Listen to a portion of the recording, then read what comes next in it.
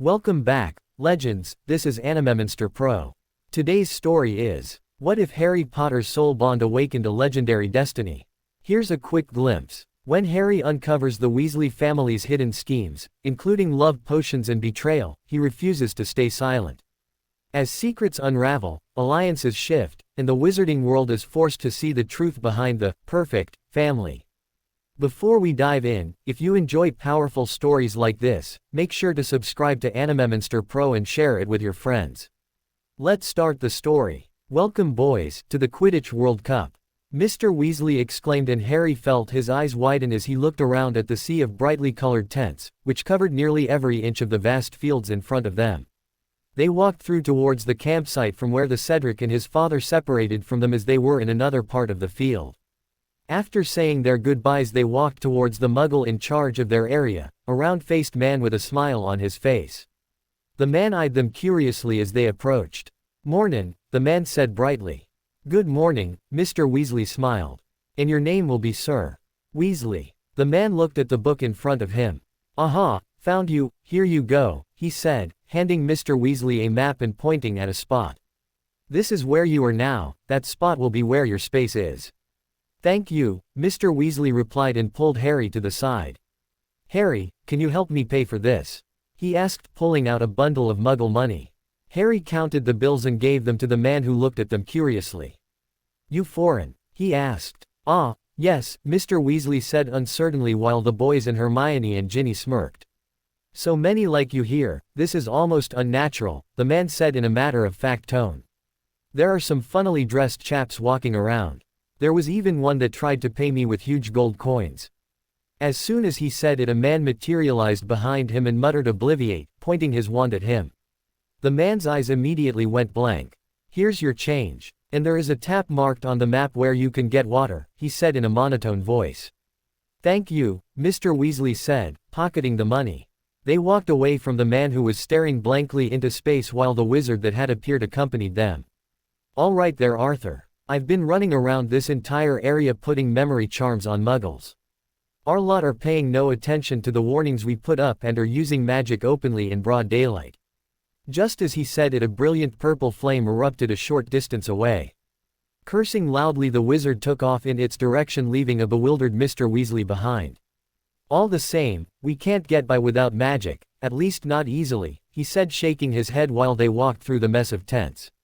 Harry noticed that many of the witches and wizards were now waking up and coming outside to get breakfast ready. Some of them were awkwardly trying to light fires with a box of matches with disbelieving looks on their faces, as if sure this was not going to work, while others were pulling out their wands and muttering under their breaths, casting magical fires with shifty looks.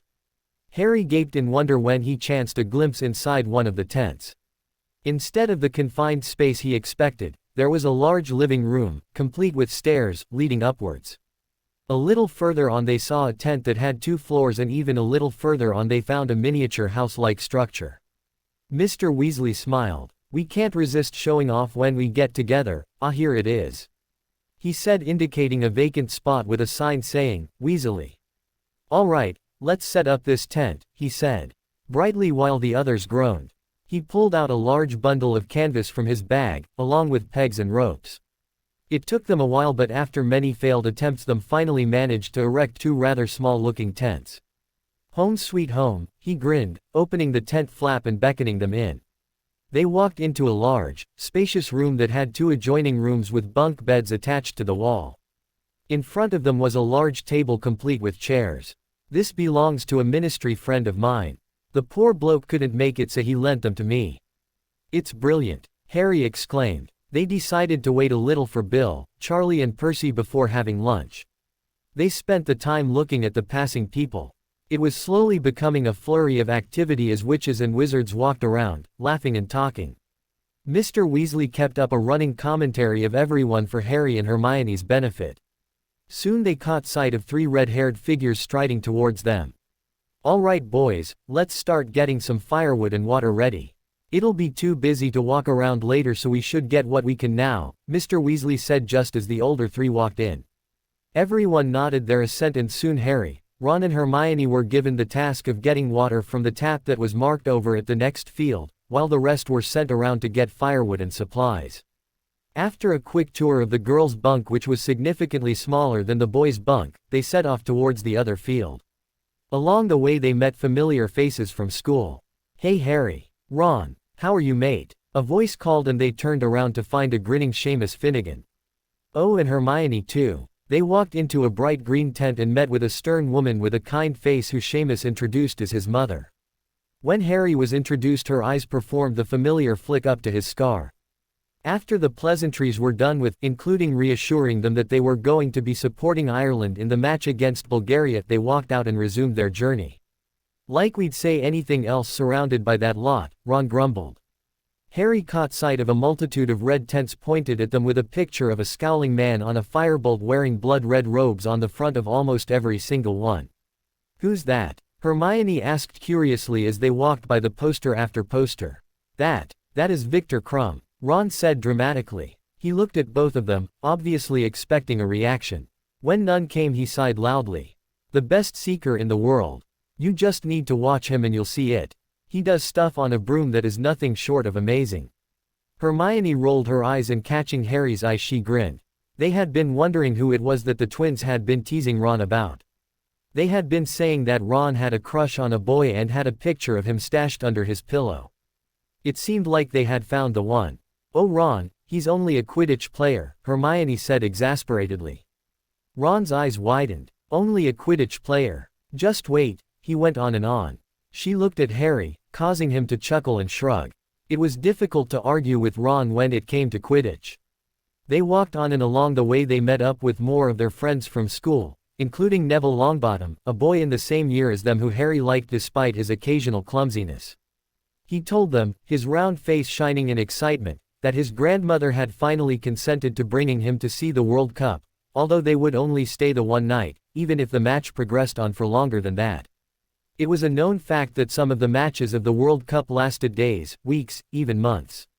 He secretly hoped it would stretch on for some time. It was fun being in the middle of the excitement. They reached the tap and got in the long line of people waiting for their turn to get water. They each picked up some of the empty buckets that were laid out near them, ready to fill them with water and take them back to camp. Hermione dissolved into a fit of giggles when a wizard came in front of them wearing a Muggle women's dress and yelling at the top of his voice that it was proper Muggle attire, a ministry official running behind him holding a pair of trousers and a shirt. Once they got the water, they slowly started making their way back. At the side they noticed a large group of girls that were talking amongst themselves in what Harry recognized as French. "Those girls over there, they look like they're our age, but they don't go to Hogwarts, do they?" Harry asked curiously. Hermione looked at him in surprise. "Of course they don't go to Hogwarts, Harry. There are more schools all over the world that teach magic to children." Harry felt stupid now that he realized that he had thought that Hogwarts was the only school of witchcraft and wizardry, especially when there were witches and wizards all over the world. "Yeah, I heard Bill had a pen pal from another school, can't remember much about it though," Ron said thoughtfully. They walked on until they found themselves back inside their tent. "What took you so long?" George asked. "Met a few people," Ron answered, sitting down. "What's for lunch?" "Don't know, Dad's having too much fun with the matches," Fred said, smirking slightly and jerking his thumb back at his father, who sure enough, was having the time of his life with the matches. He would light one and promptly drop it in surprise. Hermione went to help him out and soon they had a fire going, some of the food that Bill and Charlie had bought cooking. After lunch they were comfortably full, but no one could settle down with the building excitement. Fred, George, Bill, Charlie and Ginny started a game of Exploding Snap while Percy talked to Mr. Weasley about his work back at the ministry. Hermione decided to start reading a book she had brought with her. Finally, after fidgeting around in his seat and unable to take any more, Harry got up and announced he was going to take back the buckets and get more water. Ron jumped up to accompany him and they went back outside. After replacing the buckets of water they walked around the different campsites and met with a lot more of their friends. He felt slightly uncomfortable as he felt their gazes, particularly that of the women falling on him as he walked. It seemed he had taken on a lot more trouble than he realized when he decided to change his appearance. He could literally feel Ron shaking in jealousy when a pretty red-haired girl waved at him, saying something in French and blowing him a key, causing his cheeks to warm considerably. Gathering up what was left of his courage, he waved back before fleeing in Ron's wake, highly aware of the piercing gazes on him. Fortunately for him, as Ron had taken to giving him the silent treatment, Lee Jordan came up from behind them and greeted them. After nodding at him, he quickly took his leave. "Ron, I'm going to the other campsite," he muttered quickly. Ron nodded before turning back to Lee, leaving Harry to walk on. With a sigh, he brought his hand to his head, thoughts of Ron and his jealousy disappearing from his mind as he absent-mindedly traced his scar with his finger. The unbearable pain in the vision he had seen a few weeks ago was still quite raw, considering how he kept experiencing them in his nightmares again and again. It didn't really worry him a lot, after everything he'd seen and experienced throughout his life up to now, both in Hogwarts and before, he was no stranger to nightmares. But it still irked him from time to time. He thought about the letter he had written to Sirius and wished that wherever he was at least comfortable. He was deep in thought when he walked straight into a person who, like him, had not been fully aware of where they were going. The person pushed him in surprise with a small yelp, and he, trying vainly not to fall to the ground, reached out, grabbing onto the person's hand, trying to steady himself, but fell backwards anyway, taking the person with him. After an initial groan of pain, he slowly became more accustomed to his senses. The first thing he noticed was a pleasant flowery scent that was threatening to make him lightheaded. The person lying on him had gone perfectly still for some reason. It was then he noticed that he was still holding onto the hand he'd grabbed onto. And it was then he realized this person was in fact a she. A hand this dainty could not belong to a man. Mentally berating himself as to how he kept putting himself in these awkward situations, he opened his eyes and looked right into the most beautiful pair of eyes he had ever seen in his life. They were narrowed as she was glaring at him, which he noticed quite immediately, but he couldn't help but allow himself to get lost in them. Two perfect sapphire orbs shining brightly, clear as the morning sky. He stared at the perfect, angular face, long, silvery white hair splayed out behind her. Her pale skin seemed to emit a pearly white glow of its own. His heart quickened when his eyes focused on her pink lips, which were parted slightly, her hot breath tickling his face. He got a sudden, unbidden urge to press his lips against hers, but realizing what he just thought, clenched his fist, painfully digging his nails into his hands. He would not make a fool of himself in front of a goddess like this. After what seemed like a while of them simply looking at each other closely, he finally found his voice. See, could you get up? Please," he stammered nervously, causing her eyes to widen in surprise before she slowly got up. For a brief moment he saw astonishment written across her beautiful features when he'd asked. Then all of a sudden, her face cracked into the most beautiful smile he'd ever seen as she held out her hand to him. He took it, aware of the stares the two were attracting from the people around them. Before he could say anything else, she started walking, pulling him by his hand as she guided them through the masses. After getting to a less crowded area, she turned to look at him, and he took the chance to look at her properly. Her figure was the definition of beauty. For one mad moment he thought she couldn't be human. There was no way someone as perfect as her could be considered normal or standard. He had seen Muggle models, but she'd put each and every one of them to shame. She asked him something in French, and as she spoke, Harry noticed her voice was melodious, almost as if there were chimes within her vocal cords. "I'm sorry, I'm not fluent in French," he said apologetically, cursing himself inwardly for never learning it. She easily switched to a heavily accented version of English. "I just wanted to apologize for the way I walked into you." He smiled at this. "It's all right, I wasn't watching where I was going either." She laughed, making his heart skip a few beats. "Damn it, how can she have such an effect on me? Well then, we are both at fault, non. My name is Fleur Delacour. Who is it that I, Avenue Z pleasure of meeting with?" He almost gave her a different name, but changed his mind at the last moment. For some reason he had wanted to see what would happen if she didn't know who he really was. But then he realized it would be a stupid move, seeing as she only had to look closer at his scar if she had any doubts about who he was.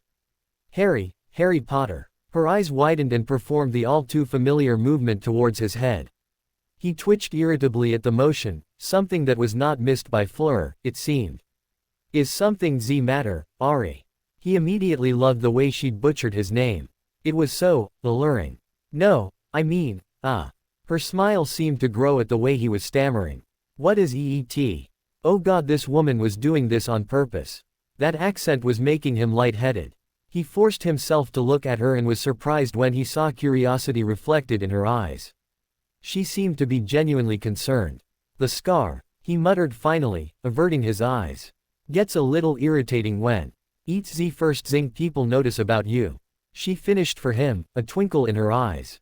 His face just have shown his shock because she giggled. Don't worry. I know what you're dealing with. Also you're cute enough without EET as well if you're wondering. Judging by the way she burst into peals of laughter and the way his ears were heating up, his face must have just taken resemblance to a tomato. Thankfully though she seemed to take pity in him. You are staying as long as the match goes I presume. Yeah, he answered before hesitantly asking, maybe I'll see you there. Her face fell a little at his question. I'd love to, but I'm in the top box with the British Minister of Magic. My father was invited by, I am so. I'm there too, he exclaimed. My best friend's dad got tickets for us at the top box. Excellent. I will, avenue you with me then. And, I'm sorry, Ari, I almost forgot that I, avenue an errand I need to run so. Oh, yeah, it's all right, I'll see you later then. Save me a seat. Will do, Harry replied smiling widely. He couldn't explain it but he couldn't wait to see her again. He wanted to find out more about her. He couldn't understand it, he had seen plenty of beautiful girls before at Hogwarts, even talked to them, but he had never felt such a burning need to talk to them, to know them. Yes, she was far more gorgeous than any of them, but there was something different about her. For some reason he knew that she really understood how he felt about his scar. With a jolt he realized, she hadn't known who he was. Back there, when they'd fallen, she could have easily just gotten up off him, apologized and left. Instead she brought him here, away from prying eyes, and made introductions.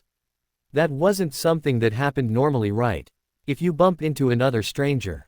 Gracing him with a final heart-stopping smile she walked away, a slight sway to her hips which he found himself staring at. She looked over her shoulder after a few steps, a rather mischievous expression on her face before waving at him. It was with great mental effort that he managed to get himself to wave back. Harry. Who in the world was that? A loud voice sounded behind him. He turned to find a red-faced Ron that was glaring at him. I just bumped into her, he said lamely, noticing that Ron was looking at Fleur's retreating figure with a dazed look in his eyes. He shook his head and kept glaring at him, muttering something incomprehensible, and started walking back to their camp while he gave out a long, drawn-out sigh before following. He had noticed that Ron had a little jealousy problem especially while at Hogwarts. He remained silent for the whole time until they finally reached their tent. Everyone was chatting, in high spirits about who would be most likely to win the cup. It's got to be Ireland, they have the best chasers in the world and their seeker isn't bad either, Charlie said while he ate a chocolate frog. The twins' faces cracked into identical, evil grins. Care to make a bet then, oh wise, elder one? Both of them said simultaneously. Everyone chortled before Bill spoke up. I want in on this, what's the bet? He asked, ignoring his father, Percy and Hermione's disapproving looks. The twins spoke with each other and quickly pooled their money onto the table. We bet that Ireland wins, Fred started, to which Charlie immediately started protesting. Hold your horses, let me finish. We bet that Ireland wins but Crumb gets the snitch, he finished, winking at Ron whose ears had gone red again. Bill and Charlie laughed but accepted the bet. Mr. Weasley looked torn between deciding whether to stop it or turn a blind eye. Deciding on the latter, he got up, stretching. All right, we should be making our way to the stands then. There are a few things I want to buy from the vendors before the match. Everyone cheered and stepped outside to loud singing and laughter. Hermione sidled up next to him holding Ginny's hand and jerked her head towards Ron. What's the matter with him? Harry sighed. I met someone and he got this way. He didn't want to say anything more in case she wasn't really at the top box, in which case he'd just make a fool of himself. Hermione nodded before they walked on, and soon they came up to a number of carts all laden with merchandise consisting of posters, figures and other strange-looking instruments. There was even a Quidditch supplies store where a firebolt was on display, and he gazed at it proudly with a rush of affection for his godfather who had sent it to him last year. Everyone dispersed and he walked up to the cart with the strange instruments. They actually looked a little like binoculars. The shopkeeper smiled at him when he walked up. What are these? He asked. These, sir, are omnoculars. They allow you to zoom in and out, focus on different parts of the game at once. It even has a play-by-play function. How much? 10 galleons each, but I can reduce it to 7, the man replied, his eyes twinkling. 3 pairs, he said firmly and handed over his money, taking the omnoculars. He went to find Ron and Hermione and found that they were huddled around a cart with bright green and red rosettes along with programs and moving figures of the players. Ron had already bought a moving figure of Krum who was scowling up at him from his hand while Hermione had some programs in her arms. Here, early Christmas presents, he said brightly, giving each of them a pair.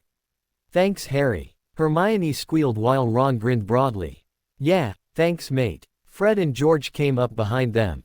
Neither had anything as they had bet all of their money along with Bill and Charlie. Mr. Weasley and Percy however were wearing bright green rosettes. All right then, off we go, Mr. Weasley said, his voice laced with excitement. They walked on with a large group of people who were shouting in loud voices. Harry kept fingering his wand for comfort, feeling gazes on him as he walked. He hated having people stare at him because of the fact that he was the boy who lived.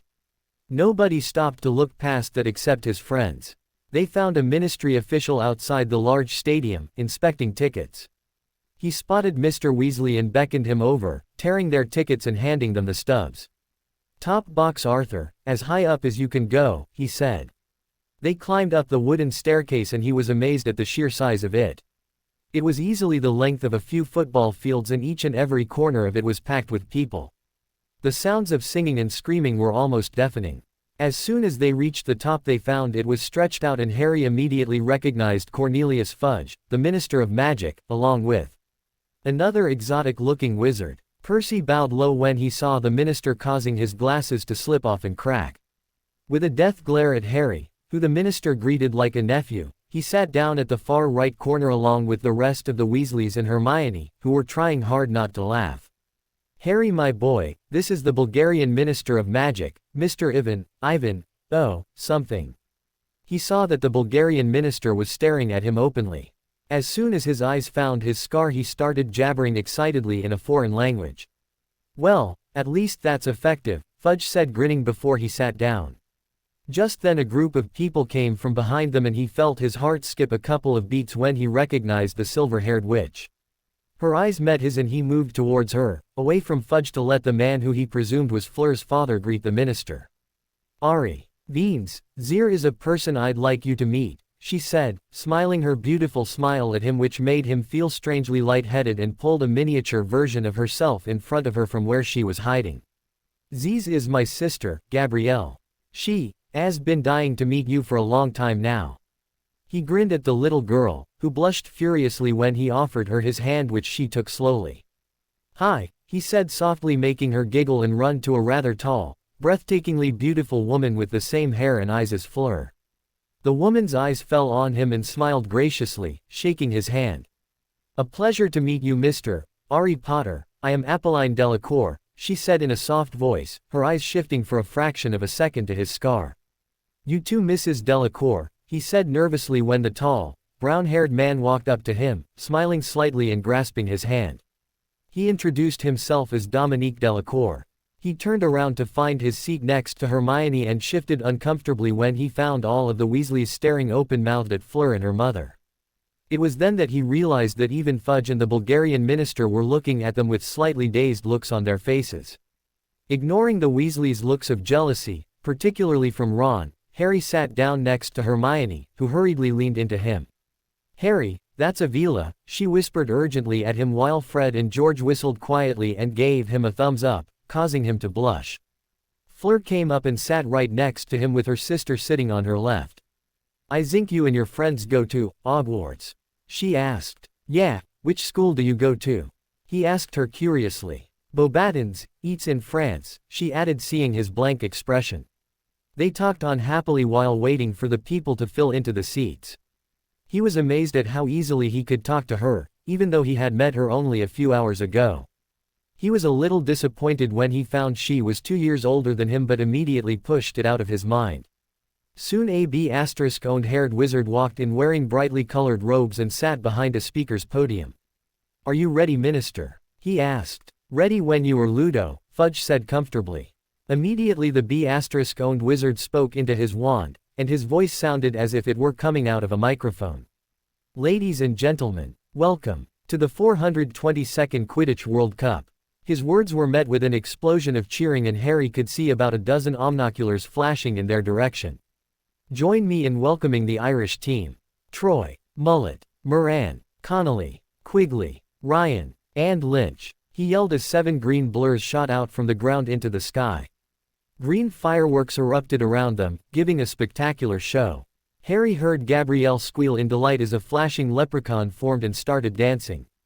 Harry used his omnioculars and trained them onto Lynch, who he found was a short, leniently built man with a mustache. He zoomed in further to see the golden lettering, "Firebolt," written on his broom. Bagman began to announce the opposing side. "Now, let's give a big hand and welcome the Bulgarian team.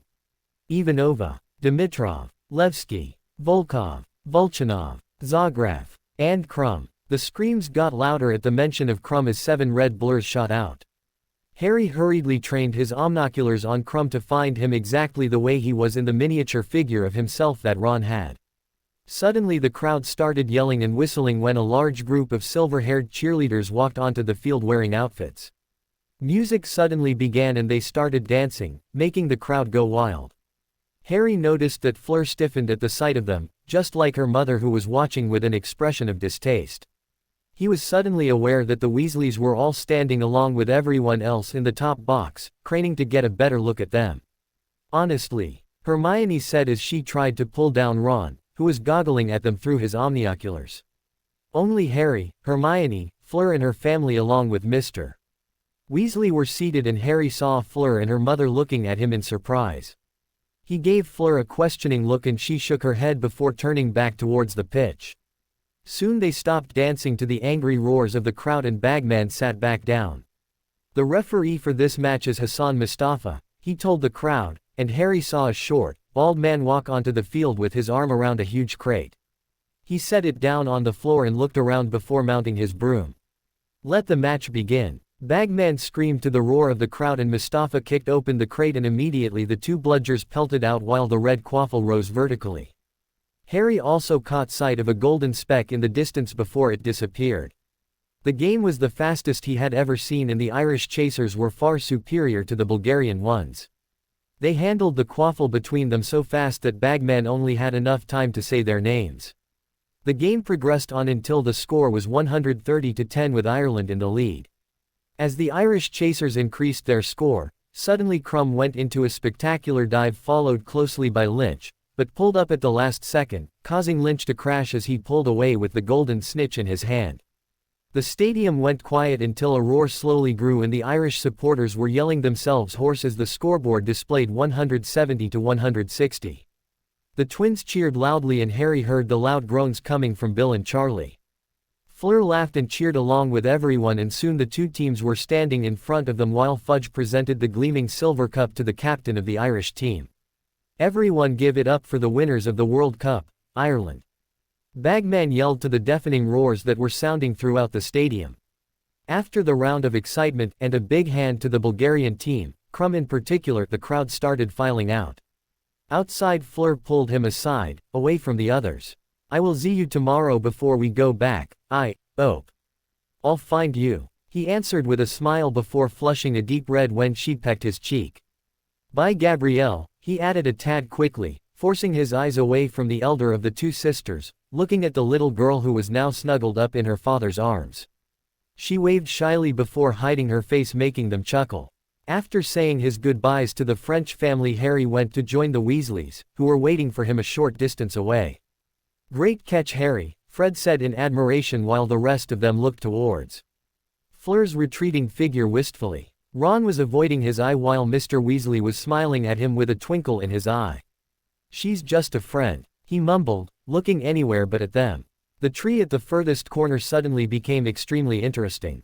"You got it bad, Mr. Weasley chuckled, "and unless I'm extremely mistaken, so does she." The rest of the Weasleys roared with laughter as his blush deepened twofold. There was no way that could ever happen. "Vila, I both envy and pity you, Harry. You're in so much trouble." He carefully looked away, noticing that Ron looked to be in a foul mood once again. They turned away and started walking in the direction of their tent while the twins gloated about the money they had won, much to Bill and Charlie's displeasure. Back at the tent they had a cup of hot chocolate and soon started talking about the impressive plays used by the Irish chasers. Ginny fell asleep on the table after a few more hours of endless Quidditch talk and Mr. Weasley announced that it was time they all went to bed. Harry climbed onto his bed, ignoring Ron, who still hadn't said a word to him, and stared at the blank canvas above him. He felt himself go red again as he remembered the beautiful sapphire pair of eyes that had rested on him, and slowly drifted off to sleep. His dreams were centered on a certain silver-haired witch. All too suddenly he was shaken awake by a worried Mr. Weasley. "Harry, wake up. Something's gone wrong." He heard screams and maniacal laughter in the background and suddenly a fire erupted just outside their tent, accompanied by a loud bang. It took only a few seconds before everything sunk in. It also helped that someone from outside screamed even louder and a green flash illuminated the tent. Sleepiness forgotten, he immediately pulled on his glasses and picked up his wand, running outside with Mr. Weasley to where everyone was assembled. Farther away he could see a group of people wearing masks and dark robes, marching in their direction, laughing and blasting aside tents, firing curses at people. "Fred, George, take Ginny and run into the forest. Stay there until everything is sorted out. Harry, Ron, Hermione, go with them as well. We will come to get you," Mr. Weasley cried, pulling out his wand and running to a group of ministry wizards who were angrily shouting and pulling out their wands. Bill, Charlie and Percy took off after him and Fred, George and Ginny broke into a run towards the trees. Hermione gripped Harry's and Ron's hands and pulled them after Fred and George as they were violently jostled by the panicking people around them, all who were intent on getting away from the campsite and the screaming hordes of masked figures. Hermione screamed something incomprehensible. Harry felt her grip on his hand loosen as he lost sight of them in the crowd. Gritting his teeth he allowed himself to be pushed along with the crowd away from the campsite and looked around. He could find no trace of the Weasleys and Hermione. He held out his wand and trudged on, following the crowd running into the forest. "Lumos," he muttered, lighting his wand as he walked on, hoping to find the others.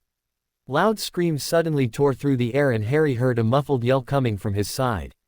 He immediately ran in the direction of the screams to find 5 cloaked figures huddled around 2 people. They were laughing, one of them holding a wand tauntingly over them.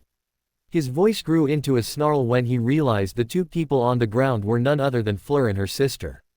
Fleur was holding onto Gabrielle, who was openly crying. Her blouse was ripped and one of the men was trying to completely rip it off. "Stupefy!" he yelled, forgetting about everything else as he pointed his wand at the man next to Fleur, who immediately toppled over. The other 4 started firing curses at him, which he dodged before pointing his wand and yelling, "Expelliarmus," causing one of them to be thrown backwards.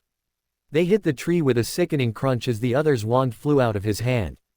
Suddenly Fleur screamed when he felt something hit his head. His legs gave out from under him as he staggered, his vision swimming as he reeled back. One of the brutes holding a rod dripping with blood. He brought his hand gingerly to the back of his head, meeting a slight wetness that hadn't been there before. The remaining men were laughing as he fell to his knees. His eyes couldn't focus on anything as he desperately tried to see where Fleur and Gabrielle were. He glanced back at the man who walked up to him, still holding the rod as he took a fistful of his hair. "That's what you get for trying to save damsels in distress," the man said with a smirk, forcing his head up so that their eyes. "This is not a fairy tale, boy. I guess you're not the band of ugly orcs then," he rasped. "Oh, the brat still has some fight left in him." The man next to Fleur walked up to him and he looked up to see a disturbing smirk on the man's face. "Been a while since I've done this. Crucio." Pain. Agonizing pain tore through him.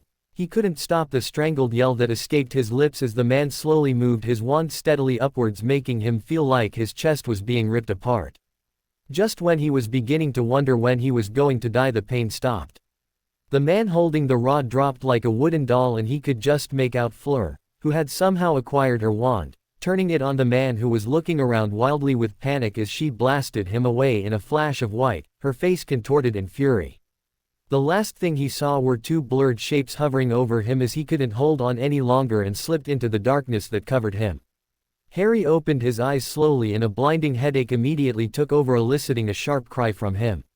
Almost as soon as it had come though he felt a cool hand over his forehead, his headache fading away into nothingness. It took some time before he could get his eyes to work properly though.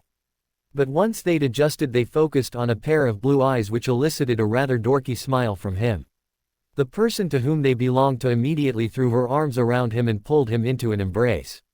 He felt a tickle when she placed her lips on his ear. "Merci," she whispered. He heard more footsteps and he realized he was lying on a bed in a rather large tent. His eyes caught sight of Hermione, who ran at him and pulled him into a hug as soon as Fleur let go.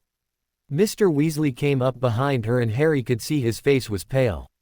"How are you feeling?" Mr. Weasley asked tentatively. Harry grimaced. "Like someone beat my head with a bludger." The Weasleys' faces cracked into smiles and Harry felt some of the tension vanish. Dominique walked into the room closely followed by his wife, a grateful look on his face. "Thank you, Mr. Potter," he said gravelly. "You have no idea just how indebted to you we are." Not knowing how to reply to that he smiled uncomfortably at him, something which the man seemed to notice because he reached forward and gently ruffled his hair. "They're all sentenced to life imprisonment in Azkaban for their crimes of attempted beep and for the use of the Cruciatus curse on a fellow human being." Hermione and the Weasleys gasped. Apparently they hadn't known Harry was subjected to the Cruciatus curse. "Are you sure you're all right, Harry?" Bill asked in a low voice. "Only a little sore, otherwise I'm fine." He suddenly jerked involuntarily as a spasm of pain tore through him which wasn't gone unnoticed by anyone. "It's the after effects of the cursed scar it left behind. I'm sorry but I cannot remove it," Dominique said looking at him worriedly, to which he merely shrugged. Scars were something he was quite used to by now. What was one more? "Harry," Mr. Weasley asked softly, "if you're up to it we need to leave. The portkey is scheduled to go in half an hour, the Ministry are sealing off this entire area." Mr. Weasley said gently. Before he could say anything Dominique stepped in. "If you don't mind, monsieur, we could take care of him here," he asked, looking at Mr. Weasley. "It's the least we could do, and I can assure you that our very best are here for protection." Harry couldn't help but notice how hopeful Fleur looked when her father said this. "Well, I don't know," Mr. Weasley muttered. "The thing is that my wife's back home since she refused to come and is now probably worried sick about us. Him in particular. I really don't know if I'll be able to convince her he's all right, given how far and wide news can travel." With a pang he realized the truth behind Mr. Weasley's words. He really shouldn't worry Mrs. Weasley anymore, and besides, he didn't really want to impose on Fleur's family no matter how much he wanted to spend more time with her. Besides, he wasn't going to accomplish anything by doing so. "No, Mr. Weasley's right, Mr. Delacour, and I don't want to cause trouble." "It's no trouble at all, Harry," he said with a smile while his wife nodded. "But I understand, do you think you can get up?" Harry nodded and groaned a little when he pushed himself up, feeling a wave of nausea come over him. He felt someone move quickly to his side, holding him steady, an arm looping through his. He sat up unsteadily and took a moment to steady himself, realizing that it was Fleur beside him. "Wait, the Ministry's closing off this place. Why? What happened last night?" he asked, trying to make sense of the jumbled memories in his head. He couldn't remember anything clearly. "We'll fill you in later, Harry, but right now we need to go," Mr. Weasley said with a worried look at Dominique, who nodded at him. He nodded and stood up, swaying slightly as Fleur helped him steady himself with a tender expression on her face. She let him go though when Apolline pulled him into her warm embrace, which surprised him momentarily. It felt strange really, maybe it was just the fact that his head was not in the right place, but he couldn't ever remember getting the sort of feeling he was getting now being hugged by this woman. "We are forever in debt to you, Ari," she said in a muffled voice, keying his brow before releasing him back to Fleur. It was then that he realized with a sharp pang of disappointment that he probably wouldn't see Fleur again. He turned to her just before he stepped outside, unsure of what to say to her. What could he say to her? Trust his luck to find someone he actually wanted to get to know, only for it to be someone not only older than him, but lives in a completely different country. Fleur. He was silenced when she pulled him into a hug before keying his cheek, lingering for a moment and making his face warm up. He noticed Dominique and Apolline were smiling slightly when she pulled away from him, her face slightly pink. "I will write to you, Ari," she said quietly. We will be seeing each user again soon. He opened his mouth in confusion, but she shook her head, putting a finger to his lips. He nodded, and after getting a hug from Gabrielle and a final wave at the Delacours, he joined the Weasleys and Hermione. Mr. Weasley immediately put an arm around him and helped him walk. They met with a ministry official who immediately let them through a large line when he recognized Harry. They were immediately given a portkey, and after the brief uncomfortable sensation that followed, they found themselves right in front of the burrow with Mrs. Weasley standing outside. He immediately felt his head spin when their feet slammed onto the ground, but Bill and Charlie helped him stand while Mrs. Weasley started fussing over him, checking him for any injuries. It was only after some time that they managed to convince her that he was fine. While they were making their way back to the house, he noticed a paper lying on the ground with a large picture of a skull with AS protruding from its mouth with the headline, "The Dark Mark is seen on the night of the Quidditch World Cup." "What happened yesterday?" he asked, looking at Ron and Hermione. "Later, Harry, we'll fill you in once you've had your rest," Hermione said while Ron nodded in agreement. Harry tried to protest. He was herded into Ron's room, and before long he was put in bed. It did not take long before he felt his eyes shut slowly, and soon his dreams were once again focused back on a silver-haired witch. "Fleur, what's wrong?" Fleur gave a start and was brought out of her reverie to find her father gazing at her. She felt her face warm a little when she realized her mother and sister were both watching her closely too. They were in the middle of having dinner and she had hardly touched her food at all. "Nothing, Papa, just thinking." She immediately regretted her words when she saw her mother's eye glint mischievously. "It wouldn't be about a certain dark-haired young man, would it?" she asked slyly, causing her father to choke on his food while her sister grinned at her. "Maman," she exclaimed, looking up, blushing slightly while her mother grinned at her. Her father chuckled after getting his back thumped by his amused wife. "He is a strange one, isn't he? And a very honorable one at that. There aren't many that would have done what he did," he said softly. "Well, I can list a whole lot more traits that our Fleur has noticed in him," her mother said teasingly. Fleur quickly finished her food, wanting to get away from the talk that was making her uncomfortable. After excusing herself, she went to her room, but not before she caught sight of the smirks on both her parents' faces. She sighed softly when she laid down in her bed and closed her eyes, letting her thoughts stray back to the night of the World Cup, and him. She didn't really like going to the Quidditch World Cup, but she knew that her parents would have been heartbroken if she refused. Her father was the head of the Auror department of the French ministry, and due to his many accomplishments and out of gratitude to his services, they were invited to attend the World Cup with the English Minister for Magic, which she knew was an honor granted to a few. She hated mixing with large crowds of people because it was always the same thing over and over for her. Being a part Veela meant that there were only a few that could even hope to match her in her beauty. Neither she nor her mother could walk among other people without attracting the lust-filled gazes of men and the jealous looks of women. But, due to her young age, she drew almost all of the attention, and she hated it. No matter how angry her parents got at the looks she got from strangers, there weren't any laws to prevent it. The Veela have a natural charm that draws people in, and they had no way to stop it. Because of that, she only had a few close friends at school. The boys wanted nothing more than to get close to her, and the girls were extremely jealous of her. Because of this, she couldn't trust a lot of people other than her three dear friends, Amy, Aurelie and Caroline. When they had arrived at the campsite on the day of the match, she learnt that they were going to be seated at the top box along with the Minister for Magic. She was a little disappointed because it meant she wouldn't be able to meet with her friends who she knew would be attending the World Cup. Which also meant that she would no doubt be squirming under the gazes of the people with her. A few hours before the match, she had met with her three friends, all of who were beyond excited for the match. Fleur never understood what was so good about Quidditch. In her opinion, it was even a little barbaric. Amy is a very outgoing B***owned haired girl who looked up to Fleur like she would a sister. Aurelie was her best friend since her childhood. She had pale blue hair, which was extremely uncommon even for a witch, and she had a cute, heart-shaped face, making her one of the targets of the boys in her school apart from Fleur. Although she wasn't as sought after as Fleur, she was one of the few that Fleur knew could understand the situation she was in. Lastly, Caroline, who was a mischievous, pretty red-haired witch. She has a very brazen personality, and she had her fun constantly seducing whoever she found worthwhile and losing interest within a day. But all thoughts of her friends had been shoved to a side when she'd bumped, literally, into the person who was now refusing to leave her thoughts alone. She still got goosebumps remembering that moment. When she'd opened her eyes after the initial shock, she found herself staring at the most beautiful pair of eyes she had ever seen. Two bright, swirling pools of emerald that seemed to draw her in. She found that the man lying underneath her had his hand in hers, and for the first time of her life, she didn't care. It was amazing how her natural instinct to recoil from male contact had been completely overrun at that point.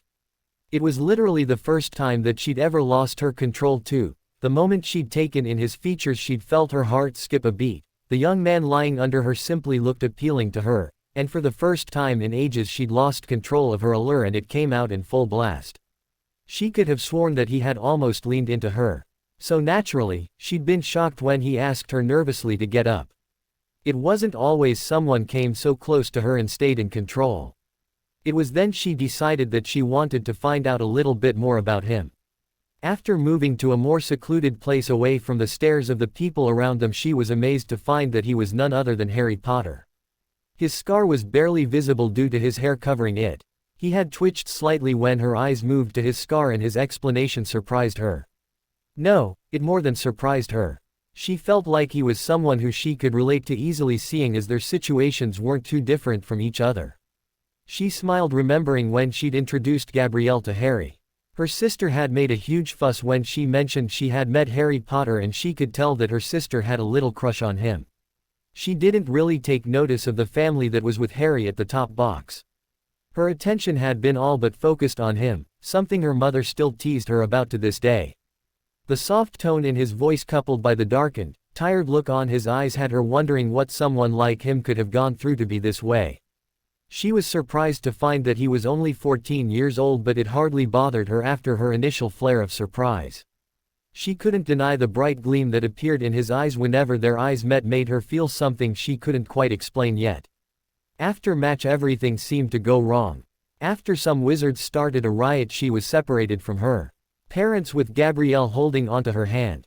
Her father had gone to help subdue the group, and her mother was lost to the panicked crowd. As soon as they reached the forest, though, she and Gabrielle were grabbed violently by 5 hideous men, all of who reeked with alcohol and had a savage look in their eyes. At this point, Fleur suddenly shivered even though the window in her room was closed, and she drew her knees up to her body and wrapped her hands tightly around her knees, forcing herself to take deep, calm breaths. She had been the victim of many violent attempts like this ever since she was a child, and it had scarred her in a way that she could barely stand up to a man's touch. It was partly why she was so drawn to Harry. He really was the first person she'd ever been content to be so close to, even going as far as to initiate physical contact with. The only other person she could stand to being this close was her father, something that went without saying. It was also the first time she'd ever felt such a fierce feeling of protectiveness towards someone other than Gabrielle. The moment when she'd held Harry after he'd passed out had frightened her far more than it should have. For someone who she'd met just hours ago, she'd been terrified at the prospect of losing him. She couldn't deny that she'd been more than a little let down when he'd refused her father's offer to spend a bit more time with them while he recovered. It had also hurt a little, being a Velas, she was used to people doing whatever they could to be near her. Here was one person she actually wanted to spend time with who was quite unaffected by her. And so she'd decided to test him a little before he left. She was content to say that he was not as unaffected by her as he tried to make himself out to be. Smiling at the prospect of meeting him again, she got up from her bed and walked to the window and pushed it open, letting the crisp night air wash over her room. She had promised to write to him and was anxious to know if he was feeling better, so she pulled out a quill from her desk drawer with a piece of parchment and began to write. After she was done, she addressed it to the burrow where he had told her was spending the rest of his summer. Gently prodding her tawny owl awake that was sleeping on the perch near the window and giving him the letter, she watched him fly away before she got back to bed. She had her big day coming up soon after all. Harry was a little sore the next day when he woke up. After a few moments he pulled himself up, ignoring the slight headache as he did so, and slipped on his glasses before looking around at the room. He sighed when he realized that he was alone and that Ron had probably gone down for breakfast, and he could faintly hear voices coming from downstairs. After washing up he changed his clothes and immediately froze when he caught sight of a rather long scar that ran diagonally from a little below his right shoulder stopping halfway across his stomach. After eyeing it for a few moments he sighed and pulled on a shirt and a pair of shorts that were laid out for him and slowly made his way downstairs. When he walked into the dining table he was surprised to find Mr. Weasley and Dumbledore deep in conversation. Dumbledore immediately stood up smiling at him with his ever-present twinkle in his eye. "Harry, feeling a little better I hope?" he asked kindly. Harry, who was a little taken aback by the headmaster's presence, smiled back faintly at him. "I think so, sir." "All right then, if you will be seated. There are a few matters I wish to discuss with you," he said a little seriously. Harry nodded and sat in front of Dumbledore while Mr. Weasley smiled reassuringly at him before getting up and excusing himself. "I think that you will need to know what happened at the night of the match," Dumbledore asked, and Harry nodded. He passed Harry a copy of the Daily Prophet that he had seen yesterday and Harry stared at the dark mark on the front page. He noticed the caption at the bottom. "You know whose personal mark," which appeared on the night of the Quidditch World Cup. This hadn't been seen in 14 years since the fateful day that the boy who lived triumphed over the Dark Lord, it went on, but Harry quickly looked up from the paper. "Voldemort's mark?" he asked. "The very same. It seems that some of the Death Eaters who roamed free had finally released their inhibitions on that day," Dumbledore said quietly. Noticing the confused look on Harry's face he added, "Death Eaters, Harry, that was what Voldemort's underlings called themselves." "Did they find who did it?" "No. Some of them think that a house elf conjured it, more precisely, the house elf belonging to a Barty Crouch who is the head of the Department of International Magical Cooperation. I believe your friends Ron and Hermione were present at the time they found the house elf with a wand in her hands." "A house elf conjure the dark mark?" he asked skeptically. Dumbledore chuckled softly. "I see we are of the same mind. But we can't do anything for her, and I believe Miss Granger was most displeased. Now, on to present matters then." Dumbledore paused for a moment. "I have been in contact with Sirius and he told me about your vision. He is extremely worried about you now, and the news that you were attacked and subjected to the Cruciatus curse has only served to increase his anger, and he demands that we make arrangements so that he can be close to his godson."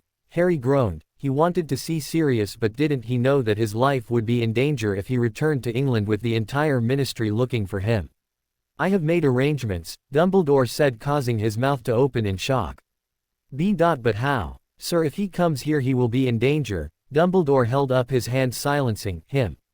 "It will be taken care of. Sirius will have a place to stay in Hogsmeade. I have also asked him to help prepare you and train you further in dueling, to which he readily consented. Him and Professor Lupin will be training you at Hogwarts. You will find out more about that later," Dumbledore added with a smile, seeing Harry open his mouth again. After a few moments had passed, Harry finally voiced his question. "Why?" Dumbledore sighed and looked at him carefully. "We cannot ignore the signs. Ever since I heard of your vision I decided that we must prepare for the worst should it come to pass. There is still one more thing that I have yet to tell you about, but I don't think that now is the time." He paused and looked expectantly at Harry, who had tried several times to speak, and after a few painful moments, he nodded in agreement. "I heard about your actions that night, Harry, and I must say you have made me proud yet again. The Delacours are quite taken with you." Dumbledore's customary twinkle was back in full force and chuckled when he saw his embarrassment. "Anyone would have helped, sir." "No, that is where you're wrong. It came at a price, and yet you didn't hold them responsible." "How can anyone hold them responsible? What those men were going to do to Fleur was much worse than what they did to me," he said quietly, and he looked up to see Dumbledore looking at him with pride. "I am sorry that you had to experience such a thing as the Cruciatus curse at such a young age. That curse is known to have driven older wizards mad with pain." Harry winced slightly when he remembered the sensation. "I can imagine," he whispered. "I apologize again about your scar," Dumbledore said sadly. "The Cruciatus curse, indeed. All of the unforgivable curses never leave marks, and yet here you are standing with two visible signs that you have faced the worst of them, the curse that took the lives of your parents." He added at Harry's questioning look. "Spells strengthen with emotions, Harry.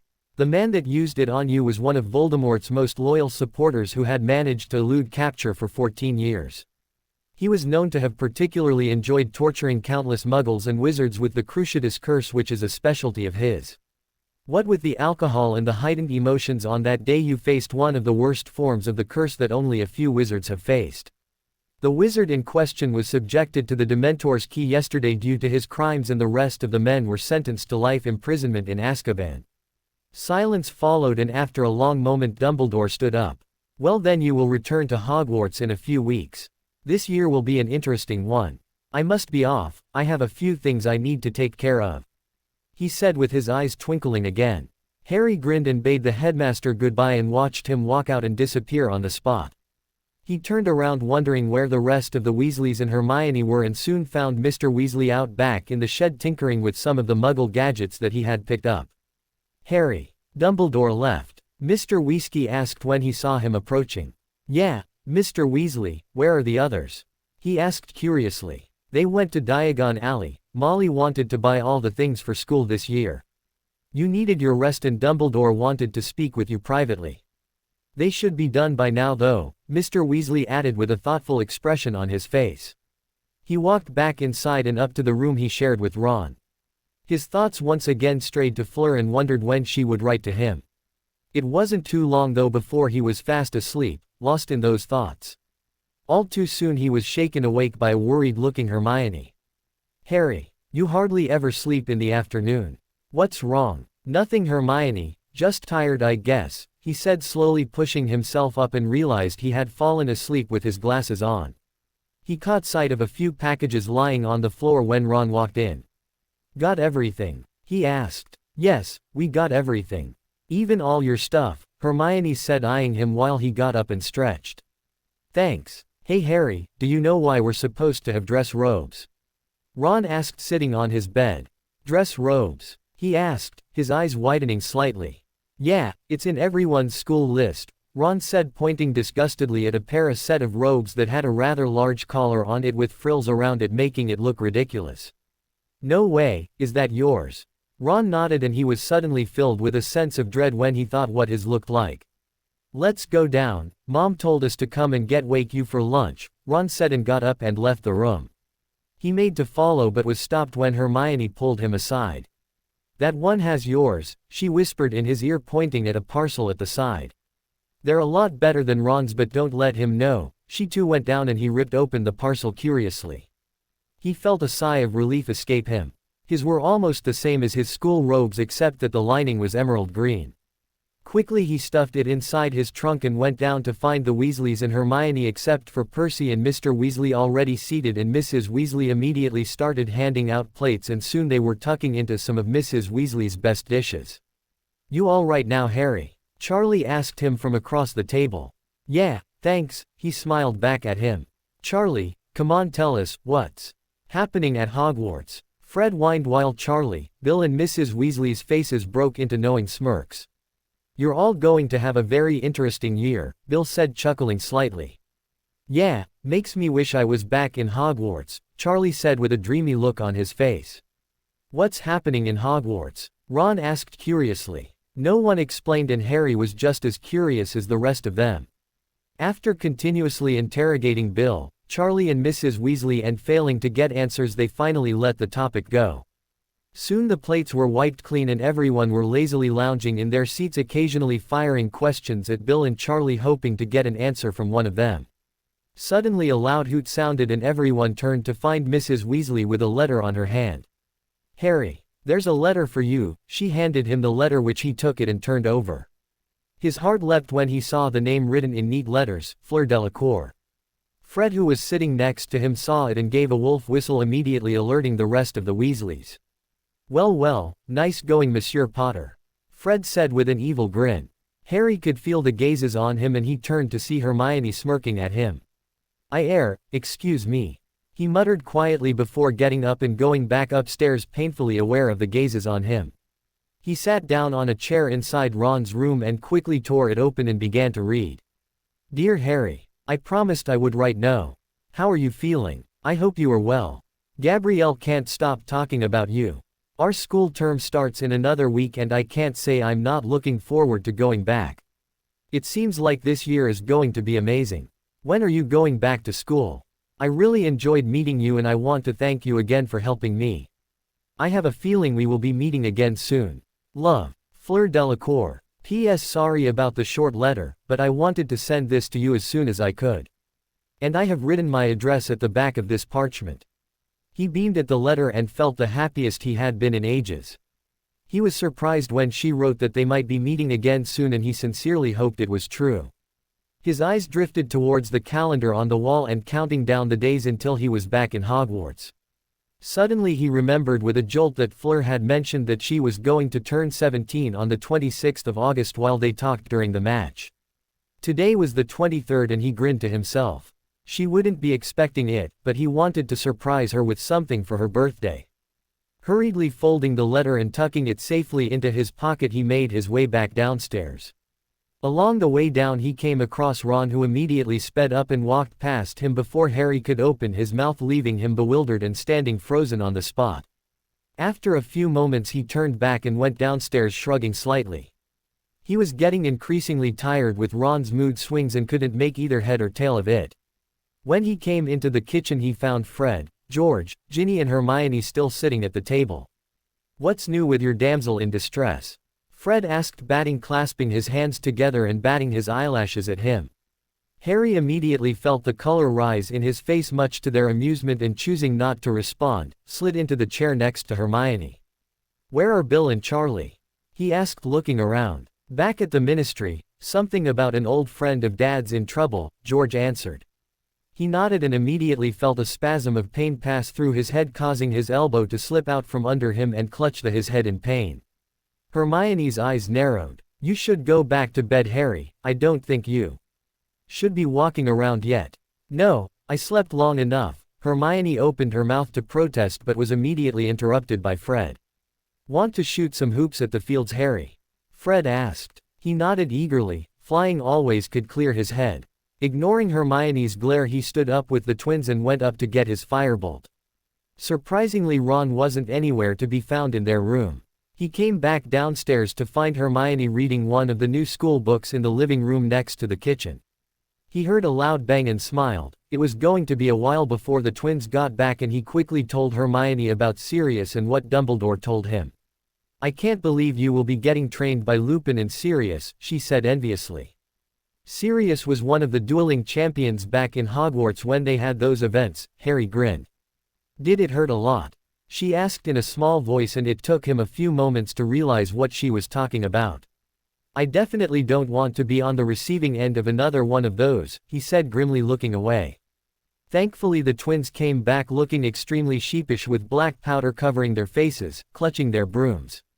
"Sorry mate, there was a slight miscalculation and we had to sort it out." Laughing, he followed them out.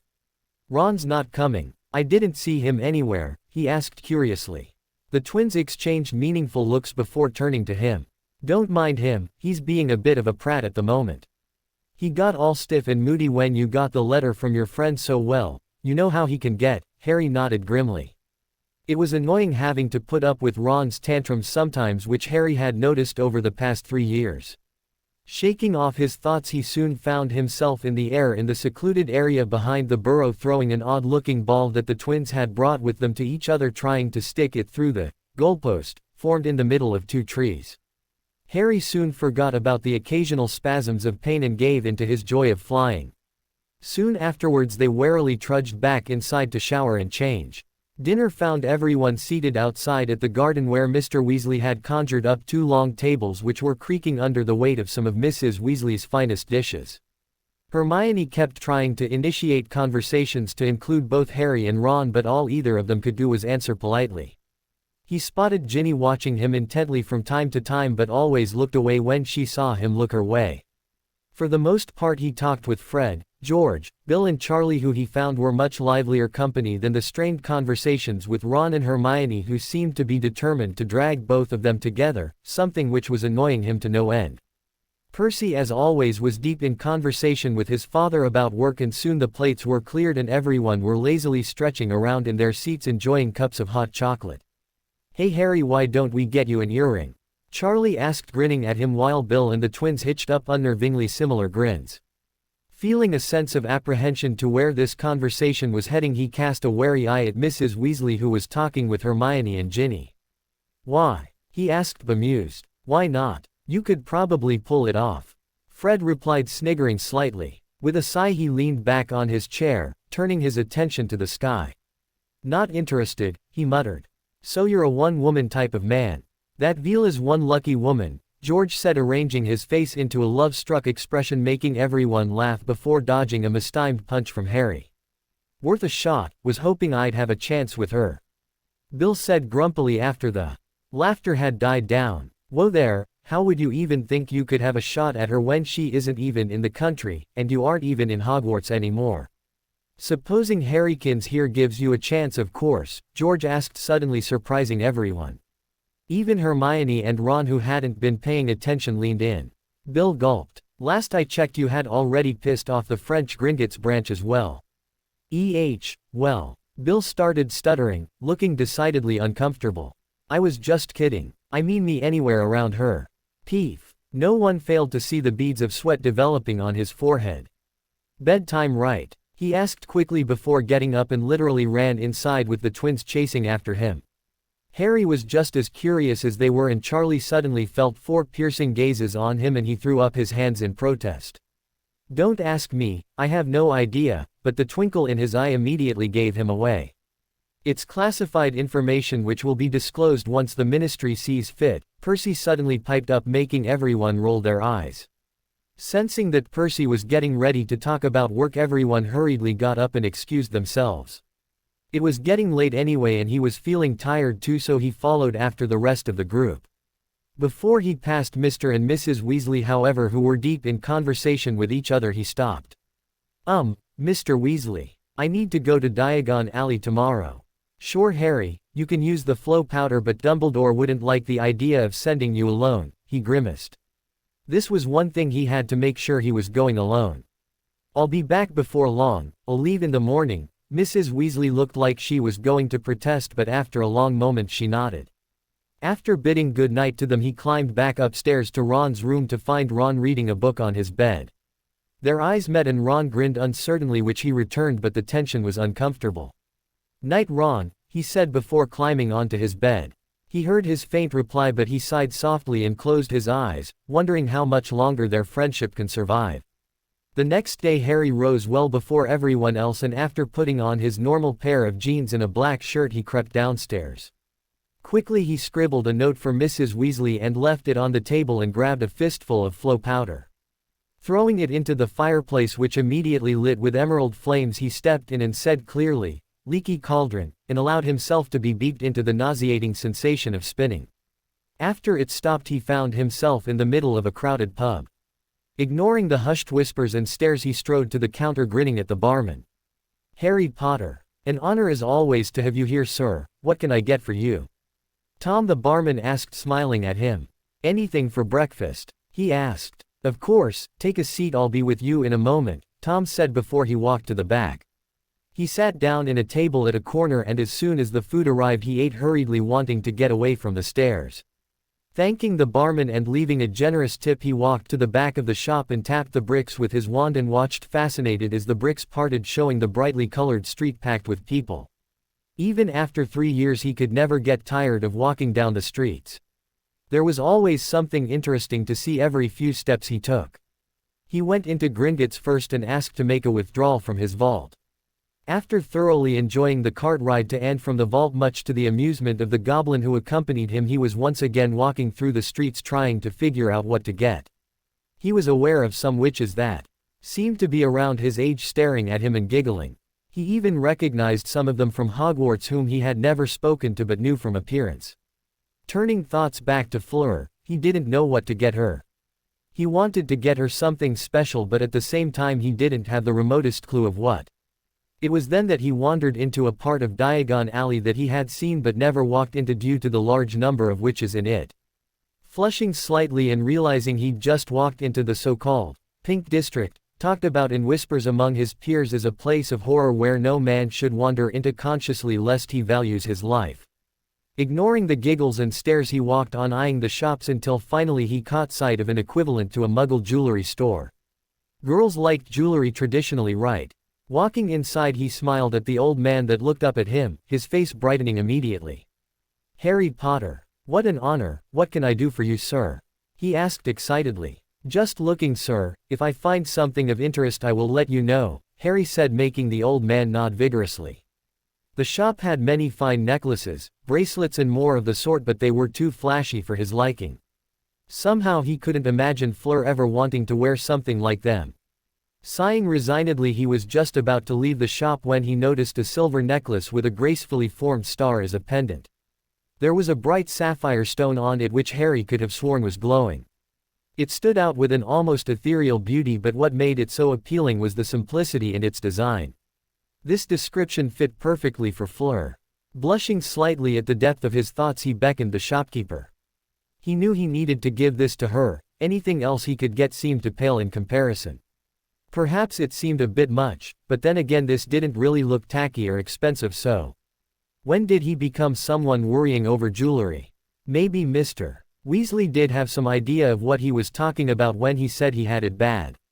Found something of interest, Mr. Potter? The old man asked, walking up to him. That, how much is it? He asked, pointing at the necklace. The man looked surprised, but his face immediately transformed into a smile and pulled it out.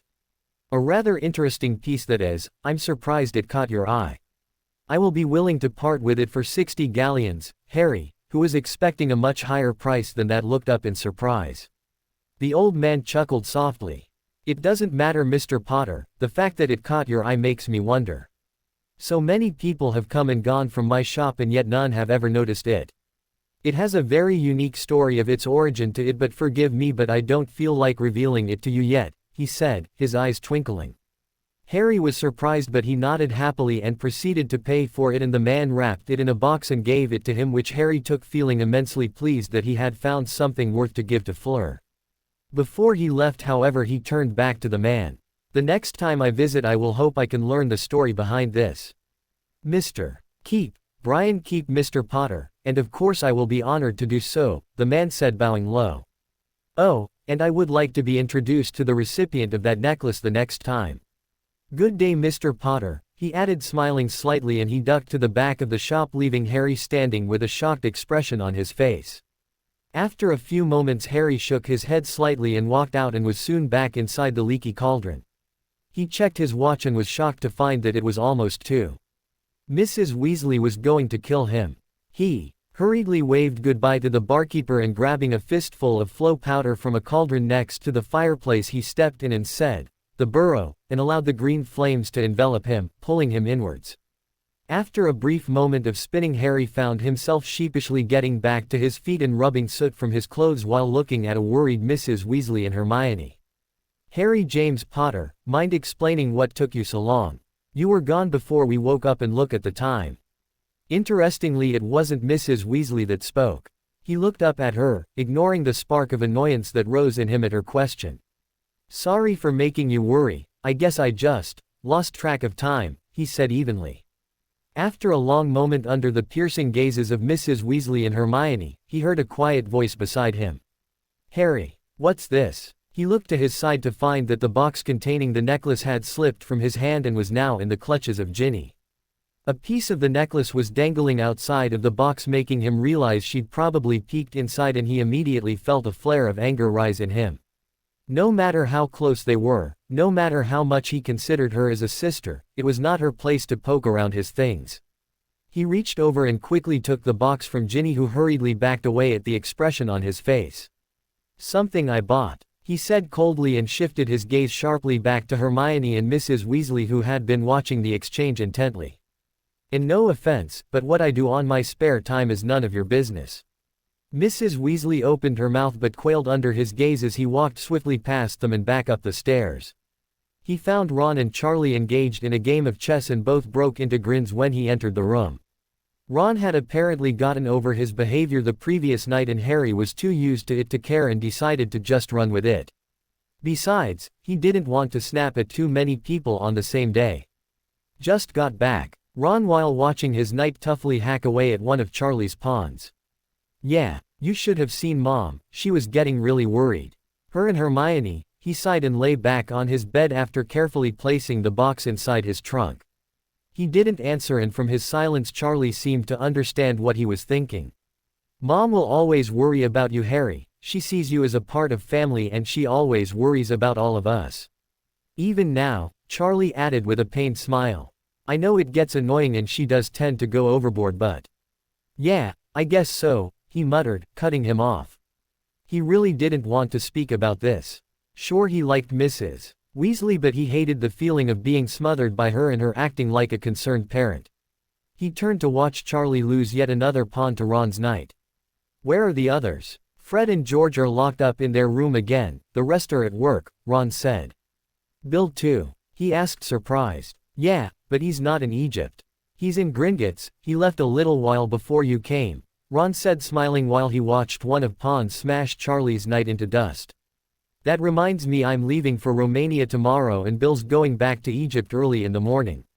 Charlie said before groaning. His king had thrown his sword and Ron's pieces were cheering in victory. The rest of the day passed pleasantly with Harry, Ron and Charlie talking about Quidditch, who were soon joined by Fred and George and later by Bill. Night soon came in after a lively dinner marred only by Ginny, who was trying to catch his eye from time to time, getting increasingly frustrated when he wouldn't even look her way. Hermione was happy to find that both Ron and Harry were once again in speaking terms. Finally they retired to bed with farewells to Bill and Charlie, who were going to leave before dawn. When asked why they were going back to work so soon, both of them mysteriously answered that they wanted to take a holiday a lot sooner next year than normal. In the middle of the night, Harry got up and quietly took out the box from his trunk and quietly went downstairs with a piece of parchment and a quill. Lighting one of the lamps, he began to write and sealed it inside an envelope with Fleur's address on it. After he was done, he went outside and found Hedwig, who hooted softly in greeting from her perch next to Errol, the Weasleys' family owl. He carefully tied the box along with the letter and gently stroked her wings. This needs to get to Fleur, okay? He murmured, and she blinked at him. After affectionately nipping at his finger, she took off, leaving him grinning and imagining the look on Fleur's face when she received her gift. Fleur was sound asleep when she felt something suddenly jump on her bed, making her eyes snap open with a shriek. It took a while before she noticed the little bundle of silver lying next to her, shaking with laughter. Gabrielle, don't ever do that again, she said crossly before pulling her little sister into her arms and tickling her affectionately. Happy birthday! Gabrielle shouted loudly and kissing Fleur on the cheek, making her smile widely. Thank you, Fleur replied, ruffling Gabrielle's hair. She giggled and wriggled free of her sister's arms and ran outside. Before long she came back holding a picture and handed it to Fleur. Her face broke into a grin. It was a picture of her and Gabrielle sitting under a tree. It was brightly colored, and although the picture was hardly a beauty, she felt like it was one of the best drawings she had seen in her life. She turned to see Gabrielle watching her nervously and laughed and pulled her into a tight hug, murmuring her thanks. She suddenly realized with a jolt that she could do magic freely, now that she was 17. She grabbed her wand from the table next to her and made her window burst open and levitated the books and other objects around the room, and much to Gabrielle's amusement conjured brightly colored bubbles. Eventually she got up and went to the washroom to freshen up, leaving Gabrielle jumping around trying to pop every single one of the bubbles she could reach. Once she returned, she picked up Gabrielle and went downstairs to find her parents waiting for her at the dining table.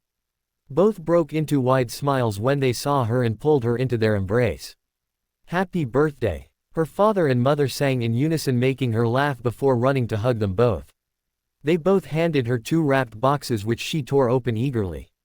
In one of them was a pair of shoes that had caught her eye while shopping for school supplies a few days ago. She had not mentioned anything about it to her mother, who was with her, because of the price. Even though their family was very well off, she was modest and didn't like to spend money unnecessarily, something that her parents were extremely proud of her for. Squealing in happiness, she hugged her mother tightly and tore open the remaining box, which contained the most beautiful dress robes she had ever seen. It was made of a very soft material that felt like water flowing in her arms, and it was the exact color of her hair. Beside it was a pair of sapphire ear-rings, which was the exact color of her eyes. She grinned happily and hugged her father tightly, making him chuckle softly and pat her head gently. Sit down, dear, we made your favorite today, her mother said before firmly grabbing Gabrielle's hand and pulling her to her lap. It was usually a hard job to get Gabrielle to eat in the morning, and today was no less different. Together they tucked in while happily making plans for the day and for when Fleur would be returning to Beauxbatons in 3 days. Well then, Flower, since you are of age now, I believe you will be putting your name up for the Triwizard Tournament. Her father asked, ignoring the worried look on his wife's face. Ever since she had learned of the tournament, she had been fighting tooth and nail with her parents to be allowed to compete. He knew nothing they could say or do would change her mind. She wanted to prove herself once and for all and stop the notion of her fellow students that she was only the best of her year because of her Vila heritage, allowing her to have her way with her teachers. Madame Maxime was very supportive in letting Fleur compete, as she was easily one of the best students Beauxbatons had seen in years. His wife did what any mother would do and always will. Worry. Of course, Papa, she said, crossing her arms and looking at both her parents with her face set. He chuckled. Then the only thing I can say is, make sure you do your best and make us proud, he said with a grin, making her smile back. Are you sure about this? You have nothing to prove, we are already proud of you as it is, and I don't want you to willingly put yourself in harm's way, her mother said worriedly. She had been planning on protesting, but with her husband giving his consent she didn't have much to go on now. She had to accept the inevitable. Fleur sighed softly. Yes, Maman, there is nothing to worry about. This is something I have to do. Her mother nodded and didn't say anything, and she knew this was the closest form of approval she could and will ever get from her mother. When you are chosen we can come to watch you write. Gabrielle asked, tugging at her sleeve. If I am chosen, she corrected gently. You will be chosen, Gabrielle shot back, making her father laugh and her mother smile grudgingly. And we can meet Harry Potter too. Gabby. Fleur blushed slightly. At this everyone burst out laughing, completely breaking the initial tension that had built up with the issues of the tournament. She couldn't deny it though, she was looking forward to meeting Harry once they went to Hogwarts, and unknown to her both her parents had been closely observing her behavior with the black-haired boy that they had met at the World Cup. They had been shocked when Fleur had embraced him, and they had been even more surprised to find that he in turn was unaffected by the Vila allure. Well, he just had a great deal of self-control, more like. Where usually people lost themselves, the boy seemed to have a remarkable aptitude at reining himself in. Nevertheless, it was something which the Vila worked hard to find in potential partners, or even for just a friend that wasn't another woman. Apolline had been lucky enough to find Dominique, who was one of the few men that possessed a tolerance to her allure, and they had fallen in love and now had a very happy life together. Both of them wanted Fleur and Gabrielle to find that happiness, especially Fleur, who was now an adult. I noticed that our owl was gone for a long time, International Post. Her mother asked with a smirk, noticing how Fleur was getting redder by the second. Thankfully Fleur was saved at that moment by one of their house elves that came in holding a rather large package with a letter. Excuse me, madam, but this arrived earlier in the morning for you today, he said in his wheezy voice, handing her the items. Thank you, she said, smiling at him, making him bow low before retreating. She tore open the letter. Happy birthday, Fleur. We all chipped in to get you this, hope you like it.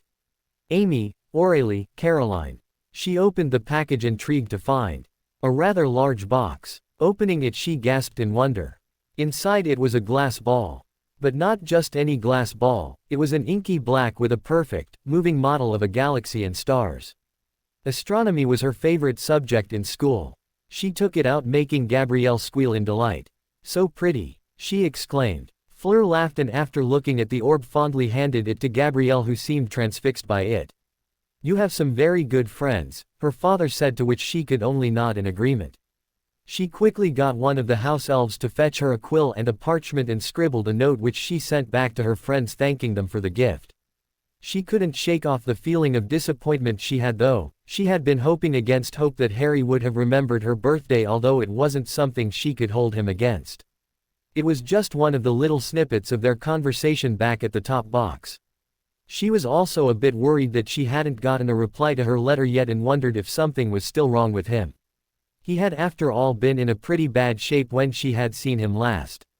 Dear, what's wrong? Her mother asked, looking at her worriedly, for her eyes had suddenly lost the bright gleam in them and her smile, which she had just seconds ago, was no longer present.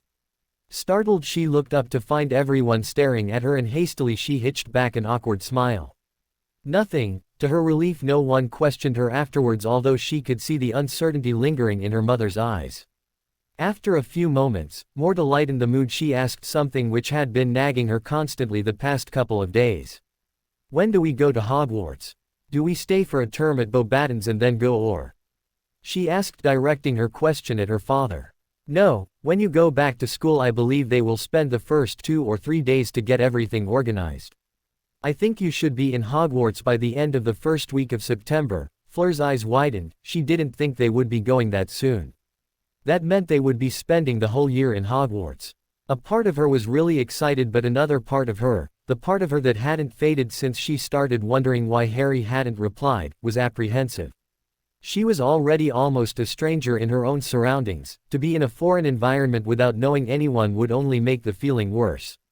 And also, at least the boys in Beauxbatons knew to keep their distance from her for their own good, but the foreign students, who knew how they would act?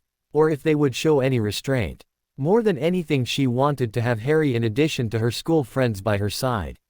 She sighed and looked up. Breakfast had disappeared in the midst of all the talking and Gabrielle was now lying on the rug on the floor, and she along with her parents were still seated at the table. Your grandmother wants us over for the night, her mother said conversationally. That's great, she beamed before getting up and intending to go back to her room when a loud hoot caused everyone to turn around in surprise. She looked on in surprise when a beautiful, snowy white owl flew in through an open window next to the table carrying a letter and a thin, medium-sized box. It flew right towards her and landed on the table right in front of her and hooted again, holding out its leg, allowing her to relieve the owl of its burden.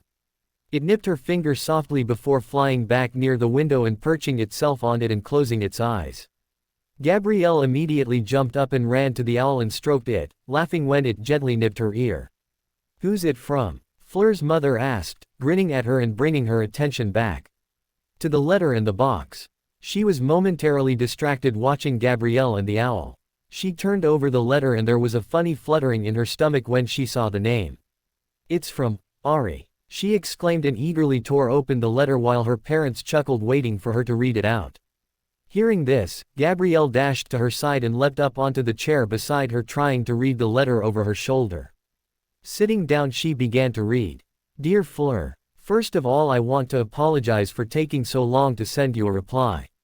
I got your letter a few days ago, but I remembered your birthday was also in a few days' time, so I wanted to send this to you on that day. So, happy birthday. I got you something. It's not much and I'm not really sure, but hope you will like it.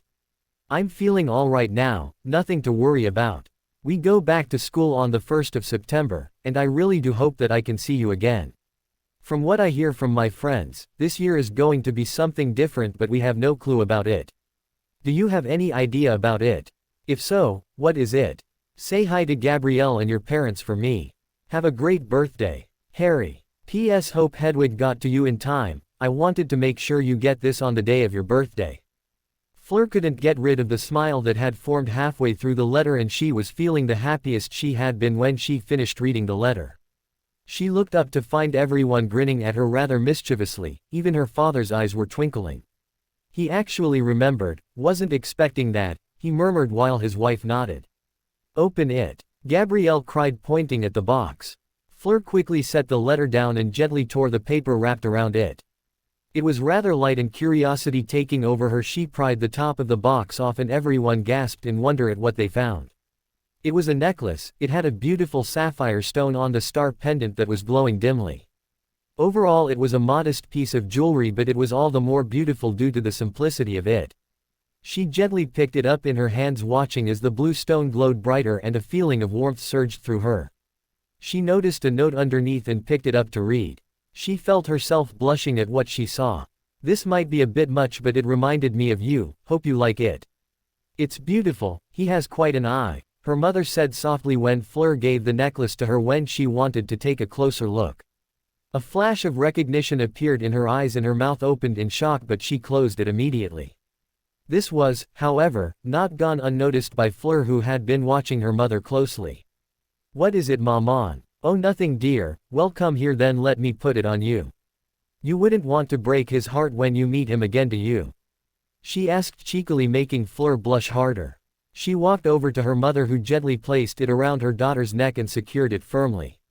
I'm going to write back to Harry, Maman. Papa, I'll get ready to go once I've sent his owl back, Fleur said happily before gathering up the letter and going over to Hedwig and holding out her arm. She regarded her for a moment before leaping onto her outstretched arm and hooting happily nuzzled against Fleur's neck, making her laugh. "Aren't you a cute little thing?" she murmured affectionately, walking carefully back up to her room. Gabrielle had once again taken to staring at the orb, her eyes wide while her parents watched Fleur disappear before turning to look at each other. "Wasn't that?" Dominique trailed off. Both were shocked to say the least. "Yes," Apolline said happily. "When Mother sees it, it's going to drive her crazy," Dominique laughed. "Looks like I'm going to have to find out a lot more about Mr. Potter than I thought." 2 days before they were due in Hogwarts found Harry, Ron and Hermione lounging around in Ron's room. Harry was losing spectacularly in against Ron in yet another chess match while Hermione was lying on Harry's bed reading her copy of Advanced Charms. "That's it, I've had enough," Harry said, throwing up his hands in defeat as he was yet again cornered by Ron's pieces and watched his king throw its sword down in defeat. Ron chuckled. "You sure you don't want another go?" he asked and laughed at the look Harry gave him. Harry grinned afterwards and got up and stretched. The past few days had been pretty uneventful save for the constant bangs issuing from the twins' room. They had seen Percy from time to time at dinner, but apart from that he stayed shut up in his room for the most part. Ginny had been avoiding Harry apart from occasional glares she shot him, which Harry chose to completely ignore. Truth be told, he still had not forgiven her fully for her actions, and it was much easier for him to just ignore her. Harry, Ron and the twins had taken to eavesdropping, much to Hermione's displeasure, on Mr. Weasley and Percy's conversations whenever they could. From the snatches of the conversations they heard, they were able to deduce that the Department International Magical Cooperation was extremely busy these days. Harry on the hand really couldn't wait to get back to Hogwarts. The sooner he went back, the sooner he would meet Sirius and Lupin. He was also excited in the prospect that he would be trained by them. "So bored," Harry muttered, sitting down at the edge of his bed. "Why don't you just read some of the new books?"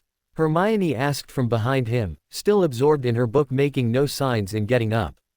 Harry turned to look at her incredulously and turned back to Ron, who shook his head and mouthed, "Mental," to which Harry grinned and immediately jumped in surprise when he felt Hermione playfully poke his side with her foot. "What was that for?" he asked, turning to look at her to find her looking at him, her eyes glinting mischievously. "I saw you, Harry. It wasn't me. It was Ron. You're the only one I can reach," she grinned. Harry sighed before tugging the hairband that tied his hair into a ponytail off. Hermione had given a few of them to him and assured him that it didn't make him look like a girl. But it felt nice to loosen up sometimes. Hedwig should have gotten back by now, and he was very nervous and wondering whether or not Fleur liked his gift. A knock on the door made them look up to find Ginny scowling slightly with a letter. Hedwig got back. "Harry, this is for you," she said, and handed him the letter before turning and swiftly walking away. Harry's breath almost caught up when he saw that it was from Fleur and eagerly tore it open and read it quietly to himself. "Dear Harry, thank you so much for the necklace. It's so beautiful, I love it. I'm already wearing it too. I was so happy when I got your letter, for a moment I was thinking that you wouldn't remember. I'm so glad that you're feeling better now. I'm sorry, but I don't think I will be able to write back again after this. I'm returning to Beauxbatons day after tomorrow, and we will be traveling almost the entire time, and your owl, who is the cutest owl I have ever seen, will have a hard time finding me. I will not reveal anything more for now. Maman, Papa and Gabrielle all send their regards. Love, Fleur." Harry grinned happily and carefully folded the letter and put it in his trunk. Turning around, he found Ron staring at him, but quickly rearranged his face into an awkward smile. Hermione sat up higher. "Who was it from Harry?" Harry took a moment to try and wipe the smile off his face, but found it almost impossible to do with the thoughts running in his mind. The most prominent one, she wore it, kept running again and again in his head and was making him feel lightheaded. "Fleur," Hermione smirked back at him. However, he noticed that Ron had a rather pained expression on his face. Sensing the tension, Harry hurriedly tried some damage control. "Ron, I'm going out to fly, coming?" Harry quickly asked. "I'll be there soon, got something to do. I'll get Fred and George when I come," he said, and Harry nodded before shouldering his firebolt and walking out. He tied back his hair and quietly crept past Mrs. Weasley, who was cooking at the kitchen. Now whenever she saw him she always kept trying to cut his hair. It seems now that Bill was out of her reach, she could only focus on Harry about it. Once he reached the secluded area at the back outside of the burrow, he mounted his broom and kicked off, enjoying the feeling of the wind rushing past him. His thoughts immediately wandered back to Fleur's letter. He felt sure now that they would be meeting each other again, and it surprised him when he realized just how much he was looking forward to seeing her again. He couldn't understand this feeling, it was unlike anything he'd felt before. Yes, she was more than just a little attractive, but he felt as if she was something special. There was no other way he could explain it. He couldn't wait more than ever now to get back to Hogwarts. He had a feeling that whatever was going to happen this year was somehow tied to what Fleur kept hinting in her letters. "Harry, what are you doing?" A voice called from below, and he looked down to find the three Weasleys looking up at him. He realized he had been floating stationary in midair for a while now. He grinned at them and beckoned them, and soon they were once again tossing the twins' ball at each other, trying to score points. They went on the entire evening, and finally when they got back they showered and had dinner before going to bed. The next day passed much the same way, however towards the evening everyone were packing their belongings. The rooms were cleared of the clutter, wardrobes emptied, and Hedwig and Pigwidgeon's Ronzal that he got from Sirius as compensation for losing his pet rat cages were cleaned. The twins' room, which was filled with many strange-looking objects, suddenly disappeared, much to Mrs. Weasley's astonishment, and although she spent the evening trying to track them down she couldn't find them. Ever since Mr. Weasley had told her about the Tung-Tung Toffee incident she had been beside herself with rage and gone on a warpath, clearing out any and all of Weasley's Wizarding Wheezes products she could find. But the twins were almost always one step ahead of her, and they still managed to keep all of their inventions hidden from their mother's watchful eye. Finally, they had one last meal together, and which was finished with a brilliant show of fireworks, compliments of the twins, and everyone turned in early in preparation for the next day. No matter how much they were prepared, they were always tightly pushed to get ready. Mr. Weasley had used the phone in the village to get a cab over, and after a hurried breakfast everyone crammed in rather uncomfortably to the cab with their trunks packed safely into the boots. Mrs. Weasley and Percy decided to remain at the burrow, seeing as the cab didn't have room for all of them, and after hugging all of her children and Harry and Hermione and shaking hands with Percy, they all crammed into the back, leaving Mr. Weasley and Ginny to share the front seat next to the driver. Harry was unpleasantly surprised to find Hermione's cat, Crookshanks, which he hadn't seen throughout the summer, sitting on her lap. It made for a very uncomfortable journey, and everyone ended up with several scratches on their faces except for Hermione. The twins were mostly to blame. Bored from sitting quietly, they had taken to annoying the cat, which after 10 minutes of constant prods and pokes finally retaliated. Once they reached King's Cross, the driver wasn't at the least unhappy to see them go. After Mr. Weasley discreetly healed every one of the cuts in their faces, they set off towards platform 9 3/4, ignoring the stares of Muggles, with Ron and Harry attracting more stares due to their owls. Harry was getting increasingly uncomfortable at the females giggling and watching him pointedly, and feeling his color rising he decided to go first as soon as they reached the magical barrier. Walking over to it, he leaned against it while deep in conversation with Fred, who volunteered to go with him. They stumbled through it and came out in front of the Hogwarts Express and the masses of people surrounding it. Harry couldn't help the grin that slowly formed on his face.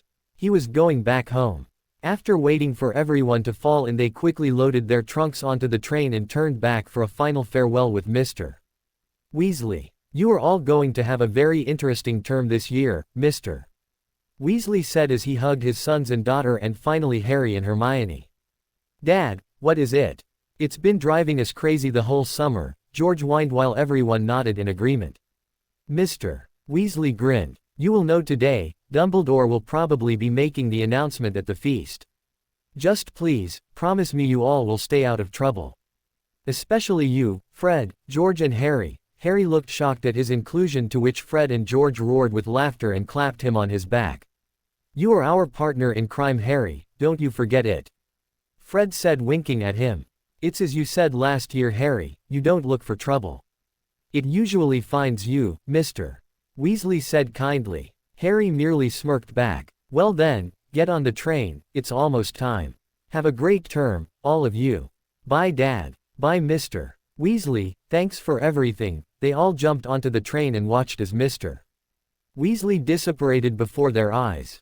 "I can't wait till I can do that," Fred said, looking at the empty spot where his father stood with an expression of longing. "You will take your test next year, we have another 3 years to go," Ron grumbled. "Right, your little bro. Okay then guys, we're off to the front.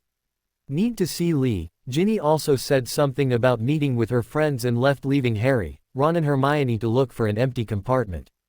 After finally finding one, they settled in and were joined soon after. They were seated by Neville Longbottom.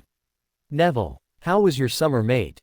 Harry asked, making the round-faced boy smile back at him. "It was great. The World Cup was really something, wasn't it? Were you still there when you know whose mark appeared?"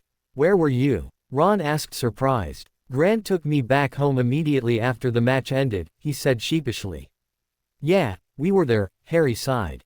"Nothing happened though, in fact I wasn't anywhere near the mark." "You'll have to ask Ron and Hermione about that." Harry laid back and relaxed into his seat, occasionally joining in on the conversation between Neville, Ron and Hermione. His mind was full of thoughts about meeting Sirius and Lupin, and also about Fleur, the last of which kept making his heart race occasionally. Familiar faces kept dropping by as the journey progressed on. Angelia Johnson, Alicia Spinnet and Katie Bell dropped by around midday and started fawning over him. He was always badly prepared to deal with girls, and they knew it. They teased him to the point that he was bright red in his face and only left when the lunch trolley came. He was nevertheless pleased with their visit. He looked to them as his older sisters, and he to them was like a younger brother that they all shared. After lunch they were visited by more familiar faces, including Dean Thomas, Seamus Finnegan, who talked endlessly about Quidditch, and much to Ron's delight and Harry's amusement, Crumb, Lavender Brown and Parvati Patil also showed up to greet Hermione. Both had taken to eyeing him like a piece of fresh meat though, and that was something that irritated him beyond all reason. "I make one little change and this is what happens," Harry thought to himself while watching Ron, who had been growing increasingly moody at the attention he was getting. It wasn't until later that they were visited by Daphne Greengrass. Even Harry didn't know how on earth he ended up being friends with her. She was a B***owned haired witch and was one of the most attractive girls in Hogwarts. But her cold personality was notorious throughout the school, and she had ruthlessly crushed all attempts of every single boy that had tried to get close to her. In the middle of their second year, when everyone suspected Harry as the heir of Slytherin and behind the attacks on the Muggle-borns, she had found him sitting alone outside of the castle in front of the lake. She had approached him, and after introductions were made they had begun talking to each other, and by the end of the year she was the first Slytherin that Harry could honestly call a friend. Over their third year they had only gotten closer, something that the rest of the Gryffindors and Slytherins had looked on in surprise and frowns with. By the end of the year, she was one of Harry's good friends, and they had even exchanged a couple of letters over the summer. She walked in, coolly ignoring everyone else, and sat opposite Harry, who smiled at her. "Hey Daphne, didn't hear from you after the cup." She smiled at him. She almost always had a calm, blank mask which she kept on at all times, and it was only around Harry and Tracy Davis, her best friend, that she got rid of it. "It's not entirely my fault. You didn't write back either, and I was a little busy," she said softly. "Call it even then?" Harry asked, grinning at her. He was dimly aware that Hermione, Ron and Neville had gone extremely quiet. "I guess," she said, and regarded the others with a questioning look, and almost immediately they started talking amongst themselves again. She turned back to him and winked. "Everyone's saying you had changed quite a bit," she murmured, twirling a strand of her hair under her finger and regarding him approvingly. "I must say it's quite the improvement," Harry groaned. "Not you too, it's bad enough as it is. I'm feeling like I should just cut it." "Don't. It's nice to see a boy that's different from all the normal ones. It should give our year at least a better image." What with the other groups coming into Hogwarts, Harry was instantly on alert, and from the silence from Hermione he knew she was listening in too. "Other groups?" Harry asked, and her pale gray eyes widened in surprise. "You don't know?" Harry shook his head and she laughed. "Well then, Mr. Potter, I don't think I feel the need to let you know just yet. Think of it as punishment for not sending me any letters after the cup." Harry groaned again. "Come on, you didn't either." "I know, but when you have an edge, you use it." Harry finished, making her smile at him. "You've improved, I see. And you're still the same Slytherin I remember," Harry grumbled, making her laugh softly. A few moments later his least favorite people of Hogwarts showed up. Malfoy and his sidekicks. Well, Greengrass, I thought you had better taste than in people. I mean, Potter, he drawled. Well, that aside, you're hanging around Weasley. And Beavertooth. And that fat lump. Daphne folded her arms and looked coldly back at Malfoy. I do, that's why I'm here with him, she said coolly, nodding towards Harry. Then anywhere near you or the others. It wasn't missed how she completely excluded Ron, Hermione and Neville. Despite how many things she didn't agree with Malfoy on, she did agree with him on his views on most of the Gryffindors, particularly on Ron and Hermione. Malfoy seemed to try a different tactic. I couldn't believe when I saw you at the top box with the minister. What did the Weasleys do to ever get up there? Did you sell your house? Ron's ears went red and his face flushed with anger. Oh yeah, Malfoy. Then why weren't you up there then? Ron snapped. Careful, Weasley, your mother might have to start WH. Ron leapt to his feet, his wand halfway into his hand when a loud voice called from somewhere down the corridor. Hey. No magic can be used until you reach school, put that away. Seething in anger, he quickly pocketed his wand as Malfoy smirked before slamming the door shut. But not before saying, better watch your back this year, Potter. Don't let that big head of yours inflate too much. Honestly, Ron, you shouldn't let him get to you so much.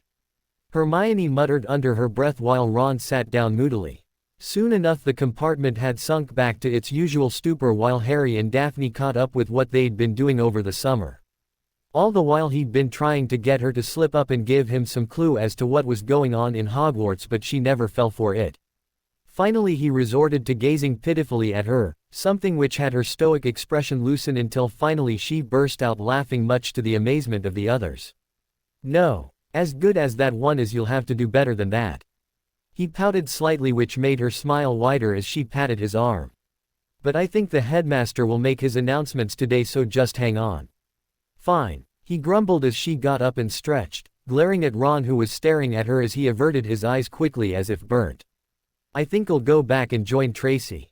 See you tomorrow then, she asked, stopping near the door. Yeah, he said with a grin.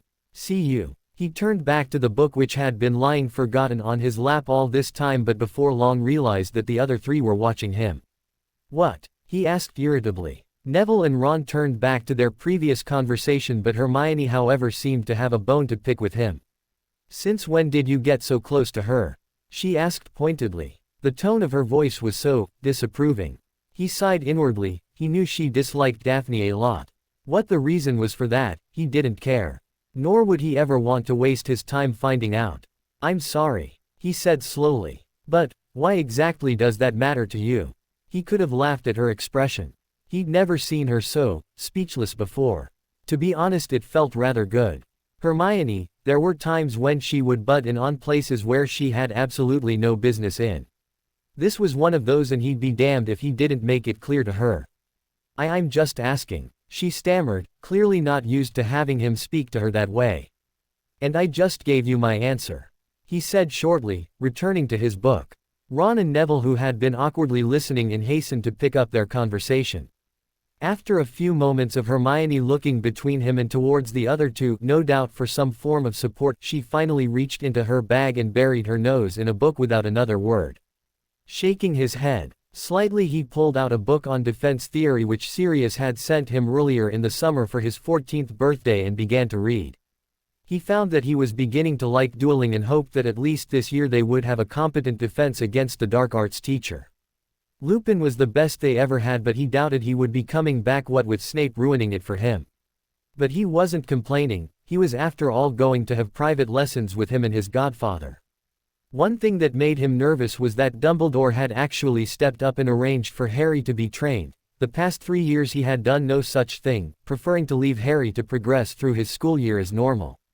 Even in the 3rd year with the Dementors and Sirius on the loose, when they still thought he was guilty, Dumbledore didn't give him special instructions at all. He shuddered to think what the signs Dumbledore was reading to make him make his decision. We better get ready, it's almost time, Hermione murmured after a while, still carefully avoiding looking at him as she put her book away. They pulled on their school robes and soon the train started slowing down until finally coming to a stop. They got out and mixed with the crowd of people, nodding at everyone they saw that recognized them. "First years, follow me." He heard a familiar voice call and fought his way through the crowd to the large figure in the midst of the crowd. "Alright there, Harry," Rubeus Hagrid asked, pulling him into a hug, his dark black eyes twinkling. "Good to see you again, Hagrid," he said, grinning and pulling back. Hagrid smiled at him through his beard. "Changed a bit, haven't ye?" "Well, not exactly a child anymore, Hagrid muttered gruffly, ruffling his hair.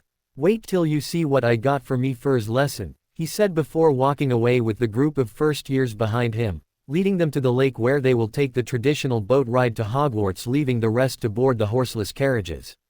"Wonder what he's got ready?"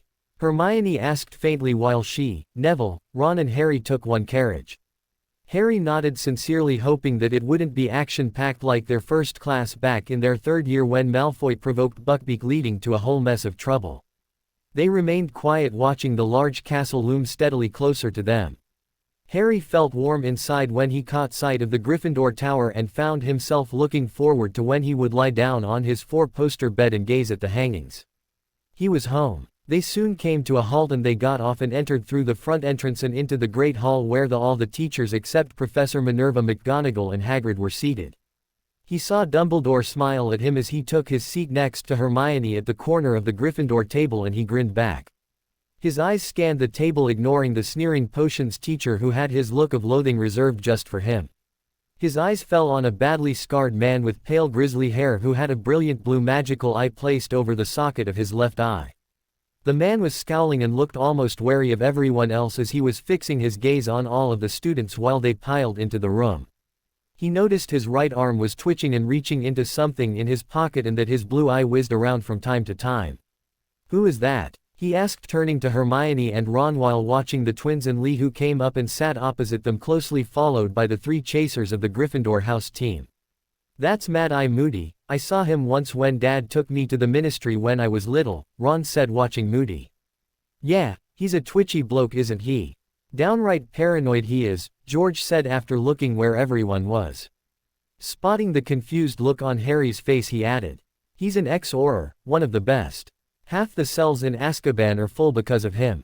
Made himself loads of enemies and is always on the lookout for attackers." "He's creepy," Katie said with a shiver. They quieted down when they noticed the gaggle of first years that arrived in through the middle of the four house tables. He grinned, watching the anxious, terrified faces of them, remembering how he himself felt when they were about to be sorted. The hall went quiet while they waited for the sorting hat to start its song. His eyes glazed out and he wondered where Sirius and Lupin would be now and when he would finally meet with them. He caught snatches of the hat's song and snorted.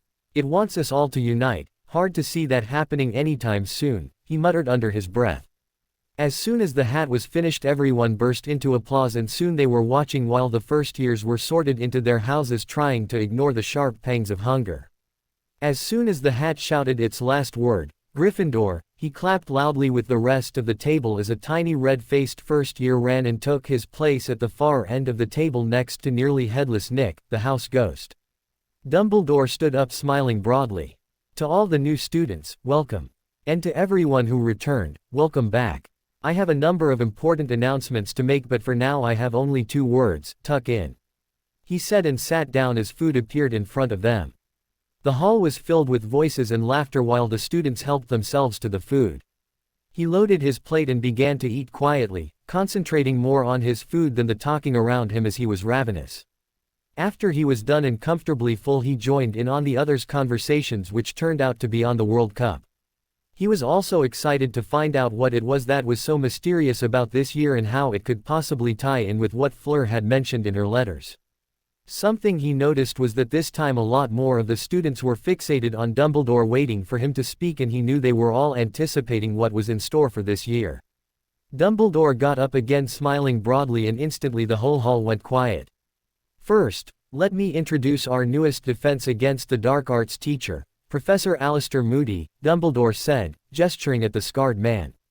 The applause that rang out was very subdued, and Moody neither stood up nor acknowledged it.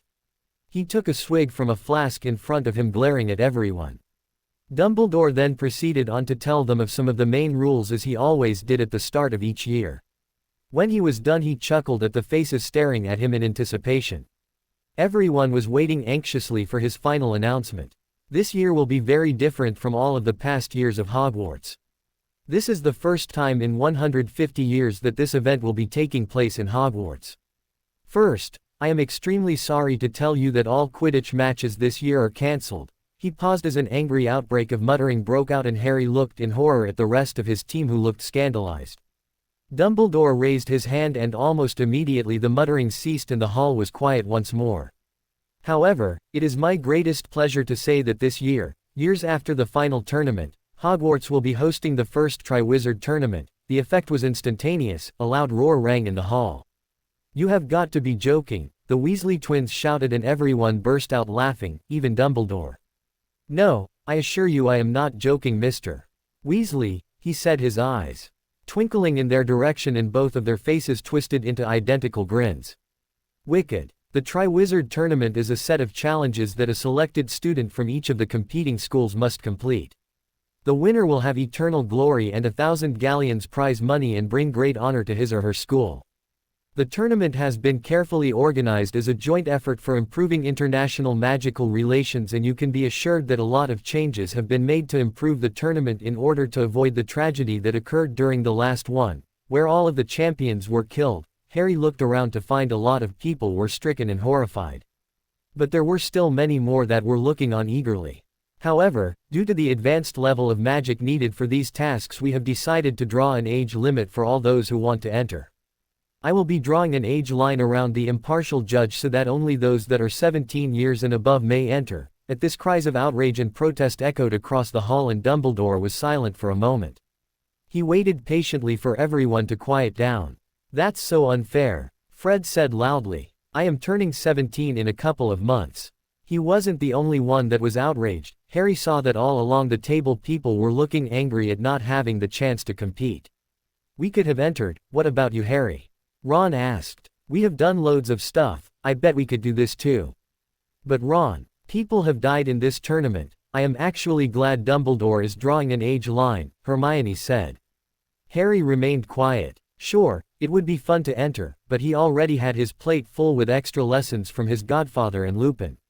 I don't think I would have enough to deal with already this year, he said, and Hermione nodded at him. 1,000 galleons prize money, Harry, Ron moaned, and eternal glory. Only you would want that, Ron, Hermione snapped, making Ron look at her darkly while he sighed. Soon everyone quieted down and turned back to the headmaster, who hadn't moved the entire time. Thank you. Now, as I was saying, since Hogwarts is hosting the tournament, delegations from the Magical Academy, Beauxbatons and Durmstrang, the Institute of Magic, will be arriving here on Friday afternoon. You are excused from all classes in the afternoon to welcome the new students. They will be joining classes with us and live with us for the whole year, as they will stay to cheer on their chosen champion. I hope you will treat each other with respect and look forward to forming new friends. It was like fireworks were lit inside his head. He couldn't stop the grin that was forming on his face. This was what Fleur had been hinting at all the time. She was coming to Hogwarts. He was still thinking of the prospect of meeting her again when he noticed a hand waving in front of him. Harry. He was startled to find Ron and Hermione gazing at him. You were staring into space with that stupid grin on your face. Blushing slightly, he shook his head and instead concentrated on Dumbledore. The champions for each school will be chosen on Halloween night at the feast. You may begin entering your names from the night of the 30th of October till then. Take heed though, if you are chosen you have no choice but to compete. By adding your name you accept the binding magical contract and you cannot back out of it. The champions of each school are exempted from their final examinations, as they will need the time to concentrate on the third and final task, which takes place on June. Now then, I have taken over most of the time and I am sure most of you will want to head to bed. You all have a busy day ahead of you tomorrow.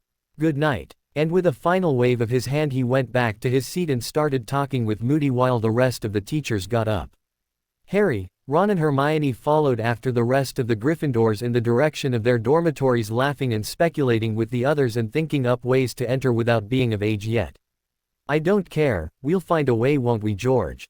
Fred said, rubbing his hands in anticipation. Of course, we only need a few more months before we are 17, a couple drops of the aging potion should do it, George replied with his evil grin back in place. Don't you think Dumbledore would have thought of that? Hermione asked skeptically, but the twins just waved her away. They finally came to stop in front of the painting of the fat lady and Lee stepped forward. The passwords, baubles, a prefect downstairs told me, and the portrait swung open letting everyone climb in. Once Harry was inside he could hardly keep his eyes open when he wandered into familiar, warm common room with a fire blazing merrily. He heard Hermione bid good night and tiredly climbed up to their dormitory with the others and sleepily changed into his night clothes and slid into his bed after bidding Ron, Neville, Seamus and Dean good night and closed his eyes after tugging off his hair band. Before he fully drifted off to sleep however his thoughts were turned to the beautiful silver-haired witch and smiling slightly, embraced the closing darkness. The next day they received their class schedules and Harry, in a flash of inspiration, did something that he would be very thankful for in the days to come. When he noticed that today after Transfiguration he would be having double divinations he snapped.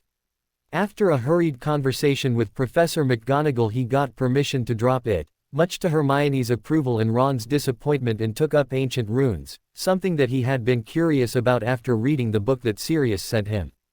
Hermione was delighted and he tried to convince Ron to do it too but he refused saying it was too hard.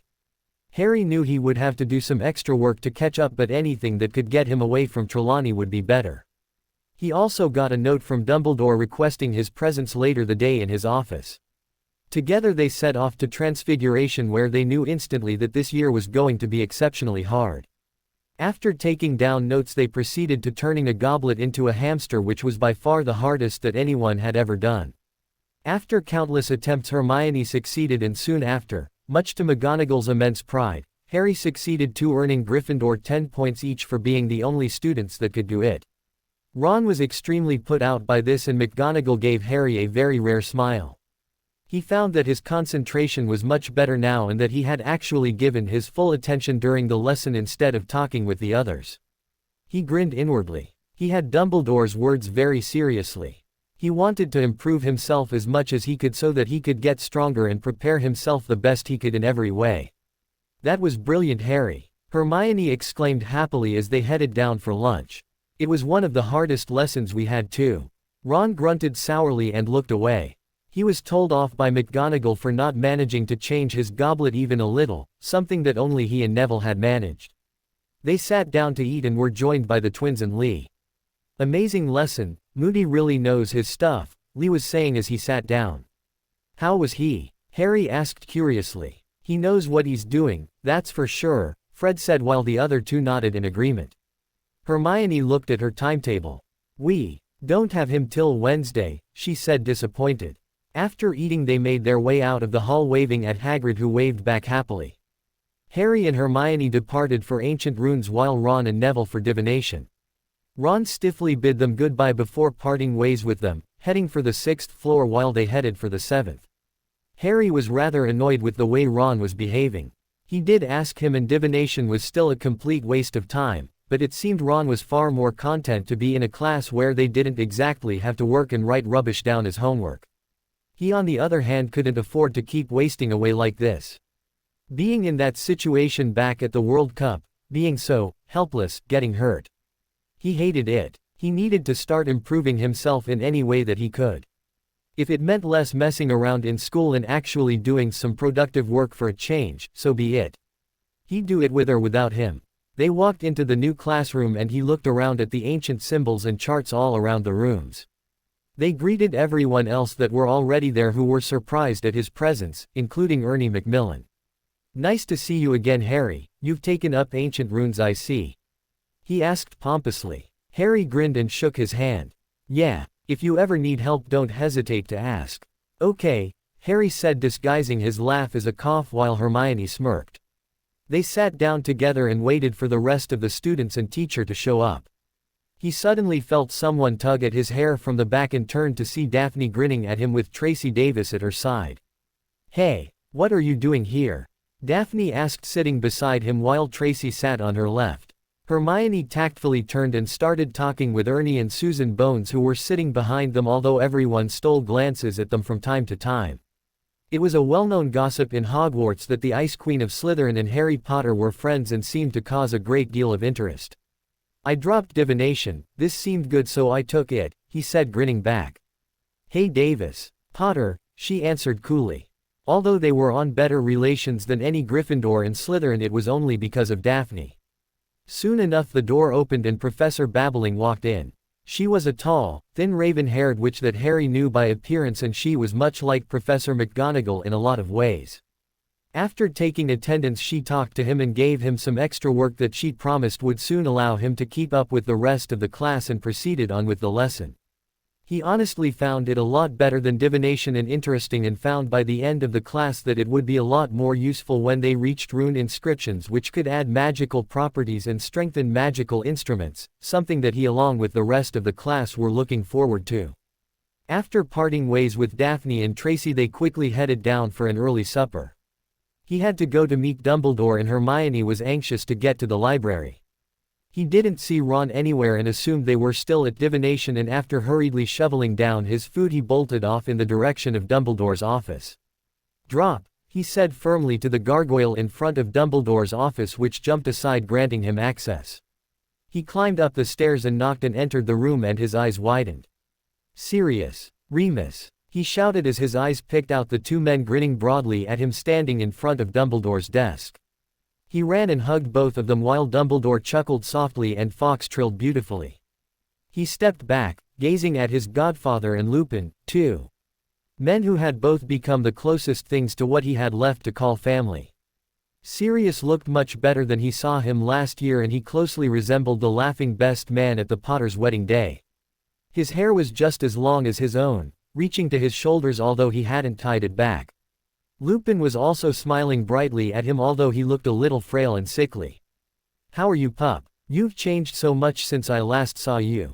Nice job on growing out your hair, by the way. James tried to do it too but his mom wouldn't hear of it, Sirius said, ruffling his hair. I've been great, but isn't this? He trailed off, glancing around at the portraits, and Dumbledore answered his unasked question. Nothing to worry about, Harry. I have explained everything to them and no one apart from those in this room know of this, he nodded.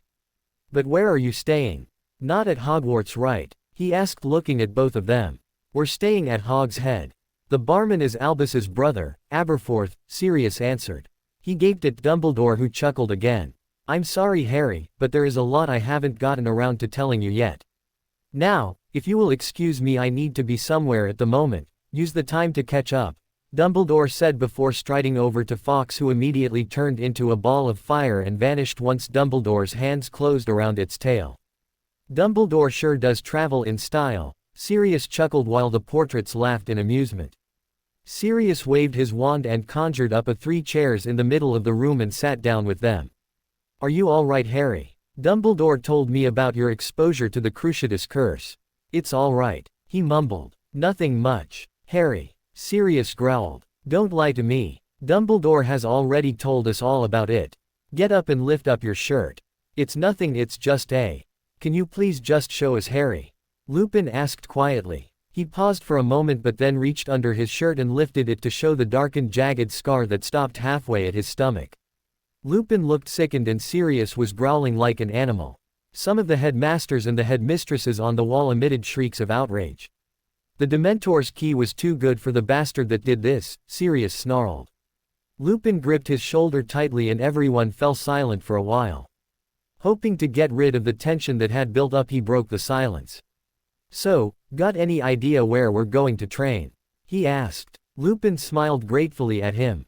The room of requirement. The what? There's a room on the 7th floor that transforms into anything depending on the needs at the time, Harry. I'm not surprised you haven't found it yet.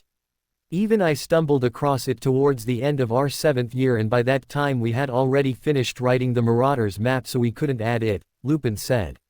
Yeah, Sirius grunted. He seemed to have calmed down enough, for now. We'll be using it every day starting tomorrow for 2 hours from 8 to 10, all right.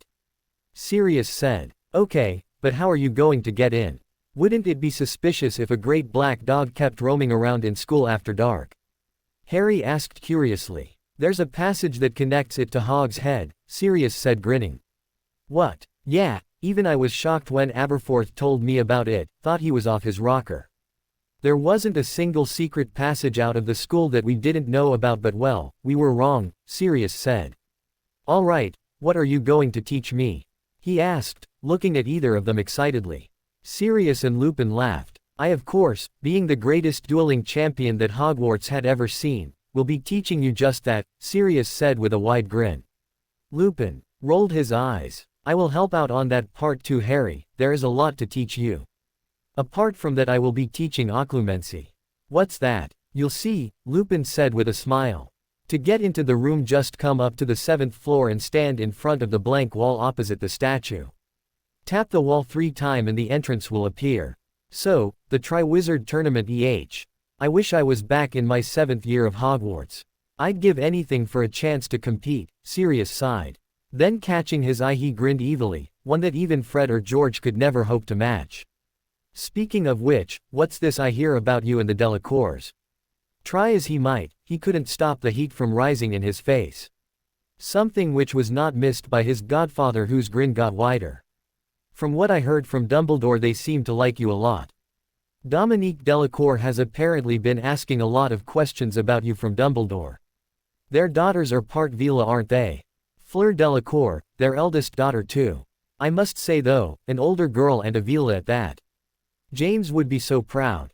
Sirius. Harry yelped, unable to take it anymore as both him and Lupin started laughing. After that they spent a little more time talking, but Harry had to get back to the Gryffindor Tower. Since he didn't have his invisibility cloak or the Marauder's map with him, he stood a high chance of getting caught.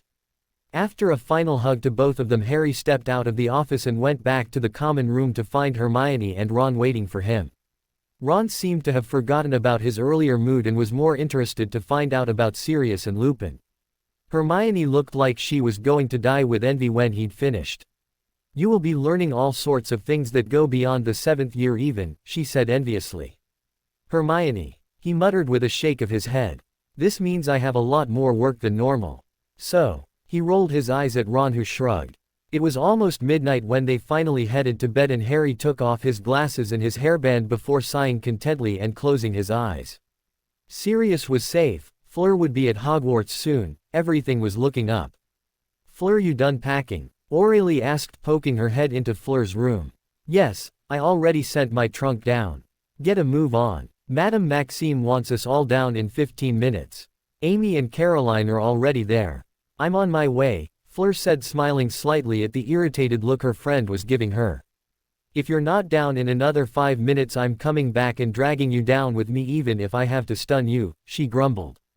Fleur nodded and proceeded to make a final sweep around her room to make sure she had got everything. In Beauxbatons, everyone had their own personal rooms. One dormitory for the boys and one for the girls. She sat back down on her warm bed. Since she was going to be spending her final year at Hogwarts, it was the last time that her door will hold the engraving, Fleur Delacour, and the thought of it made her heart heavy with sadness. Throughout her years in school, her room was her only sanctuary where she was free from the lust-filled looks of men and the death glares of women. It was in this same room that she spent most of her first year, with tears sliding down her cheeks. It was into this same room that Aurelie had burst into to hide from a group of boys that had been trying to spike her drinks with love potions and led to her making her first friend. When they had realized how similar their situations were, they had become inseparable friends from that day onwards. With the company of her first friend, she became a lot more open and relaxed, which led to her finding 2 more close friends, and by the end of the year the 4 of them were as close as friends could get. She sighed as she surveyed the room that had given her so many happy memories and a safe haven. Her room now held no clue that she ever lived here.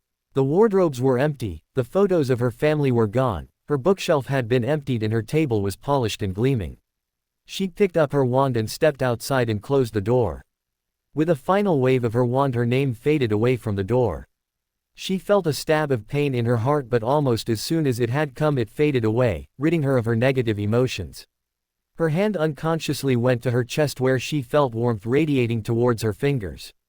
After making sure her necklace was secure around her neck, she started making her way downstairs, remembering the words her grandmother had said to her. On the night when they had gone to her grandmother's house, where she lived alone except the house elves for company in spite of her family's protests. Fleur's mother had been almost ecstatic when she had asked Fleur to show her necklace to her grandmother. When she had obliged, Alana had stared at it for a full minute before breaking down laughing, then pulling Fleur into a tight embrace and pulled away murmuring, "Good luck." Fleur and Gabrielle had been utterly bewildered by their parents and Alana's behavior and didn't know what to expect. Alana then asked who it was that said it, and when she had heard it was Harry Potter, she looked almost pleased before her face twisted into what can only be described as the most evil grin they had ever seen on their grandmother's face yet. Once they finished their dinner, Alana had pulled Fleur aside and after making Fleur swear she would not question the reasoning behind her words, she had said something that had left Fleur more confused than ever. "When the time comes, do what your heart tells you to." Alana had refused to explain any further than that, promising that it would make sense eventually. Fleur was at the courtyard in front of Beauxbatons now. The whole school had formed outside to see the selected few, around 20 students in all, off. 4 mighty Abraxan horses were chained to the powder blue carriage, pawing at the ground with their powerful legs and lifting their wings every now and then.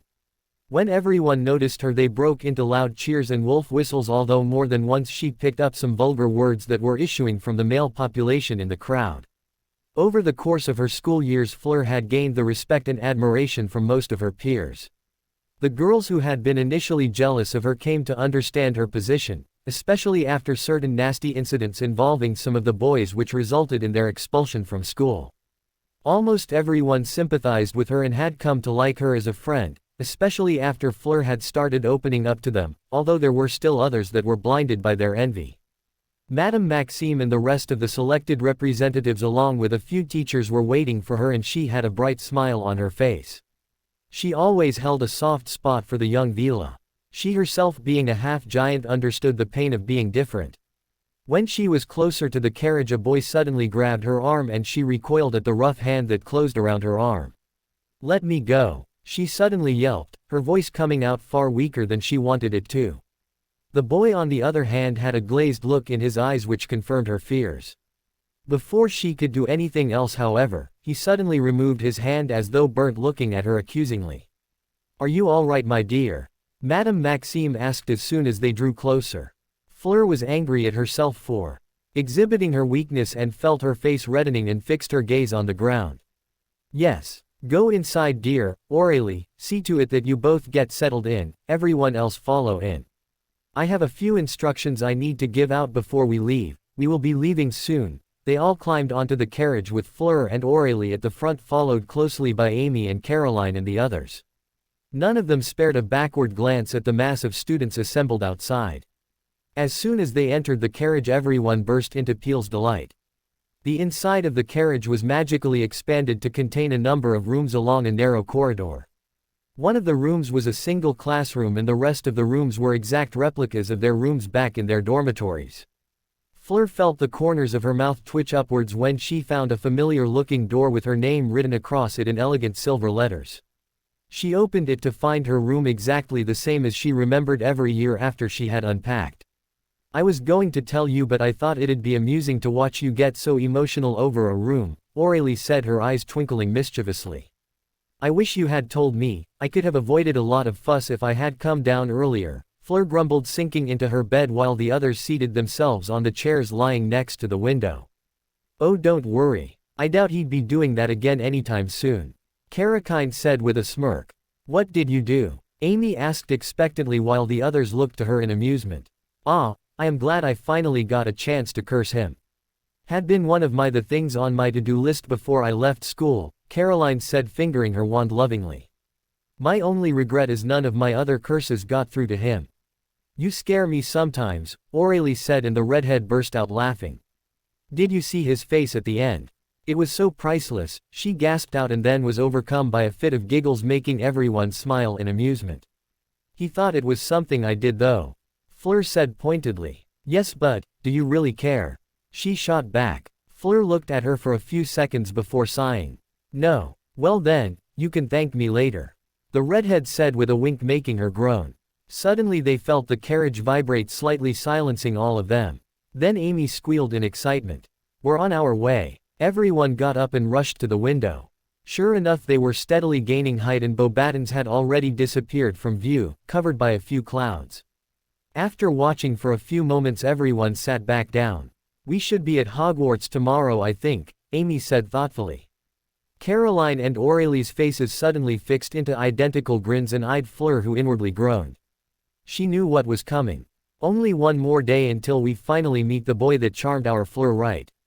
Aurelie asked. Still, who knew you were so daring, going right after Harry Potter, not just any of the usual riff-raff, and celebrity at that? Caroline said with a smirk. He's not like what you're expecting at all. She mumbled half-heartedly. And I'm not going after him. I just like him. As a friend, I mean. She was too flustered after her slip-up that she had ceased to make sense. Unfortunately for her, her friends knew her well enough to catch on to it. Oh, you want to do more than just be friends with him? Aurelie muttered. Trust me, I know you. And besides, no one gives something like that to someone they don't hold special. As soon as they had met in school, her friends had been bothering her non-stop about the necklace she wore. When she had finally caved in and told them everything, they had been teasing her non-stop over the past few days. It's so obvious to us how much you're taken with him, Caroline added. You get this look on your face whenever you talk about him that I've never seen before. That's not true, she exclaimed. Look at yourself now. Everyone dissolved into peals of laughter when she seized her pillow and threw it as hard as she could at Caroline. Who do you think will get in? Amy asked once they had all managed to calm down. The tournament, I mean. I'm sure it'll be one of you. Aurelie said with conviction. I'm glad that Madame didn't let Pauline come to represent us. Things would really have gone downhill then. Pauline was a curly brown-haired girl who was very competitive. She was often referred to as the bookworm of Beauxbatons, and it was known throughout the school that she hated both Fleur and Caroline with passion, declaring that both of them were only good in their studies because they charmed the teachers with their looks. If that brat was chosen, might as well just give up on a Beauxbatons victory. She can't do anything that isn't written down on a manual. She'd probably spend her time trying to decide which spell to use while the other champions had already finished their tasks, Amy said scathingly. I don't think we will be chosen according to our grades. I think everyone has an equal chance of getting chosen, Caroline said after a while before yawning widely. What's the time, by the way? It has been a while. Better return to our rooms then. I think I hear Madame Maxime coming, Amy said, standing up and stretching. Sure enough, no sooner had she said it, the sound of footsteps was approaching. Everyone return to your rooms, we will be turning off the lights soon, Madame Maxime's voice echoed through the carriage. Good night everyone, Caroline said, stifling another yawn. After bidding each other good night, they left, leaving Fleur sitting in her bed. Hogwarts, Fleur mused, changing into her night clothes. She looked fondly at the gleaming blue stone before climbing into her bed and snuggling under the covers. It was still rather early, but she was feeling tired. The day had taken its toll on her. What are you doing now, Harry? Harry was panting hard, his body drenched with sweat. He was inside the room of requirement and his godfather was mercilessly firing curses at him. He dodged a blue light that issued from Sirius's wand and yelled, Protega, and watched as the blue light rebounded, causing Sirius to duck. Harry relaxed but immediately realized his mistake. His shield was shattered by a blinding flash of blue again, and hardly having time to react, he could only watch as a red light slammed into his body and blacked out. Harry groaned when he sat up with Sirius crouching next to him. This was the 7th time he was reawakened by Sirius now. Lupin, who was sitting in a chair next to the fireplace reading a book and completely oblivious to the spells firing at opposite directions through the room, now stood up and replaced the book back in the shelf next to him and sank back down on his seat. Impressive, Harry. To be able to produce a shield charm already is quite an accomplishment. When did you learn it? Harry shakily got up. After hitting the ground multiple times, his sense of balance was distorted and the world seemed to be spinning in front of his eyes. He sank down to the chair next to Lupin, eyeing Sirius wearily, who had his back turned to them. In the book Sirius sent me, I've been practicing. Sirius suddenly turned around. It was a very dog-like movement. From which book? Harry looked away uncomfortably. He knew what Sirius was getting at. He had only practiced the spells from the defense theory. He seemed to gather the worst from Harry's face and snorted. He could tell his godfather was not pleased with him. The first time they had dueled, Sirius had flicked away Harry's disarming spell and struck him directly at his midsection, causing him to fall to his knees in pain. Sirius was no longer the caring godfather in their duels.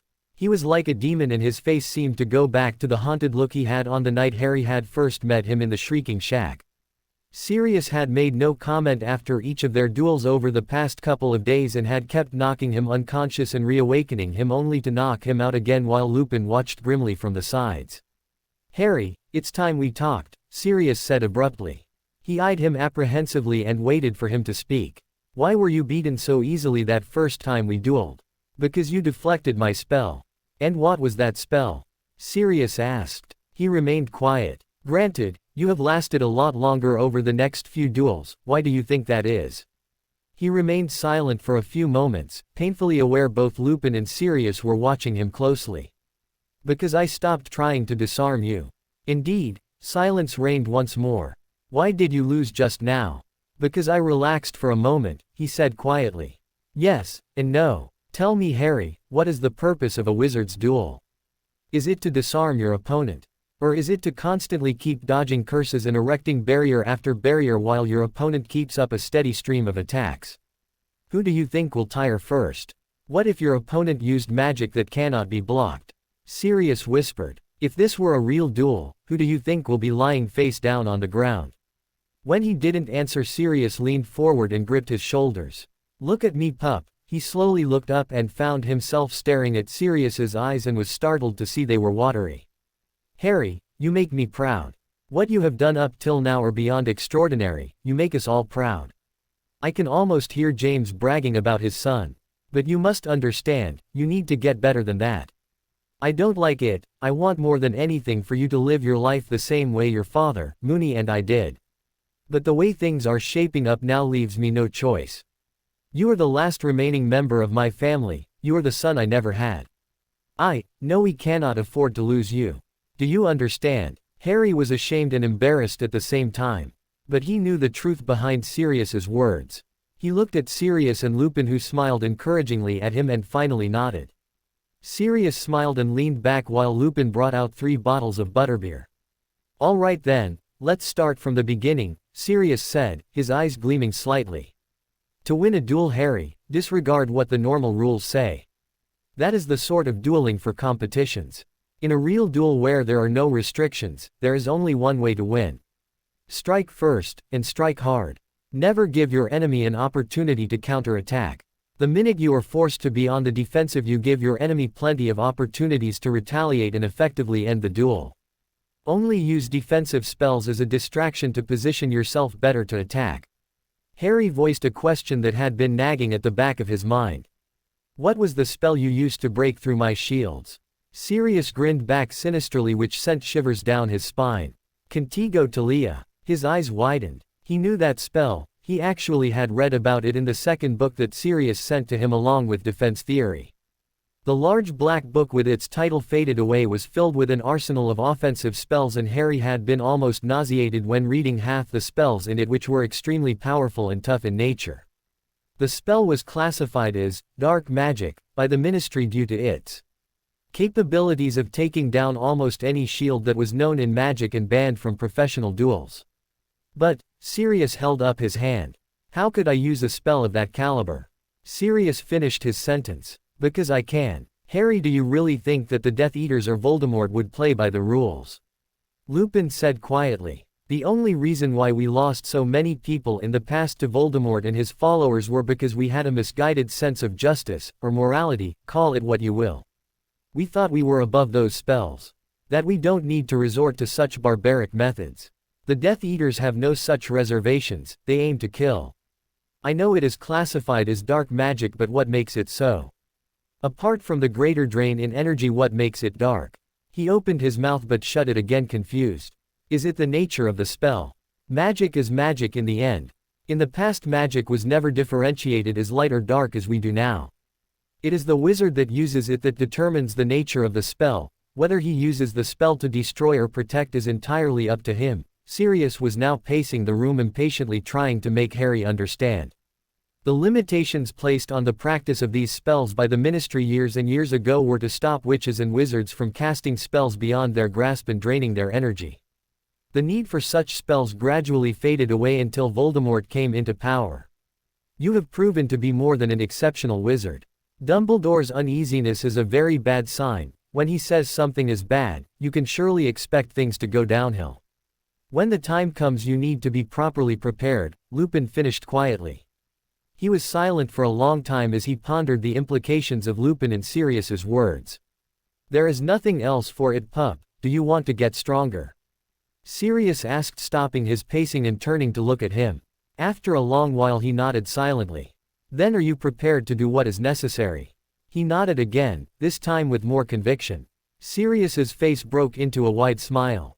All right, I don't think we'll carry on for longer today, it's already 11. Although the day after tomorrow we won't be able to practice right. Yeah, the students from Beauxbatons and Durmstrang are arriving, don't think I can miss the feast, Sirius nodded.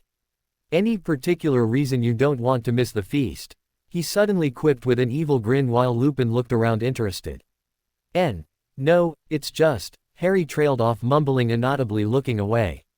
Sirius and Lupin looked at each other before roaring in laughter.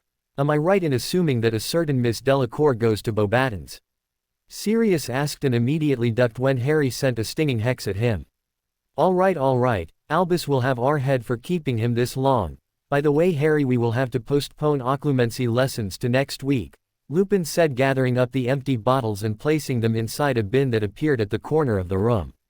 The room itself was a wonder. It was lined with bookshelves containing books on occlumency and books on defense and the dark arts that seemed to have been taken directly from the restricted section of the library. The room was wide and spacious, and there were 3 armchairs next to a fireplace at the left corner.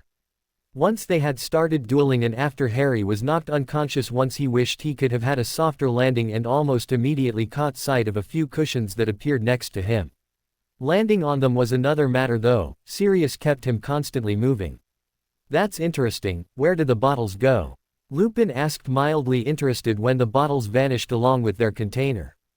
Sirius shrugged. To the kitchens maybe. Why can't we start on the weekend? Harry asked. It's the full moon. I won't be in a good enough condition. Oh, that problem, Lupin smiled. My furry little problem, Harry grinned. All right then, I guess we'll see you tomorrow. Oh, and make sure you learn that spell. I won't be satisfied until you learn at least some of the spells in that book. The shield-breaking charm is extremely useful, Sirius called before stepping through the large portrait that was in fact a tunnel that led straight to Hog's Head. Good night. Both Sirius and Lupin waved at him. Night, he called back before throwing on his invisibility and pulling out the Marauder's map. I solemnly swear I am up to no good. He waited for the ink to spread fully over the parchment and made sure the coast was clear before he stepped outside. As soon as the door shut behind him, it solidified into the wall, leaving no trace of it. He carefully made his way into the Gryffindor Tower, and after giving the password to a very cranky fat lady who was annoyed at being woken up, climbed in and thankfully made his way to his bed, wiping the map clear. Not even bothering to undress, he fell onto the bed and had barely removed his glasses and hairband before he drifted off to sleep, welcoming the comforts of sleep. Harry woke up in the middle of the night with his head throbbing painfully and silently got up to get himself a drink of water. His scar suddenly seared with pain and his vision suddenly blurred, and he was looking at darkened shapes and he could hear faint whispering. As soon as it came, the vision and the pain in his scar faded away, but the damage was done. He knew he wasn't going to be able to go back to sleep again. Glancing at the clock on the wall, he groaned. It was still 2 in the morning. Sighing, he picked up his invisibility cloak and the map, and after hesitating a moment, picked up the black book instead of his copy of Defense Theory and stuffed it in a bag with his school books for classes later today. The last few years he had only survived his encounters with Voldemort and the dark creatures due to sheer luck and a lot of help. Might as well start changing it. The constant pains in his scar and the blurred visions, along with Dumbledore's warning at the start of the year, had lit a flame in him, fueling him with a drive to get better. Over the past few days it had become almost a routine for him to be woken up in the early hours of the morning. Instead of trying to go back to sleep, which he quickly realized was impossible, he had taken to slipping out of the castle using a well-hidden secret passage in the 3rd floor which led straight to the school grounds and practicing spells in a secluded spot next to the Great Lake. After throwing the cloak over him and tucking the book safely under his arm, he climbed out of the portrait, ignoring the startled gasp from the fat lady, and stealthily made his way to the third floor, edging around the teachers on patrol, and after a few minutes he came out to the quiet and darkened school grounds with a cold breeze blowing around him. Removing the cloak, he stuffed it inside his bag. He doubted anyone could see him in the darkness and made his way to his spot next to the lake under the guidance of the moonlight. Pulling out the book once he reached his destination, he lit his wand silently. Sirius had already given him instructions to do his basic spells non-verbally in preparation for the more advanced ones.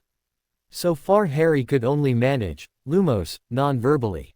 After carefully reading the wand movements and theory behind Contigo Talia, he conjured up a target dummy and reinforced it with a basic shielding charm. After casting the spell for the first time, he felt his legs weaken with the huge drain the spell cost him, and he could only manage a faint blue spark that did nothing whatsoever to the target. Grimacing slightly, he leaned back against a tree and decided to wait a little before trying again. This was exactly like how it was when he first tried the Patronus charm. After resting a moment, he tried again, this time paying more attention to the wand movements with similar results. Well, this is going to be tough. It was almost 6 in the morning when the sun finally came up. Harry was breathing hard like he had run 100 laps around the lake, but was nevertheless pleased with the end result. He had managed to break through the shielding charm and scored a direct hit on the target. True, it wasn't as powerful as Sirius's, but it was an accomplishment all the same. Unable to ignore the hunger that had been growing steadily over the past few hours, he stuffed everything inside his bag and made his way back to the castle and into one of the bathrooms. Freshening himself up and using a charm on his clothes that wiped out all traces of the lingering smell of sweat, making them as good as new, he made his way to the Great Hall, where by now the rest of the students were already there. He made his way to the Gryffindor table, ignoring the stairs as normal, and slipped into a seat next to Ron, Hermione and the twins.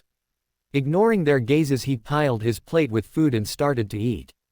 After ignoring them for as long as he could, he looked up annoyed. "What?" he asked irritably. "You look like a mess," Hermione said.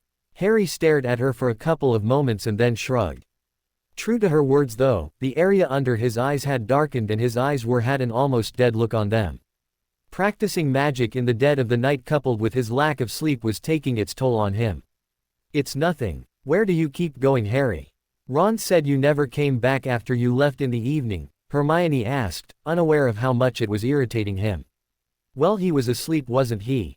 He snapped back. It was bad enough that he was tiring himself out every day, and to listen to Hermione's constant nagging only added to his stress. She fell silent and no more words were exchanged between the three of them. Harry couldn't help but notice how strained their friendship was getting. Hermione was, probably for the first time of her life, challenged in school work. He'd been giving her a run for her money in each and every one of her classes, and at the end of the day they remained the only two who could fully complete anything their teachers set for them, and everyone did not fail to see her displeasure of it. He was particularly good in Transfiguration, much to McGonagall's immense pride, and the rest of the teachers were pleased with him. Even Snape couldn't do anything more than sneer at him. Ron too was getting irritated with the way things were going, especially since he no longer could rely on Hermione for help since she was so intent on beating Harry. He was put out by Harry's behavior and had taken to talking with Dean and Seamus in lessons, preferring to stay out of the other two's way. But it wasn't hard to see that he resented the way Harry was changing. McGonagall leaned closer to Dumbledore, and she, like him, was intently watching Harry, who was eating silently. "Are you sure you did the right thing, Albus? Telling the boy all that?" Dumbledore sighed and looked sadly back at her. "It was inevitable. From what I have seen, there are a lot of things going wrong." Bertha Jerkins disappeared where Voldemort. He paused to stare sternly at McGonagall, who shuddered involuntarily. "She disappeared where he was last known to have been. The Minister for Magic refuses to see reason, and the attack on Alistair has only increased my worry. I'm convinced that whoever conjured the Dark Mark did it as a sign to the others that the Dark Lord would rise again. With the way things are going, Harry would do well to be more prepared." "What about his godfather, and Remus?" Dumbledore had confided to McGonagall only about the truth behind Sirius Black, and she was the only one apart from him and Harry's friends that knew he was receiving lessons at night from them. "They don't like it any more than you or I do. But they agreed it's best." Sirius was actually the one that suggested the whole thing after Harry told him about his vision. That may be so, Albus, and I can honestly say I'm pleased with the way Harry has improved. But it is taking the toll on him. Every night he is outside and comes in only in the morning." Dumbledore smiled inwardly. She would never admit it, but she held a soft spot for Harry since the day she had seen him as a baby before they left him under the Muggle's care. The sooner he completes his training the better. I shudder to think what would have happened if Mr. Delacour hadn't arrived in time to help Harry. He attracts trouble like no other, and he will has to be prepared. In the future he will be glad for everything he's learning now, Dumbledore said gently. McGonagall finally nodded and turned away. Dumbledore sadly watched as Harry tiredly got up from the table and walked away. "There is still a lot more I haven't told you, Harry. I wanted you to grow up and have a happy life, but with what's happening now, I can only hope you will be prepared when I tell you everything." Harry slowly made his way to the dungeons, ignoring the gazes from the girls around him. He had been surprised when two girls, a Ravenclaw 4th year and a Gryffindor 5th year, asked him out for the next Hogsmeade weekend, which he had politely declined. He hated the way their eyes always flitted to his scarf first, which irked him to no end. As soon as he reached the dungeons he completely ignored Malfoy, who shouted something at him, and slipped into his seat and waited for the class to begin. Potions had become almost bearable. He found that the best way to shut Snape up was to just finish the work that was set by him as carefully as possible, which almost always left Snape speechless. "You look like you could do with some sleep, Potter." "Hey Daphne," he said tiredly, turning to grin at Daphne, who had just arrived. She sat at the table in front of him. "You all right?" she asked with a faint note of concern in her voice. "What? Don't tell me the Ice Queen is actually concerned about me now?" he asked mischievously. "In your dreams, Potter," she said coolly, grinning back. He laughed. She was at least different from the others. She never seemed to act differently around him, and that made him grateful to her. At that moment Ron and Hermione came in and slid into their seats next to Harry. Daphne smiled coldly at them and turned around to talk with Tracy, who had just arrived too, along with another one of her friends. Harry was not in the mood for talking with either of them and was thankful when Snape walked in, effectively ending all conversations. "Today you will be making a strengthening solution. The instructions," he flicked his wand at the board, which suddenly filled with writing, "are on the board and all the supplies are in the cupboard." "Well, what are you waiting for? Get started," Snape said, leering at Neville, who was sitting behind Harry, who swallowed nervously. Harry quickly got up and got the ingredients and quickly came back and proceeded to carefully read the instructions. After double-checking with the book, he carefully followed the instructions, blocking out everything else that was going on around the room. He found that it was the best way he could reach the goal of the lesson. It was very easy to get distracted and slip up if you spent your time looking around the room. He determinedly kept his concentration focused on his potion, and after about 45 minutes he had a colorless mixture in front of him, exactly the way the book described it. Snape, who was strolling around the room, paused, and he had to do his best to stifle his laughter when the greasy professor walked away quickly with no comment. He looked at his watch and gasped when he realized he had about half an hour remaining until class finished. He looked around to find that no one else was finished yet. Hermione was getting increasingly bad-tempered next to him. She was almost there, of course, but of course, he'd been faster. "If you're done, Potter, don't just stay there. Bring a sample over and get out," Snape called. Harry was slightly taken aback, but nevertheless he filled a flask with his potion and walked over to Snape's desk and placed it in front and quickly grabbed his bag and walked out after clearing the contents in his cauldron. He vaguely wondered why Snape had let him go, but he made his way back to the Gryffindor Tower, seeing as he had another 2 hours left before his next and final lesson for the day before they were to meet outside the castle to greet the foreign students. The corners of his mouth twitched upwards at the thought of seeing Fleur. He was really looking forward to seeing her again. A part of him was worried a little, though, that she might have chosen not to wear the necklace he sent her. It was only days after he thought it would have been better if he got her something a lot less personal. Cursing himself silently, he staggered onto his bed and closed his eyes and fell asleep without realizing it. He woke up just in time to make a mad dash for defense against the dark arts. Hermione glanced at him worriedly as he dropped to his seat next to her, but he was slightly pleased that she didn't nag him about it. Ron nodded at him, a gesture which he returned. "All right then, everyone back on your feet," Moody said, whipping out his wand. After they had gotten to their feet, he made the tables pile together at the back of the class with a wave of his wand. I will be performing the Imperious Curse on each and every one of you, Hermione squeaked, and a number of other students backed away nervously. Constant vigilance, Moody roared, making everyone jump. What would you do if a witch or wizard casts it on you? Would you rather face it unprepared, or do you want to see for yourself if you can stand a chance against it? It is not impossible to break free of it, although it is wiser to avoid being hit with it if you can. A witch or wizard with a strong mental capabilities can break free of it. Let's see how far along you lot are. Now, Miss Potter, forward if you please. The events that followed had Harry trying as hard as he could not to laugh as each and every one of his classmates did bizarre stunts that no one could have thought possible.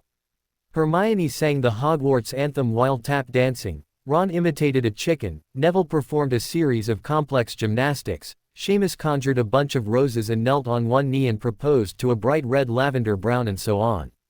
He could have sworn he saw Moody smirking. He was enjoying this, and, to be honest, he himself would be lying if he said he wasn't enjoying the show. Finally it was his turn. He went to the front of the middle and waited. Moody pointed his wand at him. Imperio. A curious sensation spread through Harry. His mind was blissfully calm and he felt like he was floating away without a care in the world. A voice suddenly sounded at the back of his mind. Jump onto the desk. Immediately he felt a surge of anger pass through him. Why should he? No, a firm voice at the back of his mind stated. Jump onto the desk now. No, why should I? Jump now, boy. No, Harry roared. Harry realized then that he had shouted out loud. The whole class was watching him wide-eyed. Moody suddenly started laughing. Very nice, Mr. Potter, look at that, you lot. He resisted it, he actually threw it off.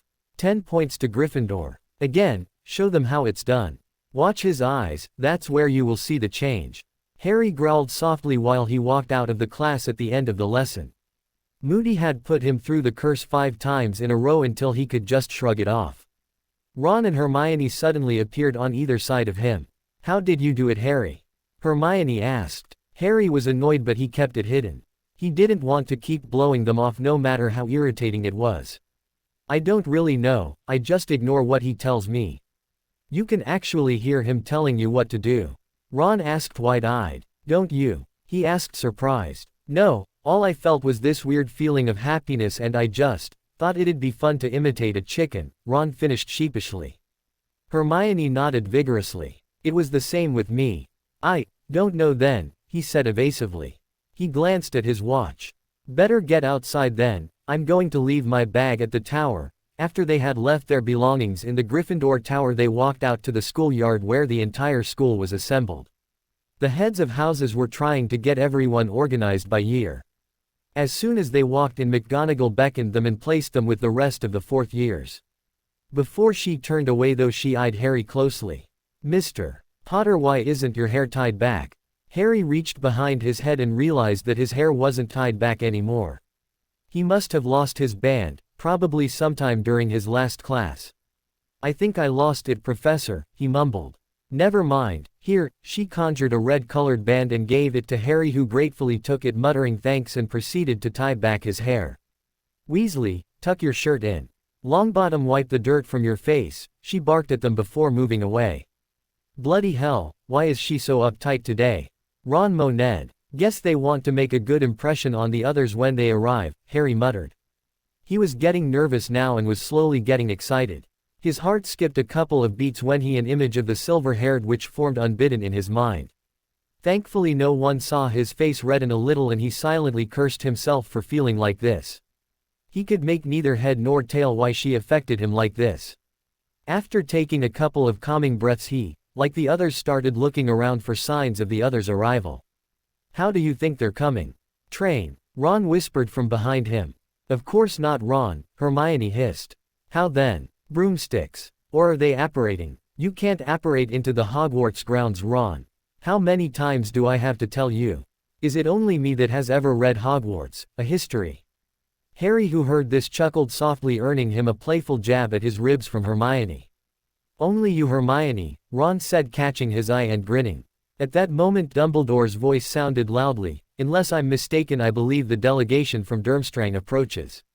Cries rang out excitedly from the students as everyone looked wildly around. A faint sound was gradually getting louder and louder, like water was being drained. The lake. Look at the lake. Someone from the crowd shouted suddenly, and everyone turned towards the lake. Although they were a little way away from the lake, it wasn't difficult to see that a whirlpool was slowly getting wider and wider. Slowly, a mast appeared which quickly grew larger. A skeletal green ship slowly emerged from under the water, light gleaming from its portholes. The first years went into transports of delight, and a series of clicks and flashes announced that many of the Muggle-borns had brought their cameras. The eerie green ship came to rest near the banks and people began disembarking. Everyone, Harry noted, seemed to be built along the lines of Crabbe and Goyle, and they waited patiently as the group approached them, a rather tall, thin man leading the group. "Albus, how good to see you again," the man said, spreading out his arms in welcome. The man's voice was cold and bore an uncanny resemblance to Snape's. His chin was incompletely covered by a goatee which ended in a small curl, and his pale blue eyes were icy, giving them a dead look. "Igor," Dumbledore smiled as he embraced the man. The students from Durmstrang approached from behind, and they were finally able to get a look at them. Their bulk was due to the fact that they were wearing large fur coats, which they gave no indication of wanting to remove them anytime soon. Most of the students were boys, but there were quite a few girls too. They were all gazing up at Hogwarts, and Harry could tell most of them were impressed.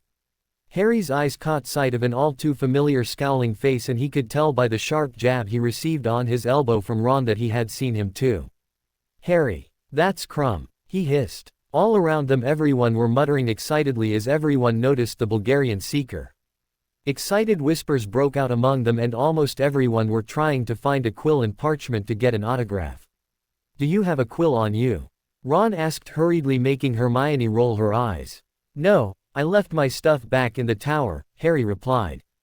Crumb was pointedly ignoring the stares on him, his eyes looking at the castle with a bored look.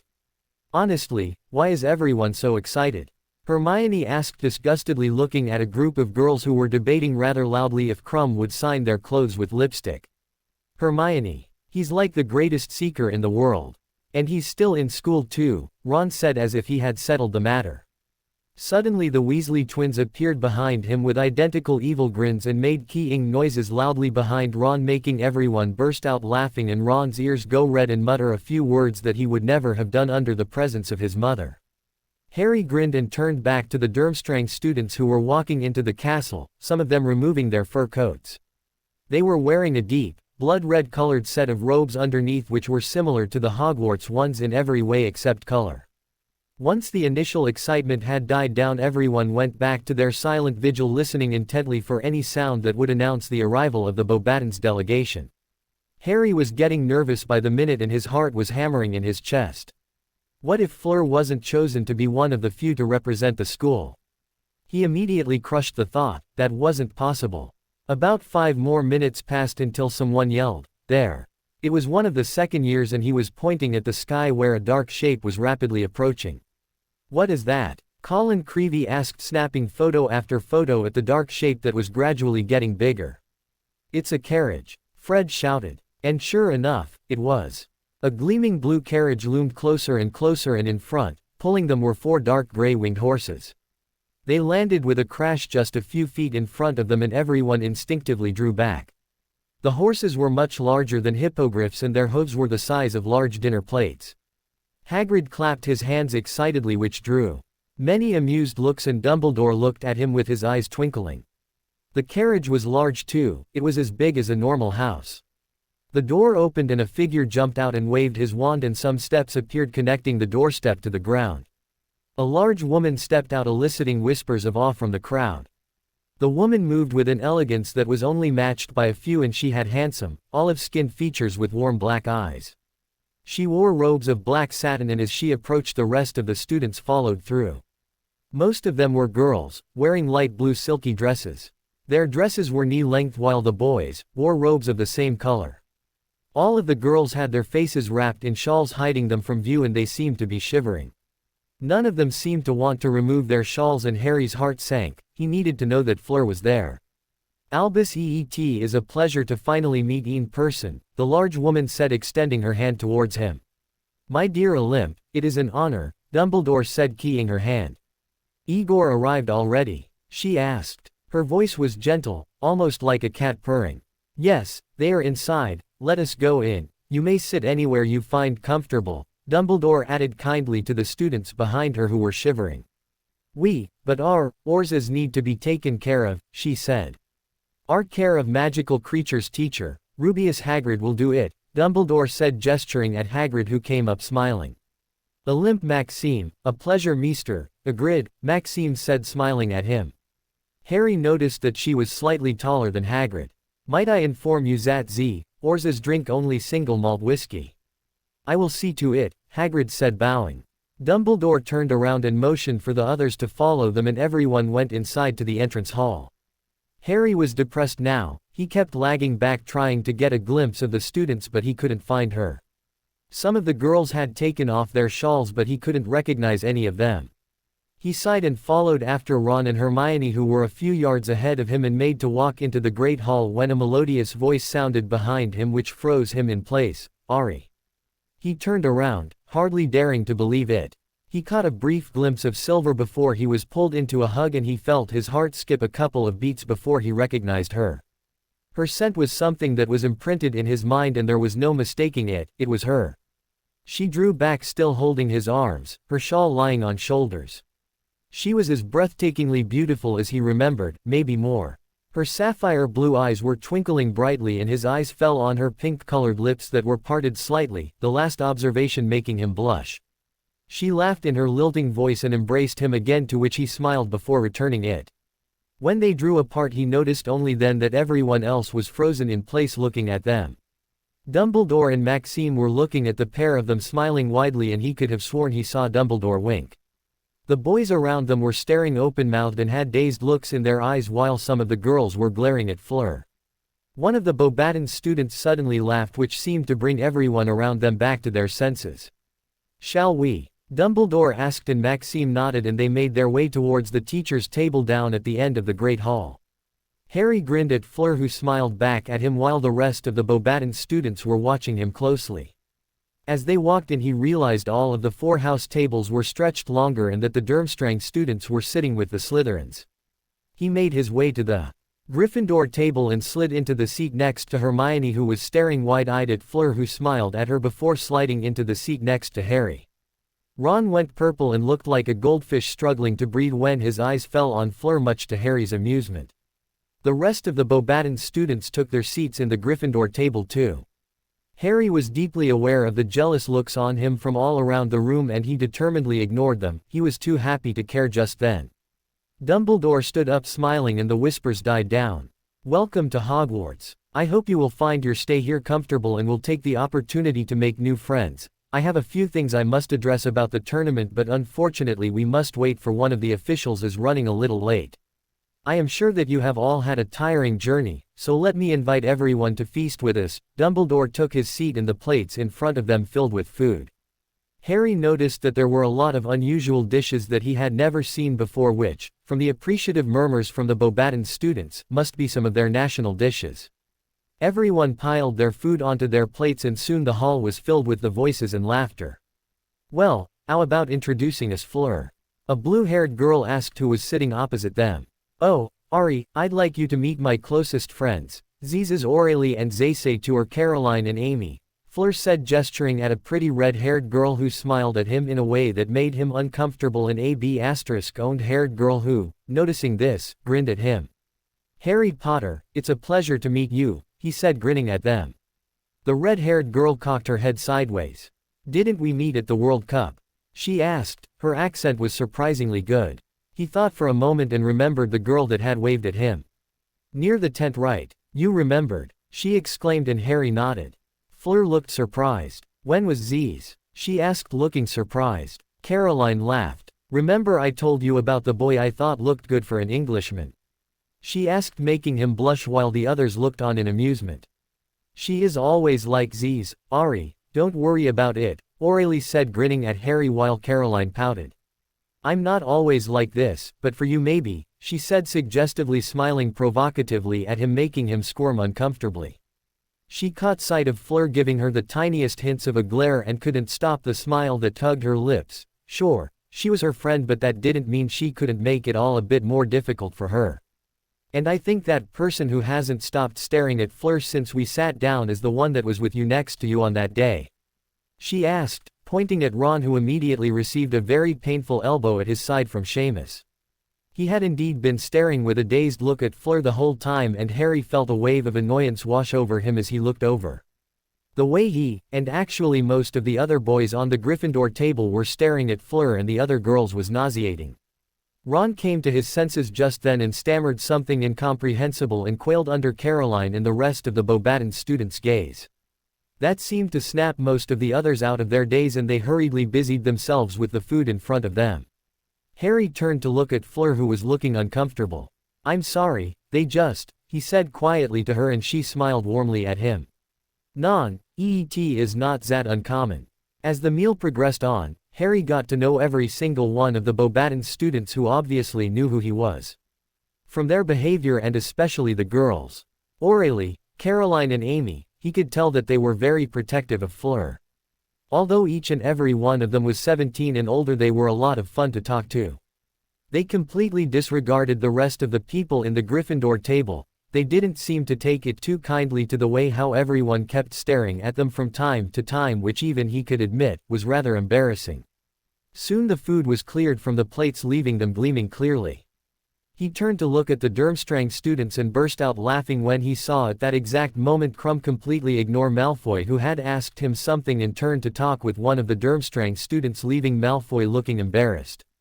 The Durmstrang students looked bored, and all around the room everyone were looking expectantly at the teacher's table. Harry noticed an elderly wizard who was seated next to the Durmstrang headmaster, who had graying hair and was dressed in a muggle suit. Dumbledore got up to his feet. "Seeing as we are now well fed, let us go on to the matters at hand. First let me introduce the headmistress of Beauxbatons, Olympe Maxime, and the headmaster of Durmstrang, Igor Karkaroff," he said, gesturing at the two people sitting next to him. Everyone applauded politely. "Next, let me introduce Mr. Barty Crouch, who is the head of the Department of International Magical Cooperation, the man who made this tournament possible." More applause while he stood up and bowed. "Now, Mr. Filch, if you will," he called to the back where Filch was lurking around. He came up to the front with a large casket under his arm and set it on a pedestal in front of the teacher's table. Dumbledore walked towards it and waved his wand, and it melted away to reveal a rather large, golden goblet. "Now, let me introduce everyone to the judge that will be selecting who is going to compete. At precisely 7 p.m. on the evening of October 30th, the goblet will ignite, and from then on anyone that wishes to compete need only write their names and their school on a piece of parchment and drop it into the flames. Keep note, however, that only those that are 17 and above may submit their names. If anyone younger tries, you will be faced with some rather unique consequences," he said, with his eyes twinkling in the direction of the Weasley twins, who looked visibly offended. "Might I also stress on the fact that whosoever wishes to submit their name, be sure that you will be willing to compete if you are chosen. By submitting your name you are effectively signing a magical contract, which means you cannot back out if you are chosen. The champion will be chosen on the Halloween feast on the 31st, so you have time till then to submit your name. On an additional note, everyone is dismissed from classes on the 31st, he finished, smiling as some of the students cheered. "All right then, off to bed then." Karkaroff and Maxime got up, making their way towards their respective students, while the Hogwarts students filed out of the hall towards their dormitories. "Good night, Fleur," Harry said, standing up to follow after Ron and Hermione, who were waiting for him at the entrance when he saw Maxime coming towards their table. "Non, wait, Madame Maxime wanted to speak with you," Fleur said, holding him back. He looked at her in alarm, eliciting laughter from the rest of the students, but she smiled reassuringly at him, and he looked apologetically back at Ron and Hermione, who shrugged and left with the others, who were shooting curious looks over at them. He waited nervously while Maxime walked up to them. Even the Durmstrang students and Karkaroff were glancing over at them curiously, and when his eyes met Harry's, his eyes widened and performed the familiar shift to his scar. Harry looked up at the staff table, where only Dumbledore and McGonagall were remaining talking with each other, but he had the funny feeling that they were watching him. Hagrid was also there, although he was still eating, having arrived towards the end of the feast.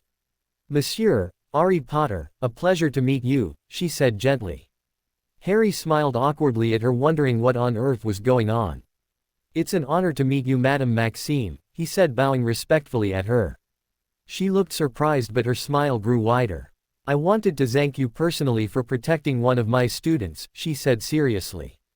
Some of her students looked confused but from the way Amy, Aurelie and Caroline smiled at him from behind her he knew they knew what she was talking about. Feeling the color rising in his cheeks he smiled uncertainly at her. It was nothing, he said quietly. Nevertheless, you avenue my gratitude, bonne nuit Monsieur Potter, she said smiling at him. Turning to her students she said something in French and left with the others who waved their goodbyes at Harry. Ari, can you come with me for a second? Fleur asked softly. He was surprised but nodded and after turning to wave goodbye at Hagrid up at the staff table he followed her outside where a little further away the rest of the students were making their way back to the carriage which was situated a few feet away from Hagrid's hut. He caught sight of the Durmstrang students a little further away making their way back to the ship. It seemed they were going to be spending the night in it. Fleur, where are all of you going to sleep? He asked curiously watching all of the students climb into the carriage. Our rooms are in Z carriages, EET is a lot more bigger on Z inside, she said grinning at him. He nodded sheepishly, of course it was bigger than that, he had already forgotten their tents that they used during the World Cup. It was then he caught sight of a gleaming blue light on Fleur's chest. You wore it, he blurted happily without thinking. He had mostly forgotten about it after seeing her. She laughed and slowly pulled it out so that it was exposed. He frowned, it wasn't gleaming that brightly when he had bought it. I never got to properly thank you for it did I? She asked. I'm just glad you wore it, he said sincerely. She smiled before leaning closer to him, planting a soft kiss on his cheek. He felt his heart beat faster and all thought was wiped from his mind. After a few seconds she drew back and Harry felt his knees weaken when he saw that she was rather red on her face. Thank you, Ari, she said quietly. And bonne nuit, Harry who was still shocked forced his mind back to reality. Night Fleur, he said and she smiled at him before walking away. His cheeks were still tingling and he watched her walk away. So what did you really do? Caroline asked eagerly, probably for the 14th time. Fleur sighed exasperatedly, it was 8 in the morning and her friends had come unceremoniously into her room and woken her up half an hour ago and had been interrogating her about Harry Potter. I already told you, we didn't do anything. I only wanted to thank him for my present and I did, she said leaning back against her pillow. What, not even a key? Wait, you did, she cried when she saw the blush forming on her face. Why are you making a big deal of it? It's normal for us too. No, not for you. My God you have it bad. Caroline groaned exasperatedly. This is only making me so much more interested in him. Well, for what it's worth Fleur he did look really happy when he saw you. Amy said with a smirk. She felt a smile spread across her own face. When they arrived she had seen Harry standing near the front of the crowd and she had easily recognized him. He had a disappointed look on his face when they all started going back to the castle. When she finally called out to him, his shocked expression mixed with happiness made her heart leap and before she knew what she was doing, had thrown herself into his arms in front of everyone. He is a cute one though, I wish I had put a claim over him the first time I saw him, Caroline said sighing softly.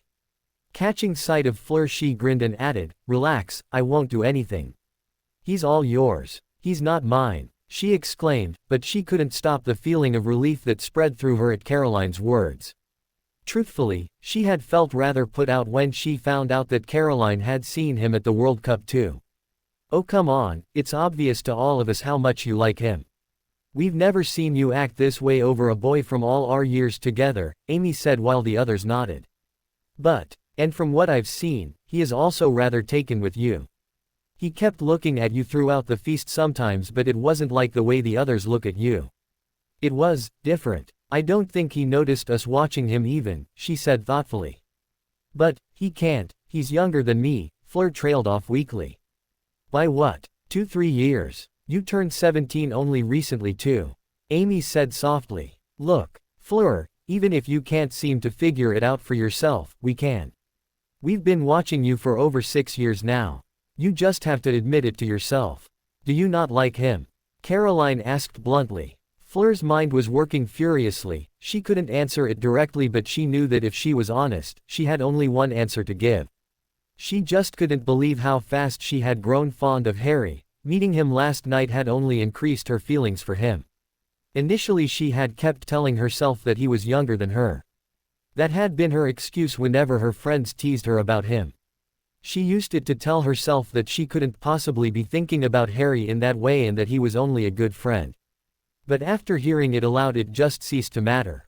She enjoyed being with him, he made her feel safe, something that until she met him, thought that only her father could do. He was quiet and reserved despite being famous. He was also similar to her in a lot of ways. Both of them were seen not for what they really were, something that they both hated. Plus it didn't hurt the fact that she found him more than a little attractive. And if she dared believe it, he was just as interested in her. Well, Fleur. She gave a start and looked up. The others were watching her closely and she could see the smirks on all of them.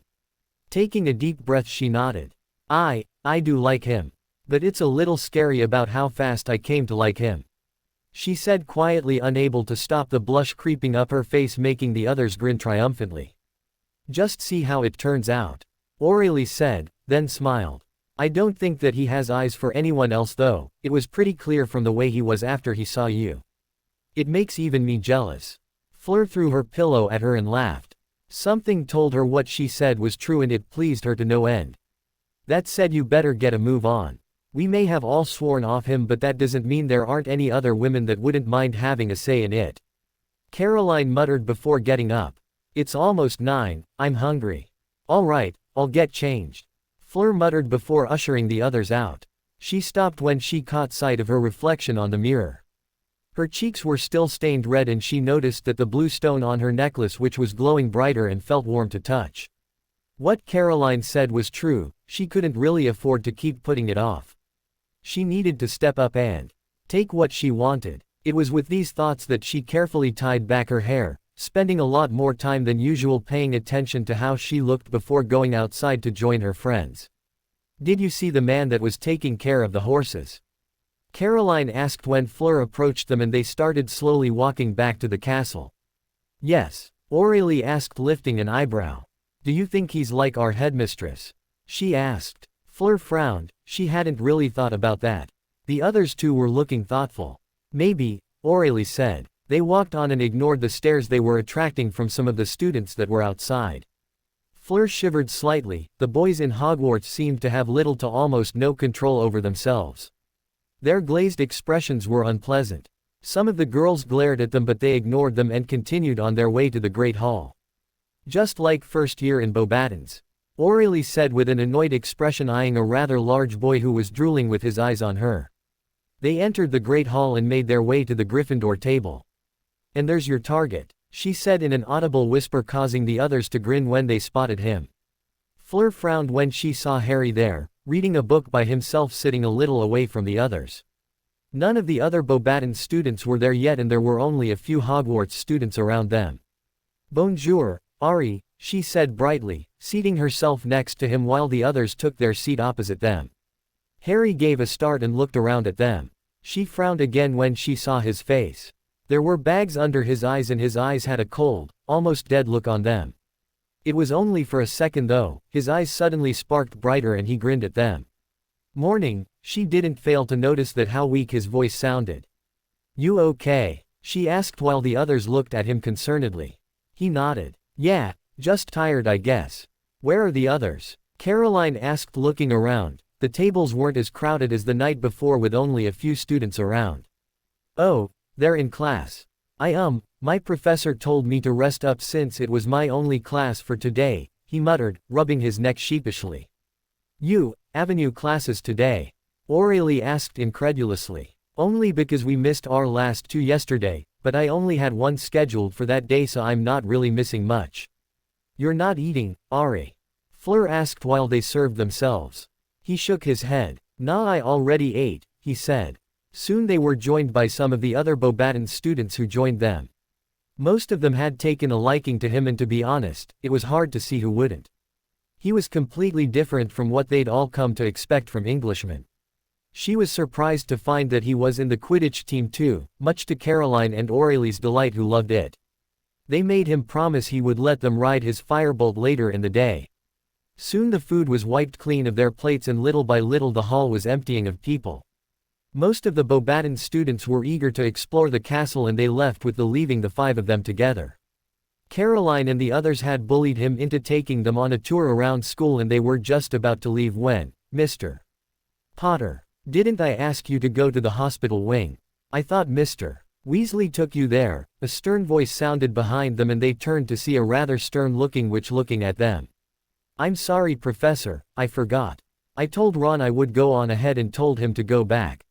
He muttered softly, pushing himself to his feet. Almost as soon as he'd gotten up he swayed visibly and fell backwards, causing most of the people to look over curiously. In an instant the witch was kneeling on the floor beside him with Fleur, helping him up while the others looked on worriedly, half risen from their seats. The stern-looking witch sighed and pressed her hand against his forehead. You will get a fever like this. I'm going to have a few words with Mr.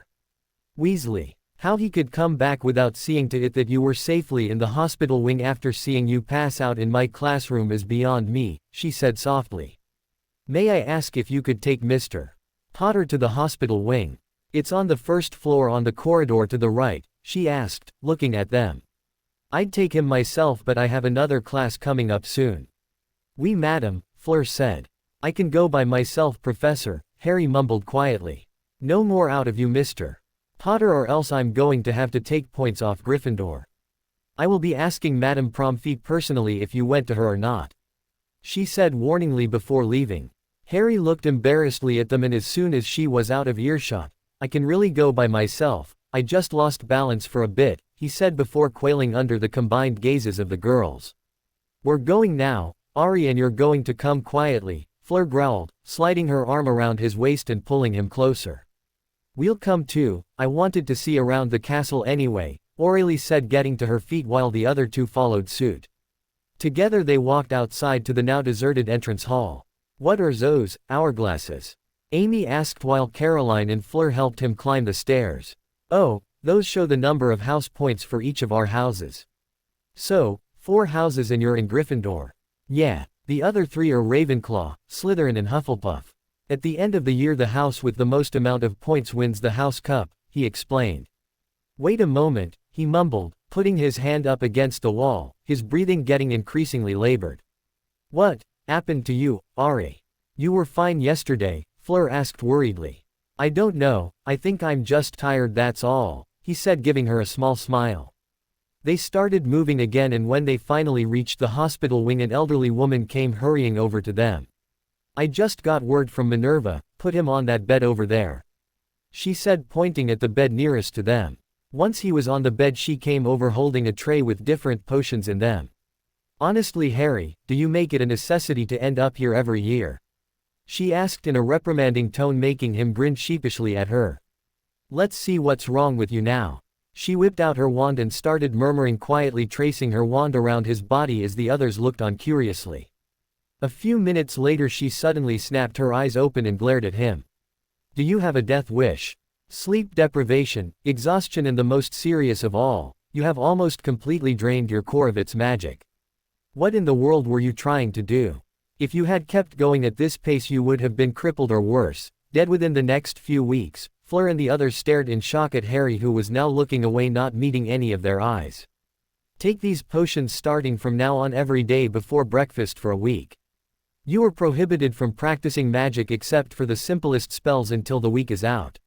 I will be sending notes to your teachers. Is that clear, Harry? He nodded mutely. Do you have trouble sleeping?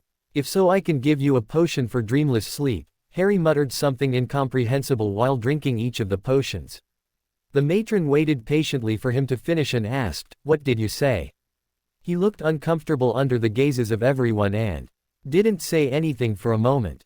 I already tried that, it doesn't work, he said quietly. Her eyes widened slightly. That's strange, I will see what I can do. In the meantime it is important that you use this week to recover. If you overexert yourself again I will have no choice but to send you to St. Mungo's. Now, do you understand me? I cannot stress how important it is that you stay away from magic or any physical activity. If it were up to me I'd have you here until you recover and have confiscated your wand, but no, he yelped, cutting her off. Good, then you know what to do. I understand, he said. In the meantime, it is up to your friends to see that you don't step out of line. But, I guess no worries there, she said, her eyes twinkling mischievously at him before looking over at Fleur, whose hand was lying over his. Both of them blushed furiously, eliciting giggles from the others as she moved her arm away. Poppy, Harry whined, making the matron laugh. Her grin grew wider when Fleur looked determinedly back at her. So why don't you introduce them, Harry? She asked. Once everyone had given their names. Poppy frowned thoughtfully. Is the nurse in your school still Madame Leona? She asked. She has been ever since our first year, Aurelie said. Ah, I've been meaning to send her an owl for a while now, never knew where she was. Catching the confused looks on them, she added, we were trained under the same healer back then. I took the post available in Hogwarts. I had no idea where she was until I heard from a friend that she was the nurse in Beauxbatons. Can I go now? Harry asked suddenly. Oh, well, if it were up to me I would keep you here for the day, I'm not finished yet, she said when he made signs of interrupting her. I will let you go now if you come back here for a checkup every day in the evening, whenever you have time. Well, all right, Harry grumbled, slowly getting up. You all right? Amy asked. Good as new, he said, giving her a small grin before looking over at the matron. Thanks a lot, Poppy. Just make sure you do as I said. You know I make good on my threats, she said before walking back in the direction of her office. Sue, we can get a tour of Z Castle now, Aurelie asked, looping her arm through his while Caroline sidled up next to her and doing the same while the other two looked on in amusement and, in Fleur's case, slightly disgruntled. He laughed before straightening up. Where do miladies want to start? As it turned out, they wanted to see everything. He took them straight up to the 7th floor and proceeded back down. This place is huge, Caroline exclaimed as they came to the 5th floor. Harry looked at her, frowning. Isn't yours as big as this? No. Well, it is big, but it's nothing compared to this place, she said. Oh, do you have houses like ours with different common rooms? He asked. Non, we aren't sorted into different houses. We Avenue 2 quarters, one for Z boys and one for Z girls. Separate dormitories by Z years, Amy answered. They came onto the 4th floor where some other students were moving up, and Harry's smile seemed to disappear instantly. Fleur looked closely when she saw a red-haired boy who she recognized as the one who had been staring at her during the feast last night. When he caught sight of them, his eyes narrowed and he muttered something to the group of boys behind him and glared at Harry. Harry, on the other hand, ignored them and walked straight past them. They noticed that Harry had quickened his pace and they hurried to catch up to him. Merde, Aurelie muttered when they reached Harry. He looked at her curiously and saw that she was glaring at the people around her. She muttered something in French which caused the girls to giggle, leaving him looking at them curiously. What's wrong? Oh, she just said Z Englishman, Avenue, almost no self-control, Fleur said, smiling slightly. It's just back in Beauxbatons I was never stared at as much as Fleur, but eats like I'm on display, she said, shuddering when they passed a group of 6th years who stared blankly at them. I don't know how much longer I can go without cursing one of them, Caroline said, glaring at a boy who Harry recognized as Malfoy, who was looking at her with an expression of longing, while the rest of the Slytherins that were behind him, glaring daggers at him. Harry suddenly burst out laughing, which seemed to bring Malfoy to his senses, and quickly walked away, taking his cronies with him. By all means, if you're going to do something to Malfoy, I want in, Harry said, grinning at her, who smirked evilly back. So his name's Malfoy, she purred, sending shivers down his spine, making him feel almost felt sorry for him. Yeah, well, it also might be because you're all hanging around me, he said, nervously turning around and facing all of them. I'm not exactly a lot of people's favorite person right now. Fleur smiled at him, as did the others, and suddenly Caroline slipped her arm under Harry's and pressed through dangerously close to him and placed her mouth next to his ear. It's nothing we aren't used to. After all, you're our favorite person from Hogwarts already, no, she whispered audibly. As for the stairs, it's nothing new. It took a while for this to stop in Beauxbatons. But I wonder, should we be disappointed that none of us can affect you in that way? He went extremely red and looked at a loss for words. The expression on his face was so lost that the others couldn't help but laugh, even Fleur, although she was slightly disgruntled by what Caroline did. Caroline drew back and sighed softly. A pity, she said before suddenly pulling him towards the grounds. They spent the rest of the time in the grounds, sitting by the lake. In the spot where Harry usually practiced his magic in the middle of the night, although he didn't mention it to them. It was well secluded and no one came their way. They watched the giant squid lazily drift across them next to the Durmstrang ship on the opposite side of the lake, discussing about the Triwizard Tournament and speculating about the events that were coming up. It was close to 1 when they decided to head back inside for lunch and everyone got to their feet except Harry. "Ari, you're not coming?" Fleur asked. Harry glanced at her and the others who were watching him curiously. "I don't feel like it, and besides, I'm not that hungry," he muttered, not meeting any of their eyes. Fleur frowned while the others looked confused. Then she murmured something to the others who nodded and sat back down next to him while he looked on in surprise. "I'll keep you company, Zen," she said. She was curious about why Harry was acting like this, and truthfully, she wasn't hungry either. "But," he began and fell silent under her glare. "We'll bring something when we come back," Caroline said. Before they walked away he could have sworn he saw them grinning. Harry was acutely aware that they were alone and suddenly he felt extremely nervous. This was the first time that he got to see her properly and every little detail he could pick up only filled him with an ache in his chest and a desire to get closer to her. "Is there something on my face?" she asked, glancing at him with a mischievous smile. No, I just," Harry couldn't get any words out and he found himself unable to look directly at her. "Sorry," he murmured and looked away. He suddenly felt a small hand slip into his, making him flush slightly as she moved closer to him. No, I am glad that you aren't as immune as you make out to be," she said playfully, intertwining her fingers through his watching as the blush deepened. "You wouldn't want to give the impression that you are not interested in girls, do you?" Harry grinned, somehow managing to keep his calm. "Well, I apologize if I gave you that impression," he said. A comfortable silence settled over them and they watched the ripples continuously emerge along different places in the lake. The place where they were was hidden from view unless anyone purposefully came around the bank. "You seem to be close with Z Nurse," she remarked aloud and Harry suddenly laughed and straightened up against the tree they were leaning against. "I should be, after all the time I spent in there, it's not like I like getting myself hurt," he said indignantly, catching sight of her disapproving expression. "Things just always seem to happen to me." "Sure," she smirked at him and he returned the grin and they looked towards the lake for a few moments. "What happened to you in Z morning? What in Z world were you trying to do when you almost drained your core?" she asked, breaking the silence. "Just a little extra work, I guess I got carried away." She waited for him to elaborate but he didn't seem to want to and she let it go. She noticed that a shadow crossed over his face and his eyes seemed to lose its brightness, going back to the cold, dead look he had on his face in the morning. After a few moments she moved closer to him, making him turn to her. She could see, deep in his eyes, that he was hiding something. She could see the hurt in his eyes and she held his gaze before he looked away. "Is there anything wrong?" she asked, squeezing his hand a little. He didn't speak for a long time and she was going to ask him again when he suddenly spoke. "It's just, I don't understand what's going on anymore," he muttered. She waited patiently without breaking the silence. When he spoke again his voice was low. "When I try my hardest to do something because it is necessary, others see it another way."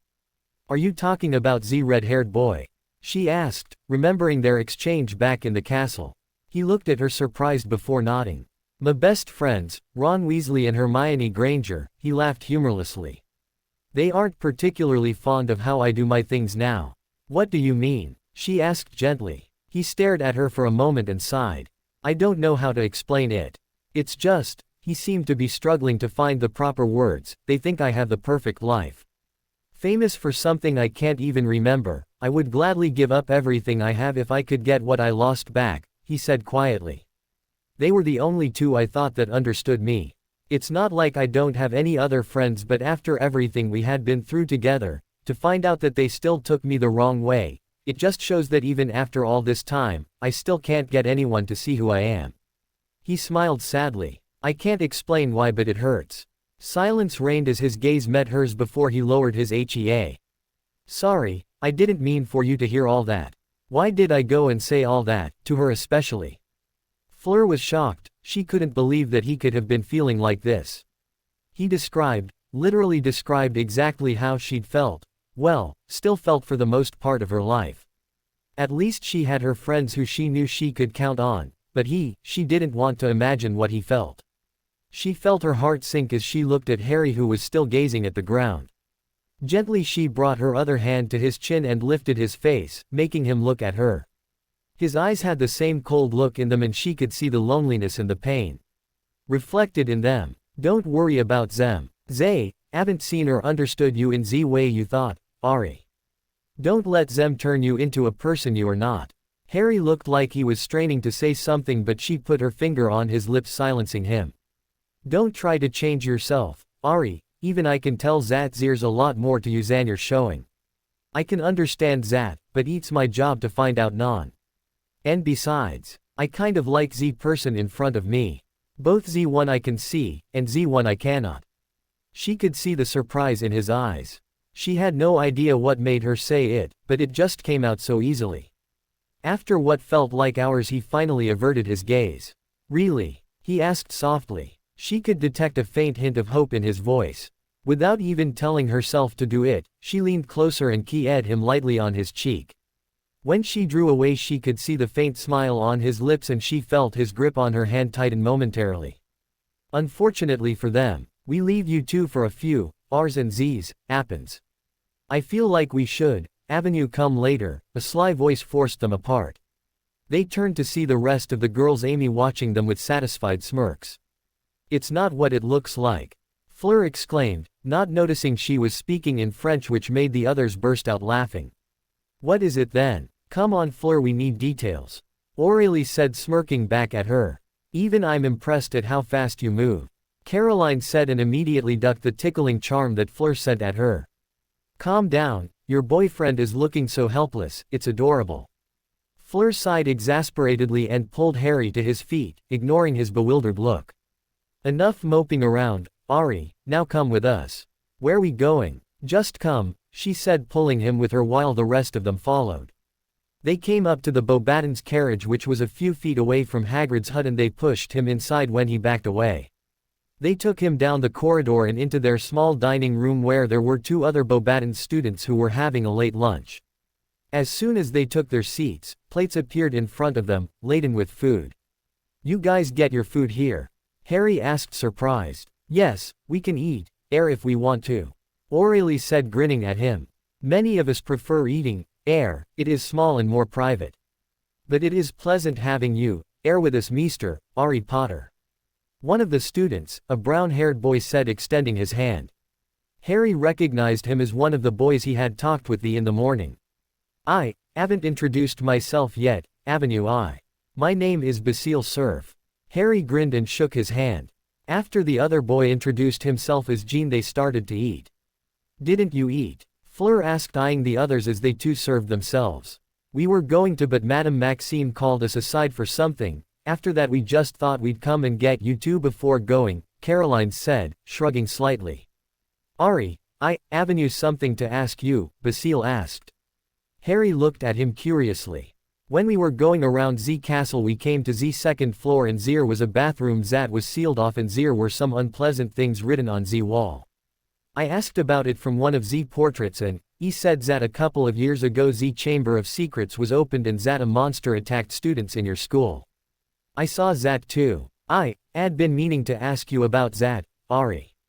Aurélie said. Now that he mentioned it, Fleur could remember seeing something written in red letters on a wall, but it had been too far away from them and she hadn't thought much about it. It was on that floor that they had come across Ron Weasley and the other students too, and Harry hadn't stayed too long, which didn't let them get a good look at it. Harry nodded. Yeah, it was back in my second year. 3 students were petrified and 1 nearly died. The girls gasped and Basile and the other boy got an odd gleam in their eyes. The portrait also told me that it was you that killed the monster inside it and made the school safe again. Is that true? Harry blushed, his face reddening from the attention. Fleur and the others were looking at him in amazement, while the Basile and Jean were waiting eagerly to hear his response. Fleur could see that he was getting uncomfortable with the questions. Yeah, but that's amazing, Amy exclaimed. What was the monster? Jean asked eagerly. Harry was getting cornered as each second was passing. A basilisk, but He never got to complete his sentence when the others gasped in astonishment and fired questions rapidly at him. No, I just got lucky. If it weren't for Fawkes and the Sorting Hat I wouldn't even be here right now. Harry said, ignoring the questions. But a basilisk, Ari. It is one of the most deadliest creatures in our world. Fleur said, gazing at him. How did you do it? Caroline asked, and the rest of them fell silent. It was clear that they wanted to hear it, and Harry sighed dejectedly. He told them all about how they had gone into the Chamber of Secrets when his friend's sister had been taken into it in an attempt to save her. He told them everything, Fawkes' timely arrival, how he got the Sword of Gryffindor and how he used it to kill the basilisk. He left out the part with Riddle's diary and his memory though. By the end of it everyone were looking at him with expressions of awe, causing him to squirm uncomfortably. Guess you aren't famous just because of your name then? Caroline asked, grinning at him. Harry groaned loudly, drawing laughs from everyone, and they spent most of the next hour just talking with each other. Basile and Jean, Harry quickly realized, were like the French counterparts of Fred and George. He grinned inwardly, wondering what would happen if the four of them got together and made a mental note to introduce them to each other. It was sure to cause havoc. He glanced at his watch after a while and gasped. It was 5:45 and he had to go back to Poppy for his checkup and then onto the Room of Requirement to meet with Sirius and Lupin. He wouldn't be able to duel with Sirius, but he still wanted to see them. I've got to go, it's getting late. Harry said, getting to his feet. We'll see you tomorrow, Ari. Basile said while Jean nodded in agreement.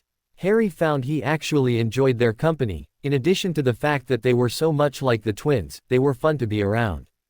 The girls also called their goodbyes to him, and before he left he turned nervously to Fleur. Fleur, can I speak to you for a moment? She looked at him curiously before following him out of the room. Harry took a deep breath and forced himself to look at her. She made him feel emotions he never thought he'd possessed before. Thank you, for everything. You don't avenue to thank me for anything, Ari. She said softly. We will see each other tomorrow. He nodded and returned her smile. Good night, Fleur. Bonne nuit, Ari, she said, and watched him disappear from view before she turned back and headed back to the dining room. I'm going back to my room. I need to write a letter to Gabrielle, she began. No, you're coming with us. You aren't getting away that easily, Amy said. Aurélie and Caroline stood up, grinning at her, and after bidding Basile and Jean, who were looking confusedly at them, good night, they marched Fleur to her room. Harry walked happily back up to the castle. The day had actually been one of the best days of his life. Spending time with Fleur and the others, especially Fleur, was something he was looking forward to. He couldn't wait until he saw her again tomorrow. He stopped by the hospital wing before heading to the common room where, unfortunately for him, he ran into Professor McGonagall, who had dropped in to see Poppy. Mr. Potter, if you ever endanger yourself like that again, I am going to give you detentions for the rest of the year, she said sternly. Yes, Professor, Harry said meekly. After Poppy had checked on him, she let him go.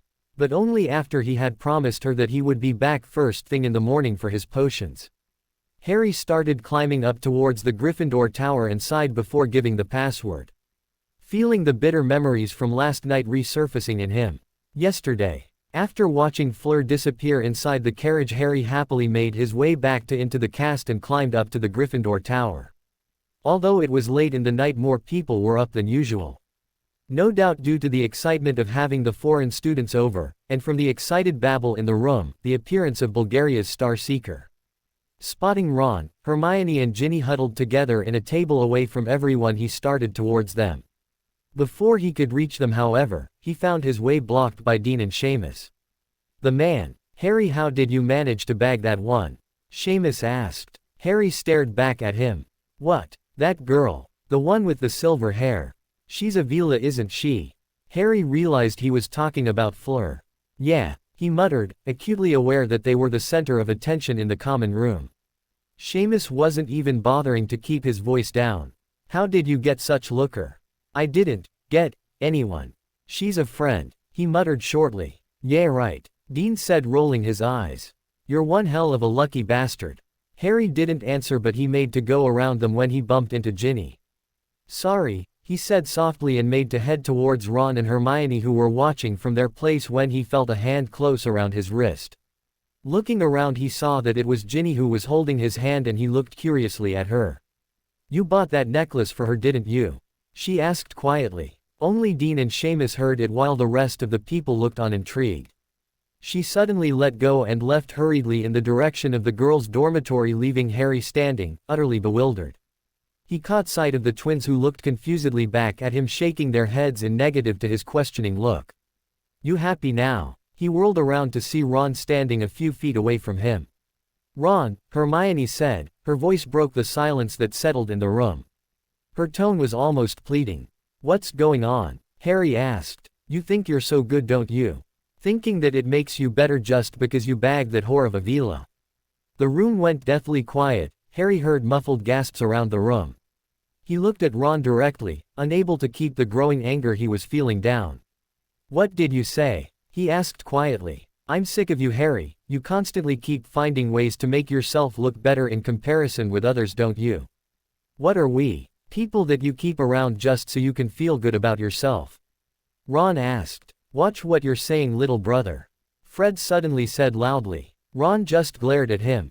"Even from my own family? Are you trying to make me look bad in front of everyone just so they will accept you over me? What the hell are you trying to do?" Harry couldn't think of anything to say. He was having enough trouble trying to make sense of what he was hearing. But Ron wasn't stopping his rant at all. "Even with Ginny, you know that she liked you and you just act like you don't even know her. My sister not good enough for the likes of the great Harry Potter, is it? And what's with you outdoing everyone and acting like a teacher's pet? Is the attention you get not enough already? Making friends with Slytherins too. What are we? Not good enough for you? And then out of the blue you pick up some Vila whore." "Ron, what?" Hermione began interrupting him when Ron gestured towards her. "Even Hermione said it. It's like we don't even know you anymore. Associating yourself with SS, going after those French women, beeping up to McGonagall, I mean really." Harry wasn't listening to Ron at all. All he could do was gaze mutely at Hermione. Ron, this wasn't too surprising. But Hermione looked pleadingly at him. "Harry, don't try to deny it. You said so yourself to Ginny, and you said that he was trying to make everyone look bad in class," he shouted at her. Hermione looked stricken and she got up and made to make her over to Harry, who had his head down, his hair completely hiding his face from view. "Harry, we never," she sounded close to tears when he started laughing. His shoulders were shaking and everyone looked on in astonishment as he couldn't seem to stop laughing. It unnerved everyone. His laughter was subdued and had no trace of happiness or joy in it. Everyone were frozen in their places watching him until he finally looked back up and fixed his stare on Hermione, who flinched. His eyes were cold, there was no trace of the usual brightness in them. There was a small smile playing on his lips while he stared at her. "Why are you laughing, Potter?" Ron growled suddenly. Harry turned to look at him, and at that moment fire that was blazing at the corner of the room hissed angrily. His face had transformed so drastically. His eyes were the worst, the usual warm green was gone. It was as if at that moment Ronald Weasley was nothing more than an insignificant bug under his shoe. The metal grate in front of the fire made a loud grinding noise as he took a step towards the redhead, and no one could blame Ron for backing away. "Why am I laughing?" Harry asked. His voice was quiet, but it sent a chill to everyone's bones when they heard it. "I find it funny because after all these years, I never saw this coming. Especially from you two. Harry, please," Hermione whispered, her eyes filled with tears. "What, Hermione?" he asked, turning to her. She fell silent and he looked at her for a few seconds before staring up at the ceiling. "This is pathetic. I can't believe what I just heard at all." He looked back at Ron and fixed his stare on him. "I thought you two knew what was going on. Guess I was wrong." "Harry," Hermione spoke again, but he growled, silencing her again. "Hermione, there is nothing that I have to say to you." Spotting his bag lying on a table a few feet away from him, he walked over to it and picked it up. He walked back to the entrance. One of the prefects tried to stop him, but the look he gave her made her shrink away from him. Stopping before climbing out, he looked back at Ron, who was standing as still as a statue. "Weasley, if you ever call Fleur a whore again, there will be nothing that can stop me from cursing your mouth off your face." With that, he pushed past the entrance, leaving the deathly silent room behind. "Where do you think you're going at this time?" The fat lady demanded, but Harry ignored her and walked around the corner, hiding himself from her gaze. He pulled out his invisibility cloak and after putting it on he ran. With every step he took his mind was beginning to accept that what just happened had been real. Not even bothering about the noise he was making, he ripped open the tapestry in the third-floor corridor that led to the school grounds. A weight was growing on his chest that was straining to break free of him. He ran straight to the place beside the lake where he often came to practice magic and pulled out his wand. He didn't know what to do. It was getting painful. His magic was like an inferno, fueled by the raw feelings of betrayal and anger. It wanted release. And release he did. He let loose a strangled yell as a gigantic beam of pure energy erupted from the end of his wand, streaking across the lake, leaving a crackling trail behind. His legs gave out from under him and then he knew nothing more. When he awoke much later, it was in his bed back in the Gryffindor Tower. Sighing, he gave the password and climbed through. The chatter in the room died down when he emerged, and Harry took no notice of everyone and walked determinedly towards the dormitory, intending to get his books and take them with him so that he won't have to come back after meeting Sirius and Lupin to get them. "Hey Harry, can we speak to you for a moment?"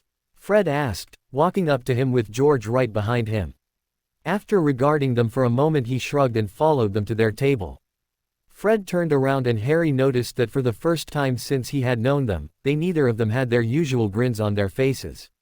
"Listen, we want to apologize for what Ron said. We never thought anyway like that of you, and we sent a letter to Mom telling her about what he did," he said while George nodded in agreement.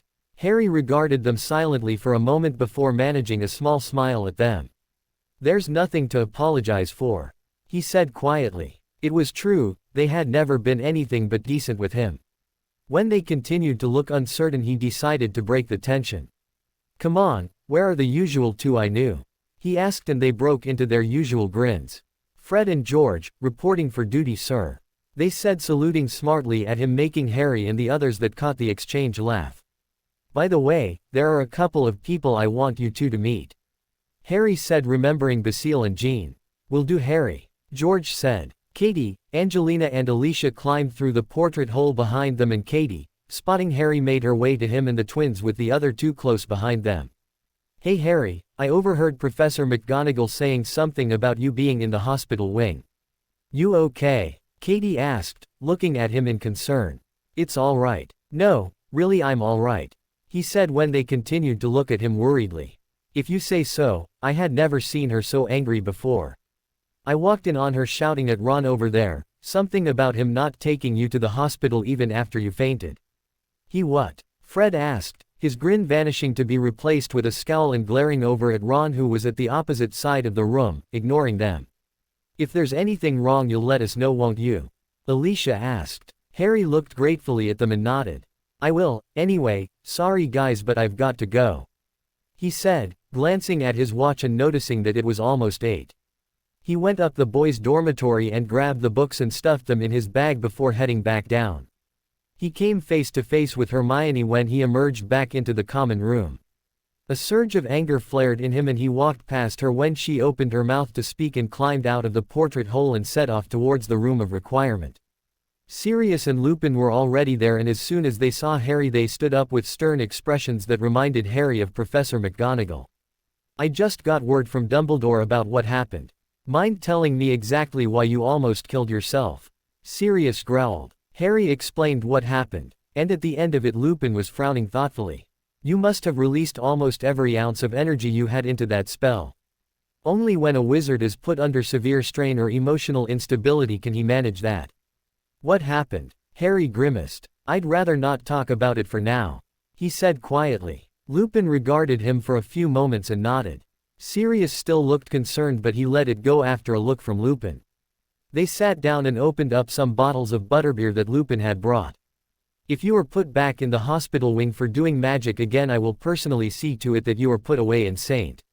Mungo's until you recover," Sirius said, narrowing his eyes at him. "But it's a whole week," he whined. "No," Sirius roared. "Harry, do you have any idea how close to death you were?" All right, I was only kidding. I don't want to spend a week on a bed anyway." He frowned thoughtfully. "Can't I start occlumency yet? I was planning on doing that today, but with your condition it would not be very wise." Lupin said gently. Harry nodded unhappily. What is occlumency anyway? It is a way of defending your mind against external penetration.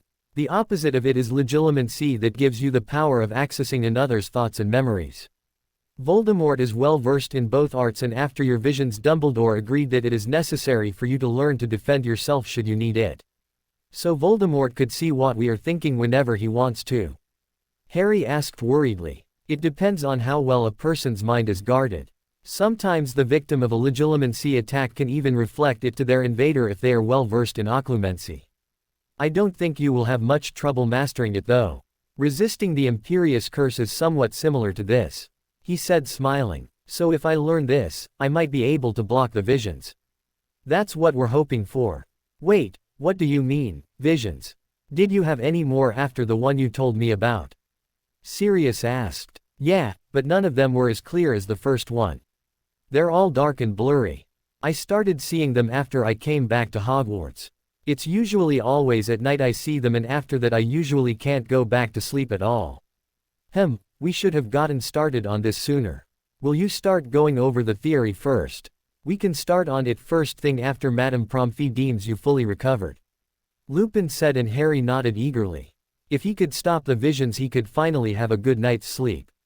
They settled in comfortable silence, enjoying the drinks and talking about some of the things Harry could practice without doing magic for the upcoming week.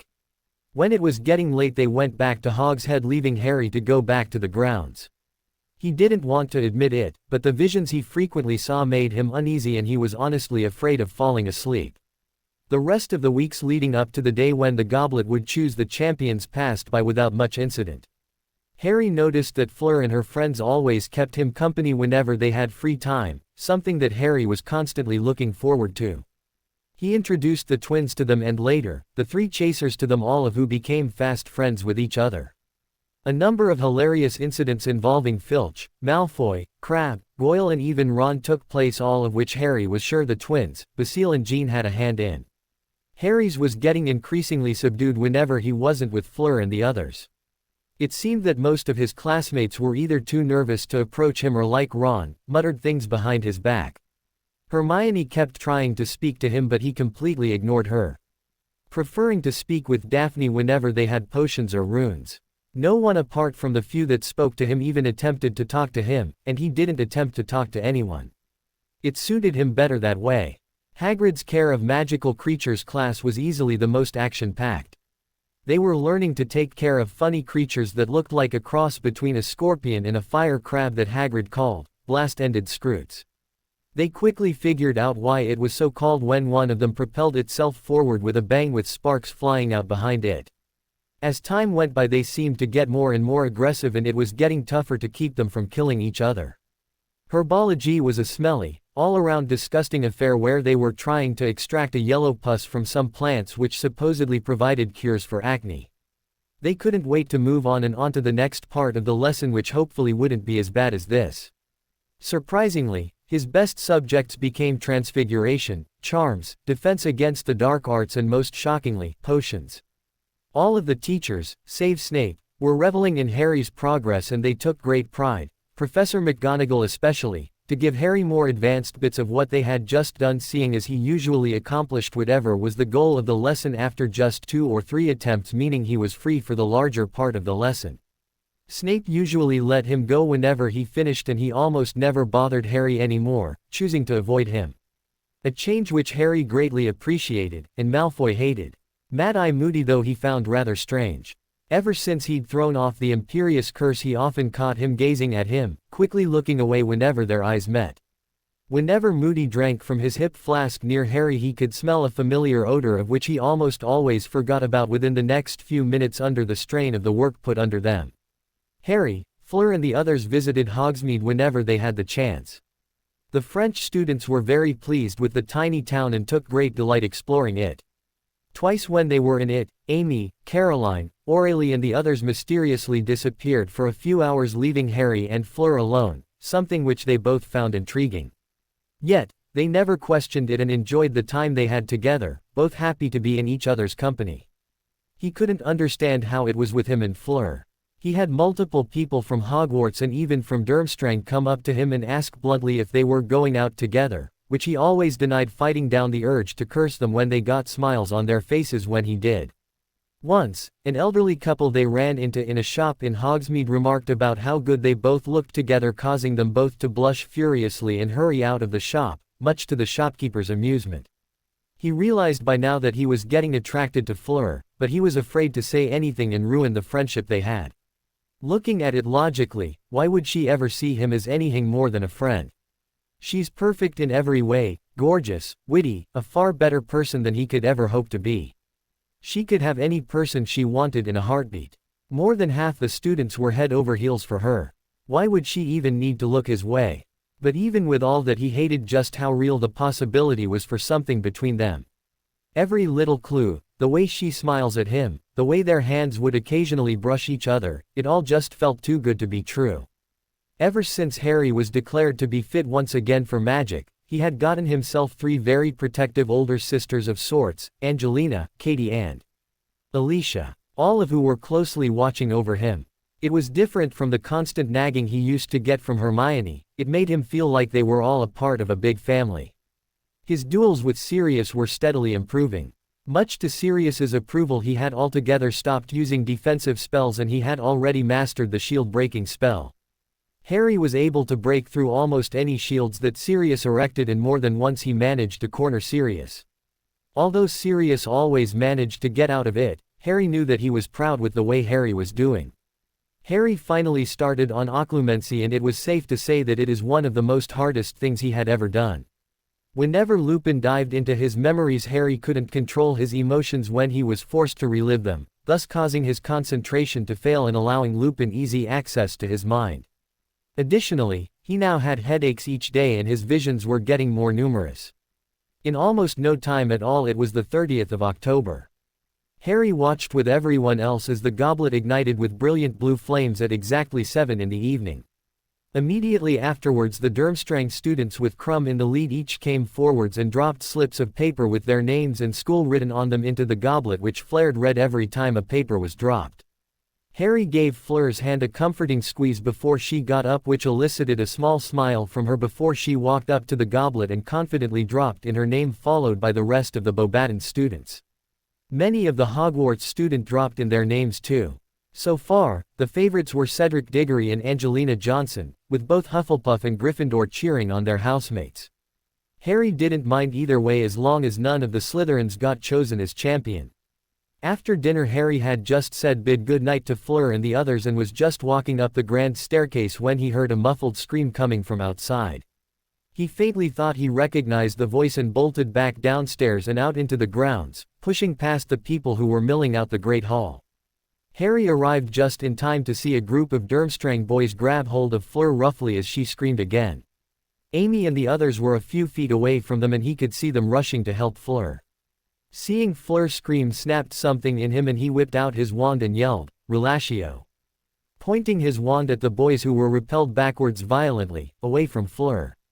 He ran over to her and his anger increased at the sight of her on her knees sobbing slightly with part of her uniform torn.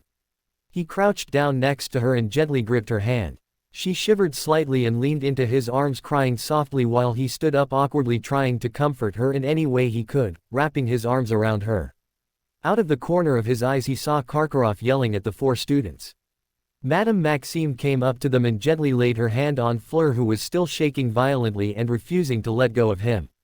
"Monsieur Potter, can you bring Fleur to the carriage?" she asked. Harry nodded and gently guided her towards the carriage with Amy, Caroline and Aurélie following, glancing at Fleur worriedly. They hadn't gone a few feet before they heard a voice behind them. "Excuse me." They turned to see the Durmstrang boys and Madame Maxime eyed them icily. The rest of the Beauxbatons students suddenly drew closer together, blocking Fleur and Harry from view. "Yes?" she asked coldly. "They wanted to apologize for the that happened, we're not in control of our actions," the tallest one of them said. Madame Maxime snorted. "You really expect me to believe that? Just because she is what she is does not excuse you in the least for your behavior. I know for a fact that my student spends most of her time working hard to keep her under control. She attaches the attention she gets.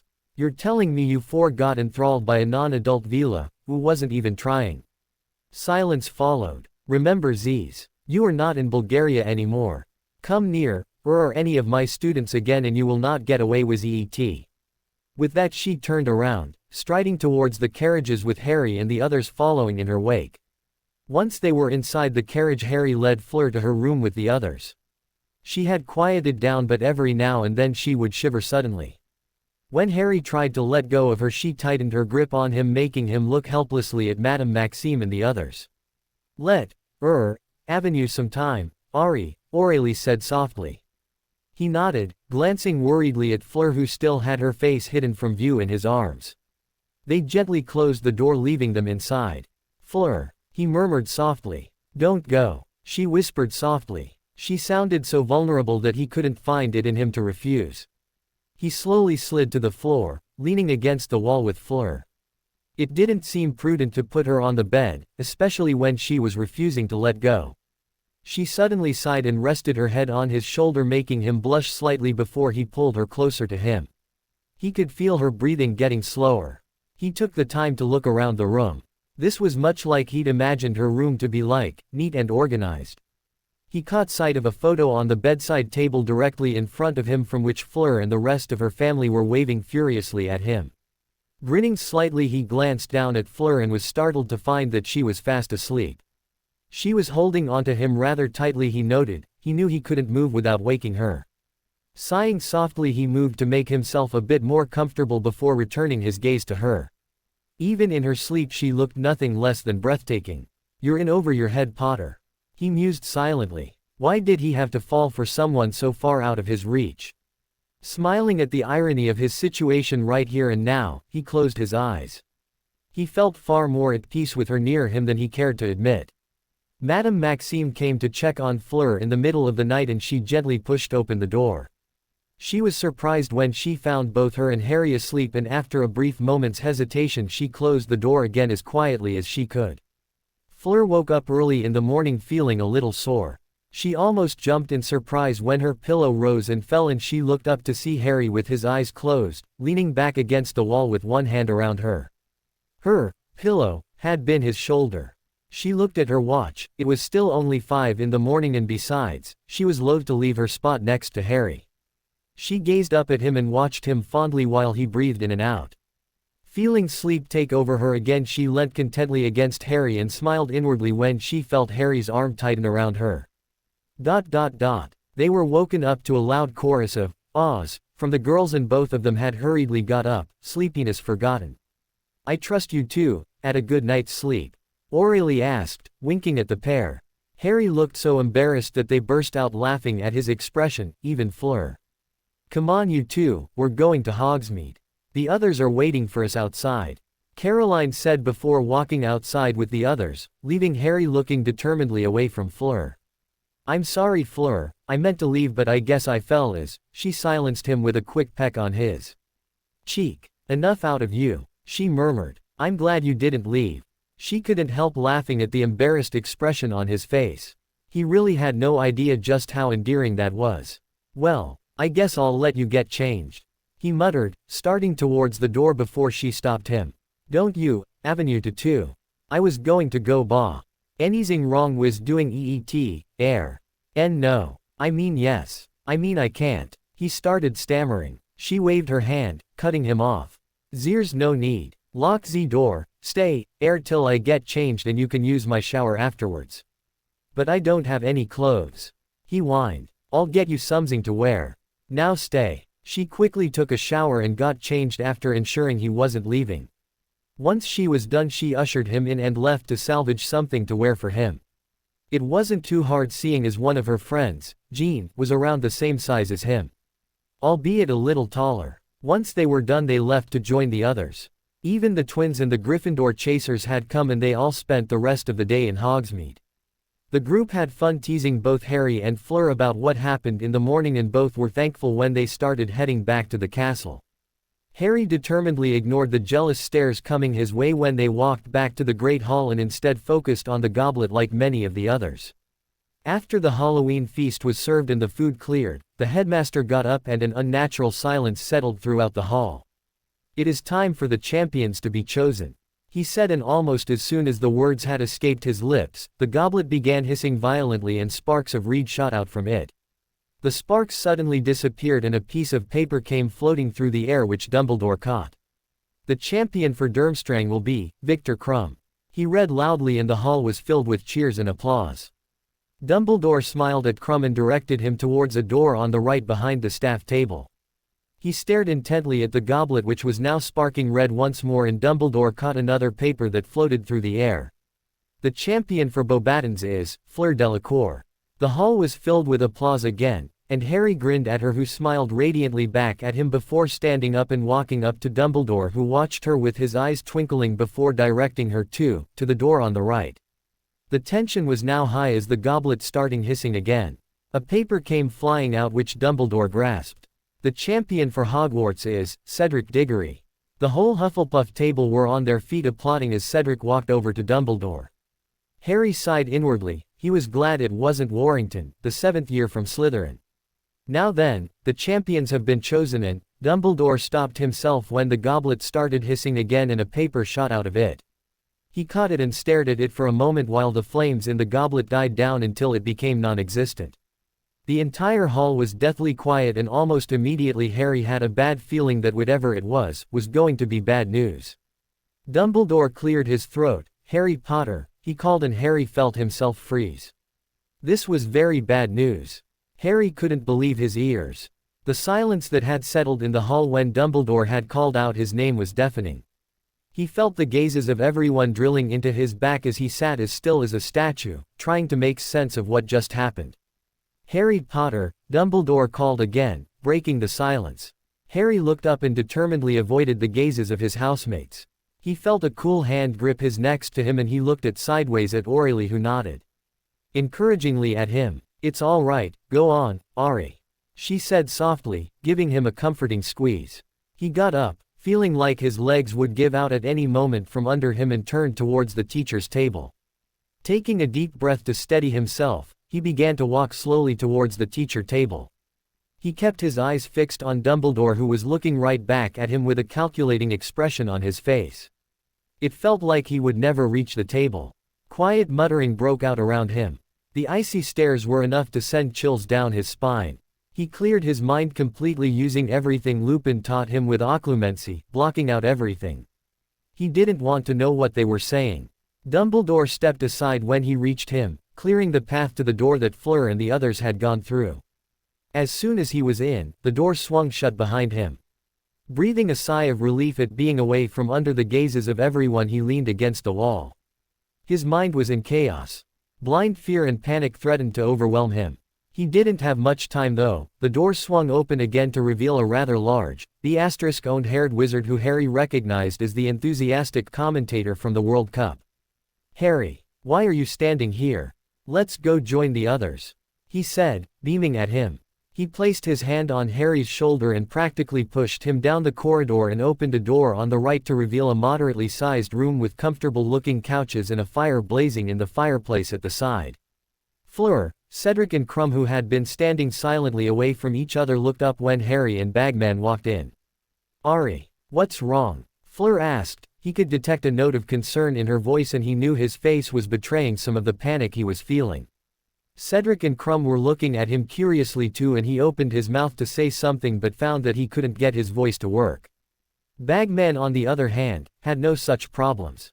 "Ladies and gentlemen, may I introduce you to the youngest and 4th champion," he said in his signature voice that he used while commentating.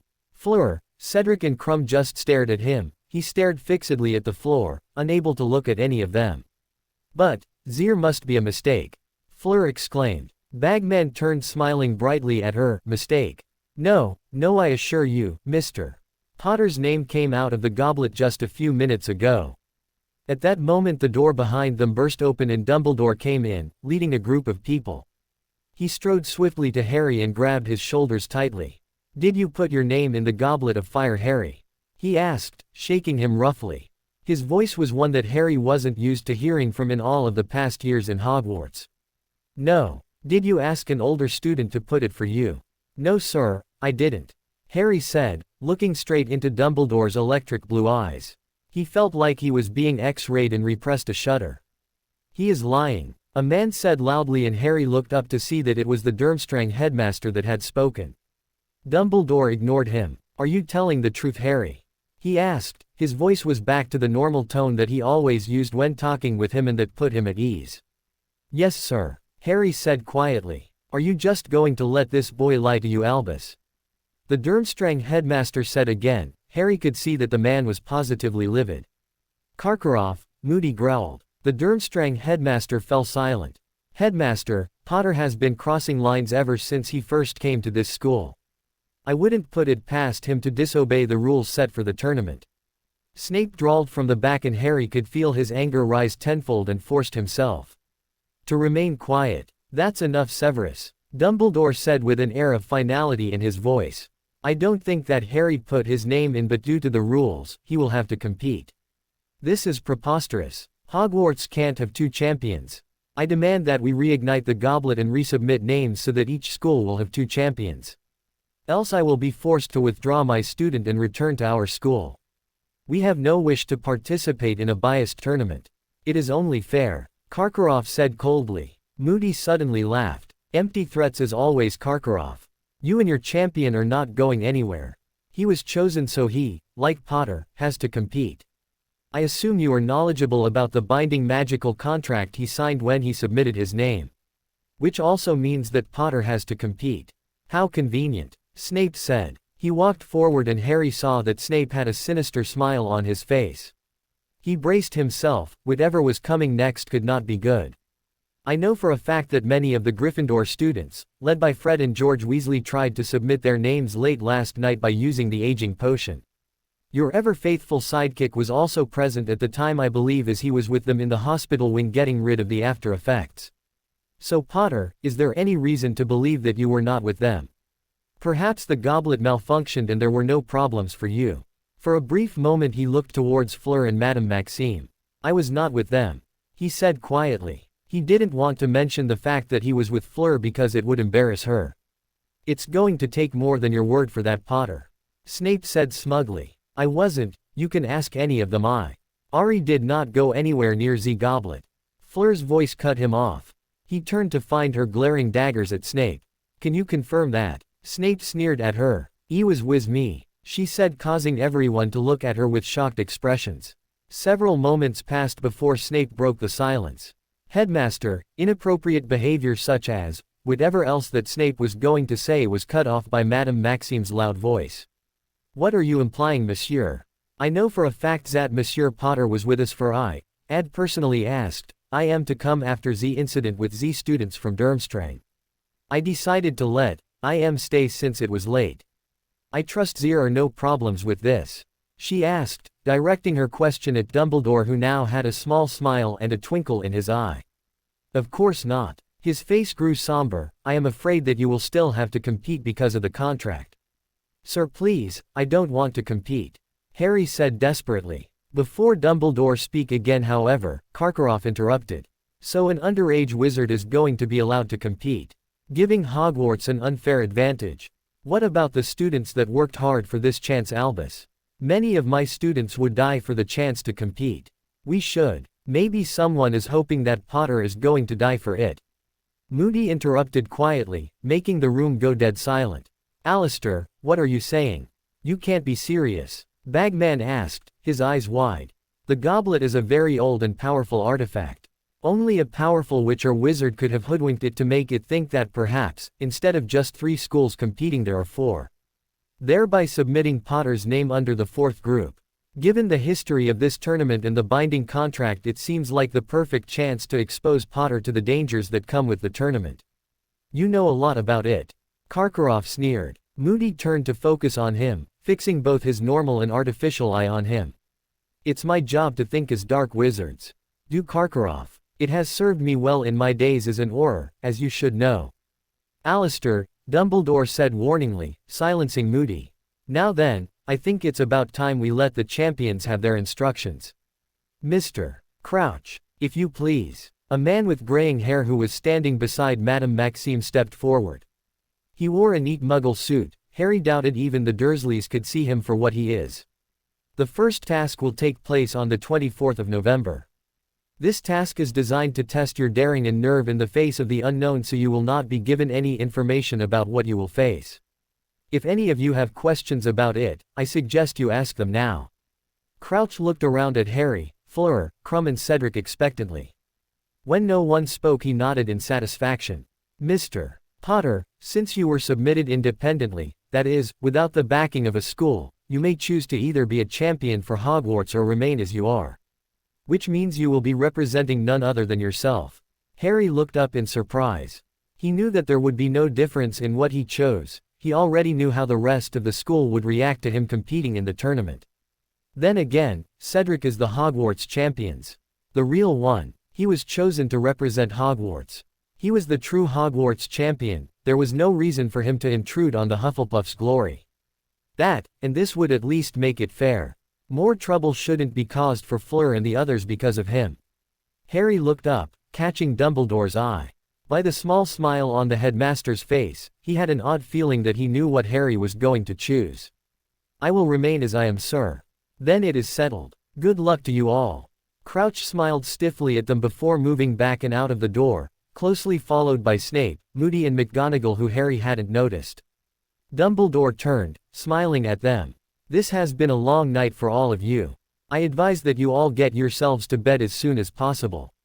Oh, and before I forget, the wand weighing ceremony will take place next week on Wednesday.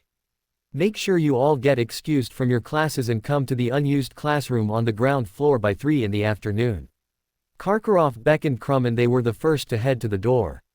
"Harry, Cedric, make sure you two head back to your common rooms now. I'm sure your housemates are waiting up for you," Dumbledore said brightly before walking out. Harry waited until Dumbledore and Cedric went outside before turning to Fleur, avoiding her eyes. "Fleur, can I speak to you for a moment?" He heard Fleur say something in French to Madame Maxime, who nodded at her and followed after Dumbledore, giving Harry a small smile. Just when he realized it was only him and Fleur in the room, her voice broke the silence. "Ari." He looked up at her for a moment before looking away again. He felt like he had wronged her somehow. "Fleur, I just wanted to apologize." His words failed him when he felt her hand on his chain, bringing his face up to meet her gaze. "There's nothing for you to apologize for," she said, looking at him in confusion. He shook his head. "You shouldn't have had to say that you were with me in front of everyone." He mumbled. "I don't regret saying it at all. You stayed with me when I needed you, and for that I will always be grateful. I didn't want them thinking that you had entered the tournament. Even if you hadn't been with me that time, I know you would never have entered yourself into these." He looked tentatively up at her and was relieved to find that she was smiling at him. There was no trace of doubt in her eyes. Her smile dropped suddenly and she looked downcast for a moment, making Harry look at her. Worriedly. "What's wrong?" he asked. "It's just, what that man said worries me. Why would anyone want to put your name into the goblet, Ari? What if they did it, hoping you would get hurt?" She bit her lip. "What if anything happens to you during the tournament?" Knowing that she was worried about him caused his heart to soar with happiness, while another part of him was guilty for making her worry about him. "Nothing will happen to me, Fleur. If what he said is true, I'm more worried that something will happen to you or the others because of me." She smiled slightly, her hand coming up to his face, her fingers tracing his cheek lightly. "That is one of the things I like about you, Ari," she murmured softly. He was trying hard to hide his face, but to no avail. She finally seemed to take pity on him before she suddenly drew her hand away. "We should get going, Madame Maxime is waiting for me." He nodded and they left the room. He saw the Beauxbatons headmistress and, to his surprise, Cedric waiting for them at the entrance to the Great Hall. "Bonne nuit, Ari, you too, Monsieur Diggory," Fleur added, looking at Cedric, who grinned back at her. "Night, Fleur, madam," Harry said respectfully to Madame Maxime, who smiled back at him and left, putting her hand around Fleur's shoulders, and the two started conversing in rapid French as they made their way out. Harry looked curiously at Cedric, who shook his head and gestured towards the stairs. Once they started climbing, Cedric stopped at the top of the stairs and turned to him. "Harry, why did you choose to not represent Hogwarts?" He sighed. "You're the one that was chosen to represent Hogwarts. I'm not even supposed to be in this thing. I'm only worried about getting through this thing to the end since I have to compete." Hogwarts deserves its true champion. Not someone underage and inexperienced. I'll probably end up embarrassing myself. Rather not drag everything down with me. Cedric smiled warmly at him. Still, it would have been better if we had 2 chances at it. I don't think you will be bad at the tournament. In fact, I think you will give us all a run for our money. The stuff I've heard you've done over the past few years, well, he trailed off and Harry managed a small smile at him. They both started making their way to the first floor when Cedric suddenly laughed. Harry looked at him curiously and found that Cedric had a mischievous glint in his eyes. So, you and Fleur eh? He asked slyly. Harry felt his cheeks flush at the question and was glad of the darkness that hid it. We're just friends. Harry mumbled, but as he said it, he knew how weak it sounded. Sure, his tone was heavy with sarcasm. You like her, don't you? Everyone knows that. He laughed at the mortified look on Harry's face. Don't worry, I won't go around telling anyone. Especially about where you were, say, last night. His tone was teasing. Cedric, Harry growled. Relax. But still, you're seriously lucky. Trust me, you wouldn't want my luck. Ever. Harry muttered grimly, his mind wandering back to the tournament. They had reached the 4th floor when Cedric stopped, saying that he had to go down that way to his common room. Harry glanced curiously down the corridor and wondered, not for the first time, where exactly the Hufflepuff common room was. He only knew where the Slytherin one was. After bidding him good night, Harry resumed his slow pace back to the Gryffindor tower. He felt a small sense of apprehension slowly grow in him as each step he took drew him closer to the portrait of the fat lady. He didn't know how any of them would react. He knew that almost everyone in school had been dying for the chance to compete, and with him getting in despite being underage was surely going to cause him to be at the receiving end of their resentment. He sighed as he reached the 7th floor. It wasn't going to be anything he wasn't used to. He had been at the receiving end of people's dark mutterings before, especially during their 2nd year when everyone thought that it was him who was attacking Muggle-borns around the school. Besides, this year hadn't exactly been the greatest one since the start.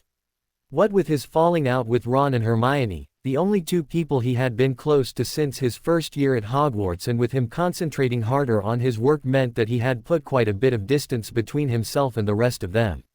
The only things that brightened up his day was seeing Sirius and Lupin at their lessons and spending his spare time with Fleur and her friends. So, school champion? The fat lady asked when he drew up to her, surveying him with pride. Harry smiled at her. Not exactly. Balderdash. She swung forward to admit him.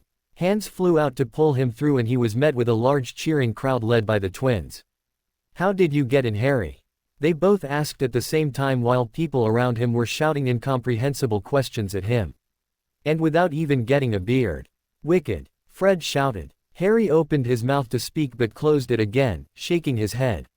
His own voice wouldn't be heard over the loud voices of everyone around him. Fred suddenly shouted over the din. Quiet. Let him speak. Harry looked at Fred with a mixture of amusement and exasperation. All he wanted to do was to get away from them and get to bed. When they had all quieted down and looked at him expectantly, he finally found his voice. I didn't enter. He knew that they probably wouldn't believe him, but he had to try. Several of them made disbelieving noises as he expected. What he didn't expect, however, was for a snide voice that floated through. Yeah, like we're supposed to believe that. You probably entered yourself because you think you can do all the stuff in the tournament better than anyone else. You're just going to embarrass everyone here when you do the tasks. Harry's eyes narrowed as he recognized the voice belonging to Ron. He searched through the crowd which had gone very still trying to find him. Harry fixed him with a cold stare once he located the mass of red hair at the back and spoke. I don't care if you believe it or not. I don't know why my name came out of the goblet. All I want to do is to get through this in one piece. Cedric is the Hogwarts champion and he will remain the only one. I don't represent Hogwarts, or any school for that matter, so the only one getting embarrassed will be me. But of course you'd like that, wouldn't you? He asked snidely before looking around at the others. Dumbledore and the people that matter know I am forced to compete, and that's enough for me. I'm not going to waste my time convincing anyone. A long silence followed after his words. Harry, most of us don't think that you entered yourself to this thing. George spoke up and many of the other Gryffindors nodded, murmuring their agreement. Besides, unlike some of us, we don't think that you will fail at any of the tasks. Katie spoke up, shooting Ron a piercing glare. Yeah, we're just glad that one of us our own are going to be competing. Give 'em hell, Harry. Fred said loudly, making most of them laugh, breaking the tension that had built up since Harry spoke. Harry was relieved to find that there were still people who he could count on and smiled at them. He noticed, however, that there were still many people, comprised mainly by the Gryffindors in his year other than Neville and Hermione, were glaring openly at him. He didn't pay attention to either of them, and after extricating himself from the crowd by saying that he needed to sleep, he made his way to the dormitories, which was mercifully empty. He let out a frustrated sigh as he sat down on his bed. Why did everything have to happen to him? Moody's words had increased his apprehension. The way Dumbledore had suggested for him to be trained was oddly coming together. The vision he had of Pettigrew and Voldemort before the World Cup, combined with the Death Eaters in the World Cup, and finally his name coming out of the goblet, seemed to be linked with each other and seemed to come together like the pieces of a puzzle. Besides, how would Sirius and Lupin take the news? If they hadn't heard it already. They were already working him to the point of exhaustion, driven by a drive to push Harry past his limits. Not that he was complaining, but it was difficult for him to keep track of both that and his school work. Now, with the addition of the tournament, he had no idea how he was going to start to even get prepared for it. He let down his weak occlumency barriers for the first time since the whole day and repressed emotion as the full extent of his emotions threatened to overpower him. He needed to learn how to better control his emotions. He had an inkling that the upcoming days in Hogwarts were going to prove that he needed every ounce of control he could manage. He got up and got changed into his night clothes.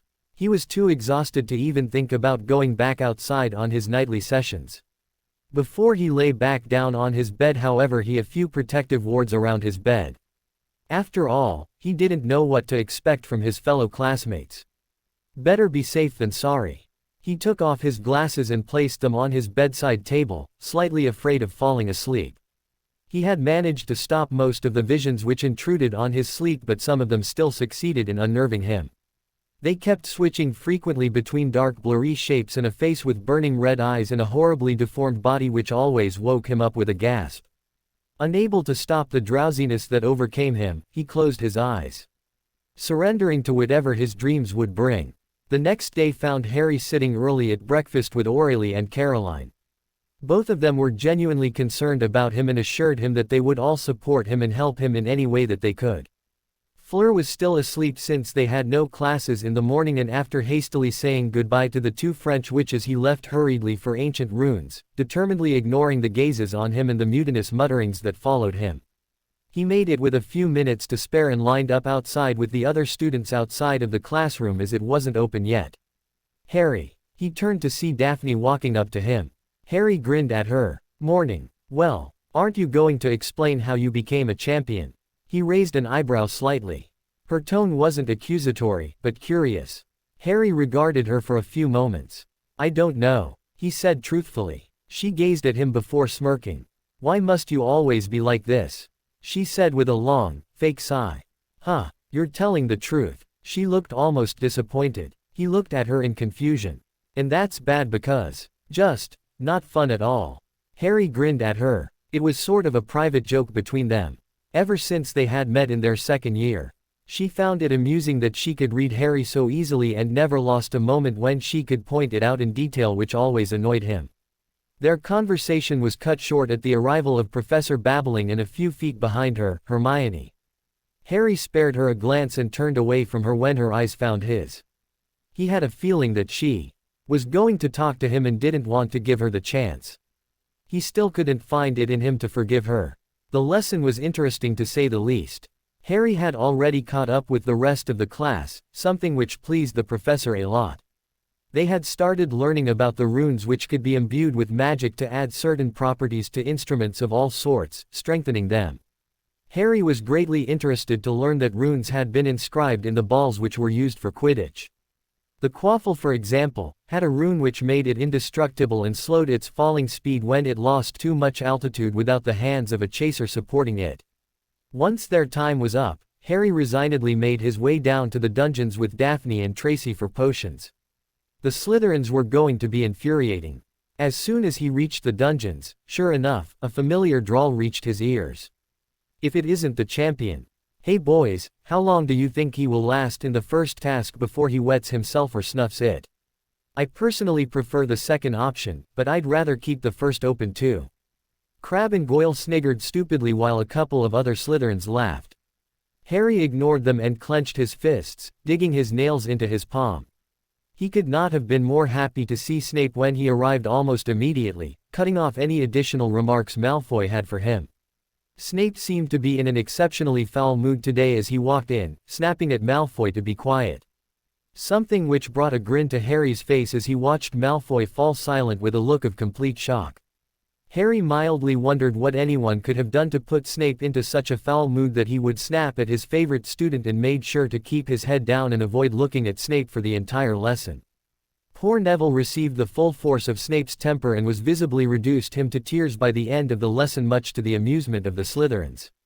Harry could never have been more happy to get out of from Snape's class as soon as the time was up.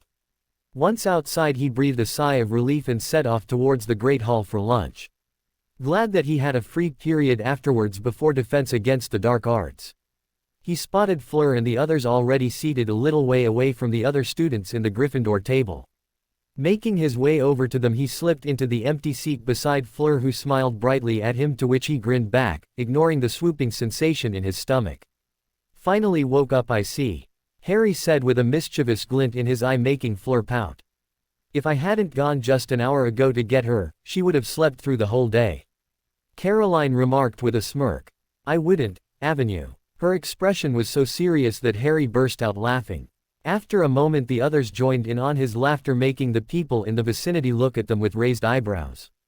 They were soon joined by Jean, Basile and a couple of other Beauxbatons students, and the rest of the hour was spent in laughter. After lunch the Beauxbatons students had to go for their classes, leaving Harry with 2 hours free before his final lesson for the day. Deciding against going to the common room where he will most likely run into Ron and the others, he went up to the Ollery to visit Hedwig. The snowy white owl fluttered down to his shoulder as soon as he walked in and nipped rather painfully at his ear, drawing blood. Ow. Yeah, I guess I deserved that. Sorry for not coming to visit, girl. She then affectionately rubbed her head against his cheek and closed her eyes, still on her perch from his shoulder. Harry walked towards the large window and surveyed the grounds. He caught sight of the Quidditch pitch and smiled sadly. How much easier would this have all been if there was no tournament? He would normally be training hard for the matches around this time with the others, and they would have had their first match of the season by next week. He smiled fondly, remembering the time he spent with Fleur and the others just before he came here. There was never a dull moment with them. In the short time he had known them, they had become much closer to him than Ron and Hermione were. Apart from Fleur, Aurelie seemed to be closer to him than the others. He grinned when he remembered when he had let it slip that her blue hair made her look pretty. She had been feeling down because of some of the Hogwarts girls who maintained that she had dyed her hair that way. He didn't know what made him say it, but it had improved her mood greatly, much to the amusement of the others. He was already dreading the end of the year. Without considering the tournament, by the end of the school year they would all be going back, and he had no idea if he would ever be able to see them again. Although he never admitted it, it was a constant pain at the back of his mind, and he had a gnawing fear that he would be left alone for the next few years in Hogwarts. Provided he makes it through this year. Harry. A tentative voice called from behind him, bringing him out of his musings. He recognized the voice and sighed exasperatedly. What happened to your ear? He had forgotten about the pain in his ear and grimaced. I didn't see Hedwig for a while. He saw her draw out her wand and stepped closer to him and raised his hand. Don't. She looked hurt and stepped back. After a few moments he gently prodded Hedwig and stroked her wings gently. She gave a soft hoot and took off, back to her perch with the other owls. He made to walk past Hermione, but she stepped in front of him, blocking his way. Harry, please. I need to talk to you. Her tone was pleading. Harry looked at her with a raised eyebrow. I don't have anything I want to talk to you about. I'm sorry, Harry. For everything. I wasn't thinking properly at that time. I was only comforting Ginny, and I was a little jealous at how you were. She was interrupted when Harry laughed. Hermione, I never knew how petty you were. After all these years I have finally seen that none of my friends ever grew up past our first year. You were worried about something as trivial as who does better in class. You think I was doing better in class because I want to show everyone up. Prove myself better than the lot of you. Harry, I know I was wrong and what I said was stupid but, she tried to protest but was cut off again by Harry. And what the hell do you mean when you say that you were trying to comfort Ginny? She told me you bought a necklace for the girl you met at the World Cup, Harry.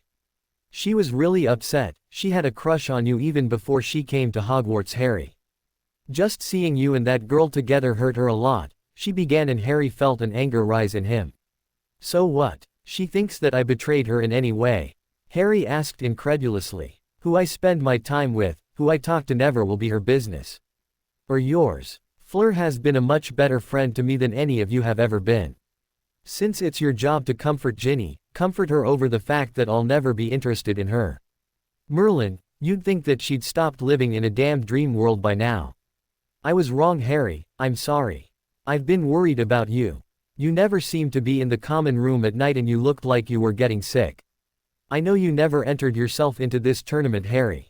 I want to help you get through this. Please, let me help. I'm glad you think I didn't enter. Myself. Harry replied, sarcasm dripping from his voice. He didn't know what was making him angry, he had a splitting headache and noticed that his occlumency barriers had dropped and took a moment to erect them again. Once he had calmed down he looked at Hermione.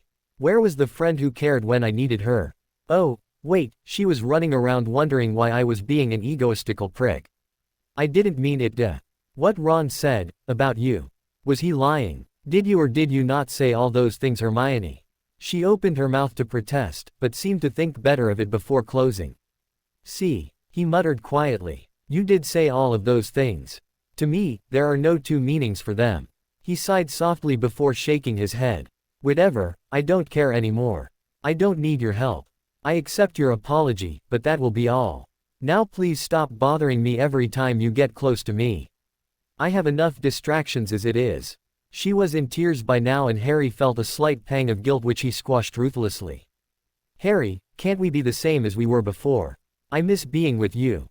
I don't know. You and Ron were the only people who I trusted the most apart from Sirius and I don't want to face the same thing that happened again. He walked past her and stopped at the door. Maybe when you two grow up and take a moment and look at what's really happening, but even then I don't think I can ever go back to seeing you two the same way. He turned the doorknob but before he could walk out her voice stopped him. You are not the same person I knew. He turned around, giving her a sad smile. If you mean I'm not the same person you met on our first year then yes, I'm not. All my life I was forced to grow up. A memory of a small black-haired boy with startlingly bright green eyes covering in fear in a dark cupboard. It's time you stopped searching for the things you want to see in me, Hermione. That's all that is with Ron. I at least hoped you were smarter than him. With that he walked out, leaving her staring mutely after him. After getting himself to one of the bathrooms he cleaned the blood which had trickled down his wound and put a weak healing spell on his ear which closed the wound. Then he hurried to Moody's classroom and made it with a few minutes to spare before the lesson began. He caught sight of Neville who was sitting alone and went up to him. Hey Neville, you alright? He felt slightly guilty for not checking up on Neville after potions.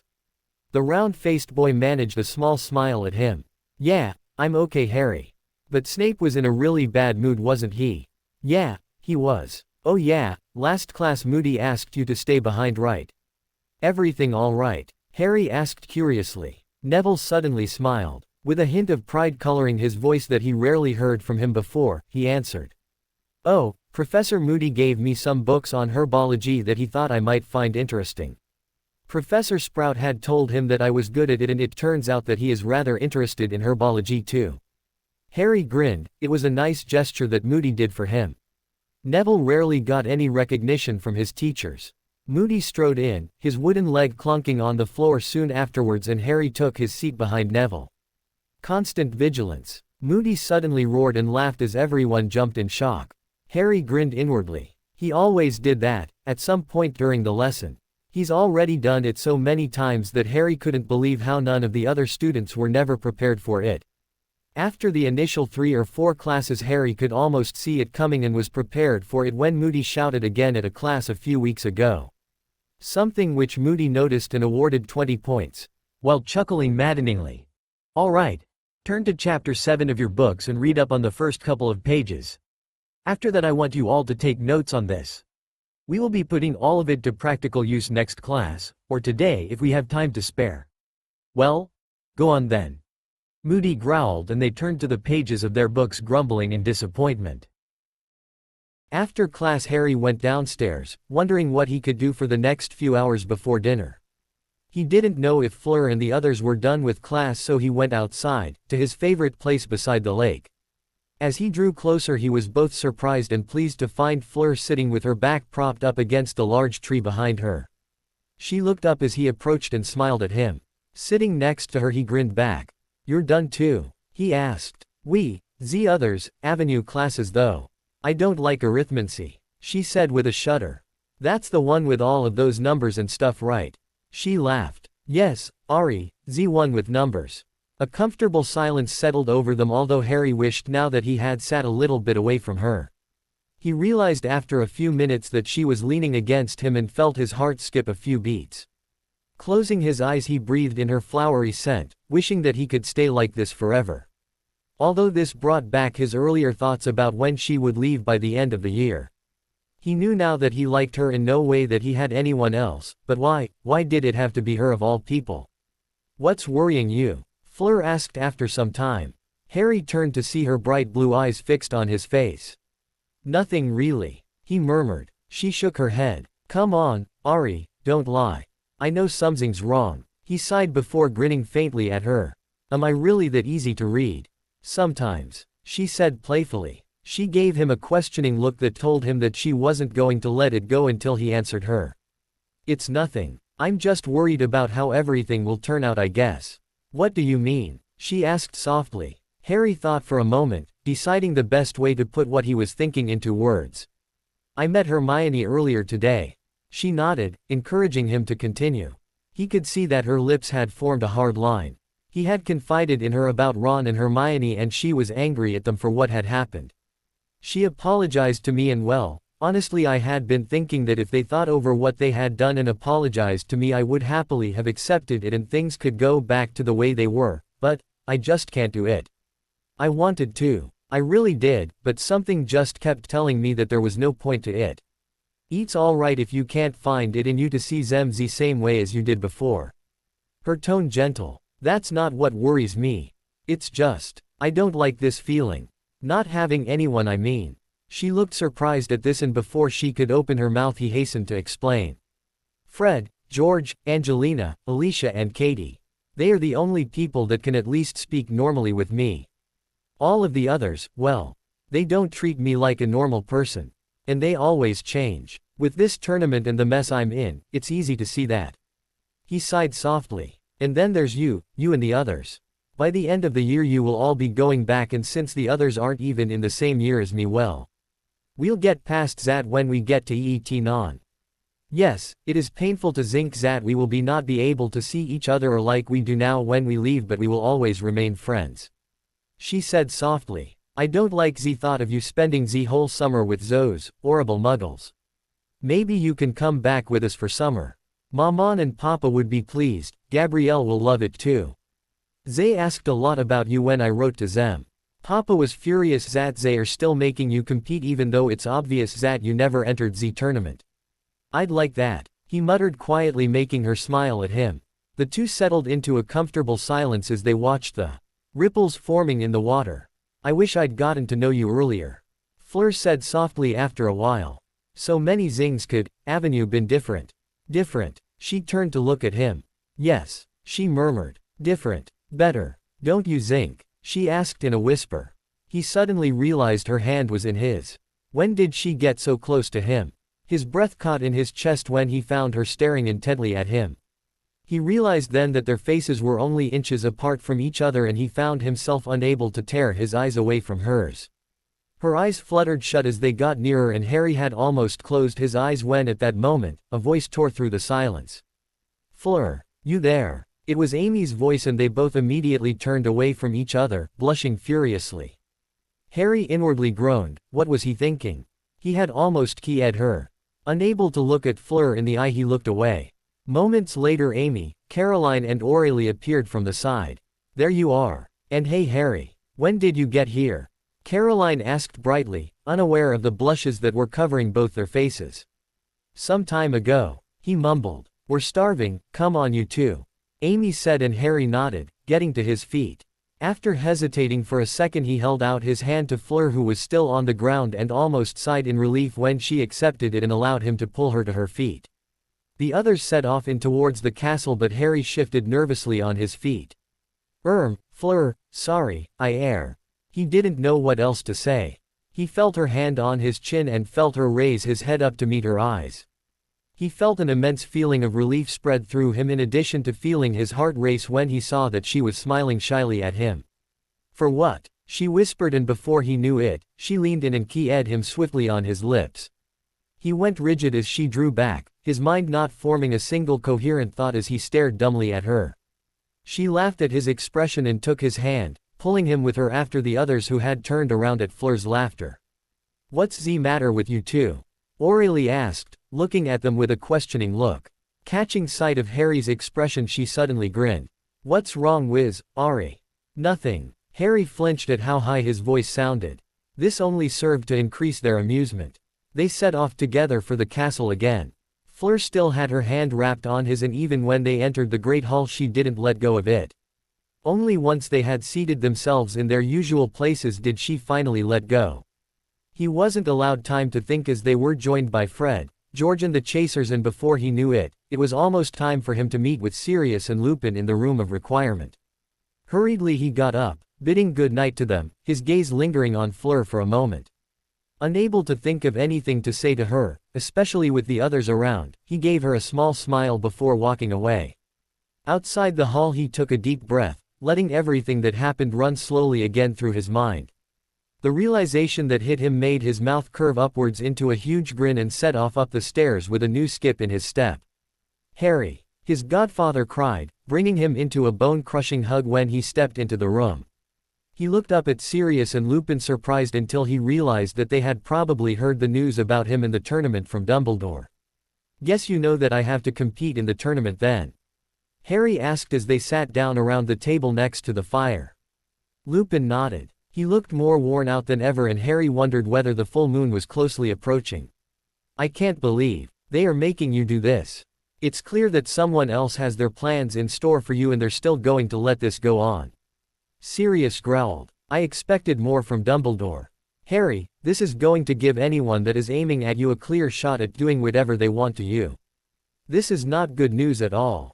Lupin said gravely. What am I supposed to do? All I can do is face whatever they throw at me. Harry said quietly. Sirius got up and started pacing around the room. Harry had never seen him this agitated, even during the first few times they had dueled and his abysmal performance had been apparent. This tournament was cancelled because of the death toll.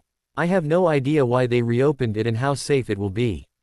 All I do know however is that all three of the tasks are going to be exceedingly dangerous and it only takes one mistake, or someone operating with bad intentions to cause another death.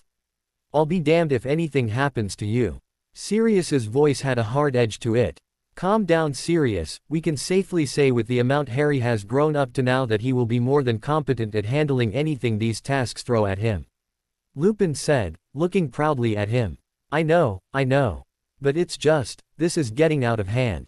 The same year that Harry has these visions, Dumbledore calling us in to prepare Harry. Sirius sighed, sitting back down and running his hands through his hair. They gave no hint about the first task. Lupin asked, looking at him curiously. No, we won't know what we're going to face until we do. You can be sure that the others will find out some way or another. Cheating is, and has always been a major part of this tournament. I know for a fact that the department in the ministry that organized this had a lot of dealings in Romania. Lupin said thoughtfully. Romania, why was it that it sounded familiar? Well, I guess all we can do is to continue with our lessons until we get a hint of whatever it is. Sirius remarked. Then his face broke into a smirk, an evil glint in his eyes. How was it? Spending a whole night with Avila. You make even me jealous sometimes, pup. Becoming that close to Avila is every man's dream and for you to do it at 14, I'm so proud of you. What the hell are you thinking? Harry roared, disregarding the blush that crept up to his face. Both Lupin and Sirius were laughing uncontrollably, clutching at their sides. I did not do anything with Fleur that night. I just wanted to make sure that she was all right. I swear I had no intentions of staying. I just, well, fell asleep. He finished lamely, glaring pointedly at them when they renewed their laughter to a point that they were in hysterics. Sirius was gasping for breath, wiping tears of laughter out of his eyes while Lupin was still chuckling uncontrollably 5 minutes later. I can name one person who said the exact same thing as you did after he had spent the night with Lily in our 7th year. Both your words are exactly the same, it's uncanny. Soon, after they had calmed down, Harry and Sirius took their places.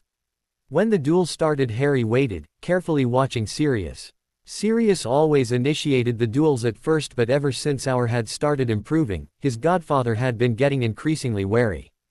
Without much warning, Sirius fired a stunning spell at him swiftly. He quickly sidestepped it, barely avoiding it in his surprise. He wasn't given a moment to react when Sirius fired a silent spell at him, and he quickly thought with all his might, Protega. An invisible barrier expanded around him, and when Sirius's spell collided with it, it made a sound similar to a bell chiming. Harry quickly directed his wand at the bookshelf next to Sirius, Pharaoh. The books toppled outwards and Sirius hastily jumped out of the way, but Harry grinned. Incendio, he thought silently, causing the books to burst into flames. Sirius growled and sent 3 quick spells in succession before moving away from the flames. Harry ducked, sidestepped and conjured small shield which shattered under the force of the final one. Without missing a beat and acting on intuition, he pointed his wand vaguely at Sirius's direction and yelled, Contigo Talia. Before the bright blue spell had left his wand, he quickly chained it with a stunning spell. Sirius's eyes widened as his shield shattered into pieces before his eyes. But he wasn't the dueling champion of Hogwarts for nothing. He fired his own stunning spell straight ahead of him, and the 2 spells collided with a deafening bang and brilliant red sparks. Then he thought, Incarcerus.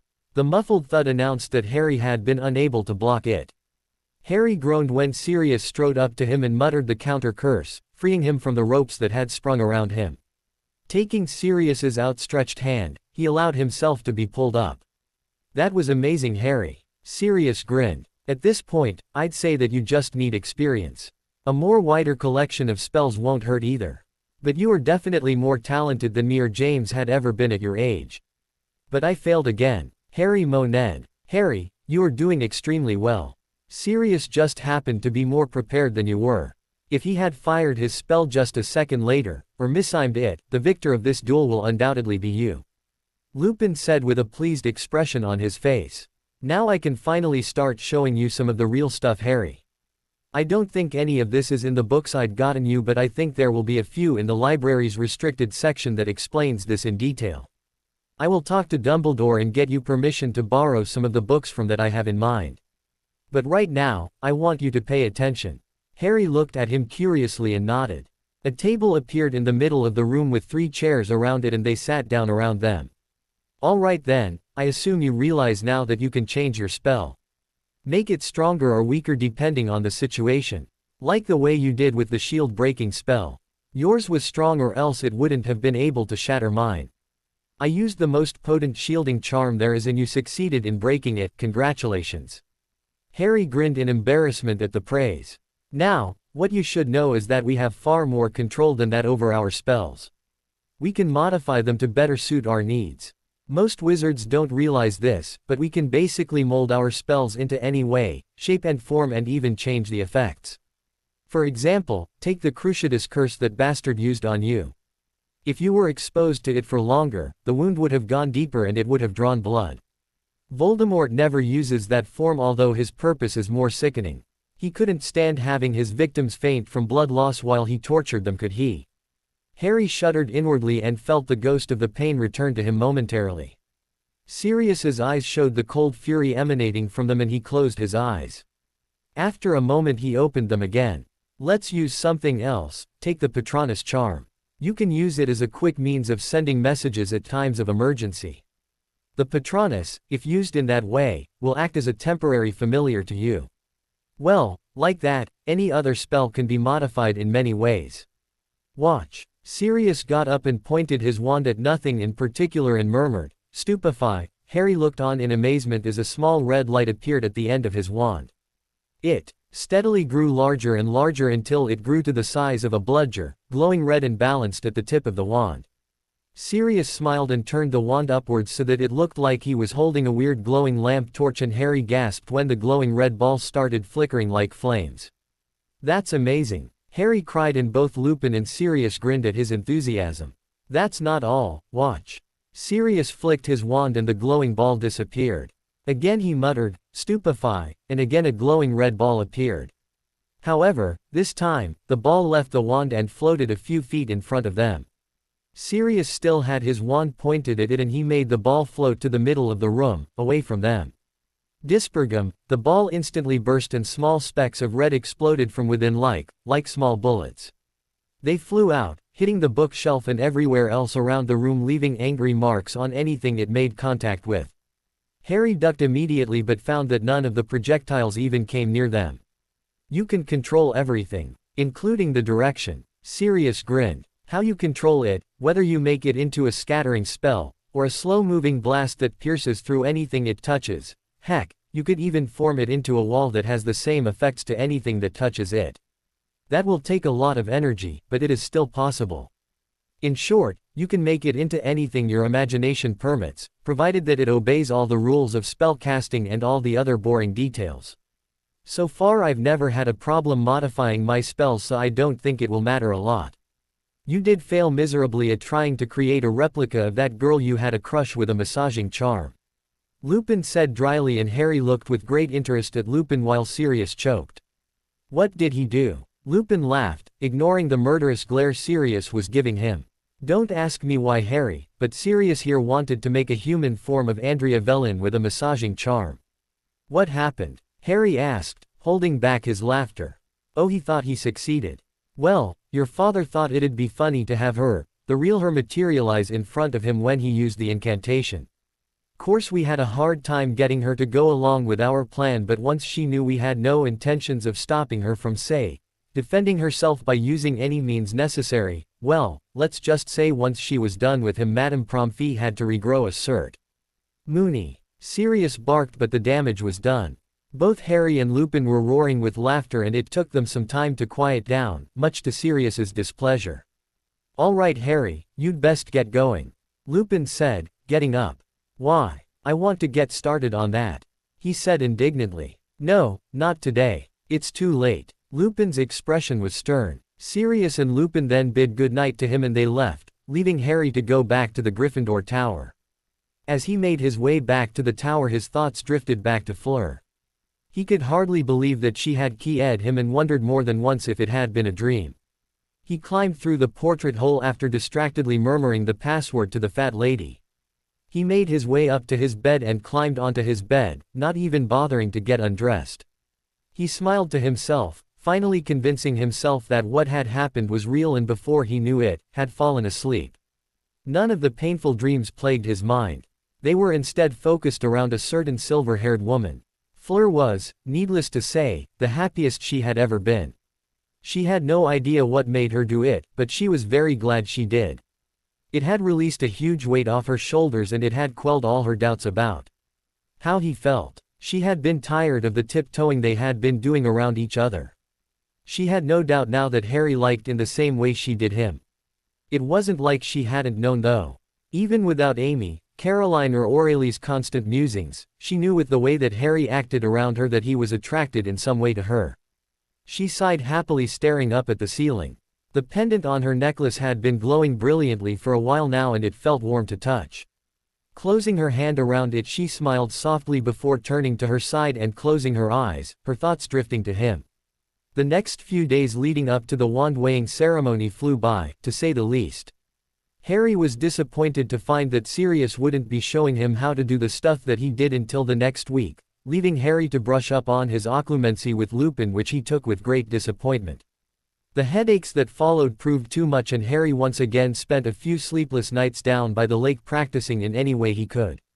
The others were surprised at the way Harry and Fleur now acted around each other. No one failed to notice that the two had gotten a lot more closer to each other overnight. Harry had a feeling from the knowing smirks the others were giving them that they had guessed something was up, or that something had changed between them, but neither of them could either confirm it, or deny it. Neither of them spoke to each other about what happened. He didn't mind though, he didn't feel the need to speak to her about it, and he was extremely happy with the subtle changes with him and Fleur. He also didn't want to push Fleur into something, thereby destroying what they had already. Also, with the first task rapidly approaching, he couldn't afford to distract her and ruin what she had worked for. Little did he know, however, that she had almost the exact same thoughts running on her mind. Although she had already decided that after the first task would be the perfect time to further what they had now into something more. Nevertheless, they both spent a lot more time with each other than they did with the others, either by the lake or in the library, talking about anything that came to mind and listening to the other contently. It didn't take long for Harry to open up to her and confide everything. Far more than what he had shared with Ron and Hermione. Or anyone for that matter. To say she was furious with what she was hearing was an understatement. Come to think of it, he himself never really had heard himself recount these things before, he never had to. But now even he was having trouble wondering how he survived this long. As for the Dursleys, it was his mistake. He didn't mean to even enter that area, but by the time he'd caught himself, the damage was done. She knew that there was a lot more to them than being just his relatives who hated magic. They were not something he wanted to even think about. Thankfully, she seemed to know that it was a particularly delicate subject with him and didn't bring it up again. At least for now. She in turn confided in him about her life before Beauxbatons and after she entered. He laughed at how she and Aurélie had met, but everything else about her life was not much better than his.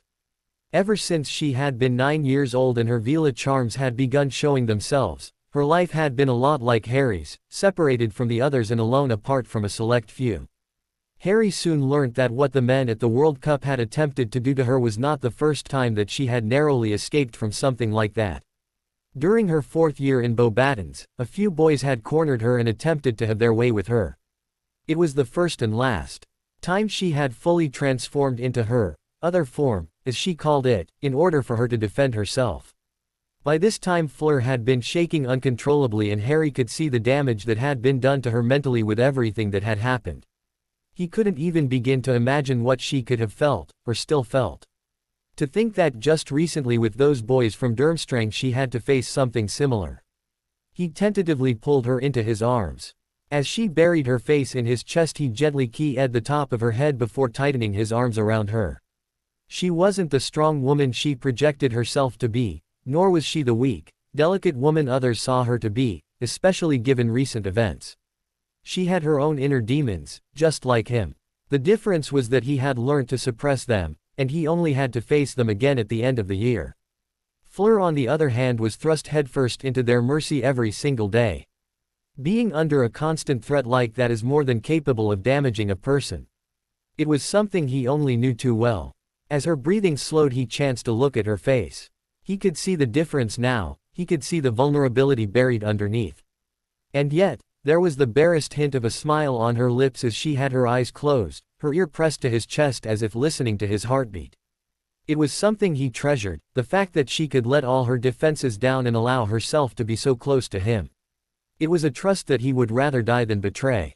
Harry glanced at his watch. It's almost time, and he didn't want to be late for the wand-weighing ceremony. Whatever it was. He nervously put his hand up and stared at Snape while sighing inwardly, cursing his luck for having to ask Snape for permission to be excused from the lesson. Snape took almost 5 whole minutes to notice him. By now the whole class was looking at him curiously. He finally looked up from the book that he was focused on at his desk in the front of the class and fixed Harry with the usual loathing look that was reserved just for him.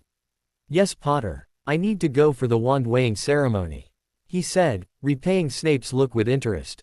"Ah yes, I forgot you are a champion." Snape sneered at him while Malfoy and some of the Slytherins sniggered audibly. "I expect you back here to complete your draft of living death. Champion or not, you still have to complete the lessons."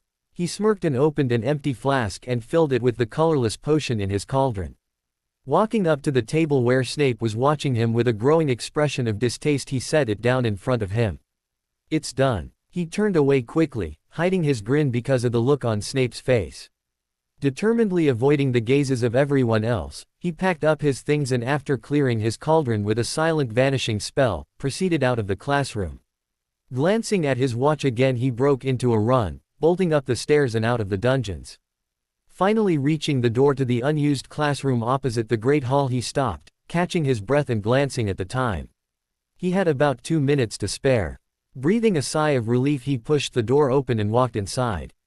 The classroom was huge, much bigger than any of the other classrooms he had ever been in.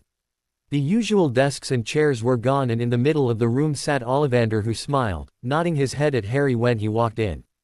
The headmasters and headmistress were all present, with the addition of a rather viscous-looking woman with dirty B***owned hair who fixed him with a hungry look when his gaze met hers, making his skin crawl.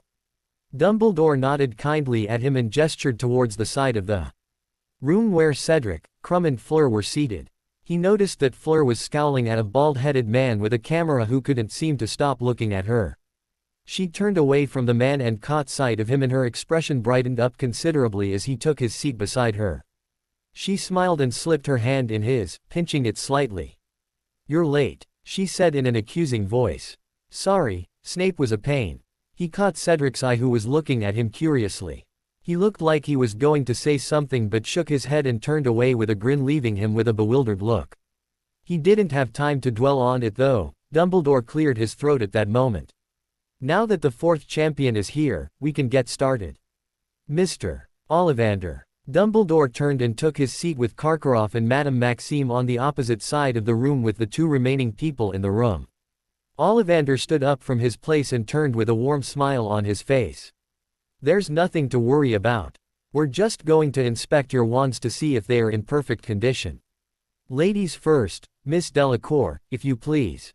She walked up to Ollivander and placed her wand in his outstretched hand. He examined it closely, murmuring under his breath while twirling the wand between his fingers. 9.5 inches. Rosewood. And the core is, dear me, a single hair from a vela." Fleur grinned. "From my grandmother." Ollivander looked at the wand in reverence. "I have never used vela hair for a core in my wands. Vela hair can only be used as a core for a wand if the wand's master shares a special connection with the vela. It isn't the most reliable core we could use for our wands." He muttered, more to himself than others. "This is a truly exceptional wand. Especially good for charms." He took a few more minutes with the wand and finally he murmured, "Orchideus," causing a bouquet of flowers to appear from the end of her wand. "It's in perfect condition. Thank you for allowing me to assess your wand, Miss Delacour," he said, bowing to her and handing her the wand and the flowers. "Mr. Krum then." Krum got up and walked over to Ollivander, with his ever-present scowl more pronounced than ever, and gave his wand to him. Harry noticed that unlike most normal wands, Krum's was almost black in color and a little thicker than most. Ollivander took a moment with his wand as with Fleur's before speaking.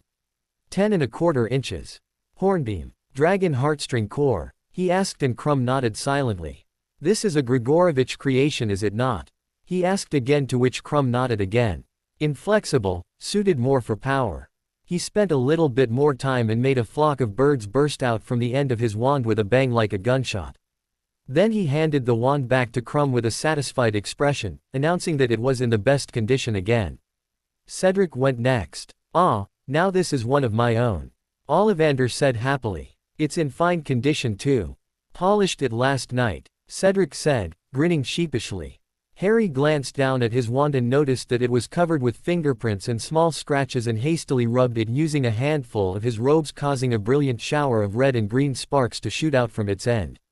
Fleur giggled while the others in the room looked at him in amusement. "Sorry," Harry said in a small voice. Ollivander returned to examining Cedric's wand, chuckling slightly. "I remember this clearly, 12.5 inches. Ash. Containing a single tail hair from a fine male unicorn. Best suited for transfiguration." Cedric nodded in response and Ollivander returned to examining it. He finished his examination faster than the others and gave it back to him after making a fountain of wine shoot from its end, announcing that it was in perfect condition. Harry got up next and walked towards the aging man, trying to hide his embarrassment from earlier. Ollivander smiled and took his wand from him, his expression transforming instantly. "How well I remember this wand." Harry nodded, remembering the words Ollivander had spoken to him when he first bought his wand. "It so happens that the phoenix who gave the feather for this wand, gave one other." "Just one other?" What's curious is that the other feather went to the wand which left you with your scar. 11 inches. Holly. Containing a single tail feather of a phoenix. Nice and supple. Ollivander suddenly stopped, looking at his wand curiously. He spent a much longer time with his wand than the others and murmured a spell that surrounded his wand with a sapphire blue glow, a color that Harry found strangely familiar. Curious, your wand is in good condition, Mr. Potter, but I would like to speak with you if you have time after this. Harry was slightly taken aback, but nodded all the same. Well then, I believe we are done here. Dumbledore asked, looking questioningly at Ollivander, who nodded. Then you are all free to go, he said with a smile towards the champions. Not yet, Dumbledore. We still haven't gotten pictures of the champions or a backstory on them. The Daily Prophet is doing a feature on the Triwizard Tournament. The B***owned Hairdwitch called. Harry noticed that for a second, he thought he saw a frown on Dumbledore's face before it vanished almost immediately. Very well. However, the champions may only be interviewed if they give their consent. Is that clear? Dumbledore asked sternly. The witch looked like she had been slapped in her face and didn't speak for a few moments. Recomposing herself, she smiled coolly. Of course. Her sugary sweet voice made a shiver run down his spine, deciding that if he could help it, he was going to stay as far as possible from the witch. The witch immediately fixed her gaze on Harry as soon as Dumbledore turned away from her. They were all made to stand in the center of the room while the cameraman snapped photo after photo. Harry kept his nails dug deep in his palm, trying hard to keep a smile, which was proving difficult as the minutes flew by. He noticed that Fleur, Cedric and even Krum had the same pained looks on their faces. What surprised him the most was that Krum's expression mirrored the others. He'd thought that being an international standard Quidditch player, Krum would be more used to this sort of thing. After the group photos were over, they insisted on taking individual photos of the champions. Fleur was especially displeased by this. The cameraman seemed intent on taking more photos than needed of her, something that Madame Maxime noticed and unceremoniously removed an extremely grateful Fleur from under the scope of the camera. Madame Maxime and Fleur left soon after that. After they were done with the others, the witch walked up to Harry, who was waiting for Ollivander, who was deep in conversation with Dumbledore. Rita Skeeter, reporter for the Daily Prophet. I was wondering if I could get a small interview with you. Nothing much, just a few questions. She had latched onto his arm by the time she had finished speaking and was pulling him little by little away from the others. He instinctively wrenched his hand free from her grip, none too gently. Something about the woman unnerved him. No, I mean, sorry, I have to speak to Mr. Ollivander. Her smile faltered, however it switched back on so fast that it was scary. How about afterwards? We will still be here. I have a class afterwards. Sorry. He lied easily, turning away from her before she could speak to him again. He saw that Ollivander and Dumbledore were now waiting for him by the door and thankfully walked up to them. We'll continue this discussion in my study if it's all right with you, Mr. Ollivander. And Harry, of course. Dumbledore asked, his eyes twinkling at Harry, who nodded and followed him and Ollivander up the stairs to Dumbledore's study. They reached the stone gargoyles, who leapt aside to grant them entrance when Dumbledore said clearly, "Fizzing Wisby." Once inside, Dumbledore waved his wand and caused 3 chairs to appear at the middle of the room, where he gestured to Harry and Ollivander to take their seats. Once Harry sat down, he heard a soft musical cry, and seconds later, a slight weight on his shoulder. He looked at his side to find Fawkes, Dumbledore's phoenix, perched on his shoulder. Fawkes proceeded to rub its head affectionately against Harry's cheek, which brought a smile to his lips. "Hey Fawkes," he murmured, stroking his beautiful red and gold feathers. The phoenix trilled happily and closed its eyes. Dumbledore chuckled. "Seems like you're going to have to be the one to take care of Fawkes once I'm gone, Harry." Dumbledore said cheerfully. "I don't know, sir, Hedwig might get a little jealous," he said, grinning slightly. Then he looked at Ollivander. "Is there anything wrong with my wand or something, Mr. Ollivander?" "Yes, well, it's nothing serious. Some rather interesting things came up while I was examining your wand, Mr. Potter. If I may?" he asked, leaning forward and stretching out his hand. Harry understood and gave him his wand. He murmured a few strange words, and once again the wand was surrounded with a beautiful blue glow before it changed to a fiery red color. Ollivander nodded absent-mindedly while Harry and Dumbledore looked on curiously. As I always say to everyone that first comes to my shop to purchase their wands, it is not the witch or wizard that chooses the wand, it is the wand that chooses its master. The wand mirrors its master's growth. When the master's potential increases, so does the wand. In other words, the wand is only as powerful as the wizard who uses it. Ollivander flicked Harry's wand, making the glow fade away, and gave it back to him. Even for those of us who have devoted our lives to studying and researching wand lore, there are still many questions which we aren't even close to answering. What does the wand look for in its master? What makes it different? Wands have many different traits, as you would have noticed when I was examining the other champions' wands. Miss Delacour's wand makes any charms she casts much more potent that only a few others can hope to match. Mr. Crumb's wand has a bit more power behind it, just like many of Grigorovich's creations. Mr. Diggory's wand makes for easier transfigurations. The wand mirrors its owner's strong points. In other words, Harry nodded, although he still didn't have the faintest clue where this discussion was headed. Now your wand, Mr. Potter, is one of the most unique wands I had ever forged. Unusual combination. I remember thinking to myself on the day I finished it that I would be lucky to see its master in my lifetime. There are a few problems that rose when I examined it though. Ollivander paused for a little and seemed to be deep in thought.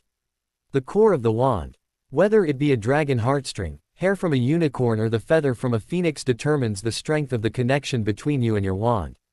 It also plays a major role in the results you can achieve with your wand. When I examined your wand, Mr.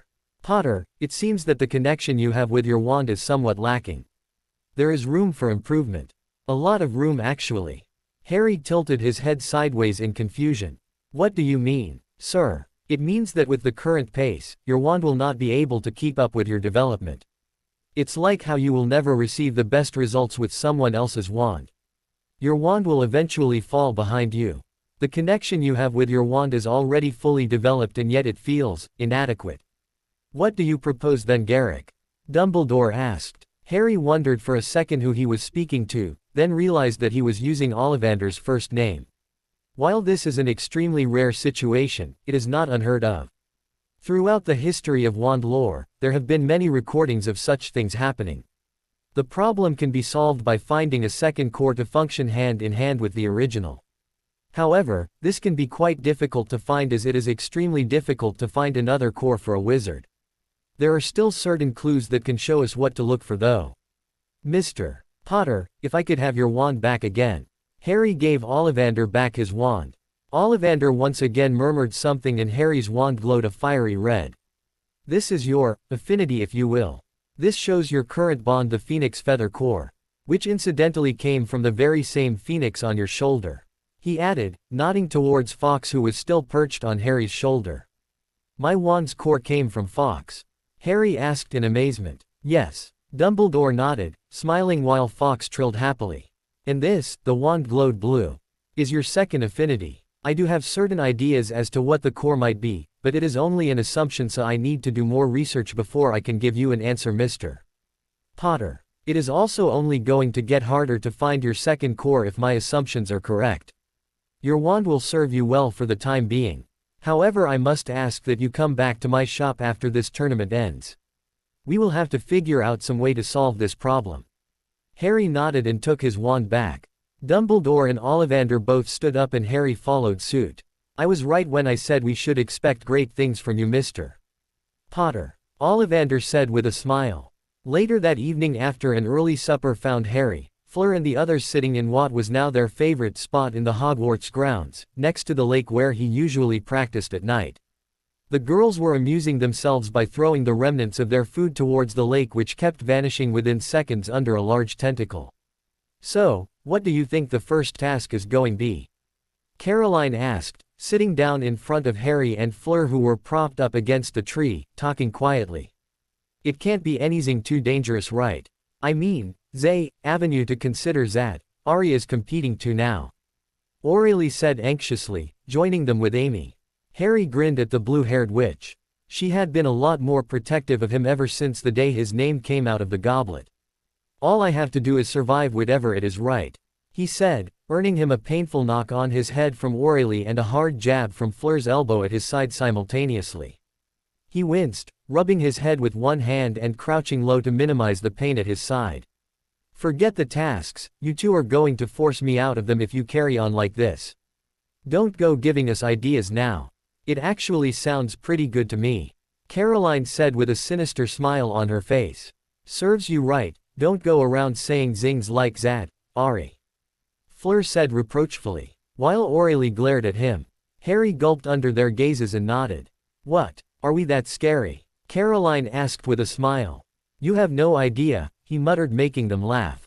But seriously, I can't believe they're not giving any information about the first task. I think this is the first time they're doing something like this, considering the past tournaments. Amy said thoughtfully. It can't be anything too bad then. They don't really expect you to face off against something you've never seen before. Caroline's voice carried a strain of doubt though. Everyone fell silent, watching the giant squid float lazily across the lake while Fleur leaned against his shoulder. They spent the next hour talking about whatever that came to mind, occasionally laughing as the witches recounted some of their experiences in Beauxbatons. Harry closed his eyes, enjoying the sense of peace that had settled over them, wishing they could stay like this for as long as they wanted. Ari. He opened one eye lazily to look at Fleur. Looking around he grinned when he saw that Aurélie had fallen asleep beside him. Caroline and Amy were already standing up, stretching their arms, and from the tired looks on their faces, they looked like they were only just waking up too. We're going back to the carriage, I need to send a letter to my parents. Fleur said, getting to her feet. Yeah, and we're going to take a shower before dinner. Caroline added, stifling a yawn. Harry nodded and looked at Aurélie, who still hadn't woken up. What about her? He asked. Let her sleep, she's been a little too busy with school work. Besides, you will be here till we get back, right? Caroline asked. Harry nodded. He had no wish to stay in the castle unless absolutely necessary. Sirius and Lupin weren't going to be able to have their usual lessons with him today either, they both apparently had something to do. Oh, and Harry. Try to control yourself, I know she's sleeping but it might make her unhappy if you try anything. Caroline said playfully. It took Harry a few seconds to get what she was talking about and blushed crimson. What? I'd never do something like that. He yelped while the three of them burst out laughing. Calm down. Caroline choked out in between her laughter. Oh, look at you, you look so cute when you start blushing like that. Making him squirm uncomfortably. Come on, Fleur said, dragging Caroline by the arm, although she too had a hard time controlling her laughter at his expression. We'll be back soon, Ari. He watched them go, sighing in relief and leaning comfortably against the tree. They always brightened him up one way or the other, and he was really thankful for that.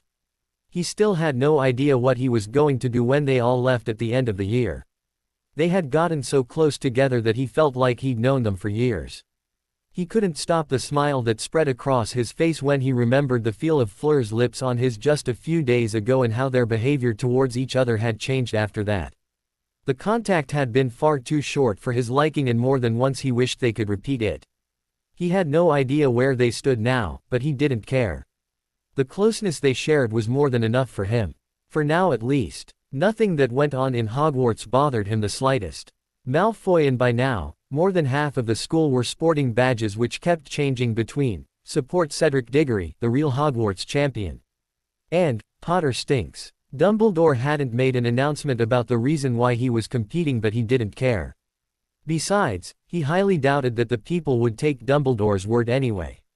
Most of them felt that he was trying to take away the Hufflepuff's glory, and they were also angry that he was now a champion. Harry had once seen Cedric angrily asking some of the students to stop wearing the badges, something which made him a little happy. Most of the Hufflepuffs had since stopped wearing the badges afterwards, but they were still acting coldly towards him. He chuckled softly when he remembered the twins replacing a box of badges that Malfoy was giving out with a batch of their own, which gave the people who started wearing the badges a nasty surprise when they found that the previous words vanished, replaced by, I am an A****, and to add to the hilarity, a permanent sticking charm placed on them. Fleur and the others had been furious when they had first seen the badges.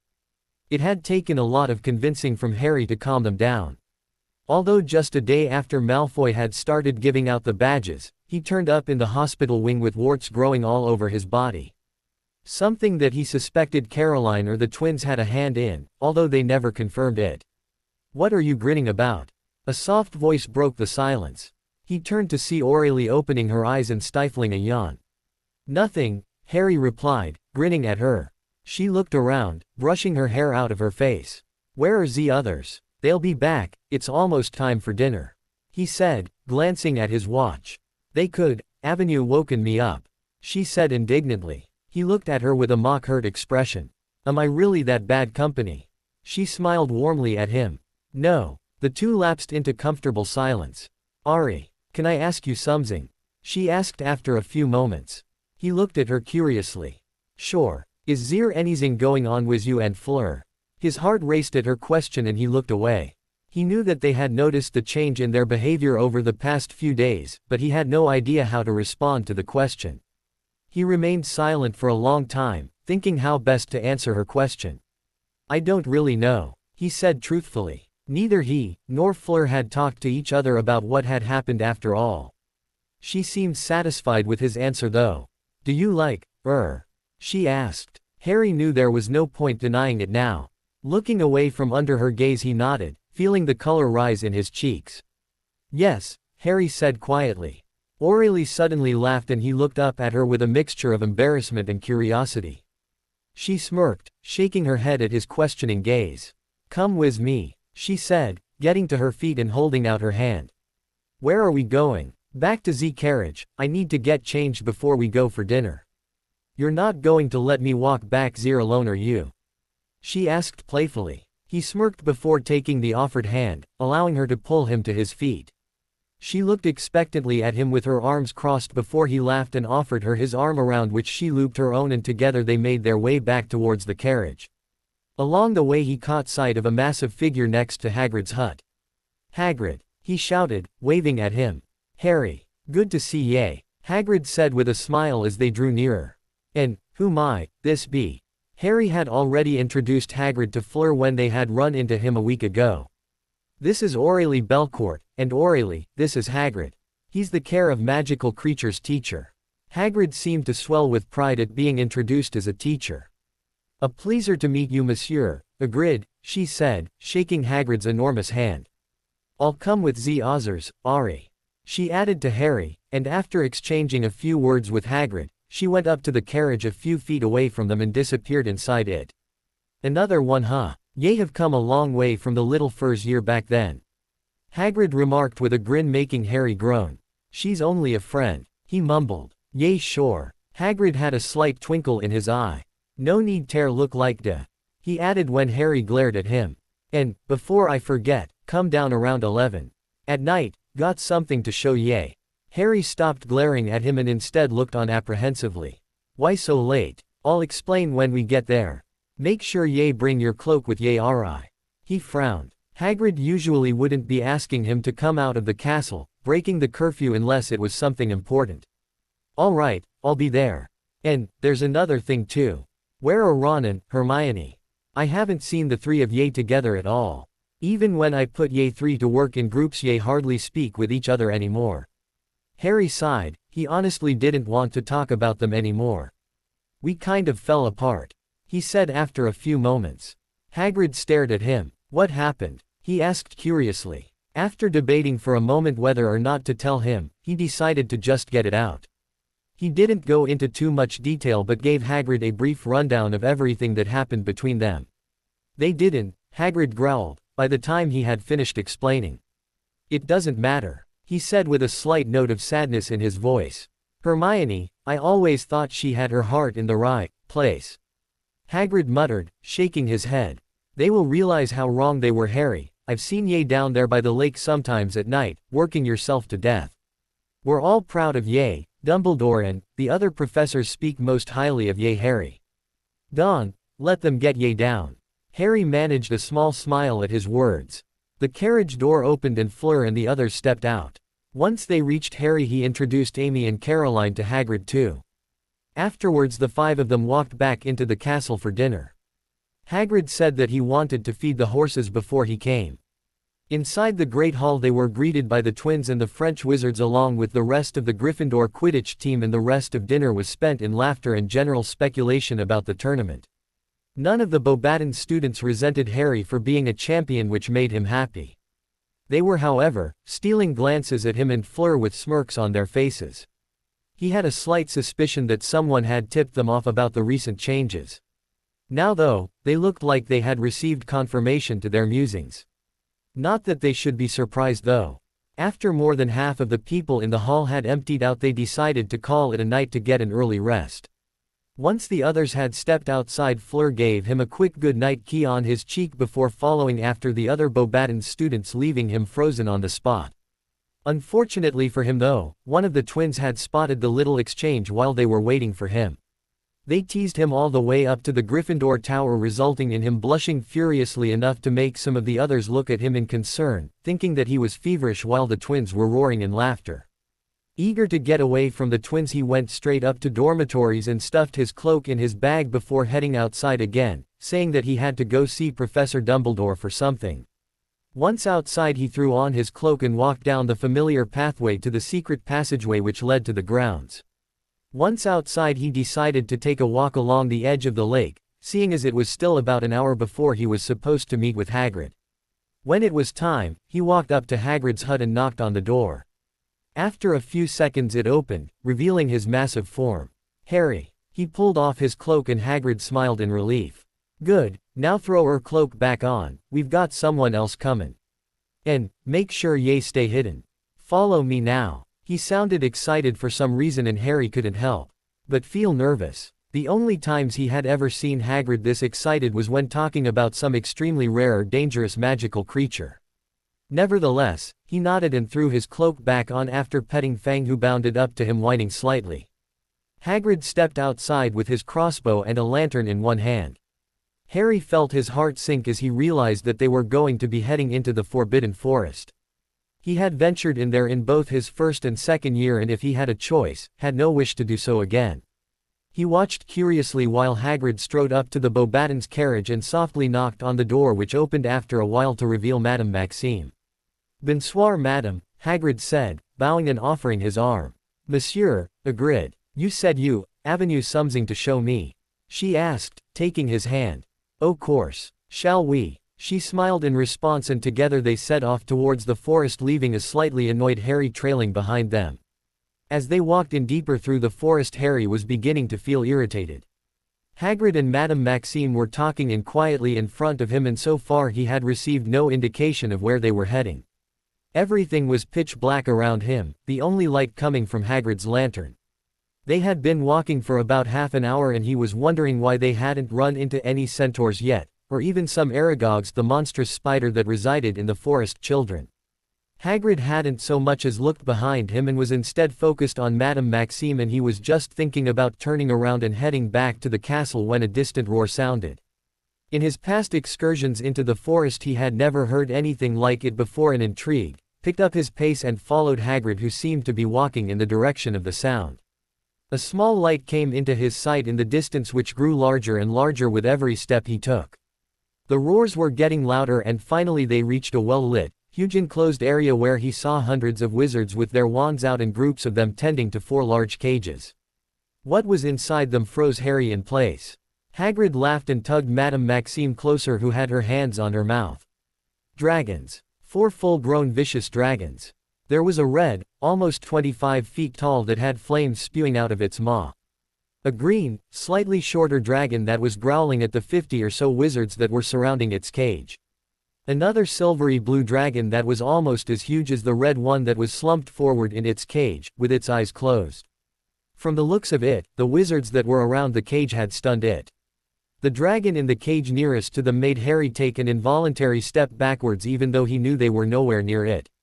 It was an inky black and was far larger than any of the rest. It was snarling, and even as he watched, about 50 stunning spells slammed into it. It got further enraged and roared, bright orange flames erupting from its maw.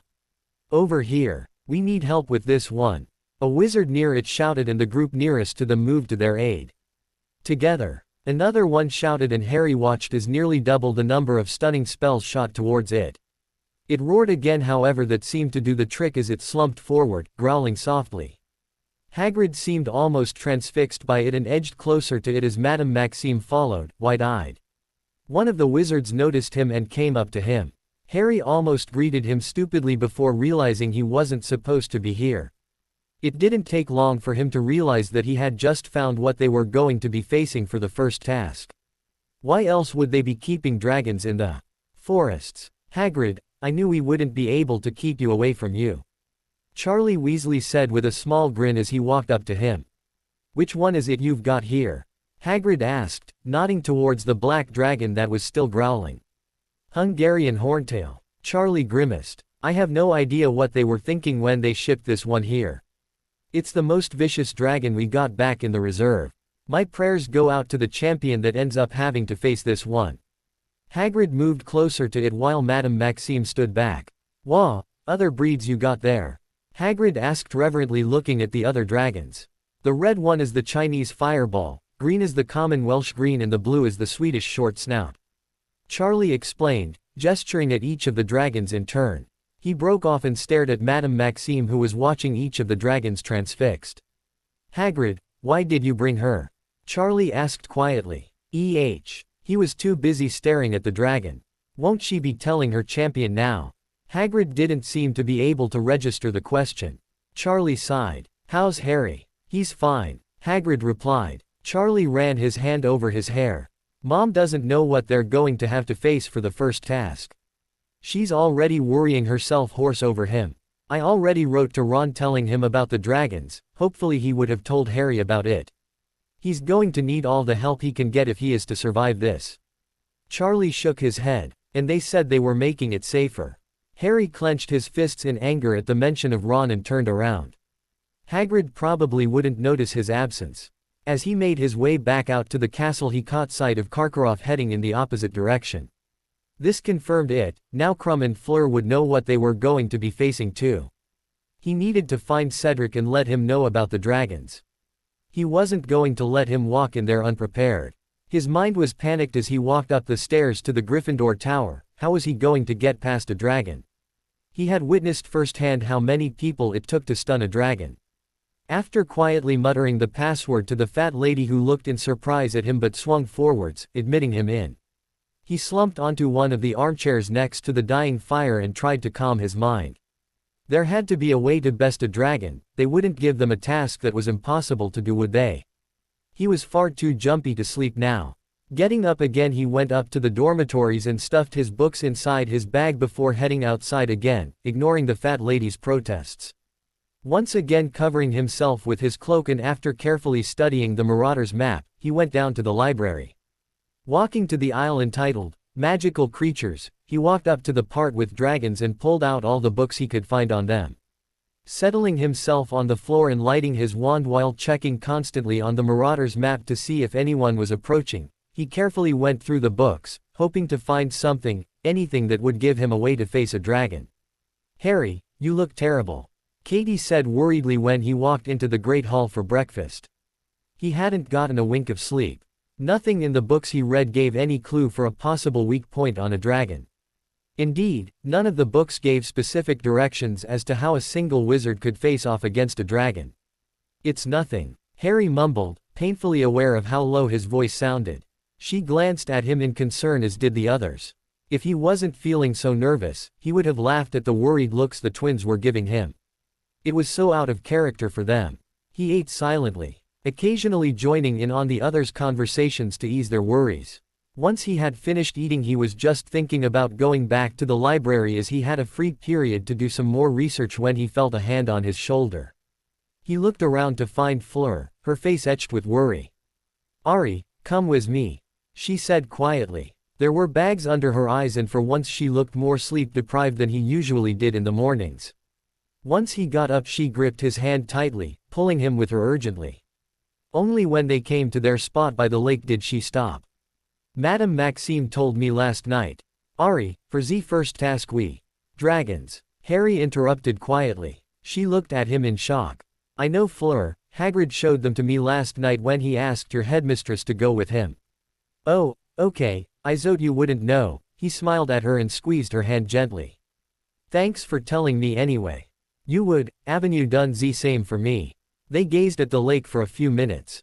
She looked worried and he noticed that she made several attempts to speak. Finally, after a few minutes had passed, he leaned onto her, gently nudging her side. They had by now seated themselves in front of the tree as they always did.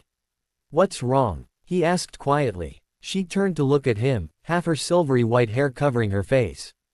A dragon, Ari. Even I don't know how to do this. Madame Maxime is going to help me prepare, but even she is worried. She fell silent and Harry waited patiently for her to go on. I'm worried about you, she added in a voice barely above a whisper. He felt an odd feeling of happiness spread through him at her words. We'll find a way past this. I'll also have some help too, so don't worry. He did after all have Sirius and Lupin to ask for advice. She sighed before nodding. If you need help with anything you will ask me, right? Course I will. And if you need anything too, I will do my best to help. She nodded and gave him a small smile. The two spent the rest of their time together in silence, taking comfort in each other's presence. Harry had no idea how he got through his lessons that day. He wasn't able to concentrate on any of the classes properly, although none of the professors commented on it. Some of the professors, even McGonagall with the sole exception of Snape, excused him from all his homework for the upcoming week as the first task was only 10 days away, counting the weekend. When his final lesson for the morning ended, he quickly made his way towards the school courtyard. He didn't think that Cedric had any idea about the dragons yet. Spotting him at a corner with Cho Chang and some of his friends, Harry walked swiftly towards them. Hey Cedric, can I speak to you for a moment? He asked, ignoring the glares from the Hufflepuffs that were accompanying him. Sure Harry, he replied and walked with him to the side with a curious expression. As soon as they were out of earshot of the others, Harry spoke. Dragons. That's the first task. Cedric's eyes widened in surprise. What? Dragons? He repeated. They've got one for each of us. You sure? Positive. I've seen them. Fleur and Crumb know about them too. Cedric nodded absent-mindedly. Why are you telling me this? Harry stared at him in shock. We're competing, aren't we? Do you think I care about this competition at all? He hissed angrily. He could feel his temper rising. His head was filled with worry about the first task and how they were going to get past it, and here Cedric was asking stupid questions. Right, he said sheepishly. He nodded and turned to leave when Cedric grabbed his shoulder. Thanks a lot. He managed a small smile at this. Anytime. Cedric turned and made his way back to his friends, and he turned away, intending to return to the castle. He didn't get very far when a voice he recognized only too well called out to him. Hey, Champion Potter. Harry stifled a groan and turned a wary eye on Malfoy, fighting the impulse to curse him on the spot. He had caught the attention of everyone in the courtyard and they were all looking eagerly at Harry and Malfoy, waiting for something to happen. My father told me about what's going to be on the first task. He said proudly. Perhaps if you ask me nicely I might consider telling you what it is. Not interested. Harry muttered and made to continue walking back to the castle when Malfoy's voice rang out again. My father made a bet with me, you see. He thinks you wouldn't last more than 5 minutes in the first task. I said you wouldn't last longer than a minute. And I should care because? Harry asked, turning towards Malfoy. I'm not interested in the pathetic methods you and your father used to amuse yourselves. Didn't you two have enough fun in the World Cup with those people? It didn't take long for most of the students around them to guess what Harry was talking about, and he heard many of them gasp. Exactly what are you insinuating, Potter? Malfoy snarled while Crabbe and Goyle cracked their knuckles with menacing looks on their faces. Exactly what I said, he replied wryly and turned away. All it took was the look of surprise on the people in front of him to tell him what was coming when he nimbly sidestepped, narrowly missing the jet of orange light that flew past his side, while some of the students shrieked and jumped out of the way. Harry had his wand the next second and with a silent binding spell, had Malfoy bound and gagged in ropes. Faster than the students could even see, jets of red light flew out of Harry's wand, slamming into both Crabbe and Goyle, knocking them out instantly. Harry turned and walked up to the 3 unmoving figures on the ground, with Malfoy staring up at him. Fear evident in his eyes. Didn't anybody tell you it's bad manners to attack someone who has their back turned? He asked quietly, although his voice carried to everyone in the courtyard in the silence. With a wave of his wand the gag fell off, letting him breathe. No matter how much Harry hated him, he wasn't going to let him suffocate. Malfoy's eyes widened as he stared past Harry at someone behind him. "Professor Potter attacked me, sir. I was watching Mr. Malfoy." A voice growled. Harry looked around to see it was Professor Moody. "I will be reporting your actions to your head of house about the cowardly way you attempted to attack Mr. Potter. A job well done on the other hand, Mr. Potter," he said to Harry, and he could have sworn he saw a smile forming on his scarred face. "Run along now, I'll take care of these three." "Yes, sir," Harry said quickly, placing his wand back inside his pocket and moving back up to the castle. Most of the students cleared the way for him, staring at him in amazement. Harry sighed, making a mental note to avoid giving such displays in the future. After dueling with Sirius for so long, everyone else seemed to be pathetically weak. Seeing that it was almost time for lunch, Harry went to the Great Hall where he was pleased to find Fleur and the others were already seated. After slipping into the seat beside Fleur they began to eat. "That was brilliant, Harry," Fred said loudly, coming up from behind them. "Seriously, we saw the whole thing. Malfoy never knew what hit him." George agreed. Harry laughed in response. "Oh, this seems interesting. What happened?" Caroline asked, looking from the twins to Harry.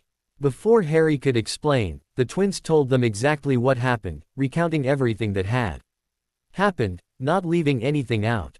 Neither of them bothered to keep their voices low, resulting in them attracting quite a few glares from the Slytherin table. Harry caught sight of Daphne though, who grinned and gave him a thumbs up. "Wish I could have seen that," Angelina said with a broad grin. By now the Gryffindor chasers and Jean and Basile had joined them too. "Zat pig, you should, haven't you done something more than just leave? I am like that, Ari," Aurelie remarked. Once they had finished eating, the group dispersed. Harry had a free period again before History of Magic, which he was planning on skipping anyway. Harry and Fleur decided to use the time to search around in the library. Although they were going to be competing, despite Harry's protests, Fleur and the others were adamant about helping him. After spending more than 3 hours in the library, which proved utterly fruitless, the French witches had to leave for their lessons. Harry too left for charms, which was to be his final lesson for the day. After the lesson, Harry met with the others and they once again spent as much time as they could in the library before dinner, hoping to find something. After an early dinner, Harry rushed upstairs to the room of requirement. "Harry," Sirius greeted him as soon as he stepped inside. From the worried looks on his and Lupin's faces, Harry deduced that they probably knew. "You know about the first task?" he asked. Lupin nodded. "Yes. Dumbledore let us know yesterday." "Dragons, what is the old fool thinking? Letting Harry into something like this?" Sirius growled. Harry sat down in the armchair next to the fire and looked helplessly at his godfather and Lupin. "What am I going to do? I've probably read up on all the books in the library about dragons. There's no clue on how to beat them," he asked quietly. "It's not impossible. There are a few ways," Lupin said gently. "The simplest way is the conjunctivitis curse. It's a little difficult to pull off since you have to aim right at the dragon's eye. The eye is the weakest point on a dragon, Harry," Sirius added at Harry's questioning look. "We will practice that curse in addition to a few others that I have in mind. Don't put too much faith in just one spell though. We have no idea exactly what you're going to have to do against it, and it's better to have a few methods to try in case one fails. Not to mention that you will have to be careful while approaching it. It's sheer lunacy to go head to head against a dragon," Lupin added. "Do you think I could do it?" Harry asked. "We have seen how much you have accomplished since we began training you. Right now you are the most threatening to the dragon you will face than the others. The years of education doesn't matter. You yourself are proof of that," Sirius said proudly, making him smile in embarrassment. "We still have 10 days until the task. We will use all the time we have for you to learn everything you need. I had been planning on teaching you this stuff anyway," Sirius added as an afterthought. Lupin stopped teaching him occlumency as the week wore on. Sirius also broke away from the teaching him the usual things, which disappointed Harry slightly because he had been looking forward to learning how to do what Sirius had shown him the week before with the stunning spell. It was only a small part of him that was disappointed though. The new spells and the advice he was getting from Sirius and Lupin proved to be valuable for the upcoming task, reducing his earlier panic somewhat. He mastered the conjunctivitis curse within 3 days, a feat which impressed both Sirius and Lupin greatly. It seemed that Harry's nerves were a great motivator. Apart from it, Harry spent a lot of time with various other spells designed to distract, something which he knew would prove useful in order for him to get a clear shot at the dragon's eye. A part of him was a little reluctant about using the curse on the dragon's eye though. With the description given of the spell, it would surely blind the dragon and cause it great pain. Another spell that caught Harry's eye was the shackling curse. It was one of the more advanced spells like the shield-breaking charm. As far as the book's descriptions went, that curse had the capabilities of immobilizing virtually anything it landed on. As a side note, it was mentioned that it was used to great effect during the past war between the wizards and the giants. Harry tried it once a few days later while practicing at night. The drain it caused him rendered him immobile for hours and he had to drag himself up to the hospital wing where he was reprimanded by Poppy. Both Sirius and Lupin had been furious with him when they found out that he had spent a few hours in the hospital wing due to core draining again. Thankfully this time around though, Harry hadn't unknowingly poured everything he had into the spell like the last time, so he managed to recover within a day. Both his godfather and Lupin's anger paled in comparison with Fleur's. He truly believed he wasn't going to make it out alive once she had started advancing on him while he was lying helplessly on the bed in the hospital wing. After yelling at him for almost the whole floor to hear for being reckless, she had proceeded to stay with him for the entire time, disregarding everything else and making sure he stayed in bed. He wasn't allowed to move an inch under her gaze and had no choice but to squirm helplessly under the combined glares of her and the others. As the date of the first task drew nearer, Fleur, Krum and Cedric were beginning to show their strain too. Krum looked surlier than usual and all 4 of the champions showed signs of spending multiple sleepless nights. Fleur had been pleased to find out that Harry had a plan on what he was going to do. Harry on the other hand couldn't stop worrying about her. She looked like she was having a little trouble with whatever she was working on, although she always smiled and declined his offers to help her, saying that everything was going well. The day before the first task, the last day of the weekend, the others cornered both Harry and Fleur at breakfast and marched them straight out of Hogwarts, along the familiar path to Hogsmeade, ignoring their protests. "You both have prepared enough," Caroline said firmly. "Yeah, use this time to relax," Fred added. What they said was true enough. Neither Harry nor Fleur had anything more to work on other than brooding over tomorrow. Neither of them had taken more than a few minutes to relax over the past week. Smiling resignedly at each other, they trailed after the others, forcing themselves to relax, putting the upcoming task out of their minds for this one day. Sirius and Lupin both promised him that night that they will be watching and cheering him on, although Sirius would have to be there in his animagus form. Nevertheless, he was grateful that they would be there. Harry forced himself to sleep that night, succeeding in getting only a few hours of sleep in. The rest of the time he kept going over what he had learnt and imagining situations on how best he could use it while staring up at the roof of his bed. At the crack of dawn he silently got up and dressed in his school robes and made his way out of the portrait hole. "Good luck," the fat lady called, and he managed a pained smile at her. His nerves were almost stretched to the breaking point. He sat down alone in the great hall. After a while he was joined by Fleur and the others. The terrified looks on the witches did nothing to calm Harry or Fleur. Even Caroline, who normally had a smile on her face, looked worried. Soon the other students started coming in. After the great hall was filled, the food appeared on the plates in front of them. None of them seemed to have an appetite, although the others kept trying to force them to eat. When it was almost time, Dumbledore stood up. "It is time. Best of luck to the 4 champions." The 4 of them rose from their seats to loud cheers and filed out into the entrance hall, where they were joined by Professor McGonagall, Dumbledore, Madame Maxime and Karkaroff. "This way." Dumbledore smiled at them. Harry and the others followed after them outside to the grounds. In the distance there was a large enclosed structure which looked like a smaller version of the stadium in the World Cup. Once they reached it, they were directed into a changing room where they had to change into the robes provided for them. They were almost the same as the normal robes they wore for Quidditch, although they had protective gloves which matched the color of their robes. Krum's robes was fully red, Fleur's was a mixture of blue and silver, Cedric's was black and yellow and Harry's was full black. The robes carried the insignia of the wearer's school, although Harry's didn't have one. Once they were dressed, they ducked into a tent which had 4 bunk beds. After a while the tent flap opened and Bagman, Crouch, Madame Maxime, Karkaroff and Dumbledore strode in. Bagman was carrying a small pouch which was smoking slightly. "Are we all here? Excellent," Bagman cried happily. "On to business then, ladies first," he said, offering the pouch to Fleur, who looked at it apprehensively before putting her hand in. She drew out a tiny model of a green dragon with the number 2 tied around its neck, which squeaked and a bit of fire escaped its maw. It was the common Welsh green. She just stared at it while Madame Maxime placed a hand comfortingly on her shoulder. Krum went next. He drew out the Chinese fireball. The fiery red dragon snarled softly at him. It had the number 3 tied on it. He made no visible change in expressions and just glared stonily at it.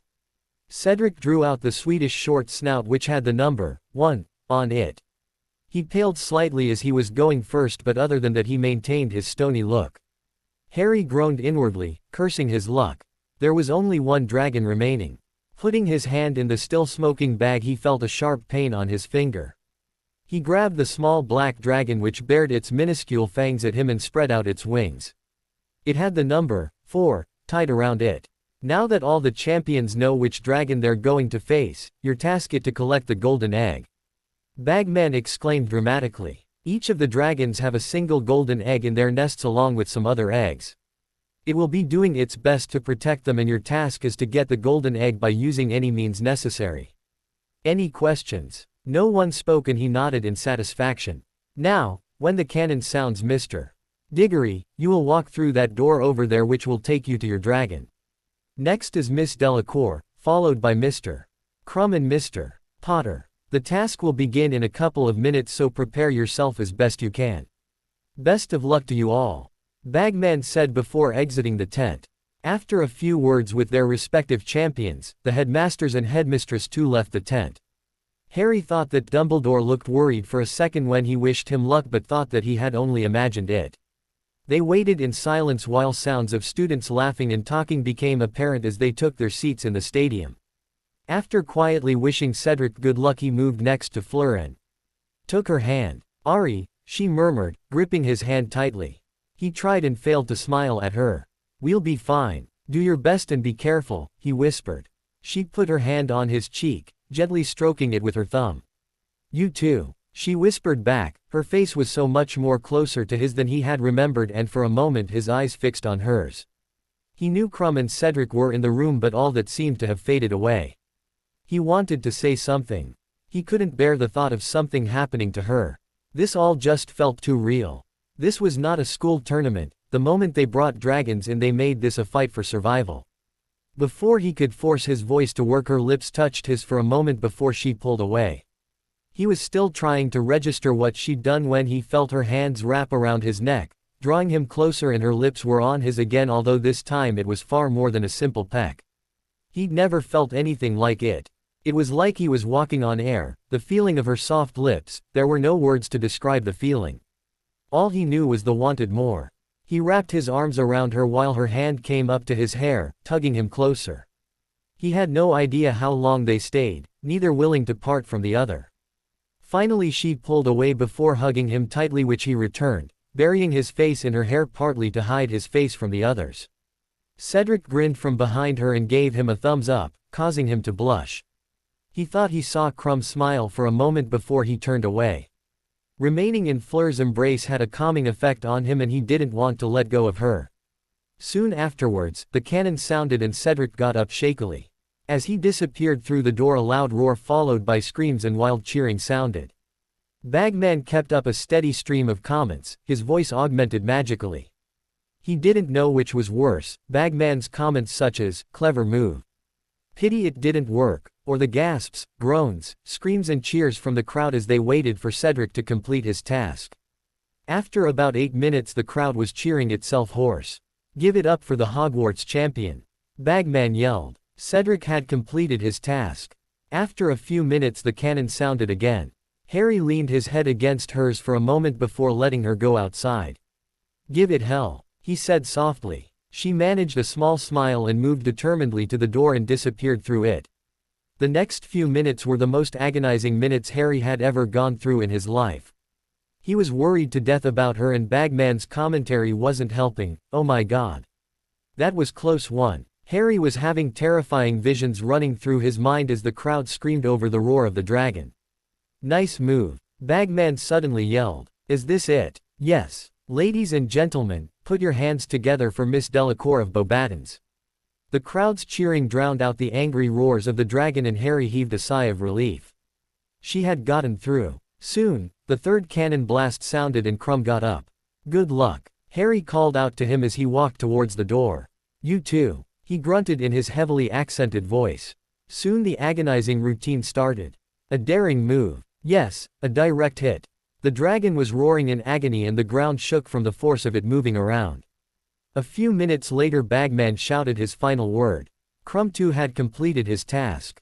Harry got to his feet, waiting for the cannon blast. After what felt like ages it sounded, and after closing his eyes for a brief moment, he walked outside. The sound of the crowd's cheering became muffled as he walked on. In front of him was the huge black dragon, crouched protectively over the eggs. The entire area looked like a rocky landscape. He felt hundreds of eyes stare at him from all directions, but he blocked them all out, focusing only on the beast in front of him. Stupefy! Harry yelled, causing a jet of red light to strike the dragon just above its left foreleg. It did nothing other than to irritate the horntail, which growled menacingly at him. He heard Bagman shouting something incomprehensible in the background as he began circling the horntail, which was watching him unblinkingly, its yellow eyes fixed on him.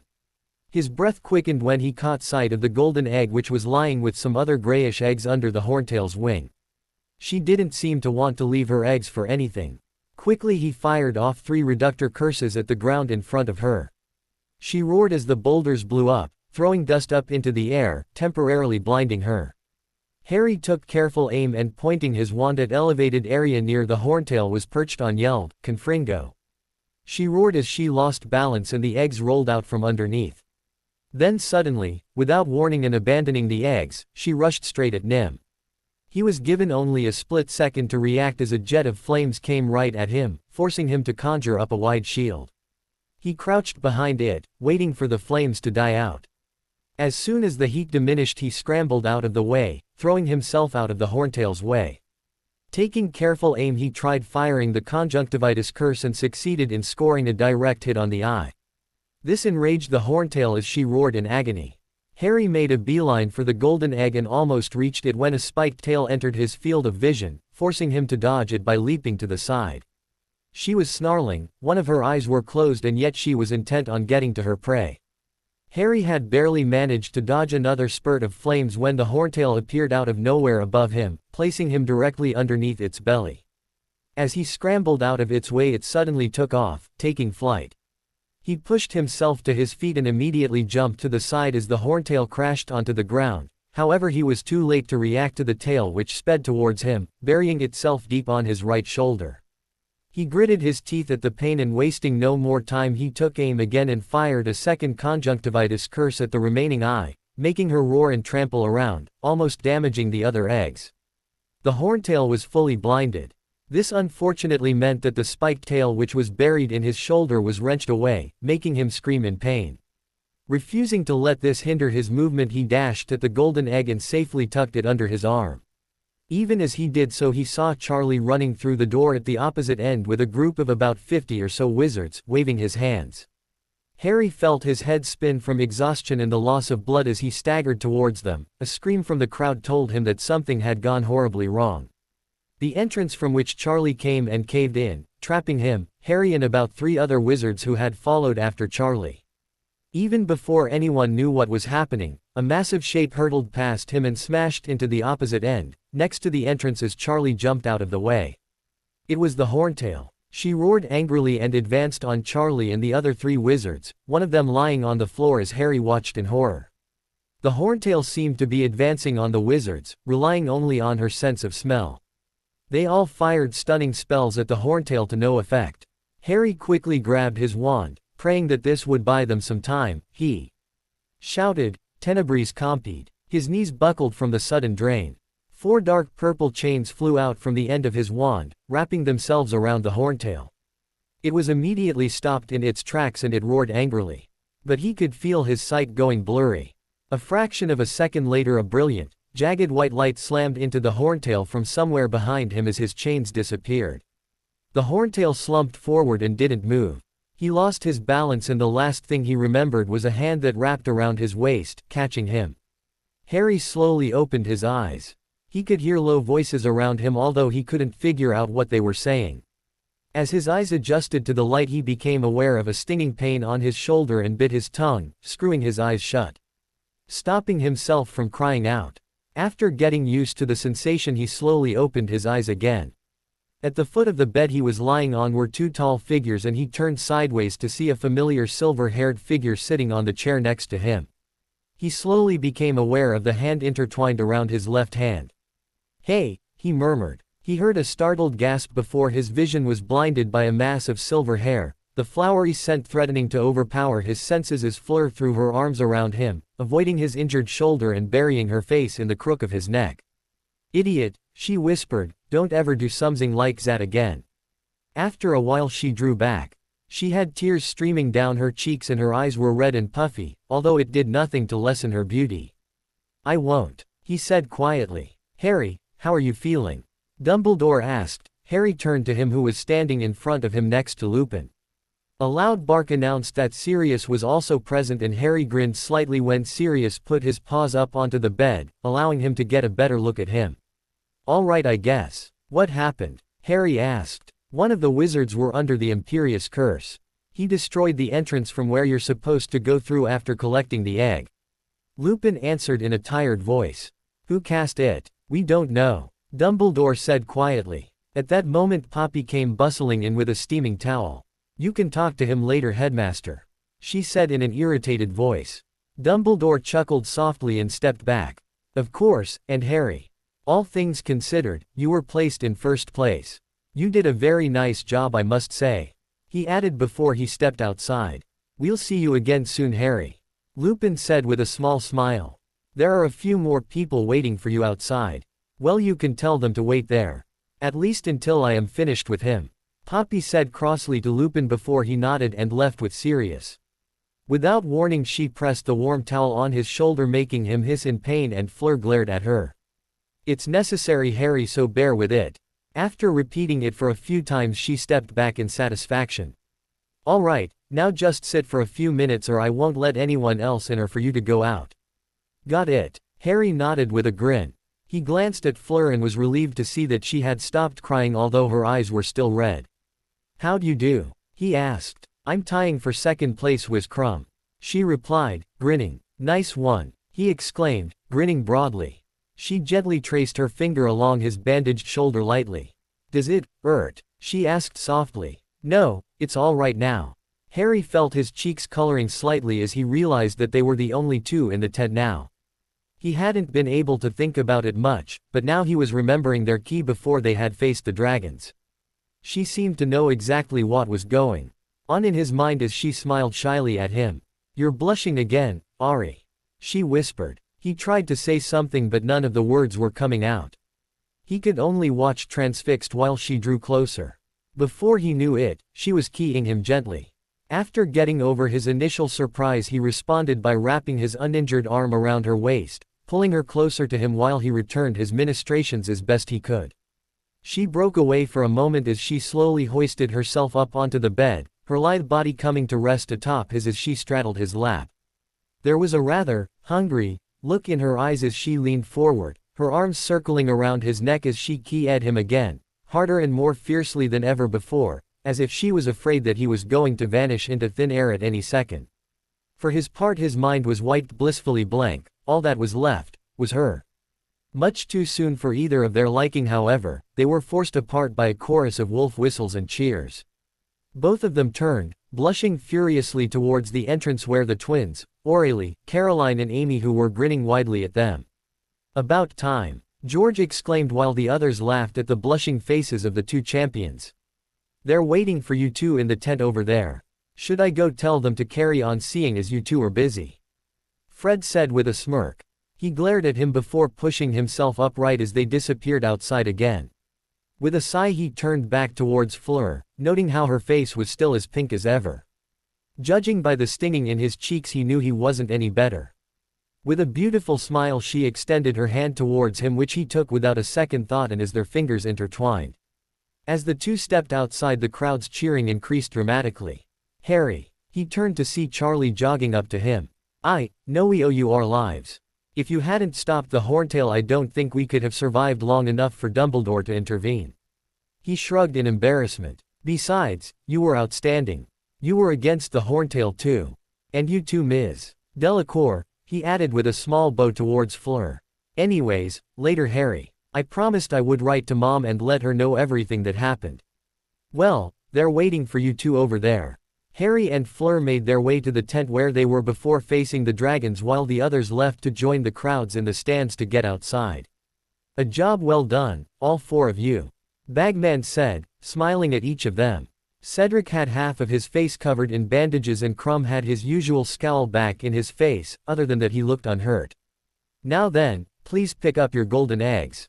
He noticed his egg lying on the bunk bed next to which the tiny model of the Horntail was sleeping and picked it up. "Right, these eggs are really important, for they contain the clue that will tell you what you need to know for the second task, which takes place on February, without which you cannot hope to succeed," Bagman said cheerfully. "Any questions?" They shook their heads. "Off you go then. Get some rest, you've all more than earned it."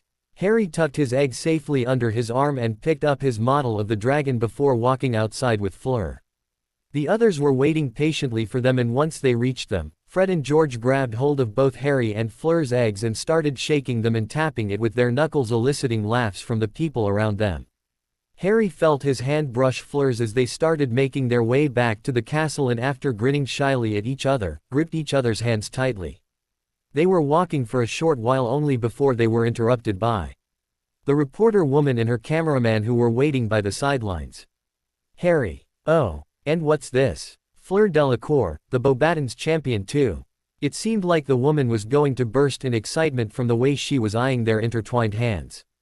"Congratulations on your performances for the first task. May we have a couple of words about your experience? And what about you two? Could we get the when? The how? NTH. You can have one word," he growled, cutting her off. "Goodbye." Fleur hid her laughter at the expression on the witch's face, but the others were not so successful. Together they headed back to the castle in happiness, feeling like a huge weight had been lifted off their shoulders. The two were unable to keep their eyes off each other, something which their friends were quick to comment on. But both of them knew one thing. Everything had changed. Again. Sirius called. "Stupefy," Harry murmured, concentrating hard. The tip of his took on a red glow. Slowly, a glowing red ball grew at the tip of the wand, which steadily grew larger and larger. After a few seconds Harry broke off, panting slightly but with a triumphant grin on his face. Floating just a few inches in front of him was a glowing red ball which remained perfectly stationary. "Good." Sirius nodded with a grin. Harry flicked his wand and the ball disappeared. He turned to walk back to one of the armchairs and staggered slightly as his vision shifted in and out of focus. "You all right, Harry?" Lupin asked in a concerned voice as he sat down. "Yeah, just lost focus for a bit," he muttered, wincing slightly as his shoulder gave a painful throb. He wasn't supposed to be moving around much after all. The Horntail's tail had buried itself a little too deep in shoulder. "That's enough for now, Harry. I only wanted you to do this because I wanted to see if you can. We can carry on after Christmas," Sirius said, sinking into the chair next to Harry. "It has been 2 weeks since the first task. Today was the first day of the Christmas break, which oddly started sooner than normal." Lupin suggested that it would be better to do his training during the day now that they had time, and had insisted with the backing of Sirius that they wouldn't teach him anything until he was back to 100%. So today, around 2 in the afternoon, found Harry, Sirius and Lupin in the room of requirement. "Isn't that like 2 weeks?" he asked. "Seems like a waste, don't you think? Just take the time to rest. You need it after all. We had been meaning to tell you, we won't be here for the time anyways," Sirius muttered after a few moments. "Why?" Harry asked with a frown.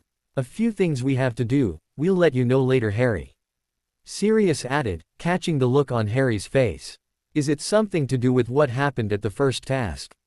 Harry asked curiously. From what he knew, no one had any idea about who cast the Imperious Curse on one of the dragon handlers. The wizard himself had no memory of it, and it was assumed that he was under the Imperious Curse a few days before the task took place.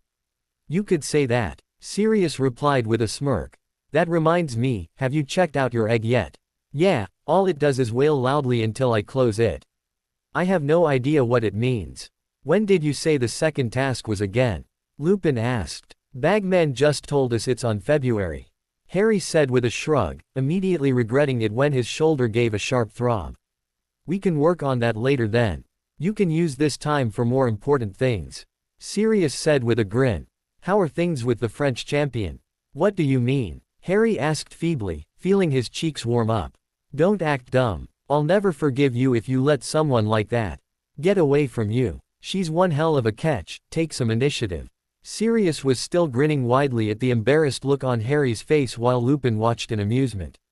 And while you're at it, work on those other French witches too. I'm starting to regret that I spent most of my time here in England. If half the witches in France are as good as the ones here, it must be paradise. Harry covered his face with his palm. Aren't they a little too young for you, Padfoot? Lupin asked with a smirk. Well, they are still women, aren't they? Besides, there's bound to be plenty of older women that look like that in France. And he wonders why James got married before him. Lupin muttered while Harry laughed. I heard that. Sirius growled. Glancing down at his watch, he got up. All right, Harry, it's almost 3. We should be heading back. Harry nodded and stood up with Lupin. So we won't be meeting again until Monday then? Harry asked. No. And I don't want to hear that you spent even 5 minutes in the hospital wing because you recklessly practice magic, all right? Sirius said sternly. Got it. Harry replied with a grin. After exchanging farewells, Harry stepped outside of the room after carefully checking to see if no one was around with his map. It was daytime after all. As he made his way down the stairs slowly, he passed numerous students who openly stared at him in awe. It was like the earlier mutterings and subtle hostility that had been directed to him ever since he became a champion never happened. Carefully avoiding their gazes, he quickened his pace, trying to make his way downstairs as soon as possible. The way they acted frustrated him.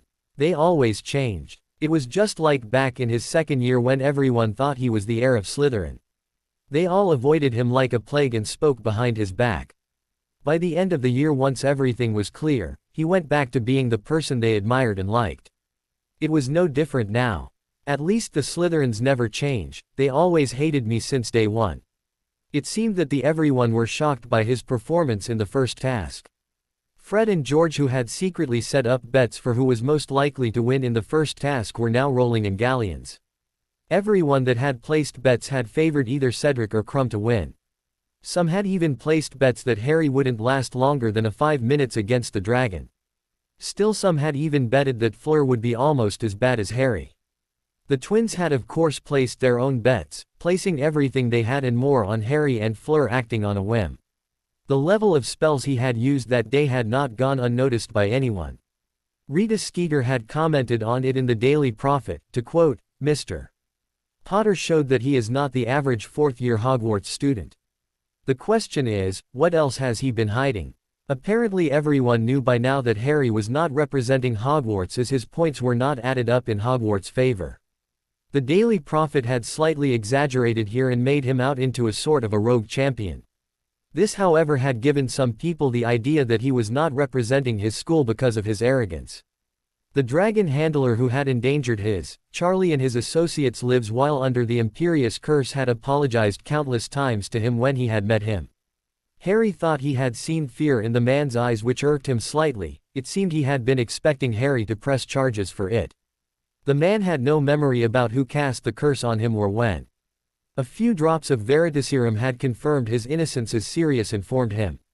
This incident, however, was not made public. Mostly everyone thought that it had been a freak accident. If this was made public, the tournament would have been forced to shut down. It was clear that whoever did this was aiming for him and him only.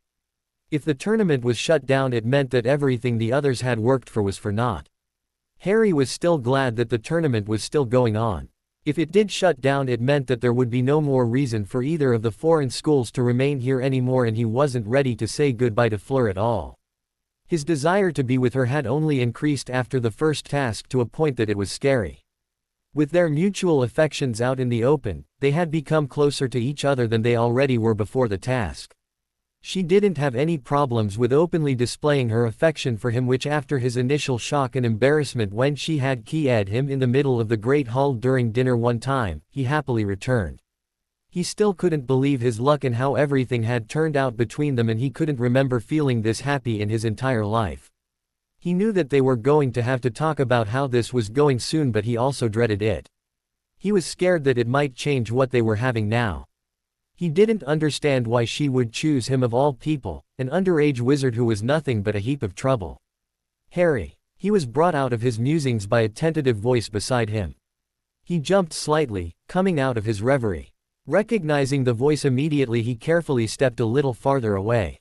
"What, Hermione?" he asked, not bothering to disguise his annoyance. He wanted to get downstairs where Fleur and the others were waiting for him. He was already running late and was afraid of what they were going to do to him when they found him. He always avoided mentioning where he went when he went to meet Sirius and Lupin, and although they never questioned him, he knew that they were a little worried about it because he always came back looking unusually tired, looking like he would fall over. I just wanted to know how you were doing." He looked at Hermione. She looked genuinely worried and her eyes were a little red. She had kept trying to talk to him after the task, but he never gave her the chance. He suddenly felt a spasm of guilt, and after a long moment he tried his best to smile at her and force his voice back to normal.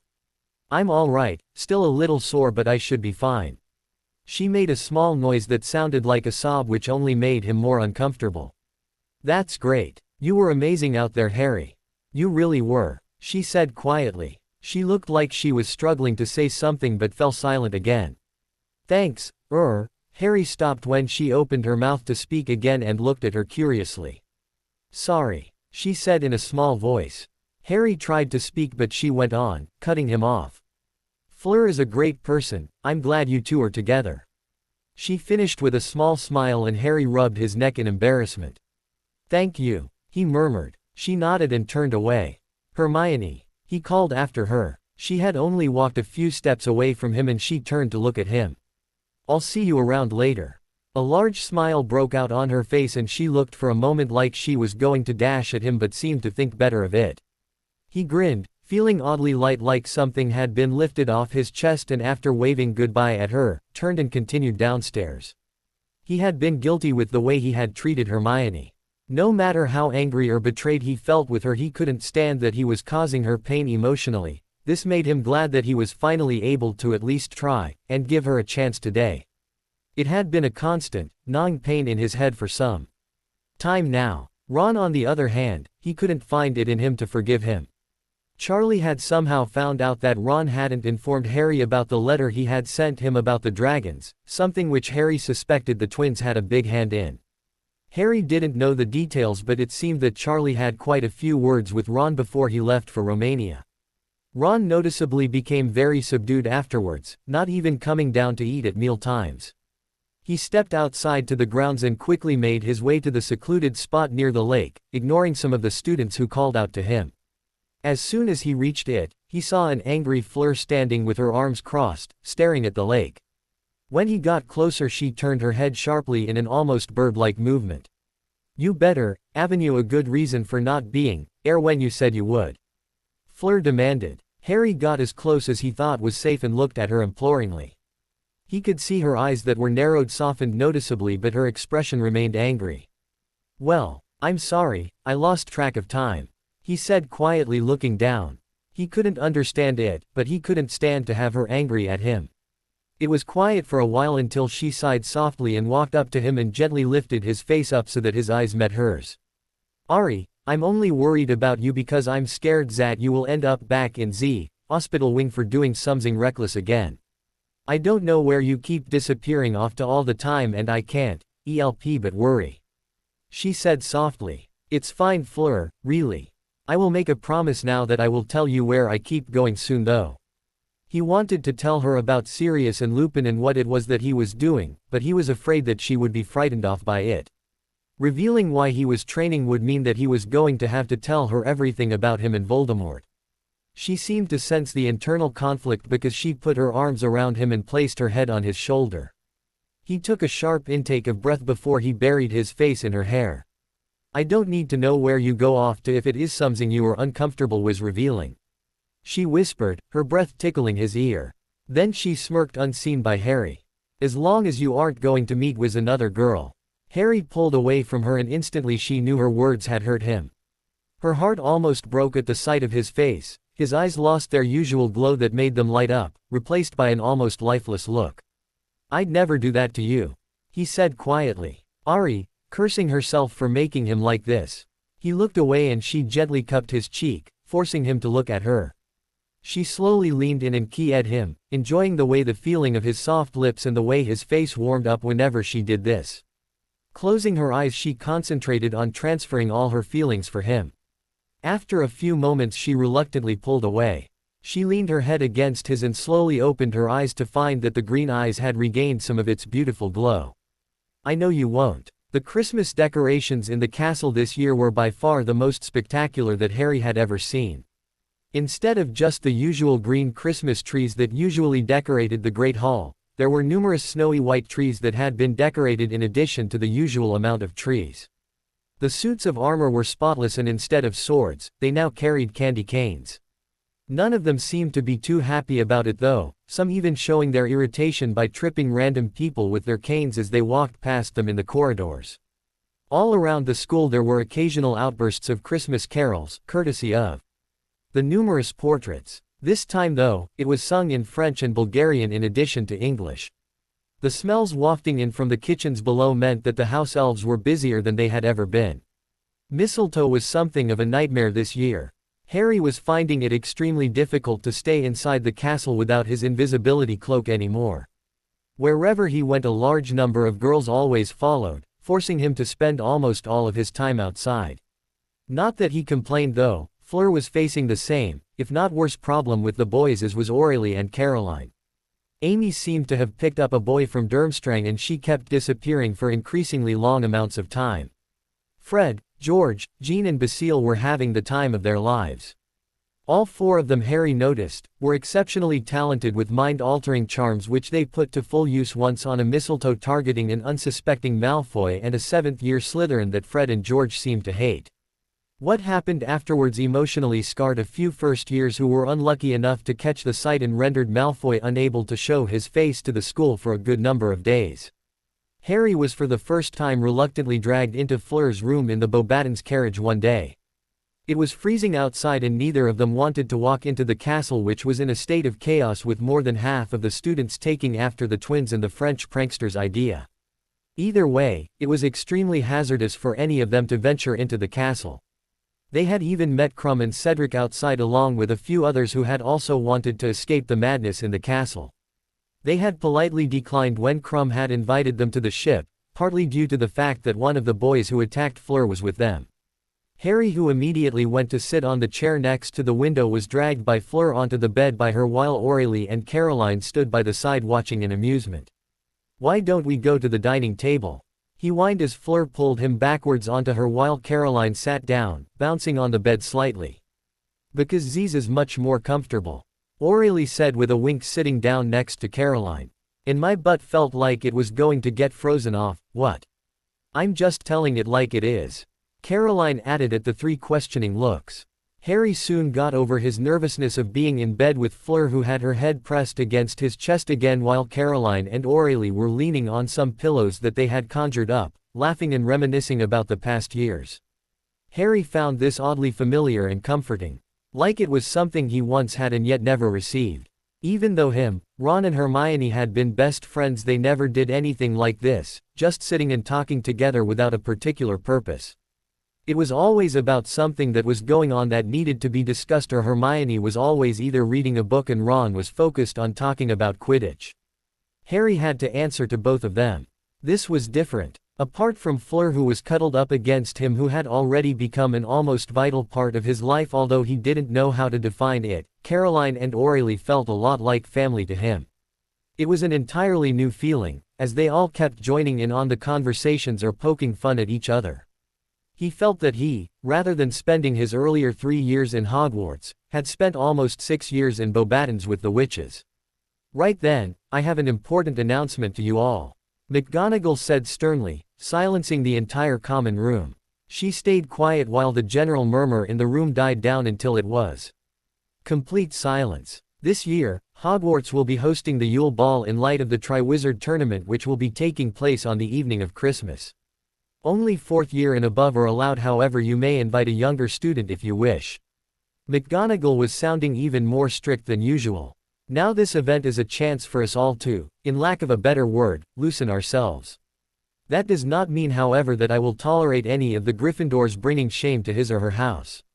Each and every one of you represent our house, therefore each and every one of you represent us. It only takes one badly behaved individual to cause the reputation of the house and its students to crumble. Understand? She asked. She waited for about 2 minutes. When no one seemed to be speaking, she nodded in satisfaction. Mr. Potter, I'd like to have a word with you outside. Feeling a little apprehensive, he followed after McGonagall, who disappeared through the portrait hole. Once outside, he was surprised to find that she hadn't moved an inch and was waiting for him to climb out. Now Mr. Potter, before you say anything, I know that you are not representing a school in this competition. However, it is traditional for the champions to open the dance with their respective partners. Professor, what did you mean when you said partners? Harry asked hurriedly, unsure of whether he had heard properly or not. Yes, Mr. Potter, your partner, your dance partner. But I mean I can't dance. He stammered, blushing slightly. The corners of McGonagall's mouth twitched upwards in a rare smile. Well then, I suggest you make haste and get practice. You wouldn't want to disappoint Miss Delacour, would you? Then she turned and left, leaving Harry standing speechless. Harry was absolutely dreading going to the ball. True, the first thought that had jumped to his mind when McGonagall had mentioned the ball was that he probably wouldn't go. He was scared that he would embarrass Fleur in front of everyone. There wasn't anyone else he would go with other than her after all, but the fact remained that he couldn't dance. He deliberately let off asking Fleur to the ball for 2 days. He knew it hurt her, although she never mentioned anything about it while they were together. He needed to find a way to learn to dance, and he kept trying to get help from Professor McGonagall. But she seemed to be too busy every time he checked. He was running out of time too. Fleur had gotten invited to the ball countless times, as Caroline had informed him and told him to get a move on. Although he knew that she would never accept to go to the ball with any of them, there was still a tiny part at the back of his mind that was scared that she might get tired of him and accept. Another darker part of him wanted to rip whoever that asked her limb from limb. She wasn't alone though. He had countless distractions while he was desperately trying to find a way to learn to not embarrass himself at the ball. Many of the Hogwarts girls seemed to think he was a worthy catch, especially now that he wasn't looked down as a champion. There were even quite a few girls from Durmstrang that had their eyes on him, and he realized that the easiest way to stop everyone from asking him and Fleur to go to the ball respectively was to ask her and be done with it.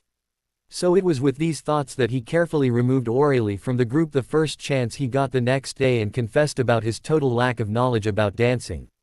She started laughing. It's not that funny, he muttered while she beckoned him into an empty classroom that they had located.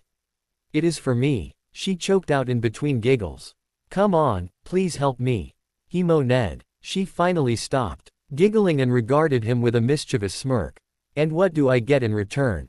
She sticking her nose up in the air and folding her arms in a perfect imitation of a snob. I don't know. How about a solid gold set of gobstones? She asked in a thoughtful voice. Harry gaped at her. Oh come on, I'm kidding. How about you two visit me when you come to France in the summer? He looked at her in surprise. Huh? She suddenly blushed and looked sheepish. What do you mean? France? Summer? She refused to talk no matter what he tried. Finally giving up, he fell silent when she refused to talk. After a few moments of silence she looked up in relief. All right, come, air. She held out her hand and Harry looked at her in surprise. Take it, she growled, and he hesitantly took it and she intertwined her fingers around his. Next she grabbed his other hand, which was lying uselessly at his side, and placed it on her waist, sighing when he blushed at the contact. Honestly, Ari, You were mature about everything else, but when it comes to things like these you were worse than a 5-year-old. He looked hurt at this, but she grinned triumphantly when he stopped fidgeting and remained still. Just copy me for now. She slowly started moving slowly on the spot. And watch your feet, she yelped, narrowly avoiding his foot, which was now standing where hers had been a split second ago. Sorry, he mumbled sheepishly. It's all right. Now, even Harry had to admit, it's simple. After a few steps and a few twirls he found that it was getting easier to keep going. Aurelie flicked her wand and a light tune started playing, and soon, they were getting well into it until Harry had fully learnt all the steps. He was surprised to find that it hadn't taken more than a few hours when they stepped out. Thanks a lot, Aurelie, seriously. He said, smiling at her, to which she returned. No problem. She had the same sheepish expression she had at the beginning. Don't tell Fleur I said anything, okay? Faking a look of confusion he turned to her. Did you say anything about summer? Oh yeah, you did, thanks for the reminder. Ari, she growled and reached out to him, and he danced out of her reach. I'll specifically ask her about what you said. He yelled, sprinting down the corridor while she laughed and chased after him, ignoring the looks of amusement on the others who were watching both of them act like 4-year-olds. Harry grinned as he sped down the stairs. She was still closely behind him, and he ducked when a bolt of silver light narrowly missed him, which he recognized as the tickling charm.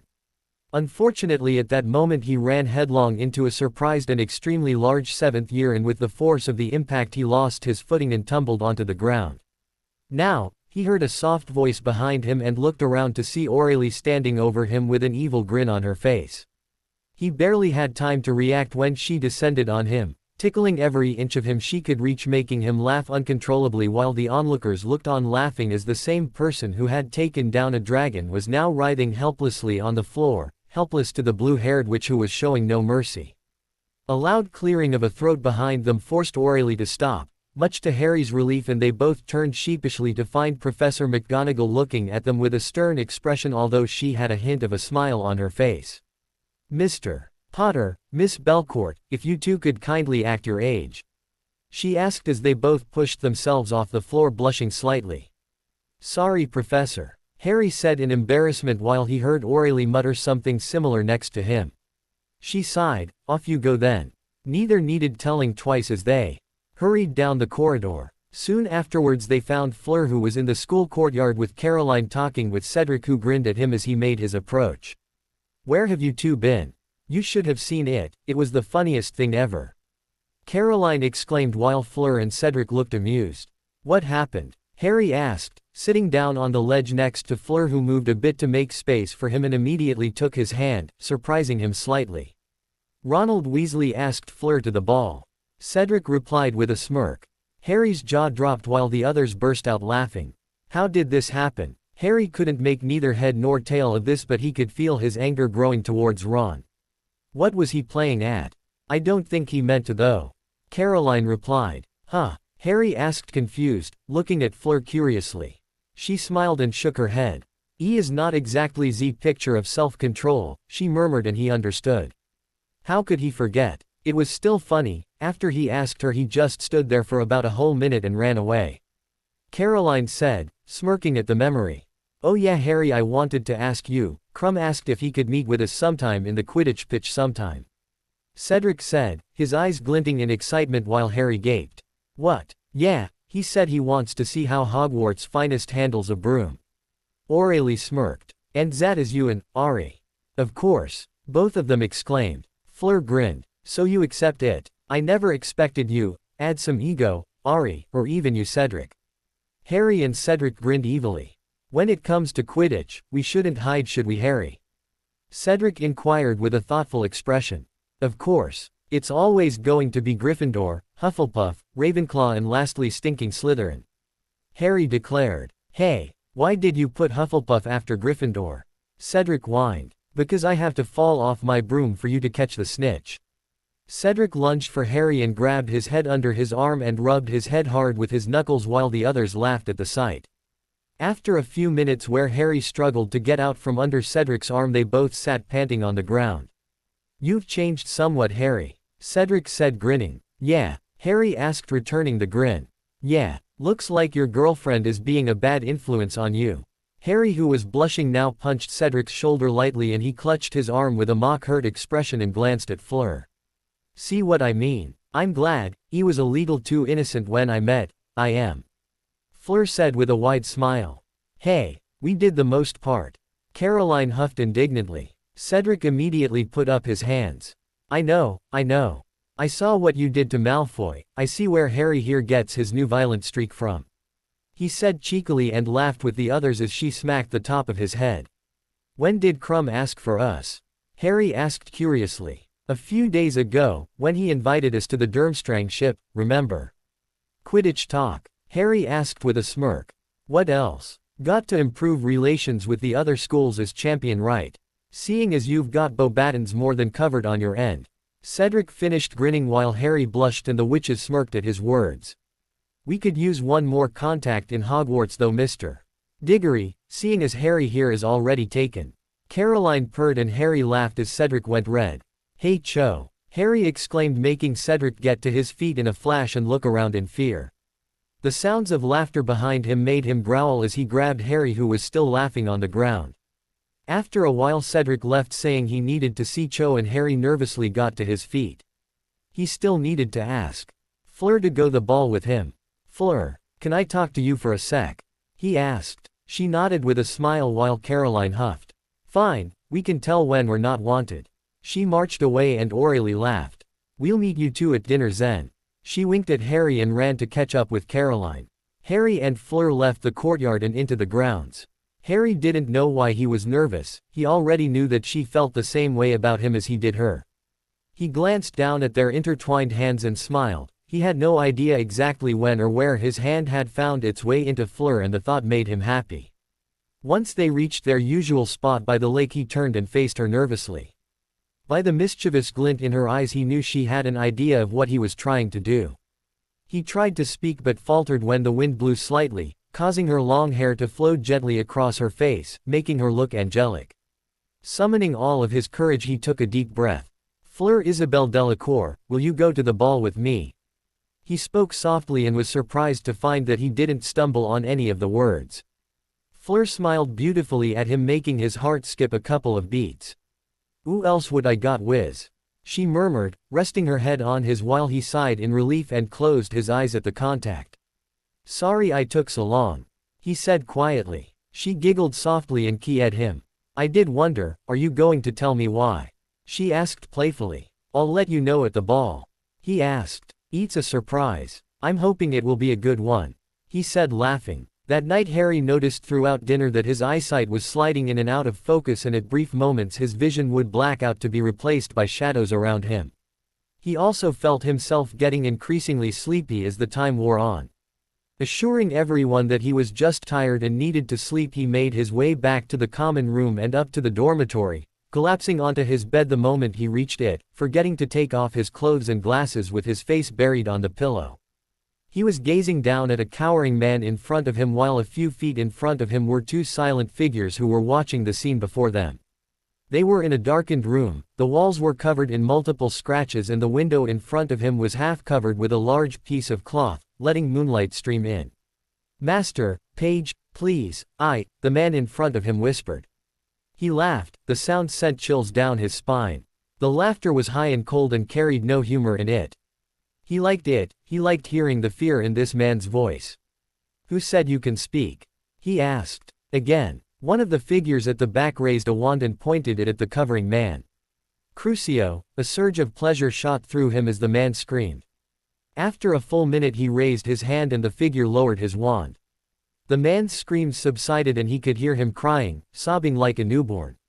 Well, Wormtail, do you want another taste of pain? Or will you take it to heart that you will not fail me again? He asked coldly. Wormtail nodded swiftly. Why, yes, master. You have failed me too many times, Wormtail. I will give you only one more chance. Fail me again and you will not see the light of another day. Yes, my lord. Remove yourself from my presence. He spat. Once Wormtail scurried away, he beckoned one of the figures forward.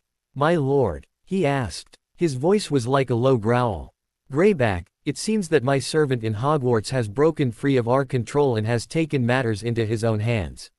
He has become a thorn in my side. The man grinned, showing large fangs. He will be taken care of, my lord. He glared at him and instantly the man looked down in fear with a barely audible whine.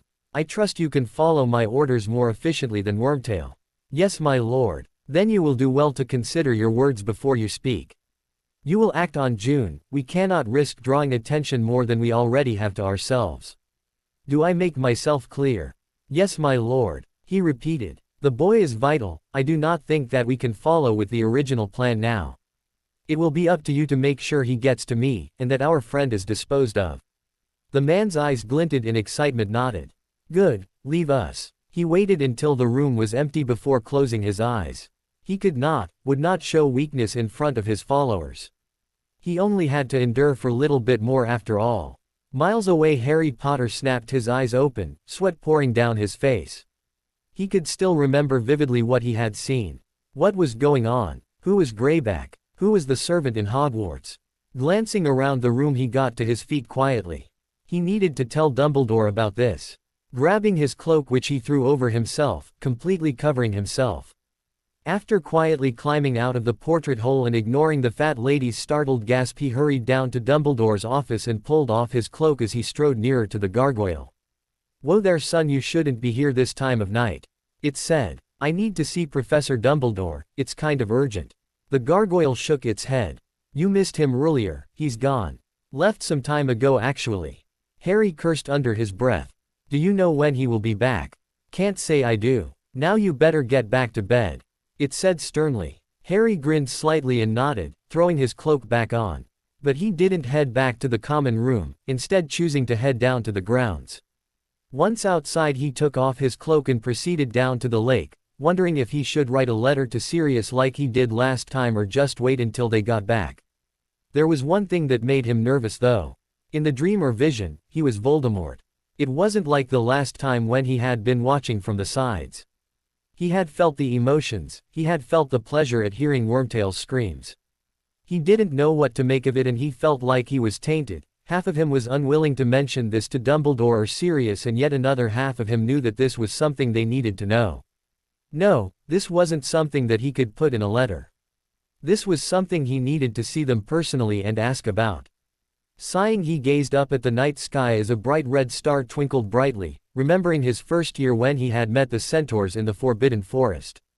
Mars is unusually bright today. He muttered under his breath, catching himself by surprise before proceeding to walking along the shore, letting the cool air soothe him. Gazing fondly at the Beauxbatons carriage, he let his thoughts drift to Fleur, which immediately calmed him down, wondering what on earth he had ever done to have someone like her in his life. He felt like he was living in a dream with her.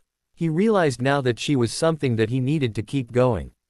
The thought scared him, yet he didn't want to deny it to himself. Gazing back up at the sky, he realized there were a multitude of blue stars surrounding the red one, all of them twinkling as brightly as the red one. The sight was strangely appealing to him as he sat down under the tree, keeping his eyes fixed on the sky. Before he realized it, he was fast asleep, no longer troubled by any nightmares. Harry and Cedric met with Krum at the Quidditch pitch the next day. Harry was shocked to find that Krum was actually really friendly and even rather talkative. Contrary to how he had been acting. After introductions they had taken to the skies, both Harry and Krum chuckling in amusement at Cedric, who was whining at being left behind since he was still using a Nimbus 2001, which, while being an excellent broom, was not quite in the league with the Firebolt. Harry had the most amount of fun in a long time.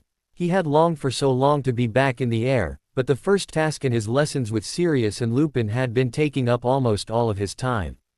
Krum had brought his own golden snitch, which added to the fun, turning the pitch into a three-way duel between the three seekers to catch it. Harry only managed to grab the snitch twice, and the two he counted on sheer luck. Krum was in a completely different world from knew that there was no way he had a chance at beating him in a match. Krum, however, laughed when Cedric and Harry expressed their amazement once they were on the ground. I have been playing Quidditch since I've asked for, he said, chuckling at the looks on their faces. Damn, and you're like the youngest player in an international team. Cedric muttered, shaking his head. One of our beaters is 19, only a year older than I. He replied with a shrug. You two should try, England can use a useful seeker.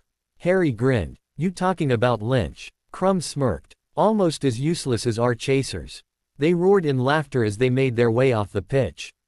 They had only just then realized that the stands had collected quite a crowd and they were eager to make themselves scarce. Christmas Day was soon upon them. There was a sense of badly concealed excitement in the air as everyone scrambled around, grabbing their presents from under their beds. Harry woke up and eyed the room sleepily, just making out the figures of Neville, Seamus, Dean and Ron who were ripping off the covers on their presents. Harry got up and pushed on his glasses, looking happily at the huge pile under his bed. "Merry Christmas, Harry. And thanks for the present." Neville yelled happily and Harry chuckled. "You too, Neville." It was nice to see Neville so happy and loud. He was usually quiet and timid. Taking a leaf out of Moody's book, he had given Neville a book on herbology. None of the other boys around him said anything, but he didn't care, proceeding to unwrap his presents. He got the usual sweater from Mr. and Mrs. Weasley, although this time it had a golden dragon stitched to it along with some homemade treats. From Fred and George he got a huge bag of Bertie Bott's every flavor beans and an assortment of Zonko's merchandise. He also had some strange-looking instruments from Jean and Basile which he thought were probably not safe to touch until he had asked them about it. Neville had given him a wizard's chess set. Hermione's gift was a book on advanced transfiguration. He felt glad that they had made up after all. Angelina, Alicia and Katie had all chipped in and given him a brand new broomstick servicing kit. Hagrid had sent him some of his signature rock cakes along with a wallet made from dragon hide. To his surprise he also had a pair of dragon hide boots from Charlie. Sirius had given him a brand new wand holster. Lupin had gotten him a golden snitch which started flying around at high speeds around the room as soon as he opened the box. It took a few minutes, but as soon as the snitch flew closer to him he snatched it out of the air in a flash and stuffed it inside the box. He got a bottle of men's perfume from Amy, and from Aurelie he got a brand new set of wizard robes which were plain black except they had a more stylish look to it than normal. Caroline had given him a black shirt which had a designer label that he had seen on some of Uncle Vernon's shirts back when he was in Privet Drive. Finally he reached for Fleur's present. Tearing it open eagerly he was momentarily stunned when he saw a framed photo. It was of him and Fleur and they were both sitting on the floor. His arms wrapped around her and she was cuddled up against his chest. He realized that this was probably taken back when they had fallen asleep on the day that he had spent the night with her. Even as he watched his photo self key-ed the top of her head and tightened his arms around her, grinning up at him while she smiled shyly at him. He set the photo on his bedside table next to the one of his parents who immediately waved at them. After watching the two photos for a while lost in his own thoughts he got up and after dressing in warm clothes he left, climbing out of the portrait hole and happily wishing the fat lady a Merry Christmas. In all his memory he had never seen the castle this crowded on Christmas Day. People were tearing up and down the corridors with charmed snowballs they had brought in from outside and shouting at the top of their voices. Filch was running around, screaming in fury as the floor was getting dirty with all the melted snow. The teachers were trying to restore order too, although none of them looked like they had the heart to do it. Down at the Great Hall he had just reached the Gryffindor table when Fleur threw her arms around him, hugging him tightly and knocking the wind out of him. Laughing he lifted her off her feet while she shrieked in surprise. Setting her down he noticed she was already wearing the silver bracelet he had given her, and on her other hand she held a beautiful silver flower which he had carefully charmed. The bracelet was plain but it had an intricate design to it. "Merry Christmas," he said in amusement as he smiled at her. Her blue eyes gleaming beautifully. Whenever she got excited she kept speaking in French without her knowledge, and right now he had no idea what she was saying, although he knew by now what "merci" meant. He wasn't allowed much time to decipher what she was saying though as she key-ed him, hard, to which he responded by wrapping his arms around her and pulling her closer to him.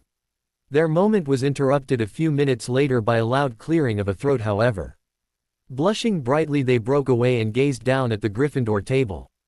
He just noticed that everyone else were already seated, staring at them. "It's like we're not even there," Fred said, shaking his head. "Come on guys, control yourselves. I'm too young to see this," George said with a mock horrified look. "Thanks for presents by the way mate, you'll forgive us if we don't thank you like Fleur did, right?" Fred asked with a worried look, causing everyone to burst out laughing, even Harry and Fleur despite their faces still being bright red. "I wouldn't mind," Caroline said seductively with a wink which made Fleur glare at her while the laughter increased. Thanks for the presents, Ari. Amy said happily while the others added in their thanks, making him smile and nod his head as he and Fleur slipped into their seats. You guys too. Catching Hermione's eye, who was seated a little away from them with Neville and Lavender, he grinned and mouthed, "Merry Christmas," which she happily returned. The rest of the day flew by fast.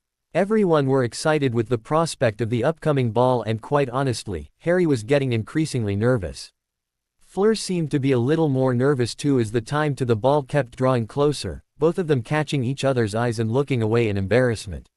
Finally the twins dragged everyone outside, where a large-scale snowball fight erupted which lasted until about 3 in the afternoon, until the girls decided to start getting ready, leaving the boys speechless. Why would they need 5 feet ours? Jean asked in confusion, paying for his lapse in concentration by receiving a face full of snow with a well-aimed hit from George, which immediately resumed the fight, lasting for another hour. Harry trudged up to the Gryffindor tower soaked from head to foot in snow and shivering slightly. When he was on the 3rd floor, however, he saw Lupin, who was making his way back upstairs, and after staring in astonishment ran after him. Remus. Hey! Lupin turned around, smiling brightly. Harry. Whoa there, he chuckled when Harry threw his arms around him. Merry Christmas, pup. Thanks, you too. When did you get back? He asked as they resumed making their way back upstairs. Just now actually. Snuffles is waiting for me, want to come up to see him? Harry nodded eagerly and they proceeded to the room of requirement. Remus, what did Dumbledore say? Sirius asked distractedly as soon as the door opened, then catching sight of Harry his face broke into a wide grin and hurried forward, hugging his godson. All set for the ball? He asked, waggling his eyebrows. Harry nodded nervously. As much as I could hope for, I guess. Lupin clapped him on his back. You'll be fine. Yeah, you better not do anything to embarrass her or yourself. Sirius added. Sirius, stop scaring him. Lupin said, shaking his head. Yeah, listen, come here around 7. We'll make you presentable to your mistress. I might have some pointers to sweep her off her feet. Sirius muttered, ruffling his hair. Gotta do something about keep it messy today. All right, Harry grumbled. See you later then, he said with a wave before stepping out of the room. Sirius, no matter how hard you try, he's never going to be like you were. He's too much like Lily, Lupin said with a smile. I know that, but then again, I haven't exactly been around for him. Better start now, he murmured. That evening the common room was a mess. All around them people running around, bumping into each other. Everyone were only half dressed and many were complaining about their dress robes. Bloody hell, how does anyone expect us to move around in these? Seamus growled, tugging at his dress robes. Ron had been standing in front of the mirror with a disgusted expression on his face, touching the white collar hanging limply on his chest. Harry had to stifle his laughter before he turned to his dress robes. Pulling them on, he was pleasantly surprised to find that they felt exactly the same as his normal school robes. He went to stand in front of the mirror and some of his nervousness went down. They fit him well, the green lining coincided perfectly with the color of his eyes. Where did you get those? Ron asked abruptly. He turned towards the redhead, not really able to hide the smirk forming on his lips. Ron really did look ridiculous. Diagon Alley, he replied. Neville looked away and Harry could see that he was hiding a smirk. Ignoring their looks, he pushed open the door and strode past the common room, which was packed with people, ignoring the stares and Fred and George, who Wolf whistled as he approached. Have fun, the fat lady said with a wink when he climbed out of the portrait hole. Glancing at his watch, he made his way to the room of requirement. Sirius and Lupin were already there when he entered. Hey, you don't look half bad, Sirius said, ruffling his hair while Harry glared at his in annoyance and tried to tame his hair for probably the millionth time. Sirius pulled out a bottle which he recognized as hair gel. Looking at it wearily, he looked up at Sirius with a questioning look. Trust me, Harry, I know what I'm doing. I used to do this for James before he went out for his dates with Lily, Sirius said with a broad grin. Lupin nodded reassuringly from behind him and Harry sat down with a groan. Sirius pulled off the hair band, letting his hair fall on his shoulders. Then dipping his hand in the bottle, he started attacking his hair with a comb and his free hand. After a few minutes he stepped back with a low whistle. Nice job if I say so myself, Padfoot. Lupin said with a grin making. Sirius conjured a mirror and held it up to Harry and he stared back at his reflection. His hair still was as messy as ever but it now looked like it was done on purpose and had a more stylish look to it. Overall it did look better. Thanks, Harry said gratefully, moving to get his hair band before Sirius snatched it away from him. Nope, you're going like this today, he said with a grin. But Professor McGonagall will kill me, Harry moaned, reaching for the band while Sirius held it away from him. Not today Harry, trust us on this, Lupin said with a smile. Off with you, go get her, Sirius exclaimed pushing him towards the door. Oh and use protection by the way, he added. I don't really want to see a Harry Jr. by next year. What? Harry yelped before Sirius pushed him out of the door laughing loudly. Harry took a few moments to settle his emotions before taking a deep breath and walking downstairs. When he reached the entrance hall he found that it was filled with people who were still trying to locate their partners. Trying desperately to find Fleur he quickly walked down the stairs, uncomfortably aware of the whispers and astonished looks he was getting coupled with giggles. Spotting Fred and Basile standing near the entrance to the grounds he quickly made his way to them. Blimey mate, way to steal the spotlight, Fred said with a smirk. What did you do to yourself? He was spared from answering when footsteps behind them grabbed their attention. Harry felt his mouth go dry when his eyes fell on the silver-haired goddess standing a few feet in front of them, looking like something straight out of a fairy tale. She was wearing elegant silver robes which clung to her shoulders, exposing her neck. The necklace and bracelet he had given her clearly visible. Her sleek silver hair hanging smoothly down her back, reaching her waist. She was also wearing a pair of earrings which matched the color of her eyes just like the pendant on the necklace.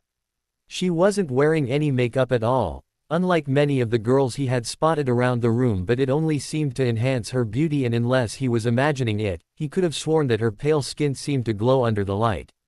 Her eyes widened slightly when their eyes met. She walked up to him and he opened his mouth except no sound came out of it and he closed it immediately. Z's first time I, Avenue seen you look at me like that. Her words broke him out of his daze and after processing what she said immediately looked down in embarrassment. She smiled softly, her hand coming up to his cheek. I like E.T. she whispered sending shivers down his spine. You look stunning, he murmured quietly, surprised that he could even speak properly.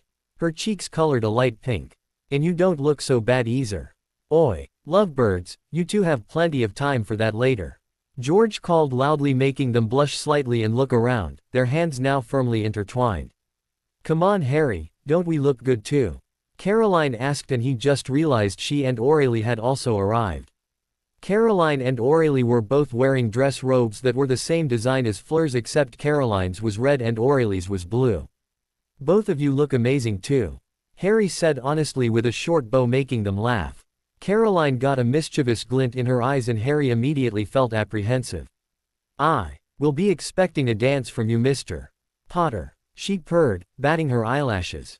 Oh no you don't, Fred said loudly, standing in front of Caroline and pretending to shield her while the others started laughing. You already have Fleur, you stay away from our dates. Mr. Potter, Miss Delacour, over here please. Professor McGonagall's voice rang loudly across the loudly. Harry and Fleur hurried towards her and joined the other champions. He and Fleur were placed in front of the group and behind them was Cedric and Cho who grinned at them as they came up. They had to wait a few minutes before Crumb and his partner joined them and Harry's jaw dropped in surprise when he saw who his partner was. It was Hermione. She looked a lot different than normal. Her normal bushy hair was straightened and sleek, much like Fleur's although it was nowhere near as long as hers. She smiled uncertainly at him when they approached and he grinned back, nodding at Crumb who returned the gesture, looking as happy as he had been back in the Quidditch pitch. The doors to the Great Hall opened and they strode in, Harry taking particular care in how he walked. The 4 house tables were gone and the hall was littered with round tables where about 6 people could sit comfortably. The enchanted roof above them looked like a snowy sky, like something straight out of a Christmas card. At the end of the Great Hall the rest of the teachers and the school headmasters and headmistress were seated already along with Bagman and to his surprise, Percy who waved cheerfully at Harry. Dumbledore's eyes twinkling brightly as he nodded at Harry and Fleur when they got closer. There were 3 empty tables fit for 2 near them, and Harry and Fleur took the one on the right while Cedric and Cho took the one next to them, leaving Krum and Hermione to take the remaining one. When all of the seats were occupied, Dumbledore stood up, smiling at the occupants around the room. "Welcome and a Merry Christmas to you all. Before we begin, I urge everyone to dine. As experience has taught me, it is far better to enjoy a night on a full stomach rather than an empty one." Some of the students laughed and he sat down. Harry looked down at his plate and noticed a menu lying on it, and he curiously picked it up. Glancing up at Fleur, who looked just as confused as he did, and around the room.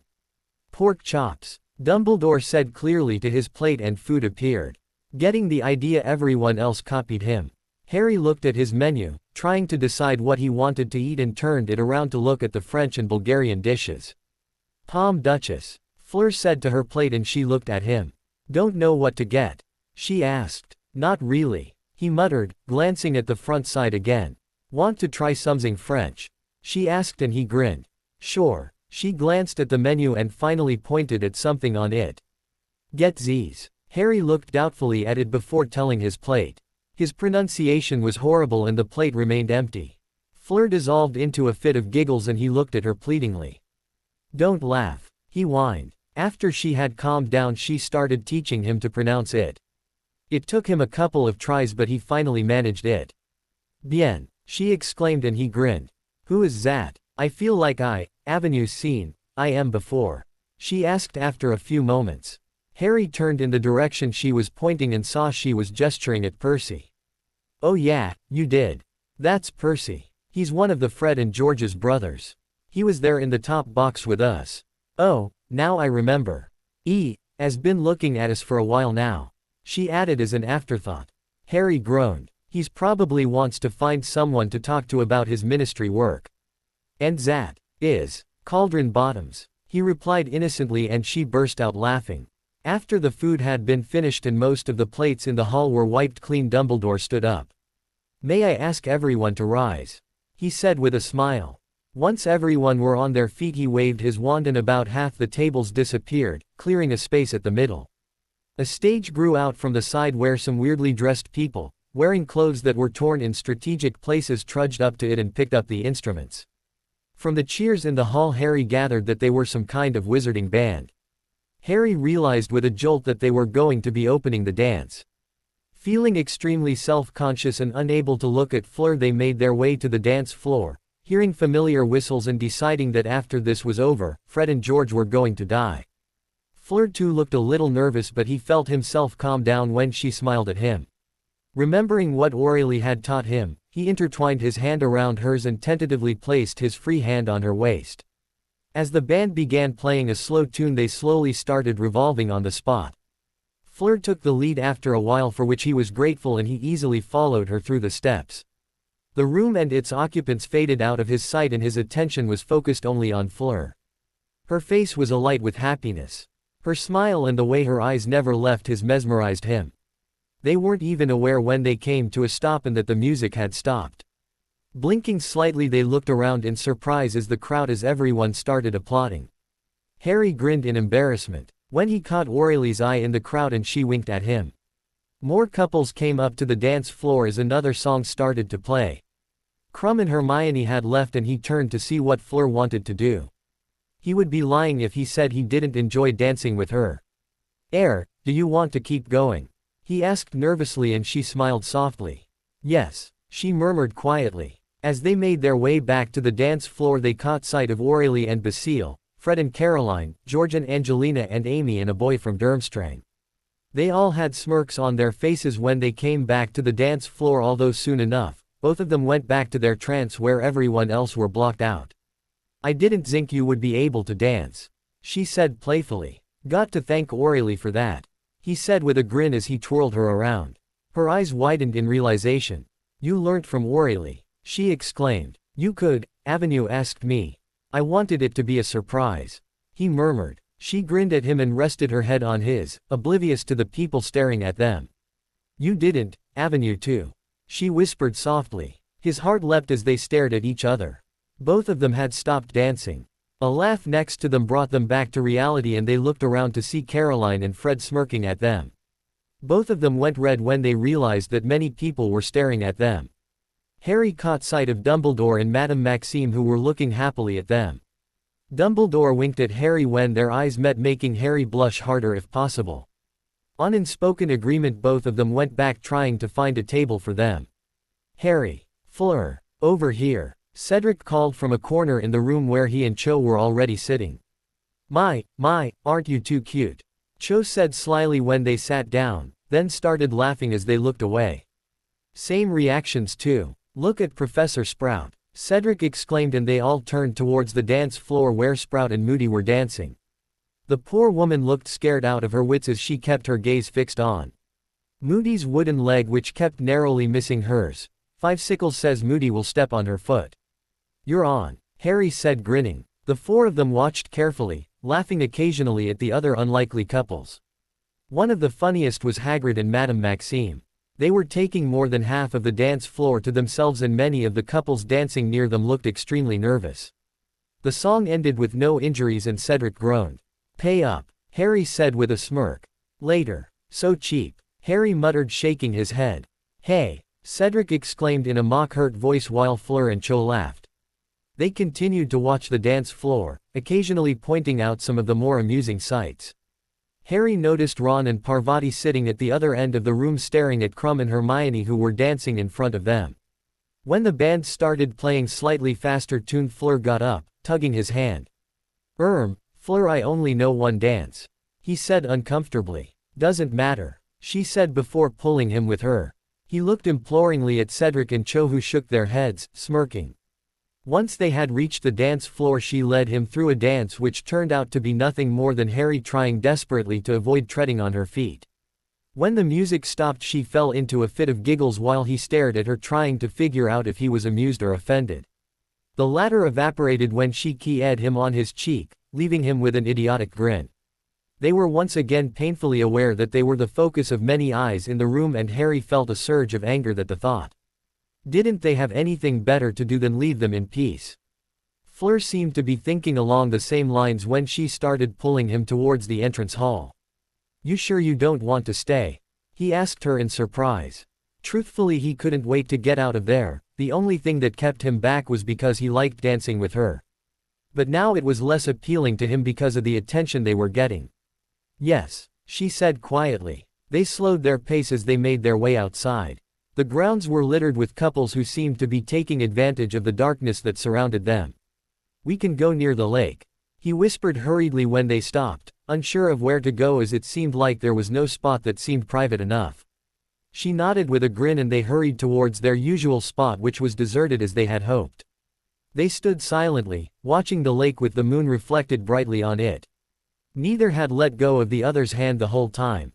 Harry glanced nervously at her, who was lost in her own thoughts. He never wanted this to end. This was something he needed.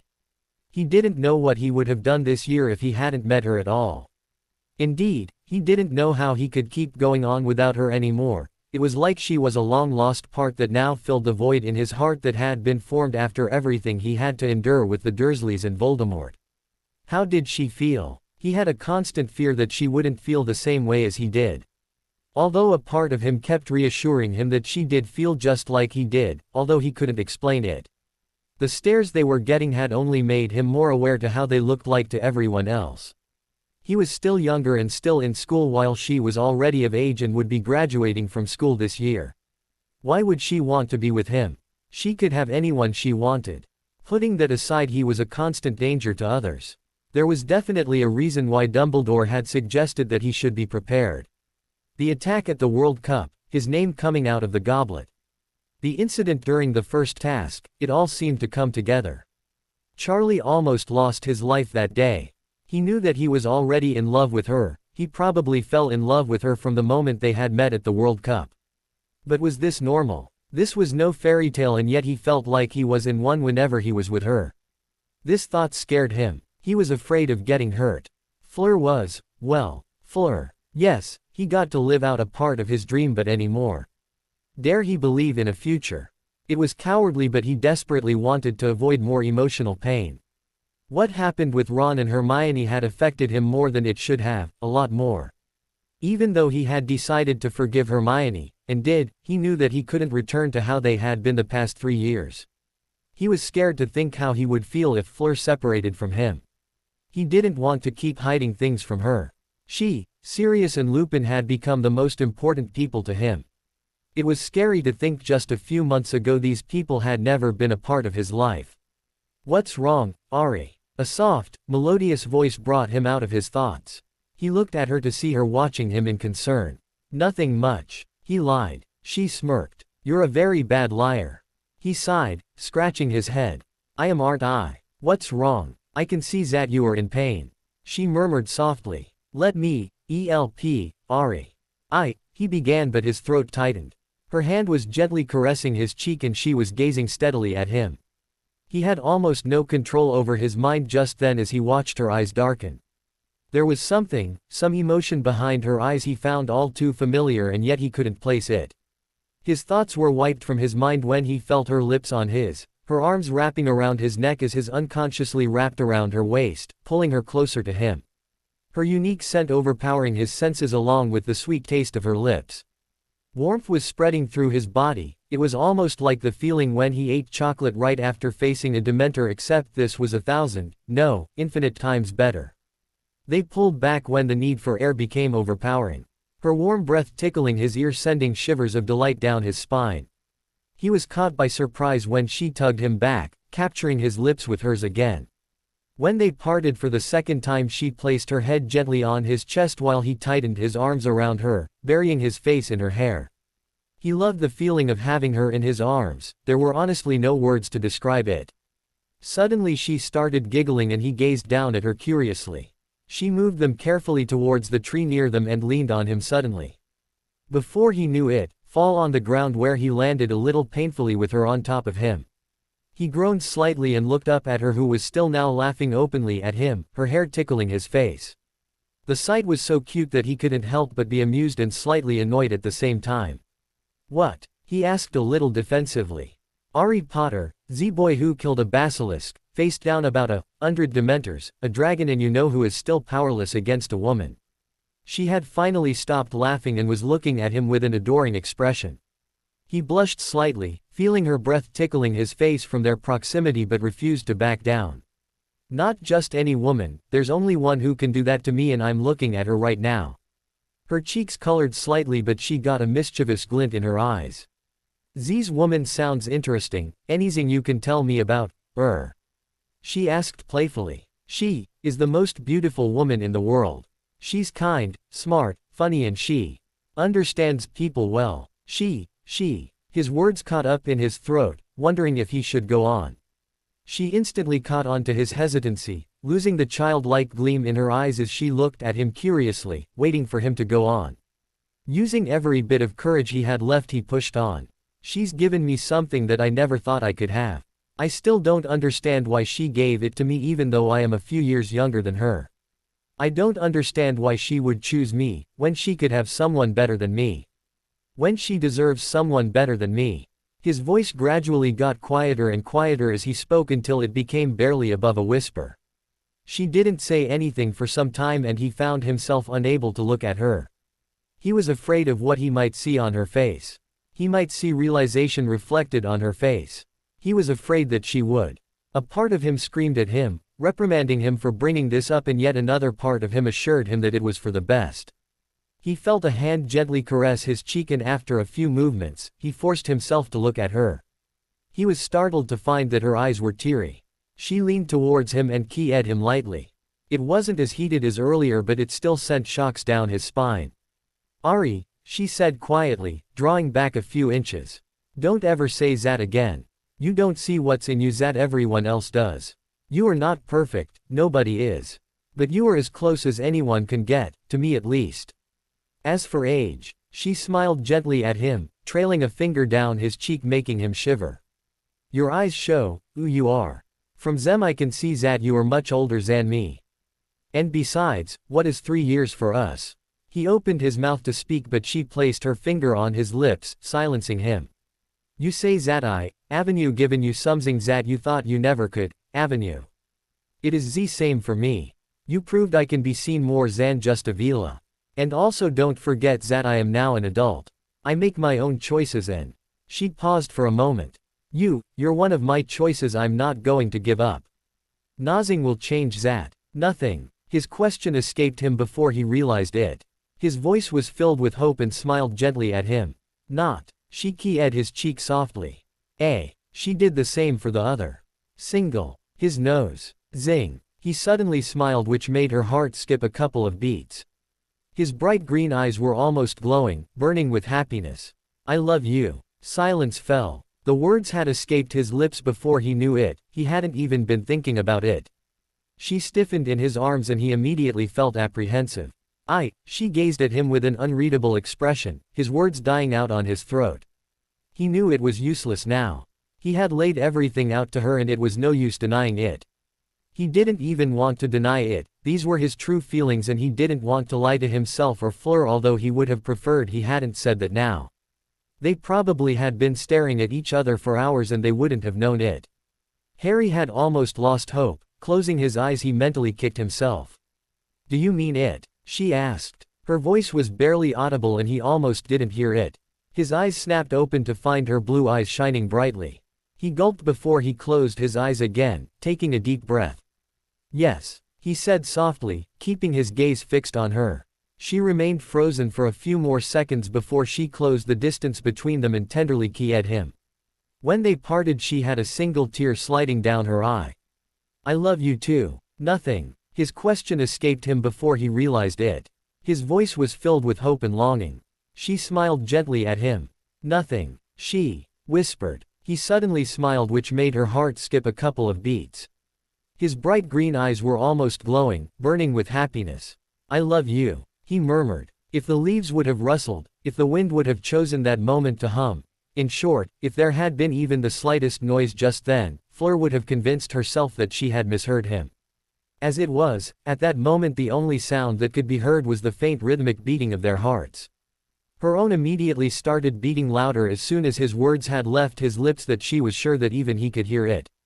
For a few moments her mind ceased to function. She never dreamed that he would say this to her. As she watched, his brilliant green eyes dimmed slightly and he had a look of horror on his face. If this had been any other time she would have been laughing at the sight. His lips moved but she didn't hear him. She could only gaze down at him while her mind struggled to recompose itself. He got a defeated look on his face and his eyes dimmed further. The sight made her heart throb painfully. She could see the sincerity behind his eyes. There was no deception. By the look of horror on his face he hadn't been meaning to say this, but this only added to his honesty. He genuinely cared for her. She never broke her gaze from his face as the torrent of emotions raged within her. With every passing second her mind was beginning to accept what she felt in her heart. The answer was becoming clearer. It was easy to accept it. She had never felt what she was feeling for him for anyone else before. It was an entirely new feeling, yet it was familiar at the same time. She knew then that the only person she would ever have these feelings for was for the one that she was gazing at right now. She knew the answer for the question she was about to ask. The answer was plainly written in his eyes, but she needed to hear it from him. Just as he had exposed himself to her, she was going to do the same for him. Do you mean it? She was surprised she could even speak. His eyes snapped open and she was once again consumed by his mesmerizing gaze. He closed his eyes briefly before he opened them again. They were gleaming brightly again. Yes, it was like someone had lit fireworks in her mind. His eyes showed everything. Feeling her mind grow hazy, she leaned forward and captured his lips with hers, her eyes slowly shutting. Warmth unlike anything she had ever felt before was spreading through her and she felt complete for the first time. Like she had regained a missing part of her. All of her past memories that haunted her ceased to exist, making her feel oddly light. She drew back to look at him, still feeling the warmth in her chest which was growing with every passing second. She felt a tear sliding down her eye as she looked at him and voiced the thoughts that were literally screaming at her. The words that would change her fate from that moment on and tie it to the man she was gazing at. I love you too, she said softly. His face lit up like Christmas lights. He simply looked radiant at that moment and made a promise to herself then that she would do her best to make that same expression on his face appear more often. She felt her own smile widening as she gazed into the eyes of the man she had fallen in love with. The warmth she felt at her chest didn't disappear. Instead it felt like it was increasing steadily. Harry frowned slightly and gently wiped away the tears that were falling from her eyes. She hadn't even been aware of the tears until he gently caressed her cheek. Closing her eyes she leaned into his hand. Unseen by her his frown disappeared to be replaced by the same smile he had just moments ago. It was a few minutes before he moved his hand. Fleur, he murmured, and she opened her eyes, following his gaze towards her chest, and gasped. Her necklace was glowing brilliantly. She gently tried to lift herself up and off his chest, but something prevented her from doing so. She tried again, and yet some unknown force seemed to be drawing her back to him. Strangely, this did not panic her. Instead she welcomed the comforting sensation that was spreading through her. From the curious look on his face, he wasn't panicked either. Suddenly it hummed softly, an array of blue light extended from her now brilliantly glowing necklace and wrapped around Harry's neck as his eyes widened. Almost as soon as the blue light had wrapped around him, an emerald green light extended from Harry's neck and intertwined around the tendril of light connecting them. The light slowly dimmed after a few minutes as they both looked on in amazement. Once the light dimmed sufficiently she gasped, as an all too familiar object was plainly visible on his neck. An identical necklace was now fastened around his neck. It was exactly the same as hers, and the sapphire blue stone was glowing. She glanced down at hers and was shocked to find that hers had changed. Instead of the sapphire blue stone, the stone was now a vivid emerald green which was also glowing. She found this color much more appealing for some reason. "Ari," she whispered. "What happened?" I don't know." His face reflecting her emotions perfectly: shock, bewilderment, awe, and a slight hint of happiness, although neither could explain what brought this on. "Did you know about Z's when you got it?" she asked curiously. He shook his head. "No. Although, the shopkeeper did say something." He frowned and remained silent for a few moments. "He was surprised that I wanted this and said something about it being unique. And he also said he'd like it if I introduced the one I gave this to the next time." He blushed slightly. "The color seems to have changed." She grinned and gently trailed her fingers around his pendant. "Seems so," she said softly. "Do you? Not that I don't err." Her smile widened as she watched him struggle. He looked pleadingly at her. "What I'm trying to ask is, do you want this one back? The blue one, I mean." "No, I like Z's better," she said softly. "But if you want this one back." "No, I like this one." Whatever it was lost as he started mumbling and went quiet. "What did you say, Ari?" she asked playfully, seeing this opportunity to tease him a little. She knew he was uncomfortable from the way he kept avoiding her eyes. He mumbled something again, more audibly, but it wasn't clear. "What is it?" she asked gently. "It's the same as your eyes," he said quietly. She rewarded him with a brief but sweet key and laughed when he blushed. She slowly rolled off him and placed her head on his chest and draped her arm around him, smiling as he pulled her closer automatically. "I got another Christmas present from you," he said softly. She reached up, keyed his cheek, and returned her head to his chest. There was no need to talk about what happened, it felt right. Right now both of them only wanted to enjoy the comfort of each other's company before they were forced to part ways for the night. It was hours later when Harry escorted her back to the Beauxbatons' carriage. They had spent the remainder of their time in comfortable silence, enjoying their moment of peace and the new feeling of the closeness they shared. They had advanced much further in their relationship, and they both knew that it had become something special. It was a relationship that both of them were willing to do anything they could to protect. She was extremely reluctant to part from him, and she could see from his eyes that he felt the same. She couldn't remember the last time she had felt this happy. Half of her wanted to spend the whole night in his embrace as she had done once before, but she knew it would only get them both in trouble. She was pleased, however, when he leaned in and kissed her softly before walking back to the castle after quietly bidding her good night. It had always been her that initiated physical contact between them. Once inside her room she smiled fondly at her now emerald necklace as she lay down on her bed. Her thoughts filled with the raven-haired wizard that she had come to love, which carried onto her dreams as she drifted off to sleep. Tonight could not have been more perfect. The object of the Fleur's affections was currently making his way back to the castle slowly. He had carefully tucked the necklace inside his robes as the glow would surely attract attention. There were still many couples milling about in the grounds, but he didn't even glance their way. It was like he had a permanent smile etched on his face. People were staring at him as he entered the castle, but he was still too focused on his thoughts on the silver-haired witch to care. He was brought out of his thoughts rudely by extremely loud voices. Recognizing one of them, he sighed and quickened his pace. He didn't need to see or hear this. Unfortunately for him though, said loud voices were coming from the foot of the marble staircase that led to the stairs to the rest of the castle, and to add to his displeasure there was a crowd already gathered around the stairs, barring his way upstairs. Resigned to his fate, he hung back in the crowd, waiting for it to end. Instead of being a jealous prat all the time, work up the courage to ask someone to the ball the next time instead of ruining other people's nights for them, Ronald. Hermione screeched before she ran up the stairs and away from sight. A full 10 seconds passed before the crowd burst into laughter at Ron, who was standing with his gaze fixed at the spot where Hermione had been, his ears as red as tomatoes. Harry wasn't laughing, but he sure to hell wasn't going to go up there and comfort the git. Even as he watched, Ginny came running up to Ron to comfort him. As the crowd dispersed, Harry felt a tap on his shoulder and turned to see Cedric grinning at him. "So, before all this happened, why did you have that stupid grin on your face when you walked in?" His only response was to regain the same grin as all thought wiped from his mind again and drifted to Fleur. Harry. Cedric impatiently snapped his fingers and gazed at him. "What?" he asked innocently. Cedric was watching him intently and his eyes widened. "Merlin's beard, you two didn't. I mean, did you and Fleur you know?" "What? No," Harry yelped, drawing stares from everyone around them. "What is it then?" "Definitely not what you're thinking," Harry shot back. "Oh come on Harry, you can tell me."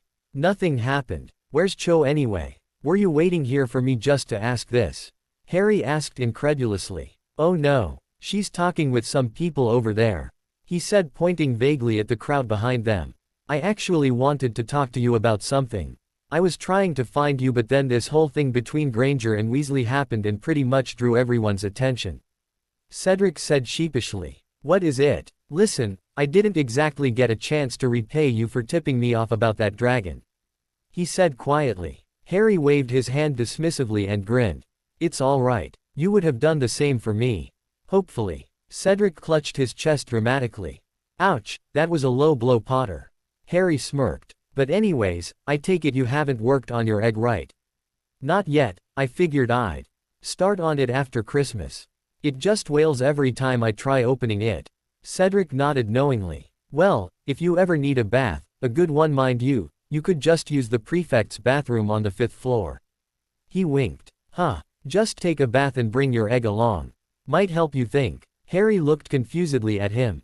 "Listen, I don't know where this is going, but I am not playing for the other team." "What? You're a right bastard, you know," Cedric growled when Harry started laughing. All right, thanks I guess. Before I forget, password's Pine Fresh." "All right, thanks again. Gotta go then. See you later Harry. Hey, you might want to take Fleur with you when you go. That place isn't too small and it's private. Will save you a lot of trouble of sneaking around, you know," he added with another wink, making Harry blush crimson. After saying his goodbyes, Harry trudged up the stairs. Once inside the Gryffindor Tower, he hurried up to his dormitory, ignoring the crowd that had gathered where most of the older Gryffindors were continuing the ball, much to the disgust of the younger students. Once he changed into his more comfortable night clothes, he climbed onto his bed and shut the covers around them. He remained awake a long time, gazing at the glowing blue stone, thinking about Fleur. He had always thought his life was unfair and had wished more than once that he could have just passed on with his. He wanted to survive. Something about her gave him hope for the upcoming years. When she had returned his feelings, he knew that she had meant it. He couldn't describe it, but he had seen the depths of her feelings for him. She had taken away his fears, his insecurities. That night he couldn't have been able to think about Voldemort or the task if he wanted. Not that he had the slightest desire to do so. He wasn't even worried about the end of the year when the tournament would be over one way or the other. He knew that Fleur wasn't going to leave him behind. He thought for the first time of his life about the future, a time when there was no Voldemort. He could only see a smiling silver-haired witch waiting for him. The morning paper carried an unpleasant surprise. Harry had almost choked on his pumpkin juice when he saw the picture on the front page. It was of him and Fleur with their foreheads touching, gazing at each other while other couples were dancing around them, with the headline, "Sparks of Romance at the Yule Ball." So you're off the market now? Fred asked in a mock disappointed voice. Harry had pushed the paper away from him when he had seen the word villa come up more than once in the paragraphs. The paragraph starts with, "The boy who lived, ensnared." That was enough to convince him he didn't need to read the rest to know what was written in them. The others had shared his disgust and hadn't read the paper at all. He was worried about Fleur though, although in reality he needn't have wasted time worrying at all. Fleur hadn't reacted at all when she saw it. She merely pushed the paper away from her as Harry had done and keyed him, making sure to get his lopsided smile permanently etched on his face before starting to eat, diffusing the tension immediately. "There's something different about you two," Caroline remarked. They had all finished eating and it was only Harry, Fleur, Caroline and Aurélie remaining at the Gryffindor table. They were allowed to visit Hogsmeade but Harry and Fleur had decided to stay behind and in a surprising move, so had Caroline and Aurélie. "Such as?" Fleur asked, leaning her head on Harry's shoulder while he sighed contentedly, closing his eyes. "This. What's going on here? Sure you two weren't too different before but now," she seemed to struggling to find the words. "I'll get it out later." Aurélie smirked. "Our interrogation methods never fail after all." Fleur couldn't help but shudder involuntarily. It would be less of a headache to just tell them and be done with it. It wasn't like they were going to hide their relationship after all. Harry groaned, "Stop dropping me out of the conversations like that." He burst out laughing as the three witches stared at him in shock. "How did you?" "When?" Fleur started stammering but stopped when Harry wouldn't stop laughing. "You three," he choked while gasping for breath. "You should have seen your faces." Fleur tried and failed to look stern and poked him painfully on his ribs which immediately shut him up. "When did you learn French?" Aurélie demanded. Harry grinned. "I didn't. Well, not yet anyway. I just asked Basile to teach me how to say that sentence. You can see how useful it is. You prat." Caroline was blushing. She was thinking back to how she had talked about her sensitive female stuff with the others in French with Harry around. Her immediate thoughts when Harry had spoken in French jumped to exactly how openly she had talked about them and how much he had understood. Harry glanced at his watch. It was still too early but he wanted to visit Sirius. He had a lot of things to talk about. He glanced at Fleur tentatively who smiled and nodded. He had told her he was going for one of his meetings earlier. Waving at Caroline and Aurélie he hesitated before he quickly keyed Fleur's cheek before hurrying away. Back at the table Fleur's cheeks had taken on a rosy tint as she watched him disappear from view. "Never thought I'd see the day, Ari did that," Aurélie said with a smile. Caroline was now grinning like the cat that ate a canary. "That's it. Come on Fleur, what happened yesterday? You were ecstatic in the morning and you two look like you've gotten even closer together than you were before. Shall we go back to our carriage?" Aurélie interrupted and they looked around to see the usual, stalking, drooling squad. As Caroline so eloquently put it had appeared through the doors. They got up quickly and hurried out of the great hall and started on the familiar path to their carriage. Once inside they made their way into Fleur's room and settled down comfortably on her bed. Caroline for good measure cast a locking charm and a silencing charm on the door. "Have any of you seen Amy anywhere?" Aurélie asked thoughtfully. Fleur shook her head but Caroline grinned mischievously. "Last I saw of her was when she was leaving with her date last night. I don't think she came back here." Aurélie sighed. "So she too then. We need to step up. Looks like two of our friends have already beaten us to it." She finished with a smirk at Fleur who only needed a few seconds to catch on to what she meant. "Nothing like that happened," she yelped. "Something did." Caroline huffed, crossing her arms. "Now tell us." A smile played on Fleur's lips, something that was not gone unnoticed by either of the two witches which only raised their curiosity. "Ari told me he loved me," she said softly. Caroline and Aurélie stared at her for a few seconds before reacting. "What?" they both yelled at the same time, eliciting a laugh from Fleur. Then she launched into a brief rundown of what the two had talked about after they had left the ball. "Wow," Caroline muttered with a glazed look after she finished. "It's actually sweet how it just slipped out." Aurélie giggled while Fleur nodded with a smile, remembering the memory. "You're really lucky," Caroline said with a hint of envy in her voice. "I know," she murmured. "You going to tell your parents it's serious now?" Aurélie asked. Fleur thought about it for a moment. She had already written to her parents after the first task and told them that they had begun dating. Both her mother and father had been happy for her and something told her that they would approve. I don't think I will tell them right now. I mean, I don't want to tell them about this over a letter. Oh yeah, they're coming around May or June, right? Caroline asked, conjuring a pillow and settling it behind her. She nodded. Oh, I almost forgot, she exclaimed before bringing out her necklace from under her robes and showing it to them. Isn't that it's green now. Aurelie exclaimed, grabbing it and pulling Fleur with her, making her gasp as she almost choked her. Sorry, she said sheepishly. How did it change? Caroline asked. Ari doesn't know either. She blushed, making her two friends smirk knowingly. After she finished recounting what happened, both girls were eyeing the necklace wonderingly. So, Ari has one too now? Aurelie asked. Yes, his is blue now. That's so romantic. Caroline squealed, making her blush again, but she couldn't help agreeing. It took a long time for Sirius and Lupin to stop their laughter after Harry had finished recounting everything, although he avoided the finer points, much to Sirius's annoyance. Stop laughing, Harry muttered, annoyed as a small blush was creeping up his face.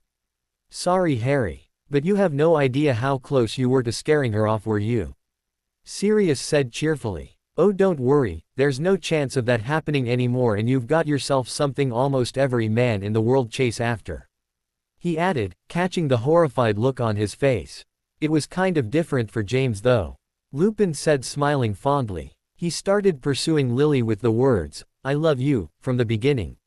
That might be why she wouldn't come near him until our 7th year. Sirius nodded. Yeah, I remember telling him off for being so direct with her. He wouldn't listen at all. She didn't go out with him until 7th year. Harry asked in surprise. He knew they had gotten engaged right after they graduated from Hogwarts. You have to understand, you do not court a young lady with the words, I love you, from the beginning. Take this from an experienced marauder. James was an idiot when it came to women. He was lucky that Lily decided to give him a chance. Sirius explained. Well, you have nothing to worry about, Harry. Congratulations, by the way, Lupin said cheerfully. Sirius turned to him, his expression serious, pun not intended. You really sure about this girl then? You can't go around lightly after you say something like that to a girl, he said. Yes, she is the only one I've ever felt like this about. Sirius. I don't think I ever will for anyone else. Harry said quietly, his embarrassment clearly visible on his face. Sirius's face broke into a wide smile.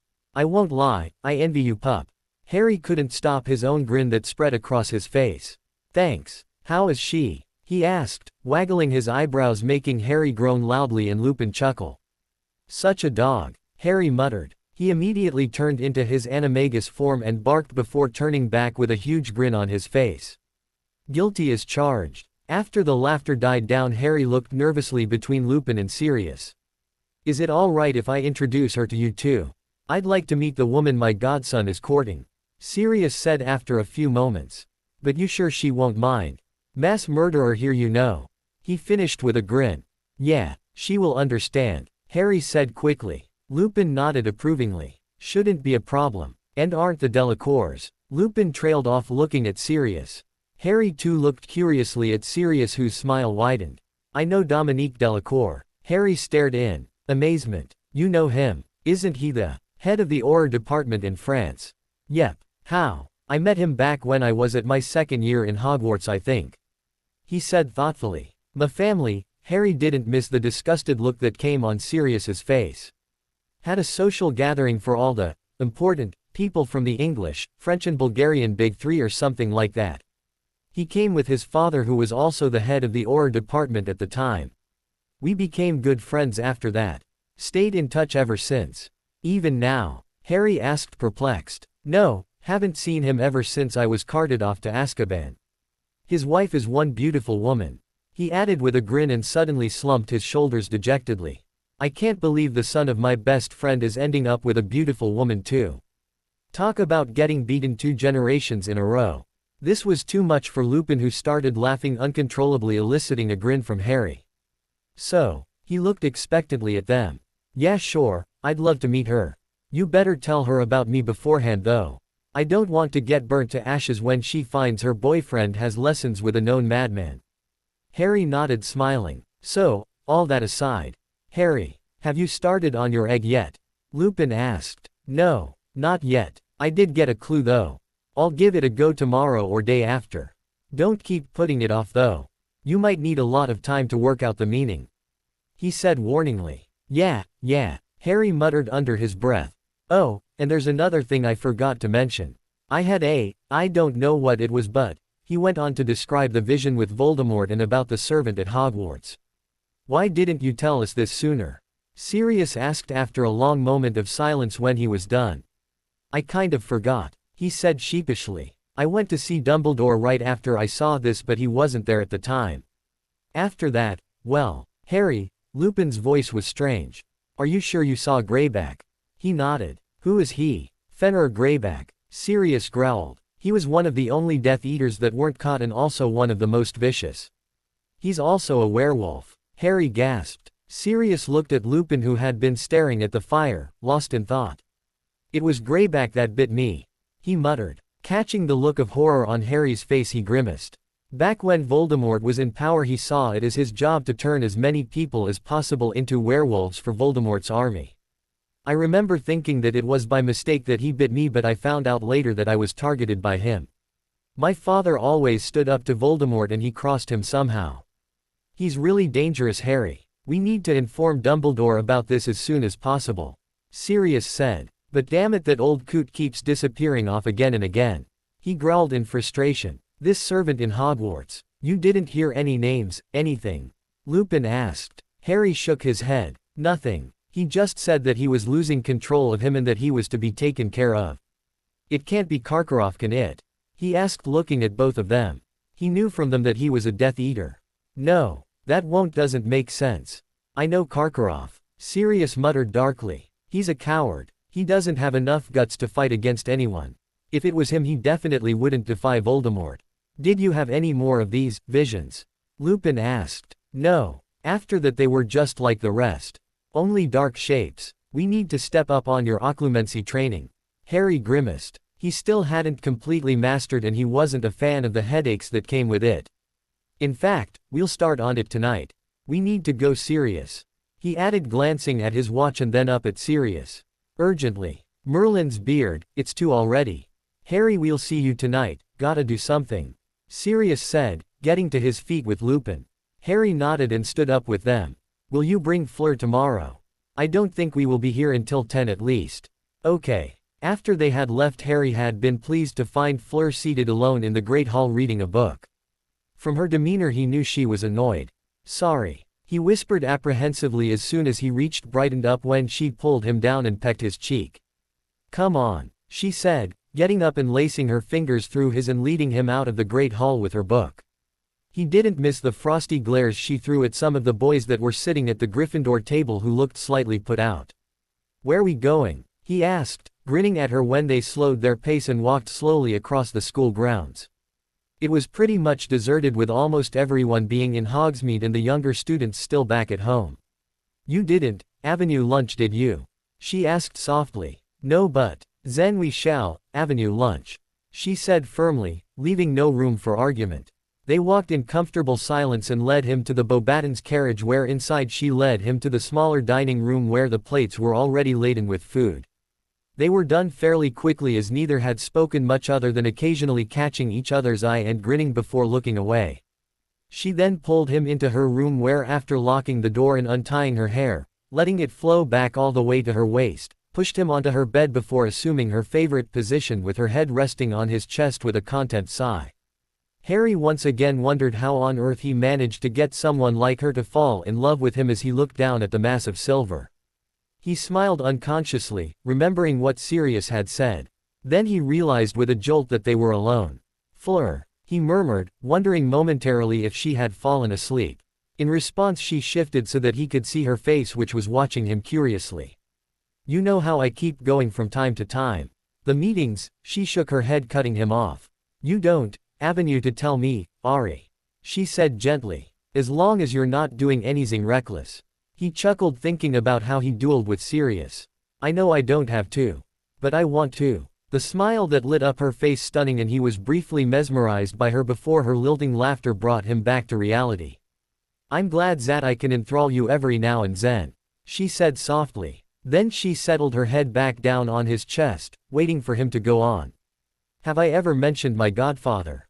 He asked suddenly. He sent you your firebolt, right? Yeah, he replied happily. Then he looked nervous. She noticed this and edged closer to him. What is it? If you're uncomfortable. No. He shook his head. Taking a deep breath, he looked straight at her. My godfather is Sirius Black. She didn't look angry or scared, none of the emotions that he was expecting. Rather, she only looked surprised. I remember, he was in Z News about murder a year ago. He nodded. Yes, but he's innocent. Without wasting time, he launched into an explanation regarding everything that happened in his third year, leading up to how he and Hermione rescued Sirius from his fate. He really cares about you, she said after he was done. He smiled at her, glad that she had accepted his story without question.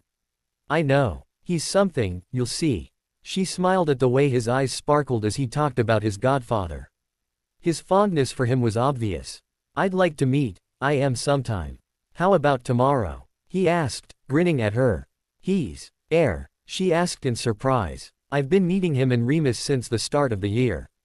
With everything that's been happening every year to me, Dumbledore decided I could do with some preparing. She nodded sadly. But isn't it too much for you? You already avenue your normal classes and now you are competing in Z's tournament too. It's fine. I'm glad they're doing it for me. She gazed at him, her face expressionless although her eyes were gleaming more brightly than ever. Sighing softly, she buried her face in his chest. I wish there was some way for me to help, she said quietly. She heard him mutter something so quiet that she didn't hear it and looked up to find him looking away with a small blush on his face. What did you say, Ari? I said you already are helping me. In more ways than you can imagine. He muttered, his voice barely above a whisper. She reached up and pressed her lips against his, smiling when she felt his hands wrap around her waist, pulling her gently towards him as her own arms wrapped around his neck. Gently she tugged off his hair band, letting his hair fall to his shoulders and allowing her to revel in the soft feeling of it. They remained locked in embrace before she broke away and nuzzled into the crook of his neck. Summer, she murmured. He glanced down at her but she didn't look up. This summer would you come to France? He was stunned to say the least. But he couldn't think of anything better than spending summer with the person in his arms. You're asking? Of course I'd like that. But I don't want to impose on your parents. Ari, my parents would love to avenue you over. I told them a lot about you ever since we met. And you know that you will avenue to talk to them soon, right? About how things are. She laughed at the terrified look that appeared on his face. Do you think they will be angry? I mean, with me being oh no, have they seen that newspaper article about the dance? Harry asked in a panicked voice. Sure, he had met them and they were good people, but which parent would approve of their eldest daughter having a relationship with someone like him? Whether they are angry or not, I don't care. Avenue already made my decision and I am of age. I already told them that we were seeing each other after the first task. She said softly with a small smile playing on her lips. My mother teased me a lot about you and both her and Papa were happy for me. Gabrielle was ecstatic about it too. So it's safe to say you avenue charmed my whole family. Harry grinned cheekily. But I only wanted to charm one of you. She grinned up at him. So you admit to pursuing me? I never would. Avenue guessed you were Z-type. I didn't mean that. He squeaked and smiled in spite of himself when she dissolved into a fit of giggles. Then you did not pursue me. No. I mean yes. I think I will keep you after all. She said brightly, keying his cheek and cutting off any further stammering from him. When the two came back to the castle for dinner, they were confronted by an extremely flustered Professor McGonagall who demanded that they fix their appearance before entering the Great Hall. Both turned red when they realized what the professor was getting at. Inside they were greeted by open stares and whispers. It seemed that their relationship was now official. Harry found this thought oddly relaxing as they walked hand in hand towards the Gryffindor table. He didn't even want to think what he would do to anyone that approached Fleur. Fleur on her part had similar thoughts on her mind. She loved Harry but he was a little thick-headed and never seemed to notice the longing gazes of the girls around him. The lust-filled stares from the male population was still present, but it didn't bother her at all now. This was a good thing, but all the same, she tightened her grip on his hand possessively as they slid into the empty seats in the Gryffindor table. That Skeeter woman was all over Hogsmeade looking for the two of you, George said as soon as they were seated. Hasn't she done enough damage already? Harry growled. Try to keep avoiding her. She cornered Bagman today at the Three Broomsticks. He didn't look too happy after that. They were interrupted when Amy came in with her boyfriend, who she introduced to the whole group. He was rather pleasant and his accent was a lot like Crumb's, and the rest of their time was spent watching in amusement as Caroline teased both of them, surprising everyone with the details which, by the looks of horror on Amy and her boyfriend's face, were proven true. Harry noticed during dinner that Hagrid wasn't up at the staff table and made a mental note to visit him the next day. He also had the egg and Cedric's clue nagging at the back of his mind. He decided he would check it out later today. Having occlumency lessons meant that he would hardly get even a wink of sleep if the headaches started. After quietly telling Fleur he needed to go and bidding her and the others good night, he hurried off to the Gryffindor Tower, where he stuffed the egg, invisibility cloak and the Marauder's map in his bag and took off to the room of requirement. Once inside, he set his bag down and sank into one of the chairs, waiting for Sirius and Lupin. He had been hiding it, but ever since he came back into the castle his vision had kept blurring out at times. Fleur seemed to notice it at times because she kept eyeing him worriedly, but she never commented on it. This wasn't like the time before when he had the vision with Wormtail and Greyback. Instead of seeing blurry shapes, his vision would suddenly black out and he would suddenly be staring at an eerie white tree that had no leaves on it. Something was giving him a bad feeling and he wondered if he should tell them about it or not. Once they arrived, he acted as if nothing was wrong and calmly did everything as Lupin told him. He succeeded in repelling him multiple times and wanted to keep going, but Lupin stopped him. Is something wrong, Harry? I usually wouldn't let you go on for longer than half an hour, but you seem to be pushing yourself too much today, he asked, his voice etched with concern while Sirius watched quietly. Harry had sweat pouring down his face. He had indeed been ignoring the throbbing headaches that had now become far too painful for him to keep his eyes open. He was now sitting on the chair with his eyes closed. He couldn't repel it. It was like there was nothing to repel, there was no external intruder. He couldn't explain it and something told him he shouldn't. No, nothing's wrong, he said faintly. All right, that's enough, Sirius said. I want you back in bed now. Got it? Yeah, sure, he muttered. Once they were gone, Harry trudged wearily back to the Gryffindor Tower. He had been meaning to go the 5th floor and see if Cedric's clue meant anything, but he felt like he would faint at any moment. He had barely climbed in through the portrait hole when he fell forward, collapsing on the floor. A white tree was standing eerily in front of him. He was standing in the middle of nowhere. There was nothing to be seen for miles except for the tree in front of him, and the sky was an inky black. The tree had no leaves on it, the branches were sticking out menacingly. Such a pity, he thought. It would have been beautiful to look at. Indeed it would. A quiet voice agreed, and he whirled around to find himself staring at a tall cloaked figure that bore a startling resemblance to a Dementor. He reached for his wand but found that his pockets were empty and took a step backwards while the figure watched silently. He felt a measure of calm settle over him immediately, and instantly he knew that the figure didn't mean him harm. Harry stared at it, waiting for what, he didn't know. The figure just stared blankly back at him. He couldn't see any eyes, but he felt the penetrating gaze. It was like it could see through him, into him, beyond his outward appearance. It felt like it was staring at his soul. Finally unable to take the silence, he opened his mouth to speak, but no sound came out. The figure watched him in amusement as he tried again. Who are you? It was strange, but he felt like if he could see under the hood, the face would probably be smiling. The voice was low, distant, as if it was coming through a veil. Am an old friend. Harry found himself nodding, as if he had just confirmed his suspicions. Momentarily surprised by his own actions, he looked around, taking in the surroundings before his eyes finally came to rest on the tree again. Where are we? Is this a dream? If you want it to be. He sounded amused. Harry stared blankly back at him, waiting for him to elaborate. Very well, I would say this is the plane which connects the living to the dead. Harry looked around at the empty planes and felt his own amusement growing. Bit dreary, don't you think? The figure chuckled. I believe so. Harry sighed, turning around to stare at the tree. There was something about it that demanded his attention. So does this mean I'm dead? No. Your time has not come yet. Harry turned around. Why am I here then? He didn't answer for a few moments. Why you are here, that is for a later time. But for now let's just say I will be closely watching you.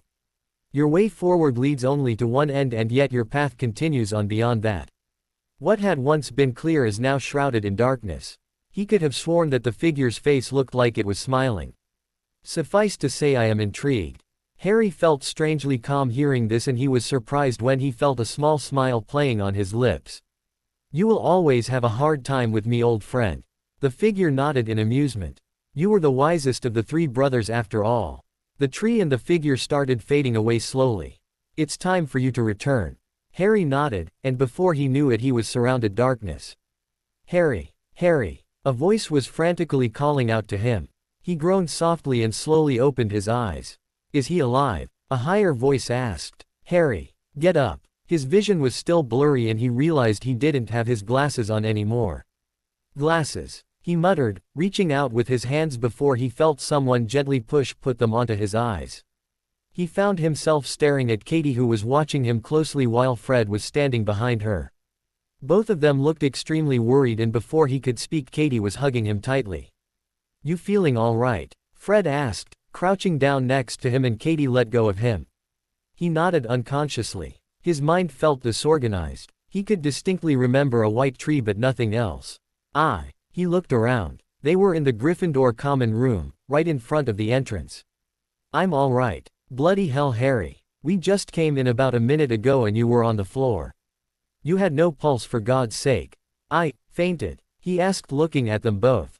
It was confusing, a number of images were on his mind and the tree kept coming up. He could also remember a black hooded figure now. A Dementor. You tell me, Fred said grimly. Come on, we're going to the hospital wing. What? No, Harry, you were dead when we came in. Katie said worriedly. Her eyes were wet and he immediately felt guilty. I'm fine. I think I just fainted, and besides I don't want to bother Poppy now. Harry, Fred began. No, please, I think I just need to lie down. The two continued to argue and only when Katie threatened to tie him up and levitate him out did he give in. Why am I not surprised to see you back here? Poppy remarked, shaking her head and letting Fred and Katie lower him into a bed. They insisted on staying with him until she was done with her checkup and she frowned. Well, there's nothing wrong with you as far as I can say. When Harry tried to get up he was immediately pushed back down by Katie while Poppy nodded approvingly. That doesn't mean you're going anywhere. You will spend the night here. There was no room for arguing and Harry slumped, defeated. And you two better get back before you get in trouble. Don't tell Fleur about this. Harry asked in a small voice. Fred's face immediately cracked into an evil grin. What will you give me for keeping this incident from her? We won't as long as you stay here and don't come back until you're better. Katie said, cutting Fred. Harry nodded gratefully and she smiled and squeezed his hand reassuringly. They left. Poppy pushed a steaming goblet in front of him. Drink that now. Harry sighed before drinking the potion which tasted pleasantly like orange juice. He was only halfway through the contents of the potion when he felt his eyes shut slowly and felt a hand gently take the goblet from his hand before he drifted off to sleep. The next day Harry woke up around 9 in the morning and protested loudly against having breakfast in the hospital.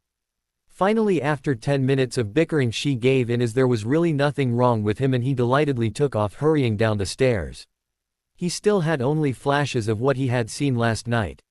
He knew it wasn't a dream. If it were, it would already have begun fading from his memory.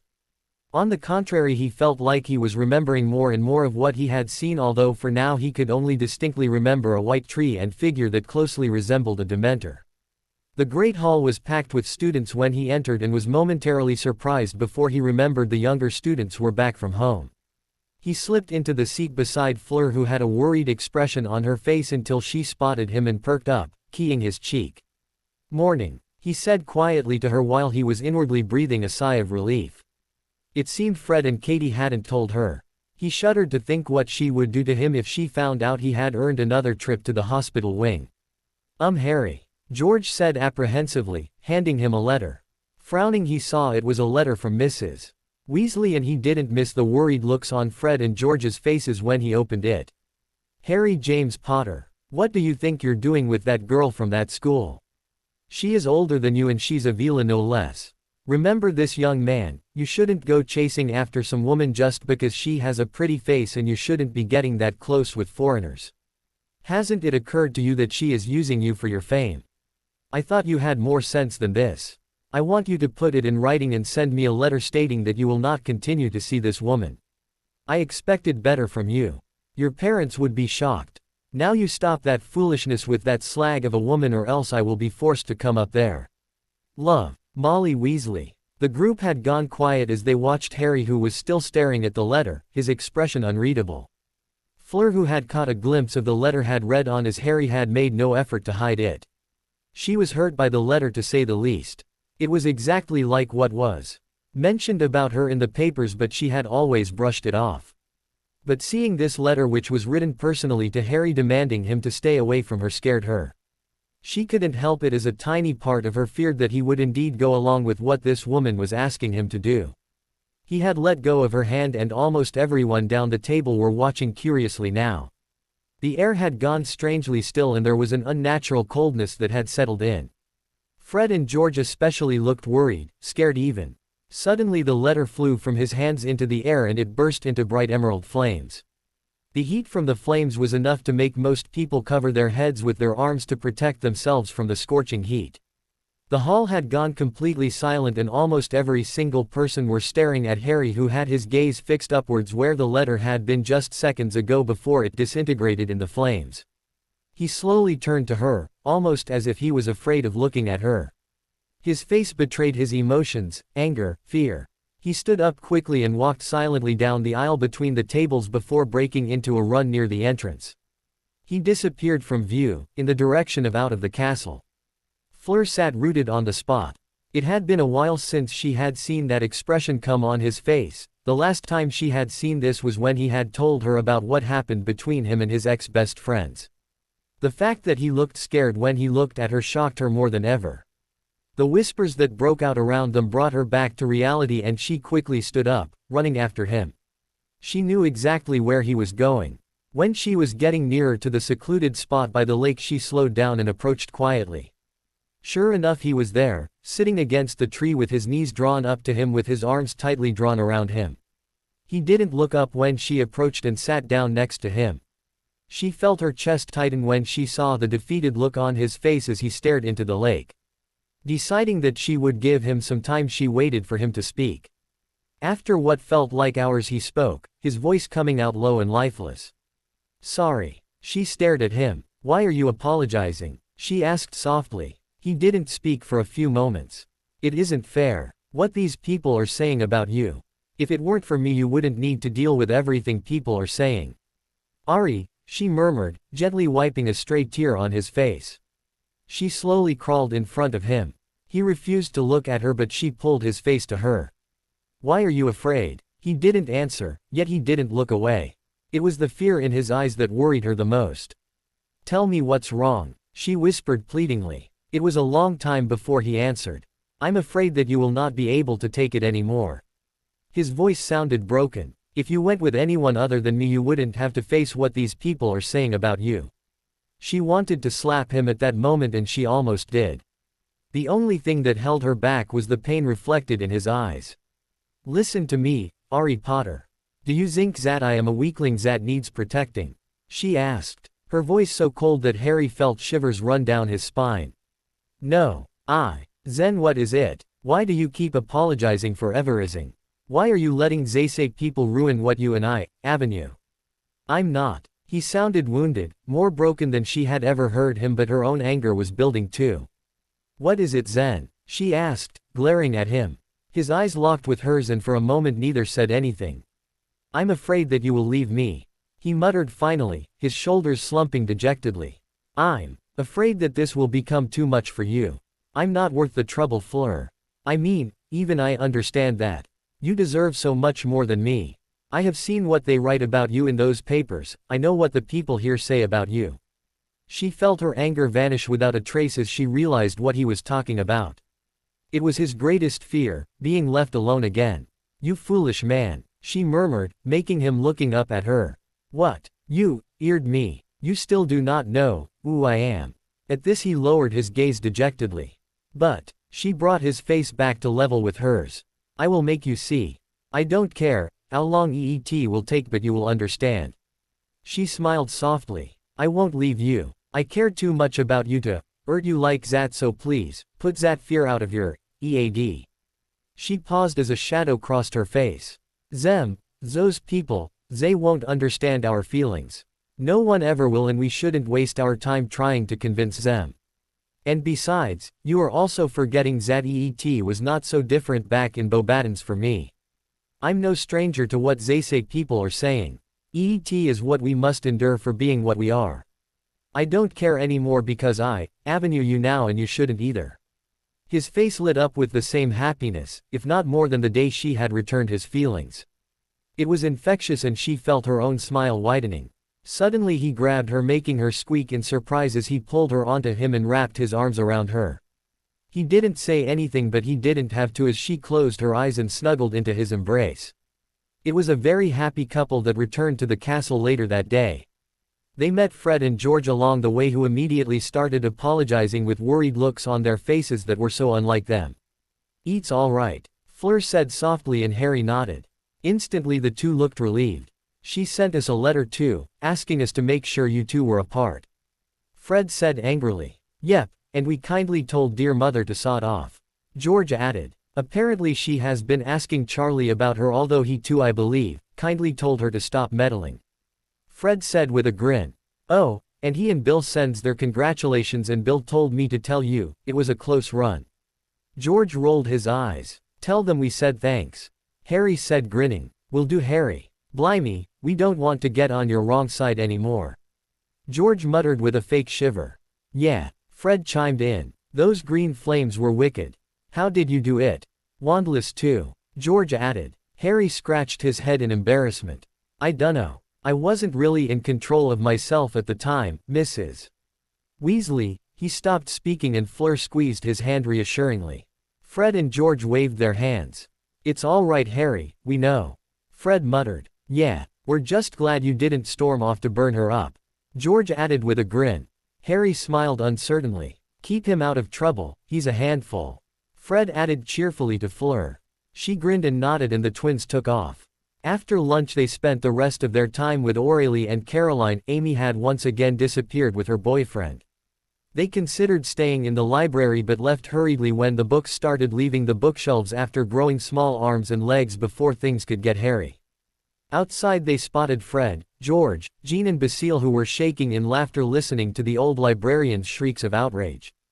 Since it had been a long time since the four of them had spent time near the lake, they did just that until it was time for dinner, where they were joined by the others. Afterwards Harry led Fleur upstairs, to the room of requirement where Sirius and Lupin were already there. It's a pleasure to finally meet you, mademoiselle, Sirius said with a huge grin, striding forward and taking her hand. I promise you everything you like about my godson is because of me, he added with a smirk. Fleur laughed while Harry scowled at him and led Fleur away from him towards Lupin, shaking his head and muttering something about a lecherous dog. It's a pleasure to finally meet you, Mr. Black and Mr. Lupin, she said, sitting down next to Harry. None of that, please call me Remus. I don't want to feel any older than I already am, Lupin replied. Seconded, Sirius added. How's old Dominique doing? Fleur looked surprised, but soon they were talking happily everything that happened last year, how Sirius knew her father and the Marauders. Harry was extremely happy watching Fleur talk with his two fatherly figures as comfortably as she was with her friends. It was finally well past curfew when they realized the time. You two had better get back or you'll be in trouble, Lupin muttered, looking at his watch and glancing up at Harry and Fleur guiltily. Yeah, and Harry, come a little earlier tomorrow. Got to resume our training. You are welcome to come too if you want, Sirius added to Fleur with a smile which soon grew into a smirk. Although it might be better if you don't. I'm afraid Harry will not be able to keep his eyes on me. Can't blame him though, Sirius, Harry yelled, tackling him to the ground while Fleur and Lupin watched in amusement. Careful pup, or I will mop the floor with you in front of her, he said laughing, pushing himself off the floor and helping Harry to his feet. "Off with you two then." They waved their goodbyes, and after Harry had carefully checked if the coast was clear with the map, they stepped out.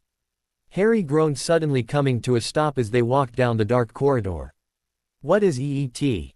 Fleur asked quietly. For an answer, Harry held up the map for her to see. Filch, Snape, McGonagall and Flitwick were all out patrolling the floors with the prefects. They had been inside well past curfew. "We'll get in trouble," she said worriedly. Then she perked up. "What about Z cloak? I don't think it will cover us both," Harry said doubtfully, pulling it out. She grinned mischievously before grabbing it and throwing it over them, pressing herself as close as humanly possible to him and wrapping her arms around his waist. "Now we're covered," she whispered in his ear. He shivered in delight when he felt her warm breath against his ear, and it took him a moment to compose himself, which wasn't easy because of the way he was reacting to the proximity. They set off slowly, managing to keep everything except their feet hidden, which was quite an achievement. Harry was getting increasingly uncomfortable. He couldn't decide whether he was in heaven or in hell. With her pressing herself so close to him, it was torturous, but at the same time it was the best feeling in the world. She knew exactly how he was feeling and made no effort to lessen his suffering, unable to stop smiling at the way she affected him. It was a relief for him when they emerged out of the secret passageway leading to the grounds. The main entrance was locked now, enabling him to throw off the cloak and her to part from him, although she kept a firm hold on his hand. "How are they?" Harry asked as they walked slowly across the grounds. "I like them both," she answered happily. "Sirius is a lot like Fred and George, Remus is a lot like my papa." He chuckled softly, nodding. She glanced at him, noting how his face had a permanent smile etched on it. She realized then how much her words meant for him and smiled unconsciously. Once they reached the carriage, he surprised her by keying her softly. Her eyes widened slightly in surprise before they drooped shut as her arms came up around his neck as she responded enthusiastically. It was about a minute later when they broke apart, both extremely red in their faces and breathing heavily. After quickly pecking his cheek and whispering good night, she slipped inside the carriage, leaving him standing outside with an adorable grin on his face that made her want to pull him inside with her. A few weeks later, Harry had regained all his memories of the meeting with the hooded figure back. He couldn't understand what it meant. It was like an extremely bad case of déjà vu. He could remember every single thing he said, and yet he had no idea why he said them. Why he kept referring to the figure as an old friend. Deciding to leave that for later, he concentrated on occlumency and his dueling lessons. He had improved beyond recognition, and he had become exactly what Sirius wanted. Unpredictable. Sirius was cursing as he was forced to leap to the side, dodging yet another stunning spell that which instead of hitting his shield disappeared before coming into contact with it as the bright blue shield breaking spell shattered his shield into pieces. He only had a few seconds to push a cloak himself with a basic shielding charm when the stunning spell reappeared as a glowing red orb before it burst into multiple smaller pellets which dispelled his shield. Before he even had time to breathe, he heard a hiss near the ground and almost yelled in shock when he found a snake entwined around his legs, restricting him from moving.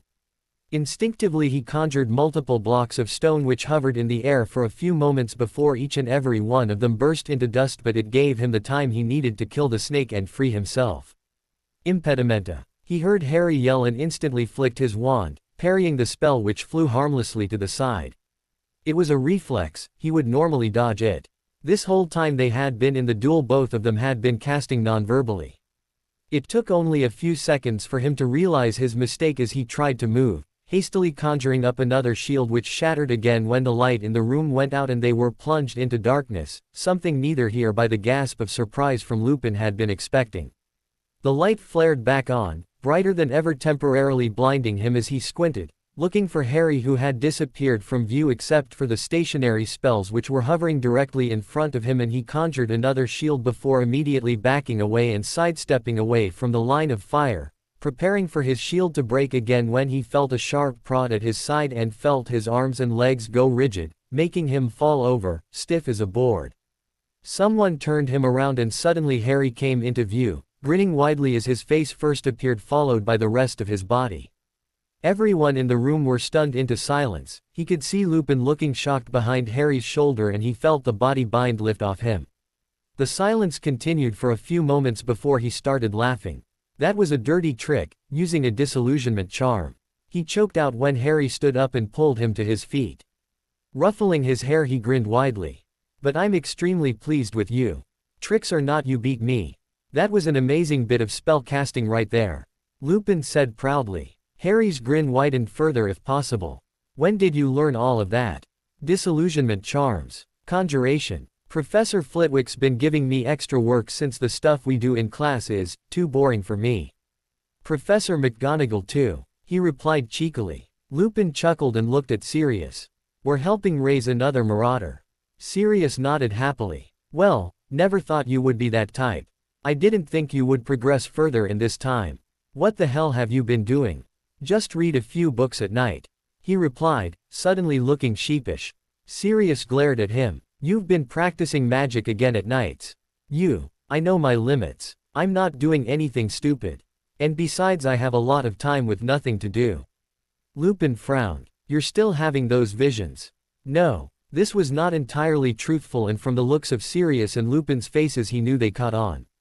All right, yes I am, but they're only dark shapes and I've been doing everything from occlumency, I know.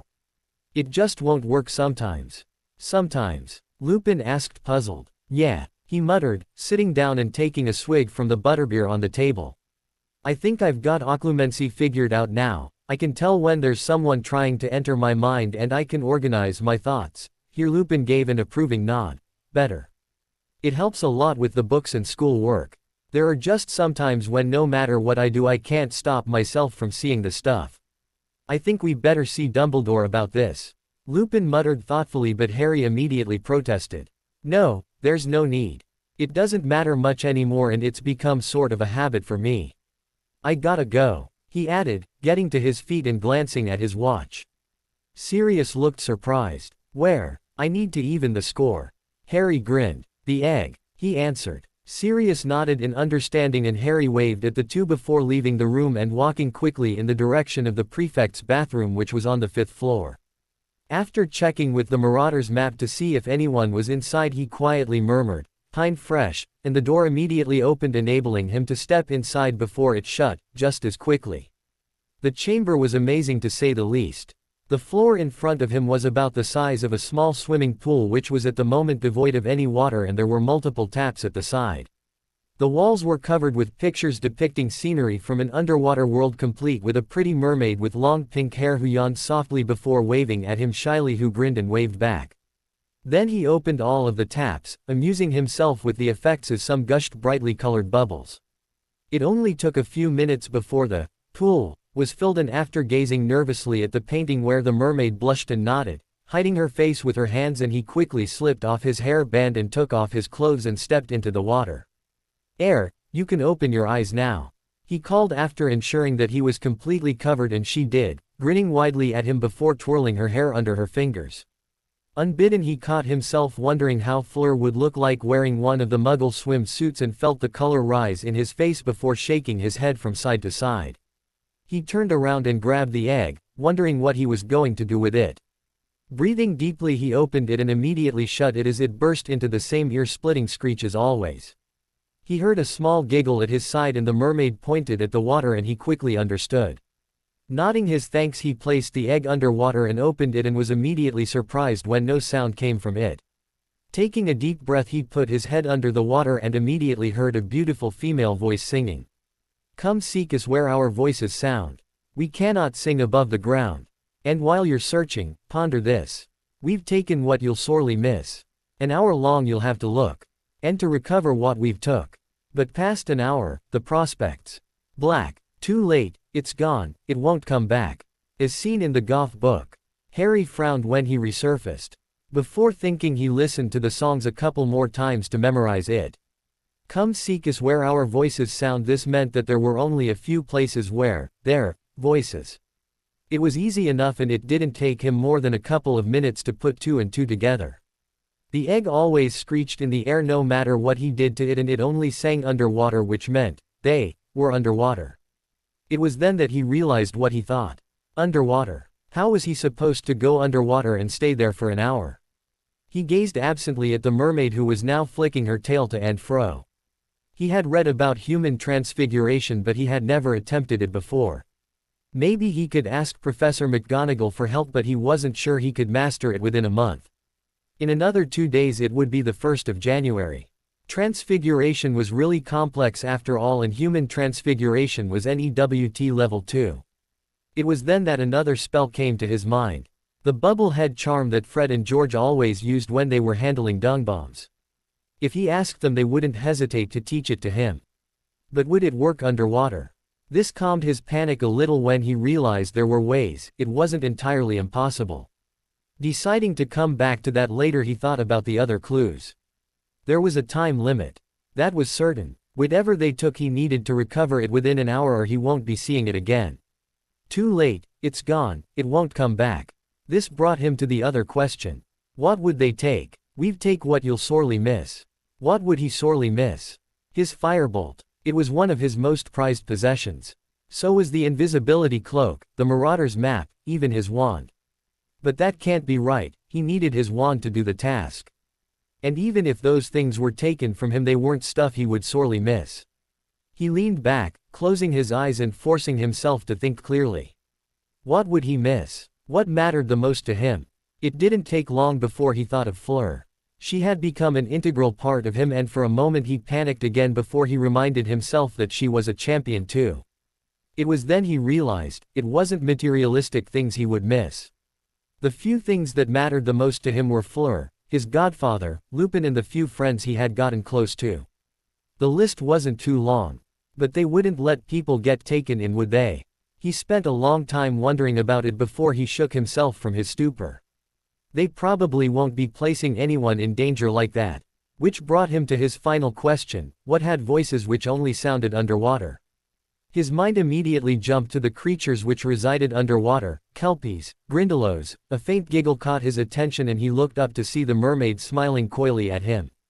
He felt himself grinning. Mermaid, of course. So they were going to be searching for mermaids underwater to find whatever was taken from them and get it back within the hour if they wanted to them again. Wonderful. He sighed, and after glancing at the mermaid again, who nodded and covered her eyes, he quickly lifted himself up and out of the pool and quickly pulled on his robes before she lowered her hands. Thanks, he said, smiling at her, who nodded, flicking her blue-green tail playfully and waving at him. Waving back, he stepped out and covered himself with the invisibility cloak. The lake was probably where the second task was going to take place. Inwardly groaning at the thought of coming face to face with the giant squid, he slowly walked back to the common room. If it was his firebolt they take, he would seriously have to consider if it was worth the trouble of facing all the underwater horrors of getting it. Then he remembered Malfoy's face last year when they held up the Quidditch cup, and he felt a smile playing on his lips. It was definitely worth it. Why does it have to be so complicated? Harry growled at no one in particular. A loud clearing of a throat behind him caused him to look around sheepishly. Sorry. Madame Pants nodded curtly at him before moving away. It was Wednesday afternoon and he was spending his 4th day in a row now in the library, poring over book after book trying to find more ways to breathe underwater. Grimacing slightly and tucking the books he had found useful, he walked over to the table where Daphne was watching him in amusement, her charms essay lying forgotten. Muttering darkly under his breath, he slid into the seat next to her, glaring at the group of Hufflepuffs who were eyeing them from a corner, who immediately returned to their books in a flash. Still no luck? She asked, her voice laced with amusement. He glared at her and she immediately threw up her hands. Forget I asked. Sighing, he closed his eyes and leaned back on the chair, gazing at the ceiling. No, sorry, it's just frustrating. One would think. She smirked, turning back to her charms essay. He had already told her about the second task, albeit in a roundabout way, since he had only given her the clue he had heard from the egg at first, much to her displeasure, and let her figure it out for herself. Stop scaring those poor people, she added. Harry, who had indeed been glaring at some of the Gryffindors who were watching their table, looked at her before breaking out in laughter. Daphne, who looked up at that moment, noticed the horrified looks on the Gryffindors, who, from the looks of their faces, seemed to think that Harry had gone insane, stifled a giggle, earning both of them a piercing glare from Madame Pants. Stop fidgeting like an 8-year-old and read those books you got. Daphne muttered under her breath as soon as the librarian moved away, and there's no way you're going to get everyone to stop staring over here either. A Slytherin and a Gryffindor sitting at one table, remember? Harry nodded before opening obscure enchantments and riffled through the pages listlessly. Finally he pushed it away before gazing at the rest of the books with a forlorn expression. I wish you'd stop doing that. You're catching even me off guard now. I've hardly ever seen you like this, she said softly, putting down her quill and gazing at him. I know that you have a few ways of doing this task, but you seem frustrated with something. Can't decide what to do. Harry ran his hands ruefully over his hair before growling again and ripping off the band. On the contrary, I know exactly what to do, and that's what annoys me. Do explain. How are you planning on doing this? Well, he gazed at the different books and frowned before brightening up. There are two ways I want to do this. Firstly, there is gillyweed. She looked surprised. Gillyweed. I remember that, of course. It's a plant that lets you breathe underwater, right? And I think it gives you some useful side effects too. It's perfect. Well, there are a few problems. Firstly, it's a pretty rare plant. I have no idea where to get it. The apothecary back in Diagon Alley doesn't have it. Although, he broke off with a dawning expression on his face. Now that I think about it, Hagrid might have some idea where to get it. He was in Nocturne Alley trying to find something in my second year. She wrinkled her nose with a disgusted expression. There's a reason why we avoid that place. Don't trust what you can get from there. He looked downcast. Again. I'll check out Snape's private stores for you. He looked at her in horror. I can't ask you to do that. She waved her hand airily. He doesn't mind if we snoop around. And besides, I like having you around. Can't afford to lose you under the lake. A grin lit up his face. Don't let it get into your head, Potter. She muttered, although a small smile was playing on her lips. He widened his eyes and looked at her with the same forlorn expression he had minutes ago. Okay, he said, his voice etched with sadness, although she could see the amusement in his eyes. She grinned at him. You've been around the twins for too long. What's the second way? She asked curiously. Bubblehead charm. It works. Yeah, tested it out too. He had indeed gone to the prefect's bathroom and used the charm, which worked well to his delight. But, the only problem is, I'll be too slow. Gillyweed makes you faster underwater, she nodded, her brow furrowed thoughtfully. You could always try some transfiguration. He grinned ruefully at her and lifted the book he was reading now for her to see the cover, Human Transfiguration. I could, yes. But it's really hard. When is the second task? February 24th. Professor McGonagall told me yesterday. It's not too bad then. You still have what? 5 weeks and a couple of days to work on it. Gazing at her watch, she stood up. We need to go, it's almost time for runes. He nodded and stalked off towards Madame Pants with the books under his arm. Note. She snapped as soon as he approached, and he pulled out the slip McGonagall had written for him. The books on transfiguration were from the restricted section. She spent about a whole minute trying to detect some form of forgery before she huffed and handed him the books. What took you so long? Daphne asked haughtily when he came back to their table where she was waiting for him. She was having fun with the note. He muttered, shoving the books inside his bag. They set off upstairs towards the Ancient Runes classroom, and they were met halfway along the way by Tracy, who greeted him a lot more warmly than before and fell into step with them. Harry sighed softly. Daphne had finally made him realize that more than half the school had crushes on him, including Tracy, although she also assured him that most of them had given after seeing him and Fleur at the ball. There were still quite a few that refused to give up though. Ancient Runes was becoming more and more enjoyable now that they had finally moved past the translating phase. They were now learning the theory behind applying runes for enchantments, and they were especially excited when Professor Babbling announced that they would be able to move on to a more practical application of them by the end of the year, if not, definitely by the beginning of next year. Afterwards they hurried downstairs to the grounds for care of magical creatures, which had recently ceased to be as fun as before, partly because the Scroots were becoming potentially lethal and mostly because Hagrid was not his usual old cheery self. This all happened because of a Daily Prophet headline last week entitled Dumbledore's Giant Mistake, which revealed everything about Hagrid's heritage. Apparently his mother was a giantess named Fridwulfa, who was also apparently one of the most vicious giants before they went into hiding. Hagrid had immediately stopped showing his face for classes, and finally, after 3 days of classes were cancelled, Dumbledore put his foot down and brought Hagrid out of his self-exile, helped along by Harry and surprisingly Ron and Hermione. He had run into both of them twice in Hagrid's hut. It seemed that the two had resolved their argument from the Yule Ball. Ron had stopped glaring at Harry. Whenever he saw him, and twice he wondered if Ron had opened his mouth to speak to him, although he never gave him the chance to. Harry was getting increasingly irritated with Hermione again, and he found himself wondering if it would have been better if he hadn't forgiven her. She kept talking to him and trying to engage him in conversation. This had effectively stopped him from visiting Hagrid in his hut since the two kept showing up. To add to his irritation, his time with Fleur was getting increasingly limited as both of them were busy with schoolwork and the second task.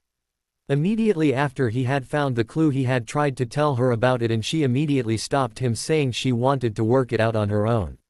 He gazed down at the Scroots that were making odd noises and spewing flames, almost burning his arm in the process.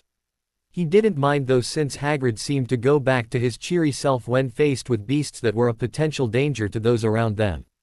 "Gone, hurt him," he cried when Seamus finally lost it and fired a weak reductor curse at one of the creatures, which bounced harmlessly off its shell and slammed into the roof of Hagrid's hut, eliciting startled screams from it, which announced where the other half of the class who were not keen on getting close to the Scroots were hiding. Seamus glowered at Hagrid before backing away. "I think that's enough fair today," he muttered, looking crestfallen. Harry stayed behind, deciding to help Hagrid round up the rest of the Scroots. Together they finally managed to subdue the creatures and lock them in their boxes. "Thanks for the help, Harry," Hagrid said with a smile. "No problem," Harry replied, returning his grin. He leaned back on the fence watching the Beauxbatons carriage, deciding to wait for Fleur since classes was done for the day. "Waitin' fair, ye lady friend?" Hagrid asked, his eyes twinkling. Fighting the blush that was creeping up his face, he inclined his head. "Both of you all set for the next task?" He shrugged. "Halfway there." Hagrid nodded and clapped his shoulder reassuringly, almost making him fall over. "You'll be fine. Both of you." "Thanks," Harry said with a smile. Just then the Beauxbatons carriage door opened and the students filed out little by little. Some of them noticed Harry and waved at him, who waved back while Hagrid watched in amusement. Finally catching sight of a hint of silver at the door, he straightened up and picked up his bag. "I'll see you at dinner," he called over his shoulder, walking towards the silver-haired witch, who was watching him with a smile on her face. Hagrid raised his hand in a wave before ducking back inside his hut. Fleur was pleasantly surprised to find him waiting for her outside. "Missed me?" she asked slyly. He shrugged with a playful smirk which grew wider when he was rewarded with a swift peck on his lips. "Seriously, you two, not when we're around," Caroline said with a mock glare. Aurelie joined them soon afterwards, and the four of them set off back towards the castle in a leisurely pace. Harry kept stealing glances at Fleur, wondering how best to ask her if she had found the clue out yet. Finally, after his third failed attempt at asking her, much to the amusement of the three, she sighed audibly. "Yes, REI, Avenue found the clue. And I am working on a way to stay underwater. Appy now." He grinned in relief. "Yep," he answered happily. Aurelie shivered, gazing at the lake. "I don't envy you two. I don't like ze sort of, aiming to go under Zier. Who knows what's in Zier?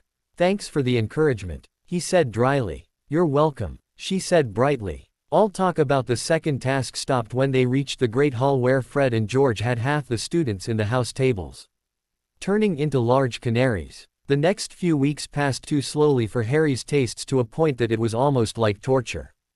Both he and Fleur were working on the second task in their spare time, and it was severely limiting them from seeing each other. The only times they saw each other was at meal times, and from the longing reflected in her eyes every time they parted, he knew she hated it as much as he did. Neither of them wanted to distract the other from the task, so all they could do was be content with the little amount of time they had with each other and look forward to when the task would finally be done with. Apart from that, Harry felt was a lot more calmer this time. He felt he was getting properly prepared this time. Both he and Daphne agreed that using gillyweed was not advisable. She informed him that Snape had exactly 3 of them and that he would surely notice if one of them were missing. He didn't want to give Snape any more reasons to try to chuck him out of Hogwarts. He had decided to go along with Transfiguration to change his feet into something more useful for moving in the water. He had also outright refused Sirius and Lupin's offers to help, saying that he wanted to do this on his own, much to their displeasure, as they constantly kept reminding him that he was forced to compete and had nothing to prove. He felt that this was something he needed to do. Nevertheless, he was pleased with how it was turning out. The hours he was putting into practicing were proving to be well worth it, as he was confident that by the first week of February he would be able to pull off the spell. In one of his dueling sessions with Sirius, his godfather made a surprising announcement. Ever since he had beaten him in a duel, Sirius had been much more ruthless. Yet Harry had kept up with him to his immense pride. Enough! Sirius gasped. Panting and bent double, Harry was no better off. He was on the floor taking deep and steadying breaths, trying to pull himself together, sweat streaming down his face. His vision kept sliding in and out of focus and he was well and truly exhausted. He didn't know if he could move another inch. Finally stopped, did you? Lupin muttered mildly, turning over another page in his book and looking around in amusement from his chair. The room looked like a hurricane had hit it. The bookcase was blasted in half, angry scorch marks covered the walls and there was a faint smell of something close to gunpowder in the air. The air felt heavy and at times green sparks kept escaping Harry's hands and wand just as red sparks were escaping Sirius. Sirius pulled out a bottle of butterbeer and chucked one to Harry, who almost dropped it before grabbing another one for himself and sitting on the floor with a groan. "If I didn't know better, I'd say you were as exhausted as Harry," Lupin said with a smirk, eyeing Sirius. "I think I am. I've never dueled to the point of exhaustion before, even against Death Eaters." "You all right there, pup?" he asked worriedly, watching Harry, who was now lying spread-eagled on the floor with his eyes closed. "Yeah, just need to catch my breath," he said weakly. He felt like he was going to faint at any moment. It was a while before anyone spoke and he even fell asleep for a few minutes before he slowly straightened up, glancing at Sirius and Lupin, who were now sitting on the armchairs, deep in conversation. The room was also looking as good as new. "Decided to come back to us, did you?" Sirius asked, grinning as Harry shakily stood up and walked over, sinking into the armchair. "There are a few changes we're going to have to make now." Harry grimaced. "What kind of changes?" he asked warily. "We're going to lay off dueling for a while now. There's actually nothing more I teach you anymore. All we can do is duel each other for you to help build up your experience, but even that is becoming counterproductive since we know each other's patterns. The other thing you can do is to add more spells to your arsenal." Harry nodded slowly. What he said made sense. He felt like he knew what Sirius was going to do before he did it. "What are we going to do then?" "We need to work on your core," Sirius said with an evil glint in his eye that made Harry instantly more wary of him. "I have a feeling I'm not going to like this." "Oh, don't worry, it's not like I'm going to go fiddling around with it. What I mean is we need to build up your stamina." "How's that going to help me?" he asked curiously. Sirius frowned for a moment. Okay, you remember the spell you used against the Horntail? The one that held it in place?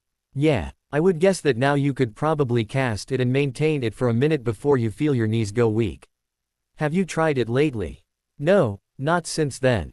"In other words, Harry, it means your core capacity has increased. Stamina directly coincides with your core capacity. That's why you're so exhausted now. If we allowed you to keep going now, you would probably end up back in the hospital wing like the first time," Lupin said mildly. "You already last as long as you do because of the dueling with Sirius and your Quidditch training." "Makes sense, I guess. So what have you got in mind?" Sirius smirked. "Physical training," Harry groaned. "Somehow I don't think Dumbledore and Voldemort got strong like that," he muttered. Sirius and Lupin had to clutch the sides of their chairs trying to control their laughter. Even Harry chuckled to himself when he thought about what he said.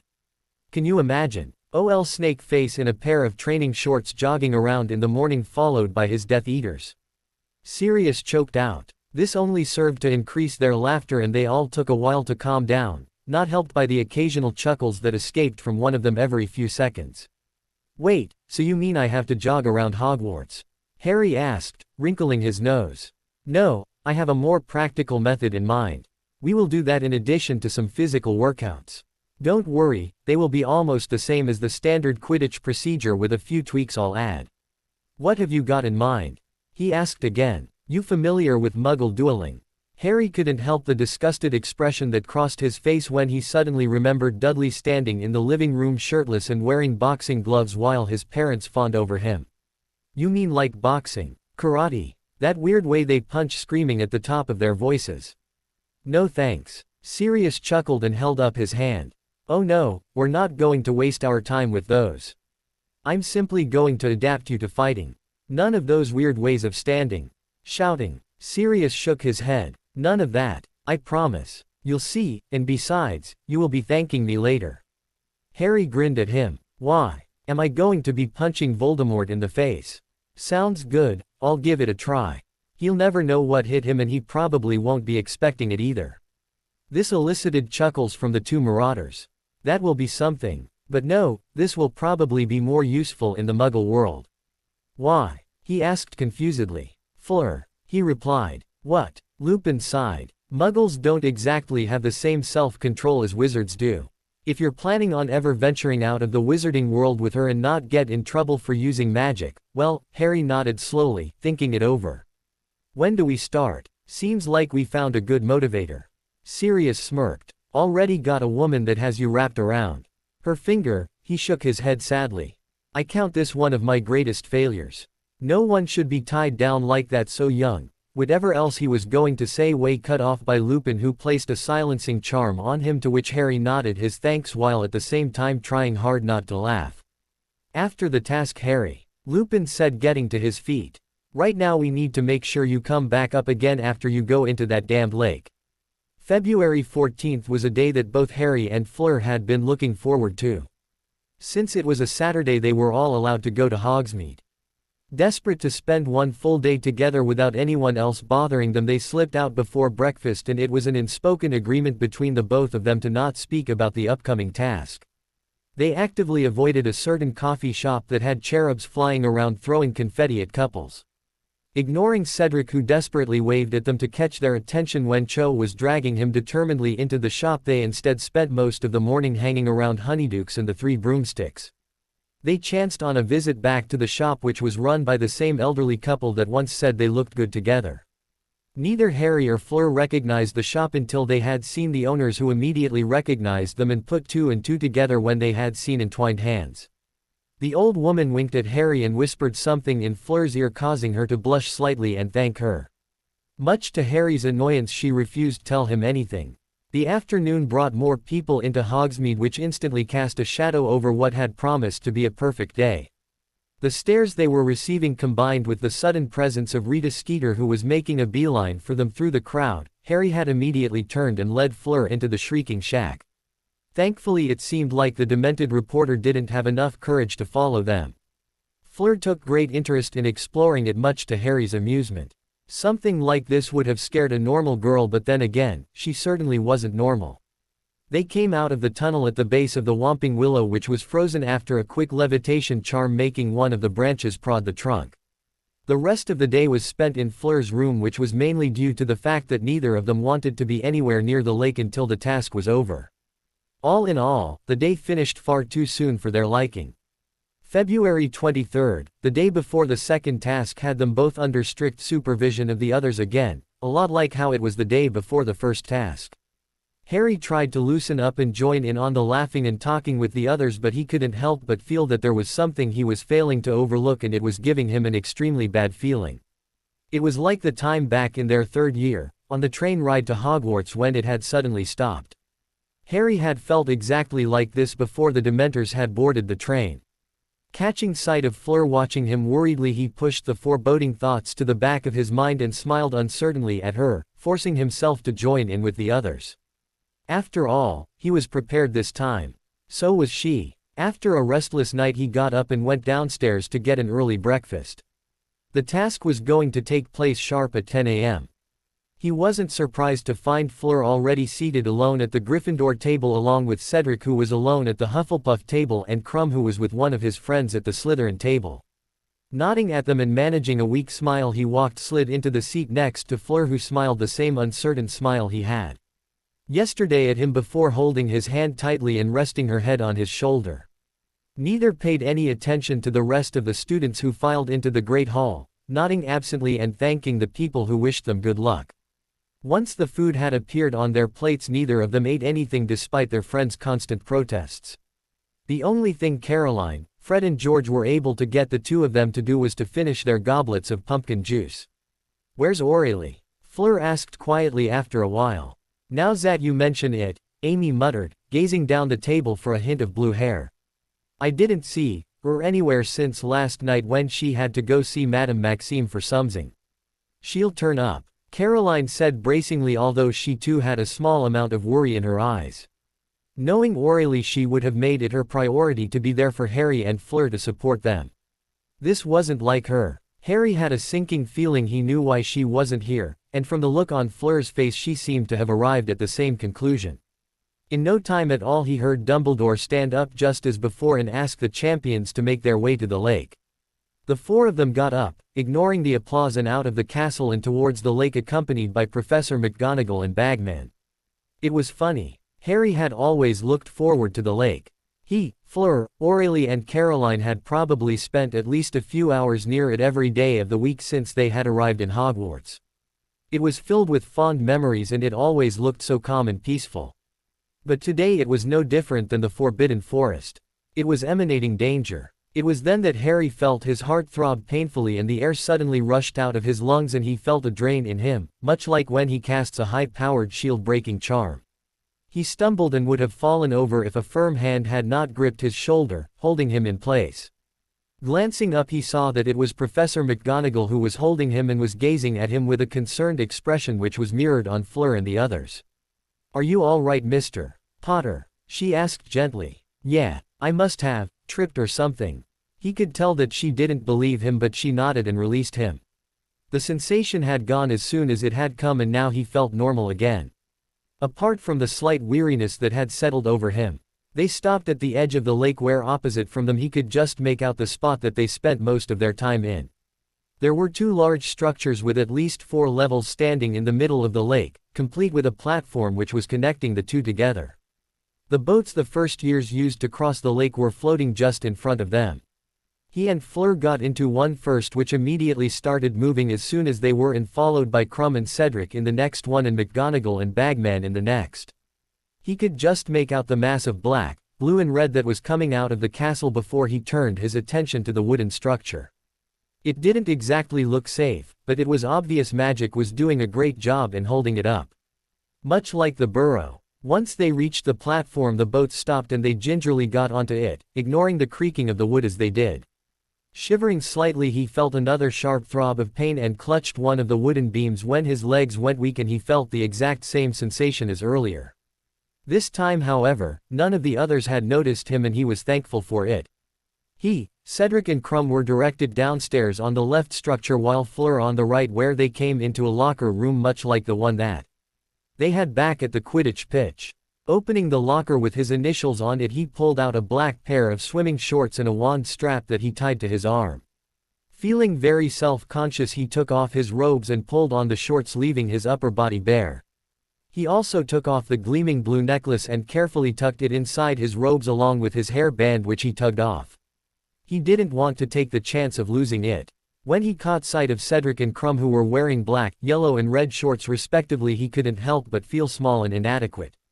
His body was well developed after all the rigorous training he was put through the past 3 years for Quidditch, but he still carried hints of undernourishment along with an unhealthy collection of scars attributed to his previous years in Hogwarts and his life before it. As soon as they saw him however, their jaws dropped open and he followed their gaze to find them staring at the blackened scar that was clearly visible on his chest.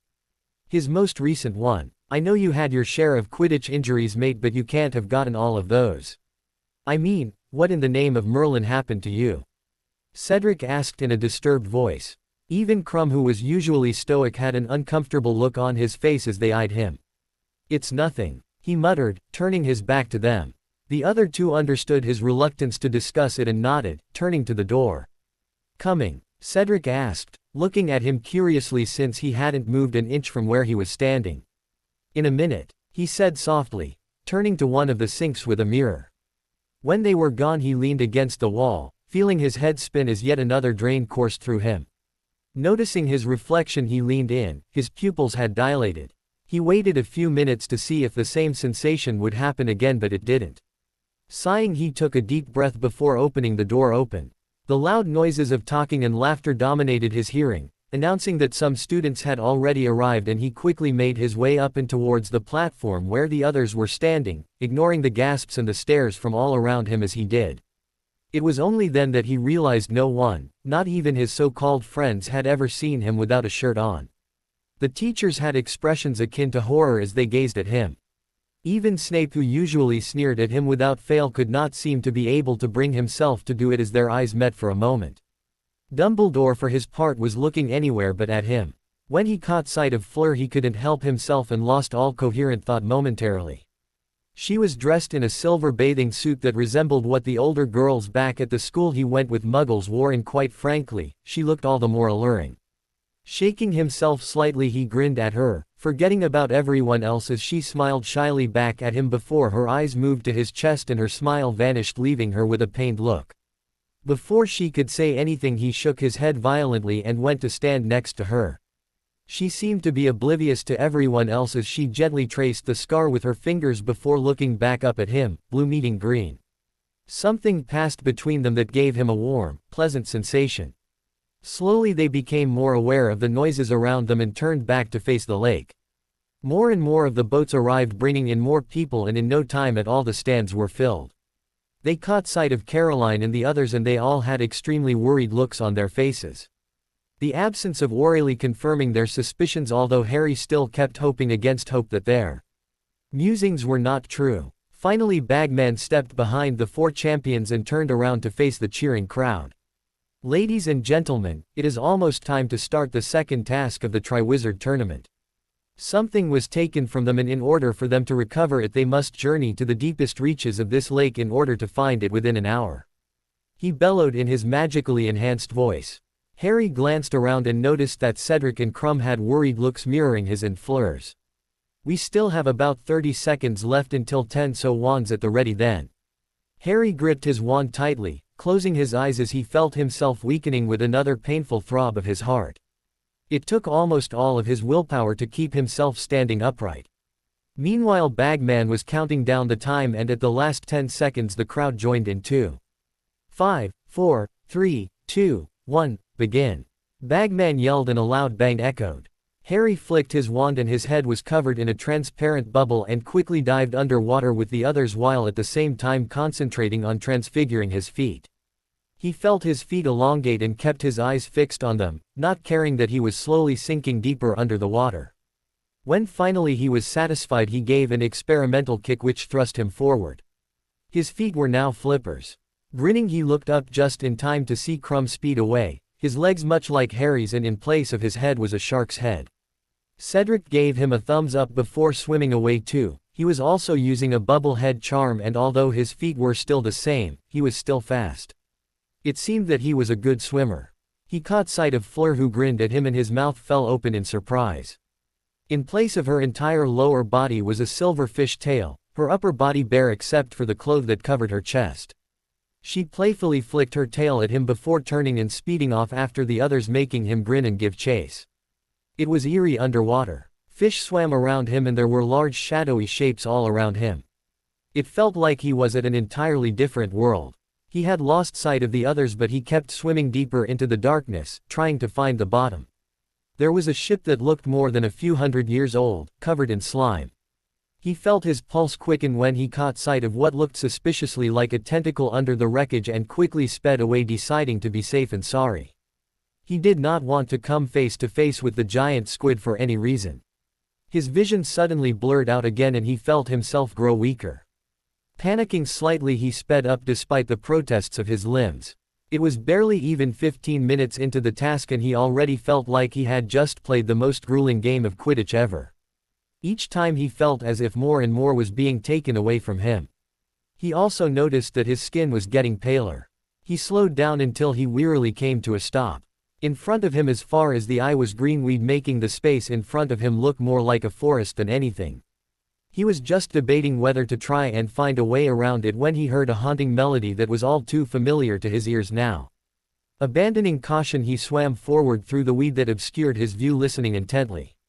He came to a stop, listening for a sound, anything that would give hint to the melody, when something grabbed hold of his ankle from under him without warning. He jerked his foot away in surprise and gave a muffled cry when he felt the skin tear away when his foot was wrenched free. Looking down in horror, he recognized a Grindylow, a small, horned creature that he had first seen in his 3rd year and remembering what Lupin had taught them. He whipped out his wand and aimed it at the long, brittle fingers that had been holding him just seconds ago and felt a savage pleasure when the creature gave a pitiful moan when its fingers crushed under his reductor curse. Unfortunately, more and more of them were coming out of the weeds now, and another one managed to grab his other leg. Taking aim, he fired another reductor curse at it, which instead of hitting the fingers, hit its face, killing it instantly. Kicking it away, he concentrated hard, thinking relatio, and formed the spell into a pulse to knock back the swarm that was surrounding him. Instead of the usual purple light, a water pulse hurtled at the swarm, forcing them aside, and he quickly took his chance and surged through with the path clear. He was panting now, feeling more weak than he should be after casting those spells which were relatively simple for him.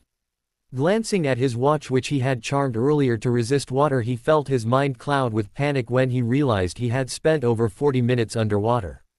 He only had another 20 minutes to get back whatever they took. Looking wildly around, he swam faster, ignoring the sharp pain in his leg and the way his limbs kept screaming in protest. Another few minutes had passed and he had almost lost hope when he heard the haunting melody again. This time louder than ever, and he swam faster, ignoring all the shapes around him that he had previously been weary of. As he swam on, he realized the lake was going deeper than he originally thought. He couldn't even see the surface anymore. The melody was getting louder and louder until finally he was able to hear the words. "And while you're searching, ponder this." Kicking faster, he sped up. The area ahead of him was getting lighter until he finally caught sight of small rocky structures with merpeople around them who started screeching and pointing at him as he got closer. The merpeople looked exactly like normal humans from the waist up. Instead of legs, they had powerful fish tails, a lot like Fleur's, except that it looked more natural on them, and the colors varied from light blue to dark brown.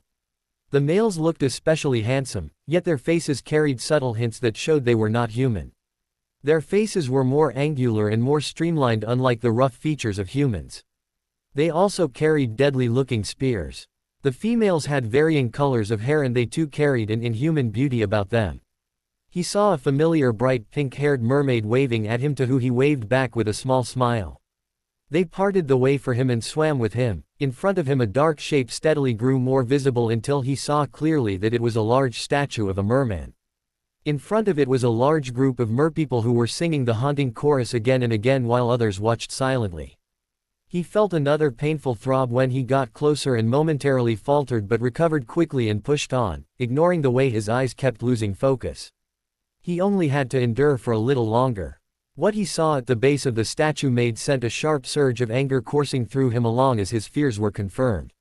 4 people were tied to the statue, and all of them looked like they were in a deep sleep.